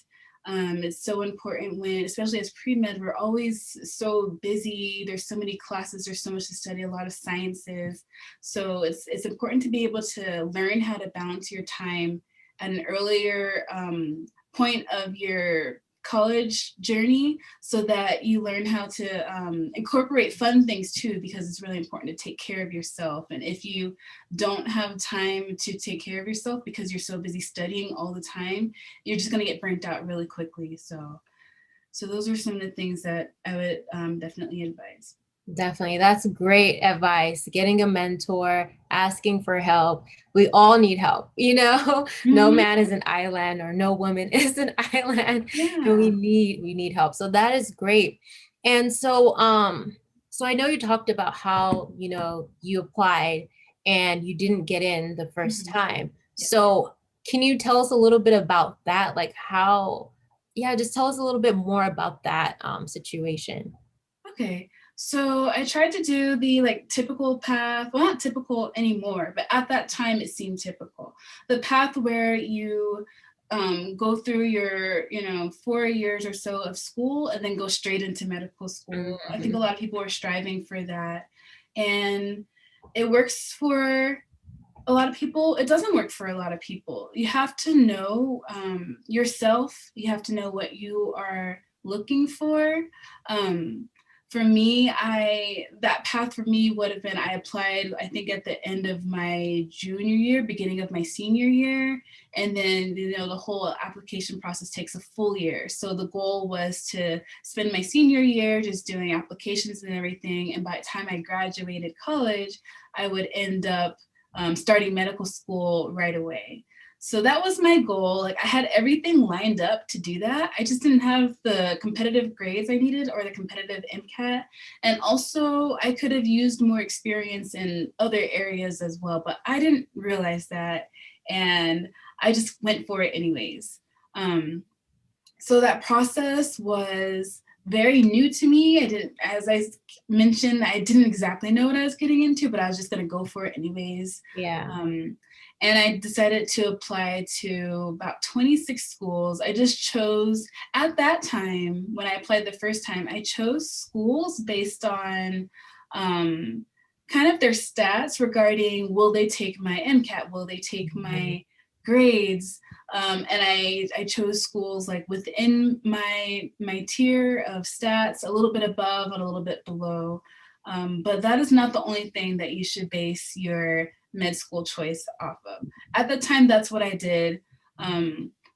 And I'm glad that I did it because, as I mentioned earlier, it led me to Loma Linda. But I would also recommend for anybody else who's doing this for the first time, don't rush into it. You could take your time. I know sometimes there's pressure, depending on who you are and who you're surrounded by to just kind of apply and go for it. Like, I didn't necessarily feel like I had to do it, but it's something I wanted to do. I was like, okay, well, this is kind of what people do. This is what I should do. But you can't, fit your journey to look like what everybody else around you looks like.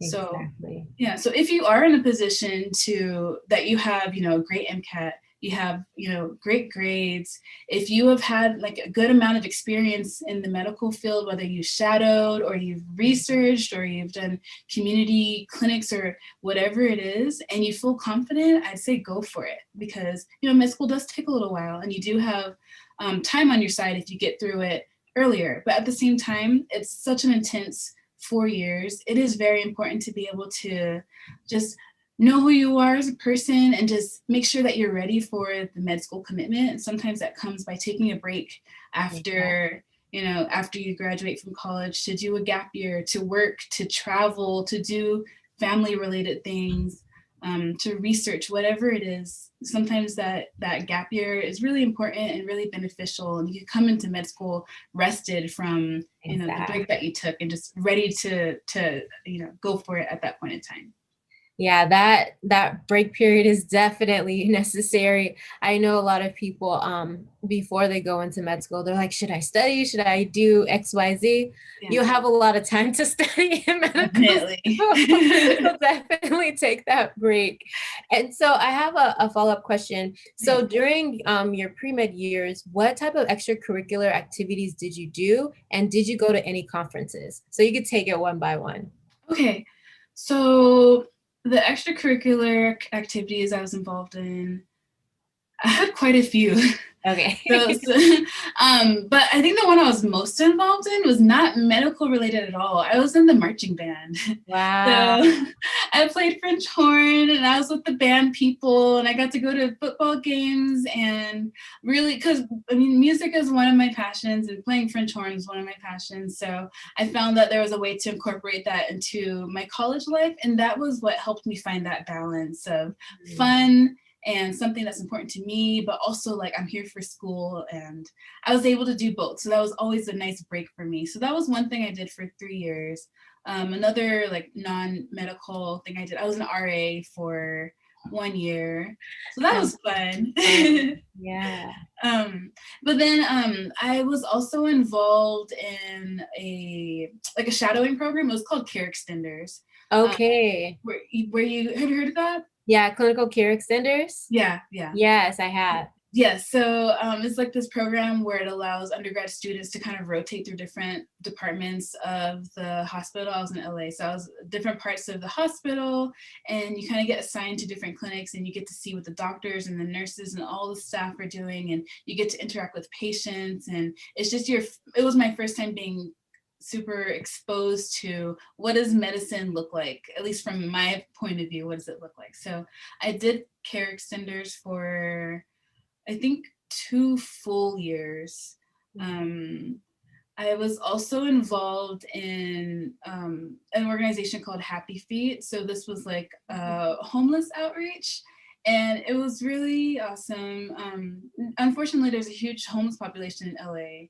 So our school tried to, be there in any way that we could. So this particular organization helped to provide like foot care and healthcare to anybody who is of need of those services, along with like toiletries and shoes. And so it was a really humbling and hands-on extracurricular that I was involved in. Maybe once a month or so, we'd go to certain locations and interact with this crowd. So this was another thing that I was able to do while I was an undergrad. So I had the Care Extenders, I had this homeless outreach.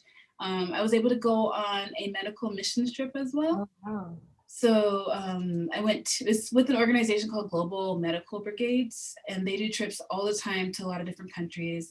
In this particular case, I went to Panama, and when we went there, we partnered, like our doctors who came partnered with the doctors from Panama, because you don't want to just go somewhere and just bring your own medicine and you don't even know if what you're doing is going to be helpful or sustainable. So this organization partnered with the local doctors, and we were just able to help out with the clinics. We were able to see different things. We were able to just kind of interact with a totally new group of people. In the area that we went was a really kind of rural and underdeveloped area. So it was probably 5 hours away from the main city.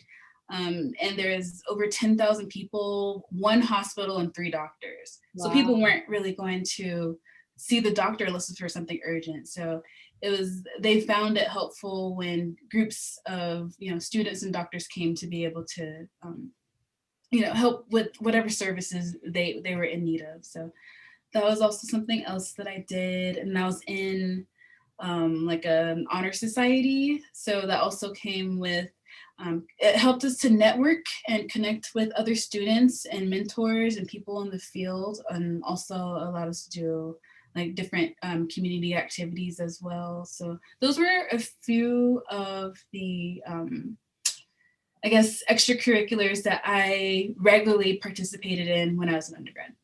Awesome. Wow. So you were very involved as an undergraduate. And I like the point that you made that you didn't just do all medically related extracurriculars. Yeah. You were able to find that balance with, being in the marching band. So, as a pre-med student, if you're watching, you don't have to just do, shadowing, et cetera, you can be involved with things that you love. If it's, singing, if it's dancing, definitely do what you're passionate about as well. And so another question, did you go to any conferences as a pre-med student? I'm trying to think if I went to any conferences off the top of my head. The fact that I don't remember any, I don't think I really did. No, it's okay. And I mean, you don't have to, but I was just wondering, like, did you go to any? Well, yeah, that's fine. And then in terms of, you took us on a journey of being an undergrad, some of the extracurricular activities that you're involved in. Oh my God. And so when you applied, you said you didn't get in. What motivated you to do it again? Like, what was that motivation? Or actually, let me take a step back. How did you cope with that? Yeah. Yeah. Oh, okay. So I was initially very disappointed, because it's one thing, it was disappointing because I'm applying to all these schools. Eventually I applied to more, but at the time though, 26 schools was definitely a lot of schools. And I felt like I was supposed to apply to medical school. So I was confident something would come out of it. But it's funny how God works, because the thing that you might be expecting to come out of a situation may not be what he has planned for you, but you're still supposed to go through it. And because I was confident in that, I knew that I was supposed to go through the process. I knew that something good would come out of it. So I feel like that gave me comfort in applying, even though it's very disappointing, receiving rejection letter after rejection letter after rejection letter. That part is hard, but I was still very hopeful for some reason that I can't really explain throughout the process. And I remember just a quick story, just when I was graduating from high school, this PE teacher that I've never had, she came up to me and she gave me a gift. And this gift was a bracelet. And the bracelet had this verse on it, Jeremiah 29:11. And the bracelet just said, "I know the plans I have for you." And this, one of the scriptures in the Bible. And I never even read that scripture before. I wasn't aware of it, but it's so funny because I took that bracelet with me to college, and that, just knowing that God had a plan for me, got me through every single hardship that I experienced as a college student. And that included my med school journey. I was like, okay, well, I know that God has a plan for me. And I know that I didn't just come up with this out of nowhere, becoming a doctor. It's not like I've really seen that around me. So I just had this confidence that, okay, this is what I'm supposed to do. I'm going to go for it and do the best I can. And even though in that period of time, I didn't get into any school, I still like maintained like my hope, knowing that, you know, God has a plan for me. This wasn't for nothing. And it really wasn't, because it brought me to Loma Linda, and my whole life, you know, transformed and changed once I got to Loma Linda. So that's another part of the story. But I just holding on to like the hope that I had that, you know, God was with me and he had plans for me, and my journey is not in vain, and this is a learning process that helped carry me through applying to medical school the first time. And even though I didn't get in anywhere, I was like, okay, well, that just means that, you know, there has to be an adjustment. And later on, I realized, you know, what everything was intended for. But at the time, I was like, okay, well, okay, what's next? How do I do this? How do I move forward? I'm going to try this again. I just need to know. I know I need to improve somewhere. So that was my mentality coming out of not getting into anywhere. Wow. That like gave me chills. I was like, oh my God. But yeah, that's just like, that is also my favorite verse, because God has a plan for you and a purpose. And that's so awesome that you held on to it. Yeah. You held on to it and ran. Like, you didn't let it make you stay down. You got up and you said, you know what? God has a plan for me. I'm going to keep moving forward. And that is an awesome message. So thank you so much for sharing that. Yeah, of course. Yeah. And so can you take us a little bit on your journey during your gap year? And how many gap years did you take? So so after I graduated from college, I took the 6 months off as I applied to Loma Linda for my master's program in public health. And just a little background, the reason why I chose public health was because when I did go to Panama, I was a part of a public health committee. I didn't even know what public health was at the time. But we were responsible for hanging out with the kids and teaching them about like hygiene and washing your hands, how to wash your hands properly, and how to choose like fruits and vegetables that were available there that helped you with the balanced diet. And I think kind of growing up in the United States, at least for me, those were things that were regularly taught. That's something that you kind of grow up doing and knowing a little bit about. But what I didn't realize was that when you leave the United States, you know, there's so many other countries and continents and cultures and people across the world that grow up differently from you. And I mean, I did have a tiny bit of exposure to that because I had my dad was in the military, so we traveled a lot. And we moved every 3 or 4 years, and I didn't always live in the United States. I lived overseas sometimes, but in a medical capacity, going to Panama and just seeing the circumstances, it was more of like an indigenous community. So everything was very traditional and colorful and amazing, and people were so happy. But there were some differences in how people managed their health based on what they had access to and what information they had. And not everything is a conscious choice, because sometimes, you know, people don't have access to the medical care and resources and medications and even the food and the water that we do in the United States. So just being a part of that public health committee opened my eyes to what life was like in a place that doesn't have access to all the resources that I have access to. And I was realizing the importance of, you know, how public health could play a role in medicine. Even here in the United States, we're definitely not perfect in the United States, and there's a lot of room for improvement within our own community, within the Inland Empire. You know, that's why I'm drawn to being here. But public health, I chose public health because the exposure that I received on my trip in Panama, and also with the outreach that I was doing with some of the homeless communities, when we were learning about, you know, access to having a safe home and safe environment, and to have food regularly, and to have access to showers and clean water regularly. Like, that's an issue even in the United States. So those, I guess, extracurriculars kind of highlighted the importance of public health, which is so very broad, but I saw how it could be incorporated into the medical field tends to focus on treating individuals, and that's very important. Public health focuses on a little bit more on preventing illnesses from happening, and it focuses on what are trends across the whole population, like how does this disease play out on this population versus that population? What can we do to change that? What can we do to fix that? What can we research to see how we can improve, this medicine or this public health in the future? So I was drawn to public health, and I definitely wanted to learn more about it. So a lot of people try to decide what they want to do in a gap year. Some people work for the full year. Some people get involved in research for the full year. Some people, trips. But for me, I wanted to, and some people do a post-bac, and I kind of did a version of a post-bac a little bit later on after Loma Linda, so I could get to that a little later too. But for me, I chose a master's in public health. It was a 2-year program. I chose research epidemiology as my sub-major because I didn't really have much research experience at all. And I figured that I wanted to at least get exposure to research so that when I go into medical school, I would know if it's something that I would want to do as a doctor or not.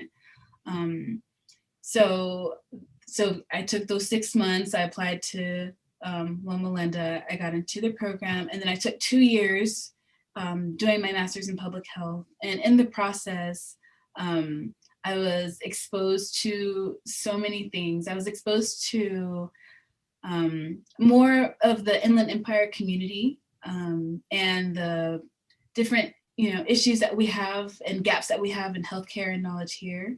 I was also exposed to how doctors can combine public health and medicine.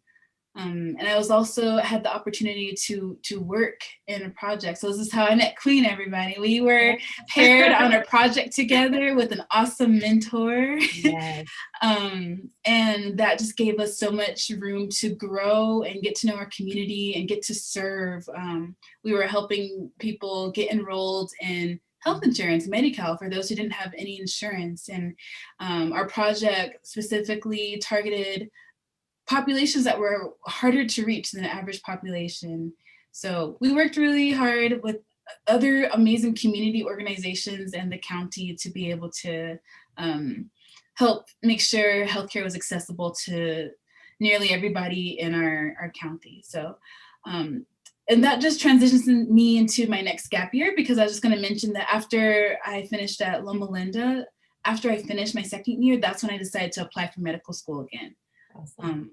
So I took the year after that to study for my MCAT, just to take it again because I needed a fresh score and to prepare my application. So I took a gap year after my master's program. And in the meantime, I worked full time with that grant funded project that was a part of Loma Linda University. So that's what I did after my master's program. So gap year part 1 or 6 months, and then full gap year to work and apply to medical school after gaining more experience. Awesome. Wow. And so I have another question. So you took your gap years, and so then you applied. So, I mean, you did a lot up until that second application. Would you say there's anything else that you did differently when you applied the second time? Okay, yeah. So I had a lot of improvement between my first application and my second application.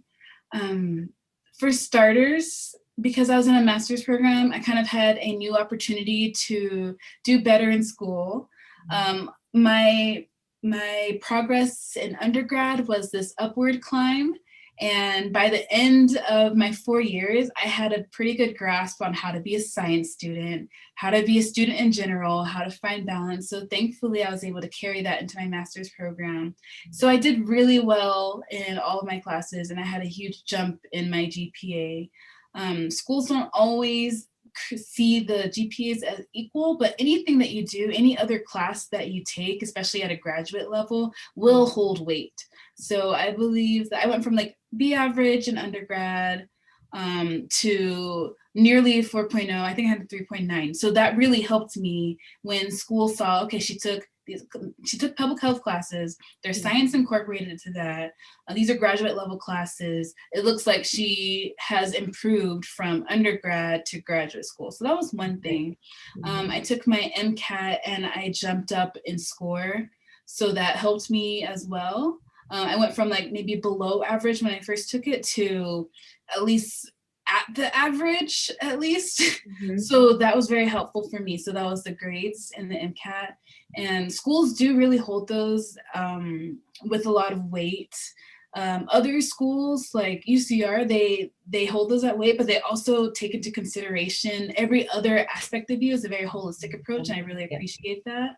So, but some of the first things that schools look at, because so many people apply to med school, is like, okay, how's their MCAT? How's their grades? Those are very important. So it's just important to know that going in to do the best that you can.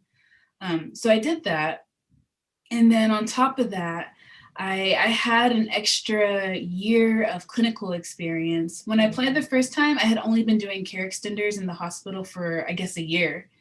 But by the time I applied the second time, I had done that for 2 years, at least 2 years. I think it was like 300 hours or so.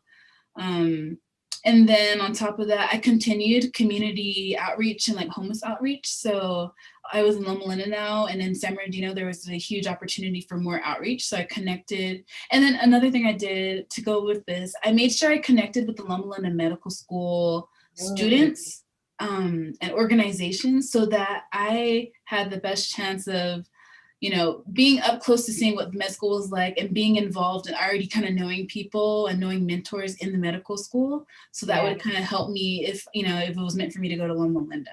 So I was a part of another outreach, and this time I took on more leadership positions.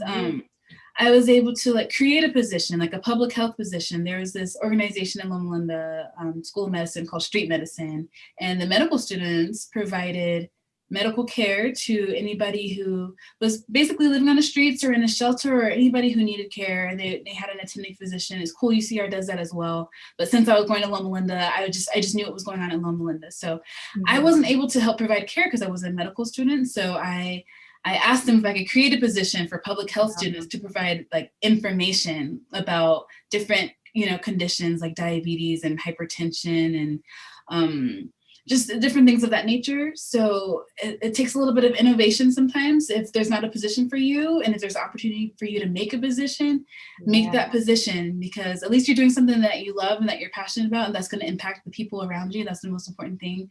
But that also was something that helped me grow in my journey of becoming more aware of the medical field. So that was something that helped me as well.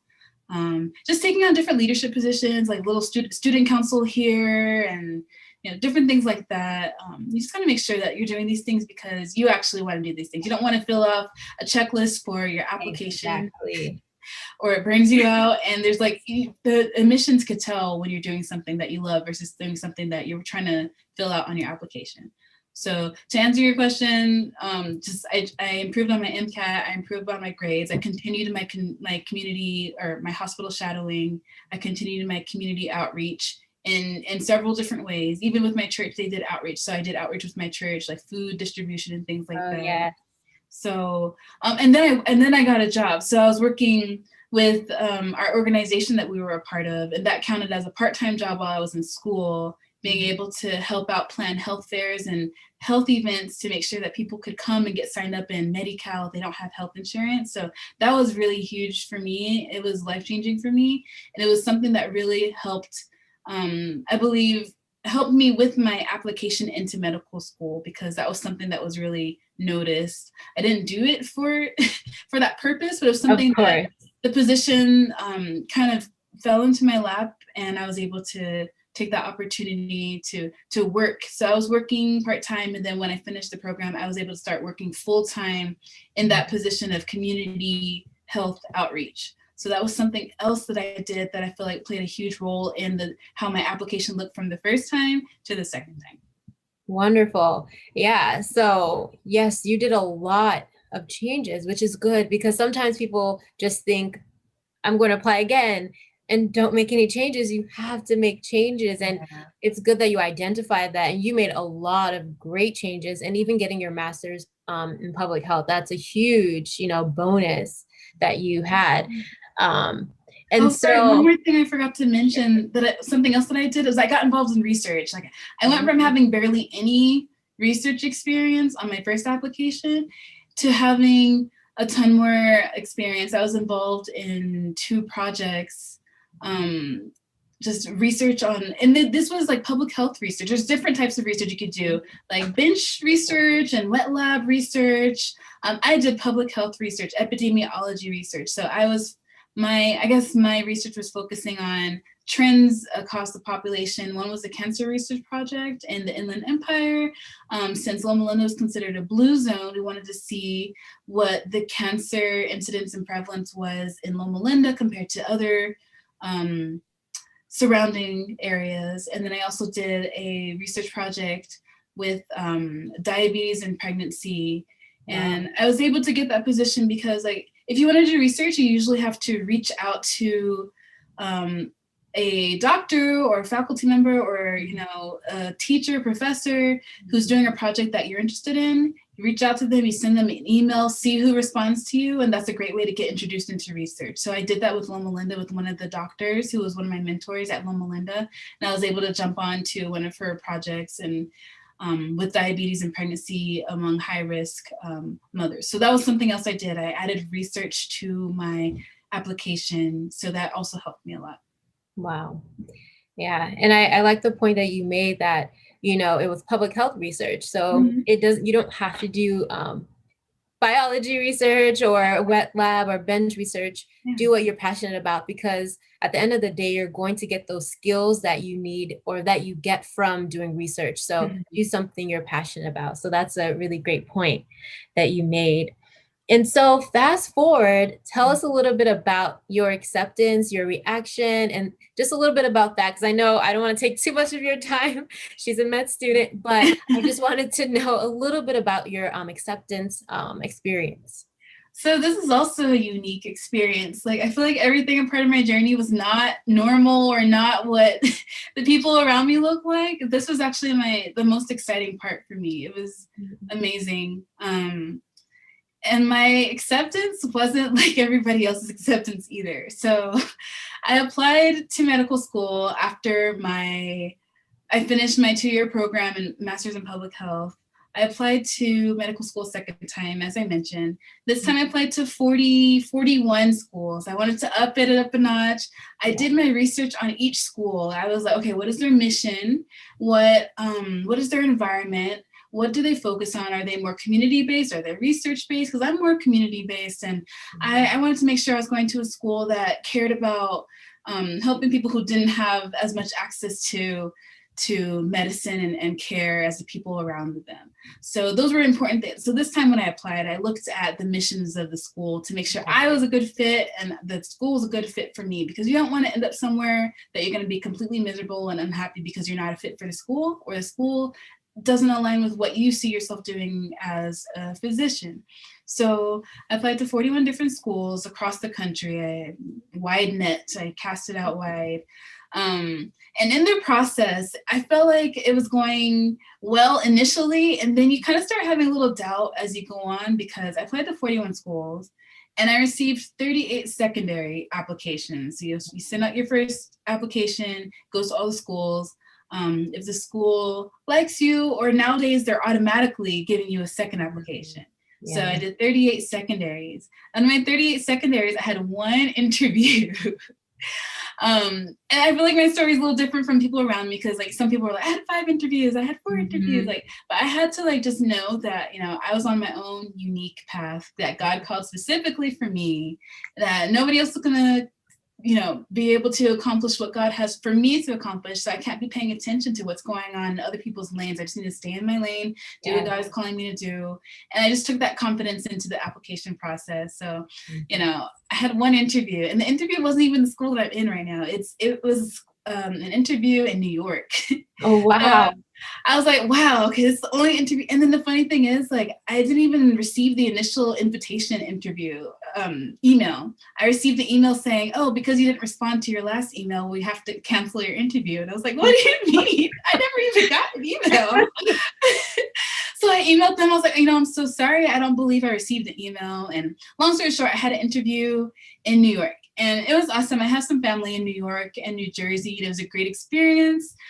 Going to my very first medical school interview and just being more prepared this time and just knowing what I wanted to do and be as a physician. I had my vision had been so expanded after I had more experience in the field, and I knew specifically how I envisioned myself as a doctor. It wasn't like, oh, I just want to be a doctor. It was like, I know I want to be a doctor for this group of people, and I want to be doing this specific things. I want to make sure I'm able to interact with the community and do a little research on this. Like, I had a vision. So that helped me going into this application cycle.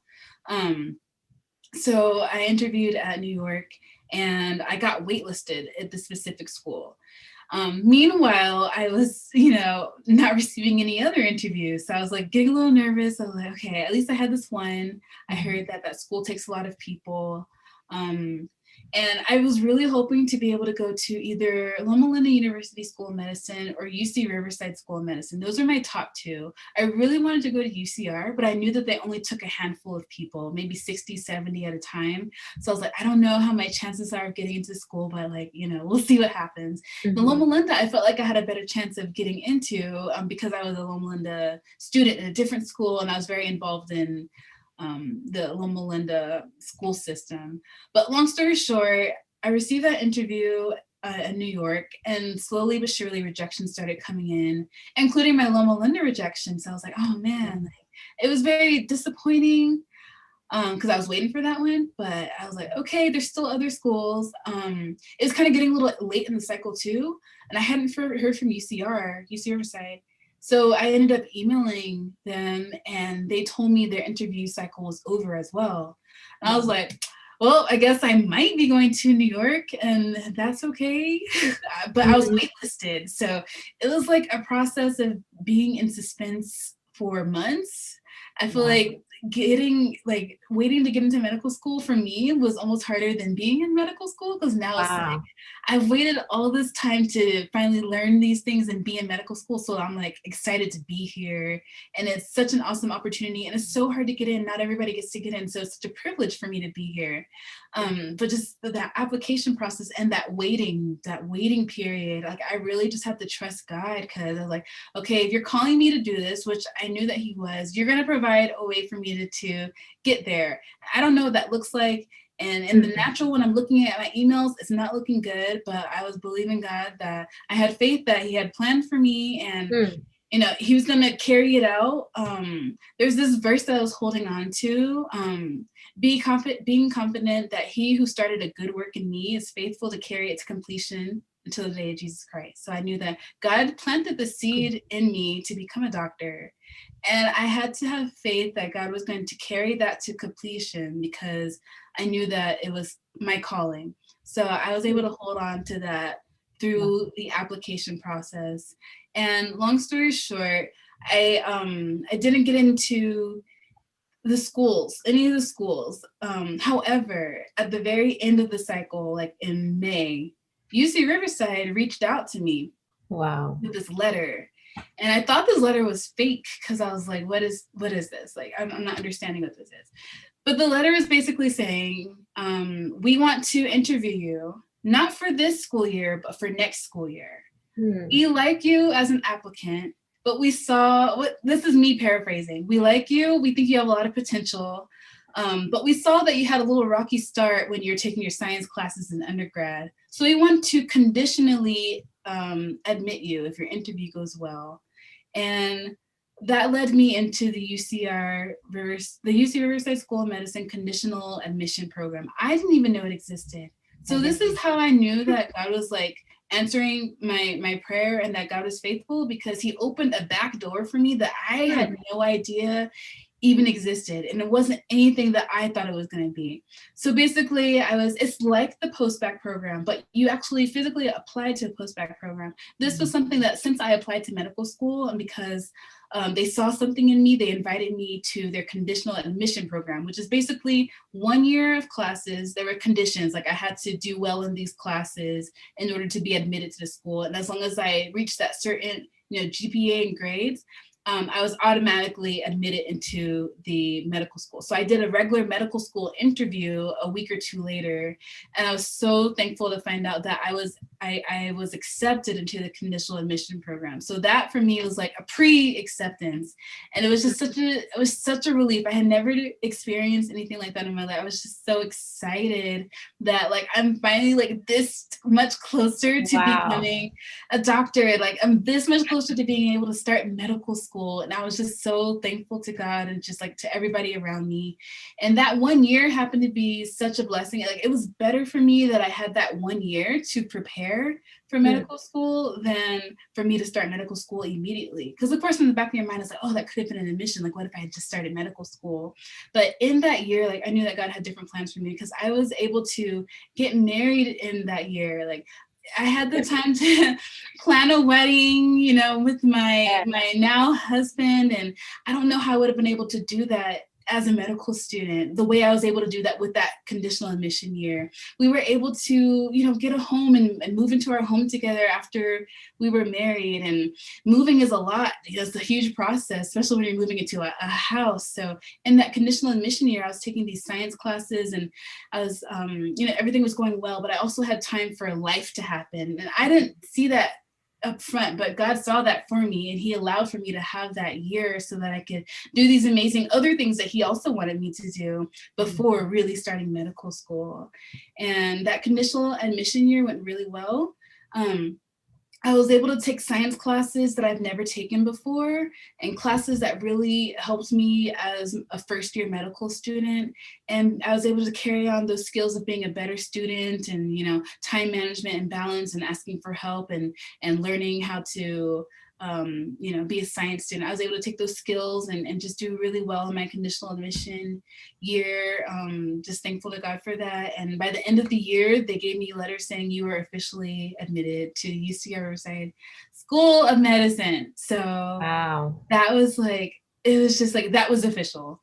And that was such an amazing moment to receive that letter and know that it was official after that journey that I had been on for years, it finally happened. So that was a little bit about like my journey into medical school. And it was very non-traditional, but I just guarantee you that, if you're trusting God for something and he's calling you to something, he's going to take care of you along the way and he's going to see it through. You just got to trust him and just try to do the best that you can in the meantime by holding on to your faith. And he answered that, that prayer, and, my whole family got to celebrate. I say with my parents and my husband, we got into medical school because everybody and all my family, aunts and uncles, like everybody who was with me in that journey, but encouraging me the whole time. It's like, it took a whole village. So it was like, guys, we made it. And everybody's like there with me. And it's just really amazing. So my journey doesn't look like anybody else's journey that for my classmates and the people I encounter, it's very different. There have been times where I was like a little bit embarrassed about, different parts of, because, in some senses I failed at certain things. That's why I didn't get in immediately. But at the same time, each like failure was like something that would help me grow and help me overcome. And I honestly didn't have what I needed and what it took for me to be in medical school or a medical student at the time that I applied initially. I was not ready. I didn't even know what I was getting into. I didn't know as much about the field that I knew when I applied the second time around. I wasn't ready, and I didn't know that. I'm so thankful that I didn't even get in the first time because it just opened up opportunities for me to grow as a person. I think I started college when I was like 17, so I was young. And by the time, like now I'm 27 in my second year. So by the time I started medical school, I was 25, 26 or so. And a lot of personal growth had happened in that time, a lot of spiritual growth, a tremendous amount of spiritual growth had happened in that time. And that was so necessary for who I am and who God is calling me to be. My confidence grew in that time because I was grounded in who I was and knowing who I am as a person, as a child of God, and just, on my journey of where I am, and emotional growth, physical growth, growth, like getting healthier, having a different outlook on life, just being more mature. So I'm really glad that I didn't make it the first time around, because all that stuff needed to happen for me to get to where I needed to be. Loma Linda and UCR wouldn't have been on my radar if I didn't get into med school the first time around. Because I didn't get in, I was brought to Loma Linda. When I came to Loma Linda, I met some really amazing people like yourself and our friend Tiffany and Dr. I McPhee, all these know. awesome people that God placed in my life. I was able to get plugged into an awesome church and just grow spiritually. I was able to meet my future husband, my now husband. At the time. Like all these life things needed to happen, and they would never have happened if I didn't apply that first time and I didn't get exposed to Loma Linda University. So I just keep mentioning that because like a lot of things happened in my life that were so important to my journey into medical school, and my experience at Loma Linda and in San Bernardino helped me to get into UC Riverside. So none of this, everything happens for a reason, and all of things work together for good. So I could see that God used things that seemed like bad or as a failure to me to work it to something that was absolutely amazing that only He had in store for me. So that was my journey into UCR School of Medicine. I'm so thankful for the entire journey, everything, the ups and the downs. I just had to grow through it and become, better, more well-rounded person in the process. But now I'm finally here, so I'm really thankful. Wow. Amazing journey. God just took control of this whole interview because it's just amazing from start to finish, just hearing your story and how you held on to your faith in God and Christ, and how you just you ran with what He told you, with the vision He gave you. And that is just amazing. I had a question, how does faith play a role? But you already interwove it into your whole interview. And that is amazing. And that is, what this is all about, how you're living with purpose. And I don't know, I'm just fascinated by your story. I didn't know all of, the bits and pieces, but thank you so much for sharing.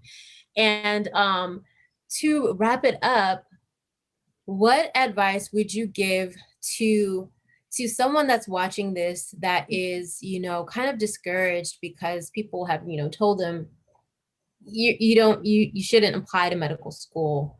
Like what is one piece of advice you would give to someone watching this that's kind of discouraged on their journey to medical school? I would say that if you believe that it is your dream to go to medical school and it's your calling to go to medical school to become a doctor, don't let anybody talk you out of that. If that is the dream that God put on your heart to be able to serve in such an amazing capacity, you can't let people take that away from you, even if it looks impossible in the moment, because what is impossible with us is completely possible with God. So my advice would be to know that you are on your own specific journey. You are in your own lane, your own path. You're running your own race in life, you and God. And your journey does not need to look like the journey of the people around you. When I was in school, people were getting acceptances here. They were in medical school there. By the time I was like starting my master's, they're already like halfway through with, or I guess finishing. They're halfway through with medical school already. By the time I was finishing my master's, they're graduating and going to residency. But you get so bogged down by focusing on the details of other people's lives, and that's not meant for you. God has something in store specifically for you. So you can't focus on the people around you. Of course, listen to your mentors and take in everything that's good, that works for you. But you have to remember, like, don't compare yourself to other people. Don't compare yourself. Just do what you need to do to get there.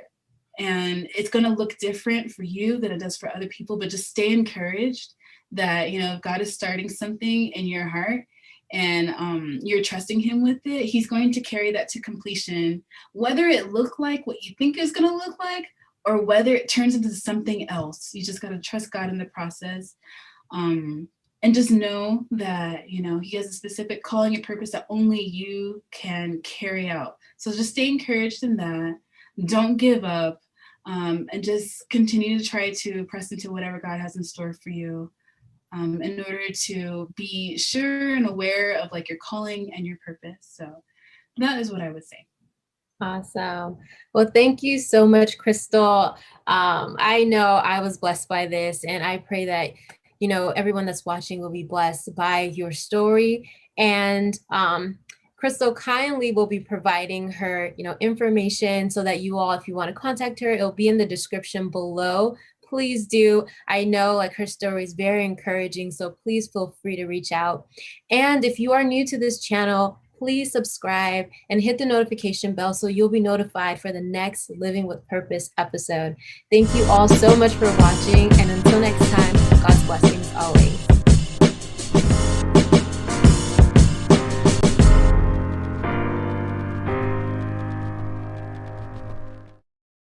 Hey, lovely people. Welcome back to another episode of Living with Purpose. I'm your host, Queen, and welcome to my channel. Today, I am excited because we have a lovely guest. Her name is Christy, and she'll be sharing her blog, Daughter Restored. And Christy is a speech pathologist and blogger whose mission is to spread the gospel and help young women overcome the effects of fatherlessness. Welcome, Christy. Thank you so much for being here. Thank you for having me. I'm excited. Awesome. So my first question is, tell us about your blog. Okay. So just as you said, my blog is called Daughter Restored. And basically, it's a community for fatherless daughters.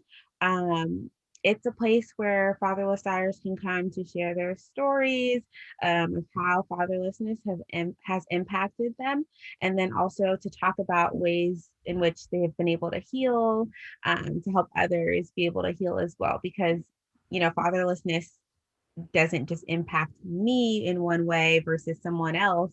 So I think it's important to share diverse aspects of stories so that other people can get their perspectives as well. So when did you know you would start a blog about this topic?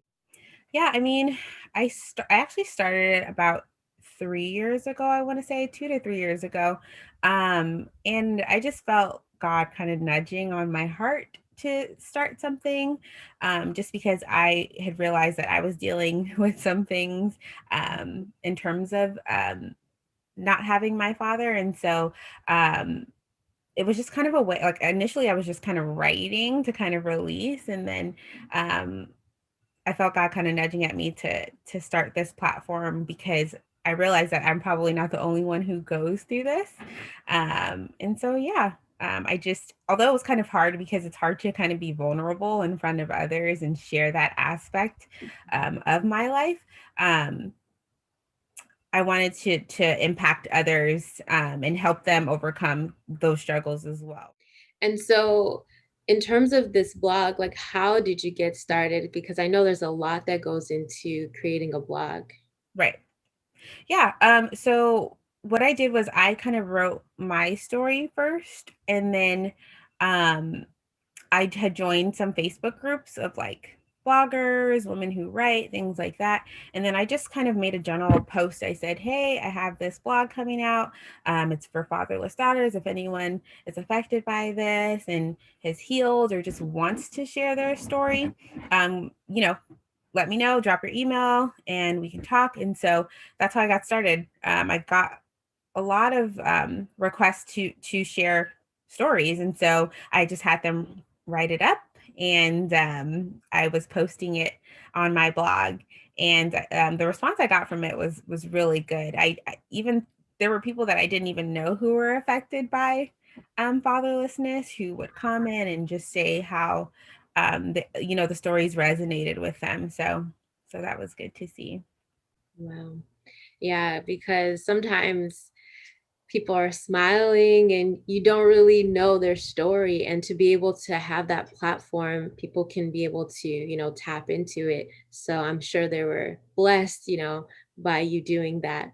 And so I know you touched a little bit about like why, but can you dig a little deeper as to why you started the blog? I had noticed that, you know, I was just dealing with certain things in regards to like self-esteem, and also like with relationships with men. I didn't really understand, or I didn't really know how to have like a healthy relationship with a man. And I'm not even just talking about like dating. It's just um having a healthy relationship. And that's because, you know, your father is your first relationship with a man, right? So I never really understood how to navigate that, if that makes sense. So a lot of times, even with dating wise, it's like I just couldn't figure out how to get close, or I would always push men away because I was fearful of, I didn't want um, to go through, you know, abandonment or things like that. So I just noticed that I was kind of dealing with those things, and um, I'm like, okay, I want to heal from this, you know. So that's kind of why. That was the reason why. So through writing, you felt that you were able to like heal through that?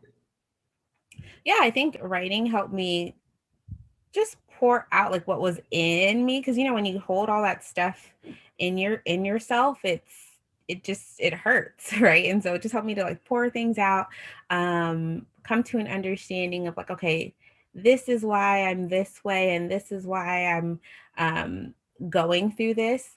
and and I'm talking writing in addition to Bible study, right? So you know, praying and doing Bible study, it just was very therapeutic for me. And so I realized that, okay, this helped. So let me kind of give that opportunity to others as well. Awesome. And just like on that point, when you talked about Bible study, was there any like verse or story that really helped you through this journey? I guess for me, it's just really understanding that God is my father ultimately at the end of the day. Even though I didn't have a close relationship with my own father, like God is my father. He loves me. I can find my self worth in him. Um, and I guess the verse I can tie into that is being fearfully and wonderfully made, right? Like I was created for a purpose, and for meaning, and to find my self worth in that, I think was super important. That's awesome. And so how did you get comfortable sharing this part of your life? Because it's not just you writing it down, but now people are reading what you're writing. Right. That's funny. I wouldn't say I'm comfortable, honestly. I think it's hard for me to, you know, share, especially that. That's such a vulnerable place to be in. But I think there's beauty in the uncomfortable. And I think especially when it comes to living your purpose, um, when God calls you to do something, it doesn't mean that he said it's going to be comfortable, right? You just kind of you have to do it. So yeah, would I say I'm comfortable? Not completely, but it's okay. You do it, and the beauty is that other people get blessed through it. So That's true.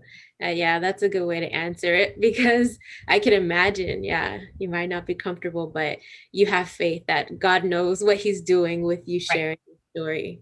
right. And so when you started this blog, did you have any resisting moments while beginning the journey? I think it ties back to the other question with being comfortable. That would probably be the most resisting, because I'm like, oh, I don't want to share this, or like, I don't know, even talking about this, I'm like, is this even going to resonate with other people? Like, I don't know. Um, so that would probably be it. Like sometimes I can be so fearful that I'm like, I don't even want to start because um, I don't know how people react to it. But the response has been positive, has always been positive. So um, I guess that would be the only thing. And so what drives you to continue this blog? Because you said you started about like 2 or 3 years ago. What's Yeah. that drive? Yeah. So, like I said, yes, I started 2 to 3 years ago. I had taken a brief pause, and then um, I revamped my site, and I'm currently reposting the stories that were on the site before. But I guess what drives me is honestly it's God. Like I've even when I paused doing it, because I just had so much on Mm. my plate, and you know, like doing social media and all those things, like it's a lot to handle. But I don't know, I just kept having that nudge like at the back of my mind, like you need to do this, you need to do this, this is important. And so actually you helped me actually jump start it again when you asked me to do the interview, because, you know, I'm like, okay, this is the perfect time to actually restart. And so really what keeps me going is just the nudge of God, like, you know, this is going to help others. And so that's awesome. And so I know you talked a little bit about like challenges and what have you with your blog, but what are some challenges you had to overcome, you know, losing your father, and how did you cope? Like, what are some tangible tips you can give someone? yeah. First and foremost, I want to say that, like, you know, one of my favorite blog posts that I have up right now is the interview that I did with a fatherless daughter.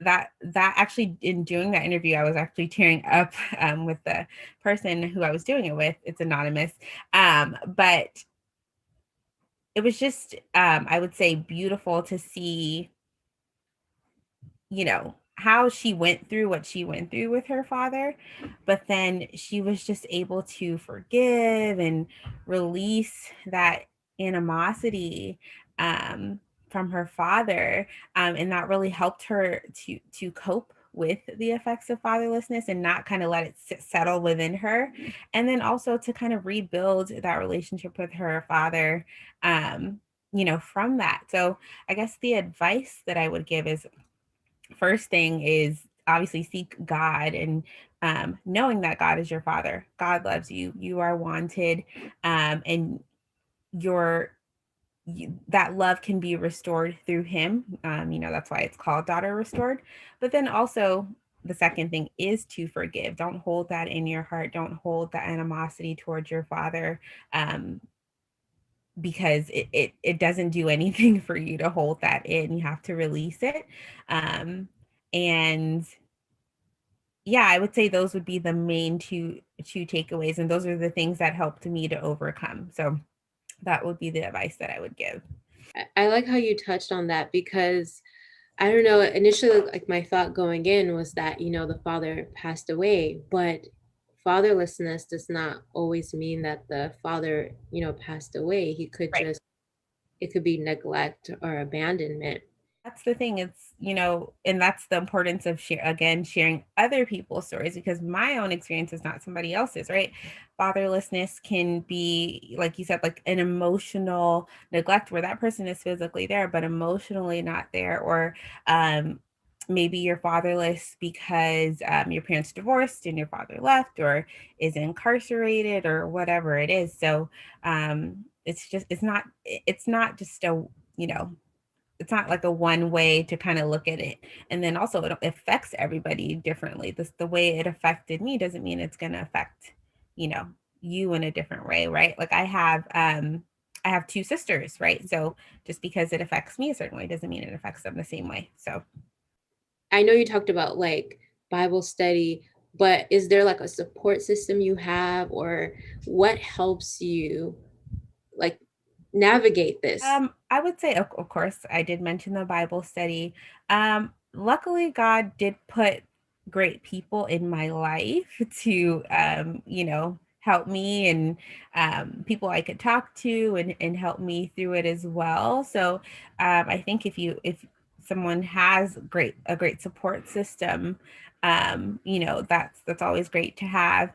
And then, you know, I'm currently in a relationship, and anytime I start to feel kind of whatever I had been dealing with, I always talk to, you know, my significant other about that. So I think talking, writing, like exactly kind of the way that my blog is designed is the best kind of therapy, I guess, for that. Or and actually also going to therapy too, for others if they still have those lingering, especially as an adult, if you still have those lingering feelings that you never dealt with, then that would be an option as well. Awesome. And what would you say, like someone who, like you said, you have a significant other. So what would you say that someone like an ally, your significant other, or someone that is your friend, what is it that they could do for someone who is fatherless in different ways? Because as you mentioned, there's different ways to be fatherless. Right. I would say just listen, and understanding that person and what they're going through. I think it's hard to understand if you don't go through it, but honestly, just listening, I think, is the most important part of either being a friend or a significant other.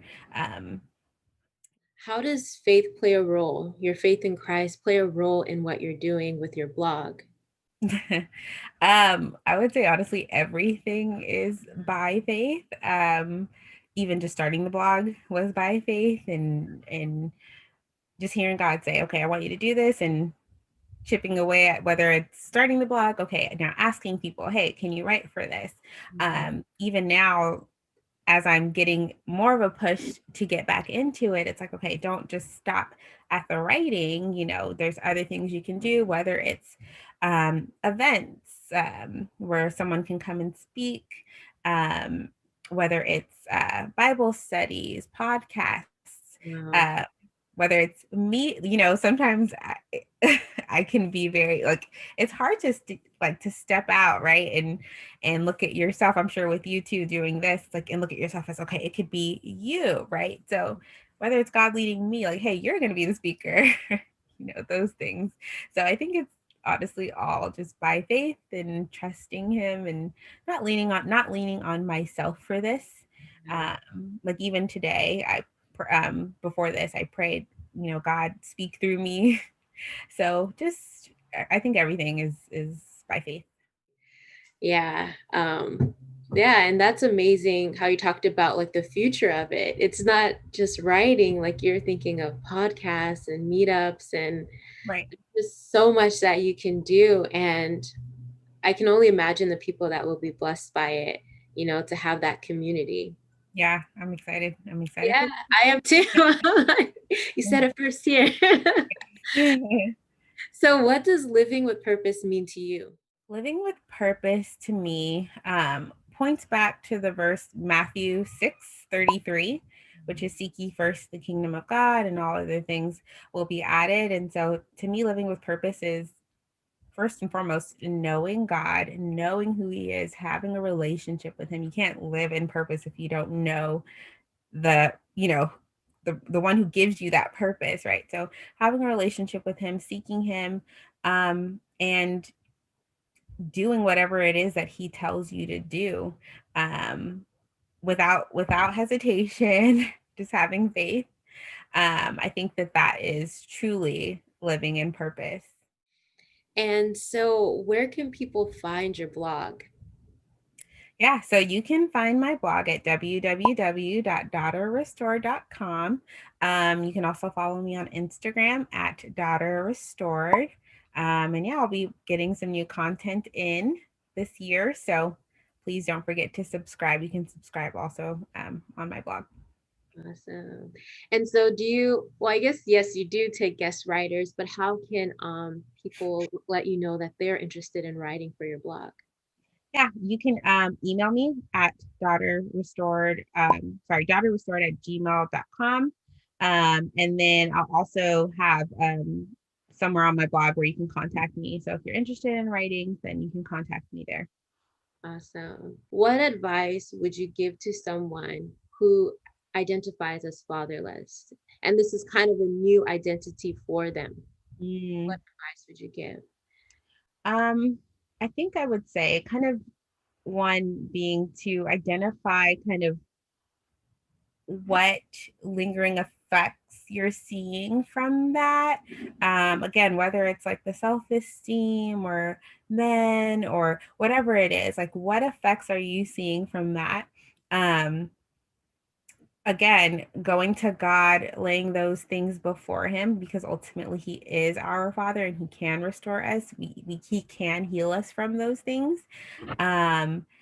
Again, forgiving, not holding any animosity or ill will against your parent, for leaving, and talking to someone, whether it's a friend, someone you trust, or going to a therapist, and laying all of that out for your own healing, but definitely don't ignore it. Don't try to brush aside kind of what you might be feeling or going through when it comes to that.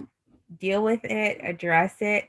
And yeah, I would say those things. Thank you so much for your time. Thank you for sharing, this piece of what you're doing with your blog. And by God's grace, I'll have you back in terms of a different aspect of your life and how you're living with purpose, because there's so many aspects of us as human beings. And so it's so amazing to know more about you.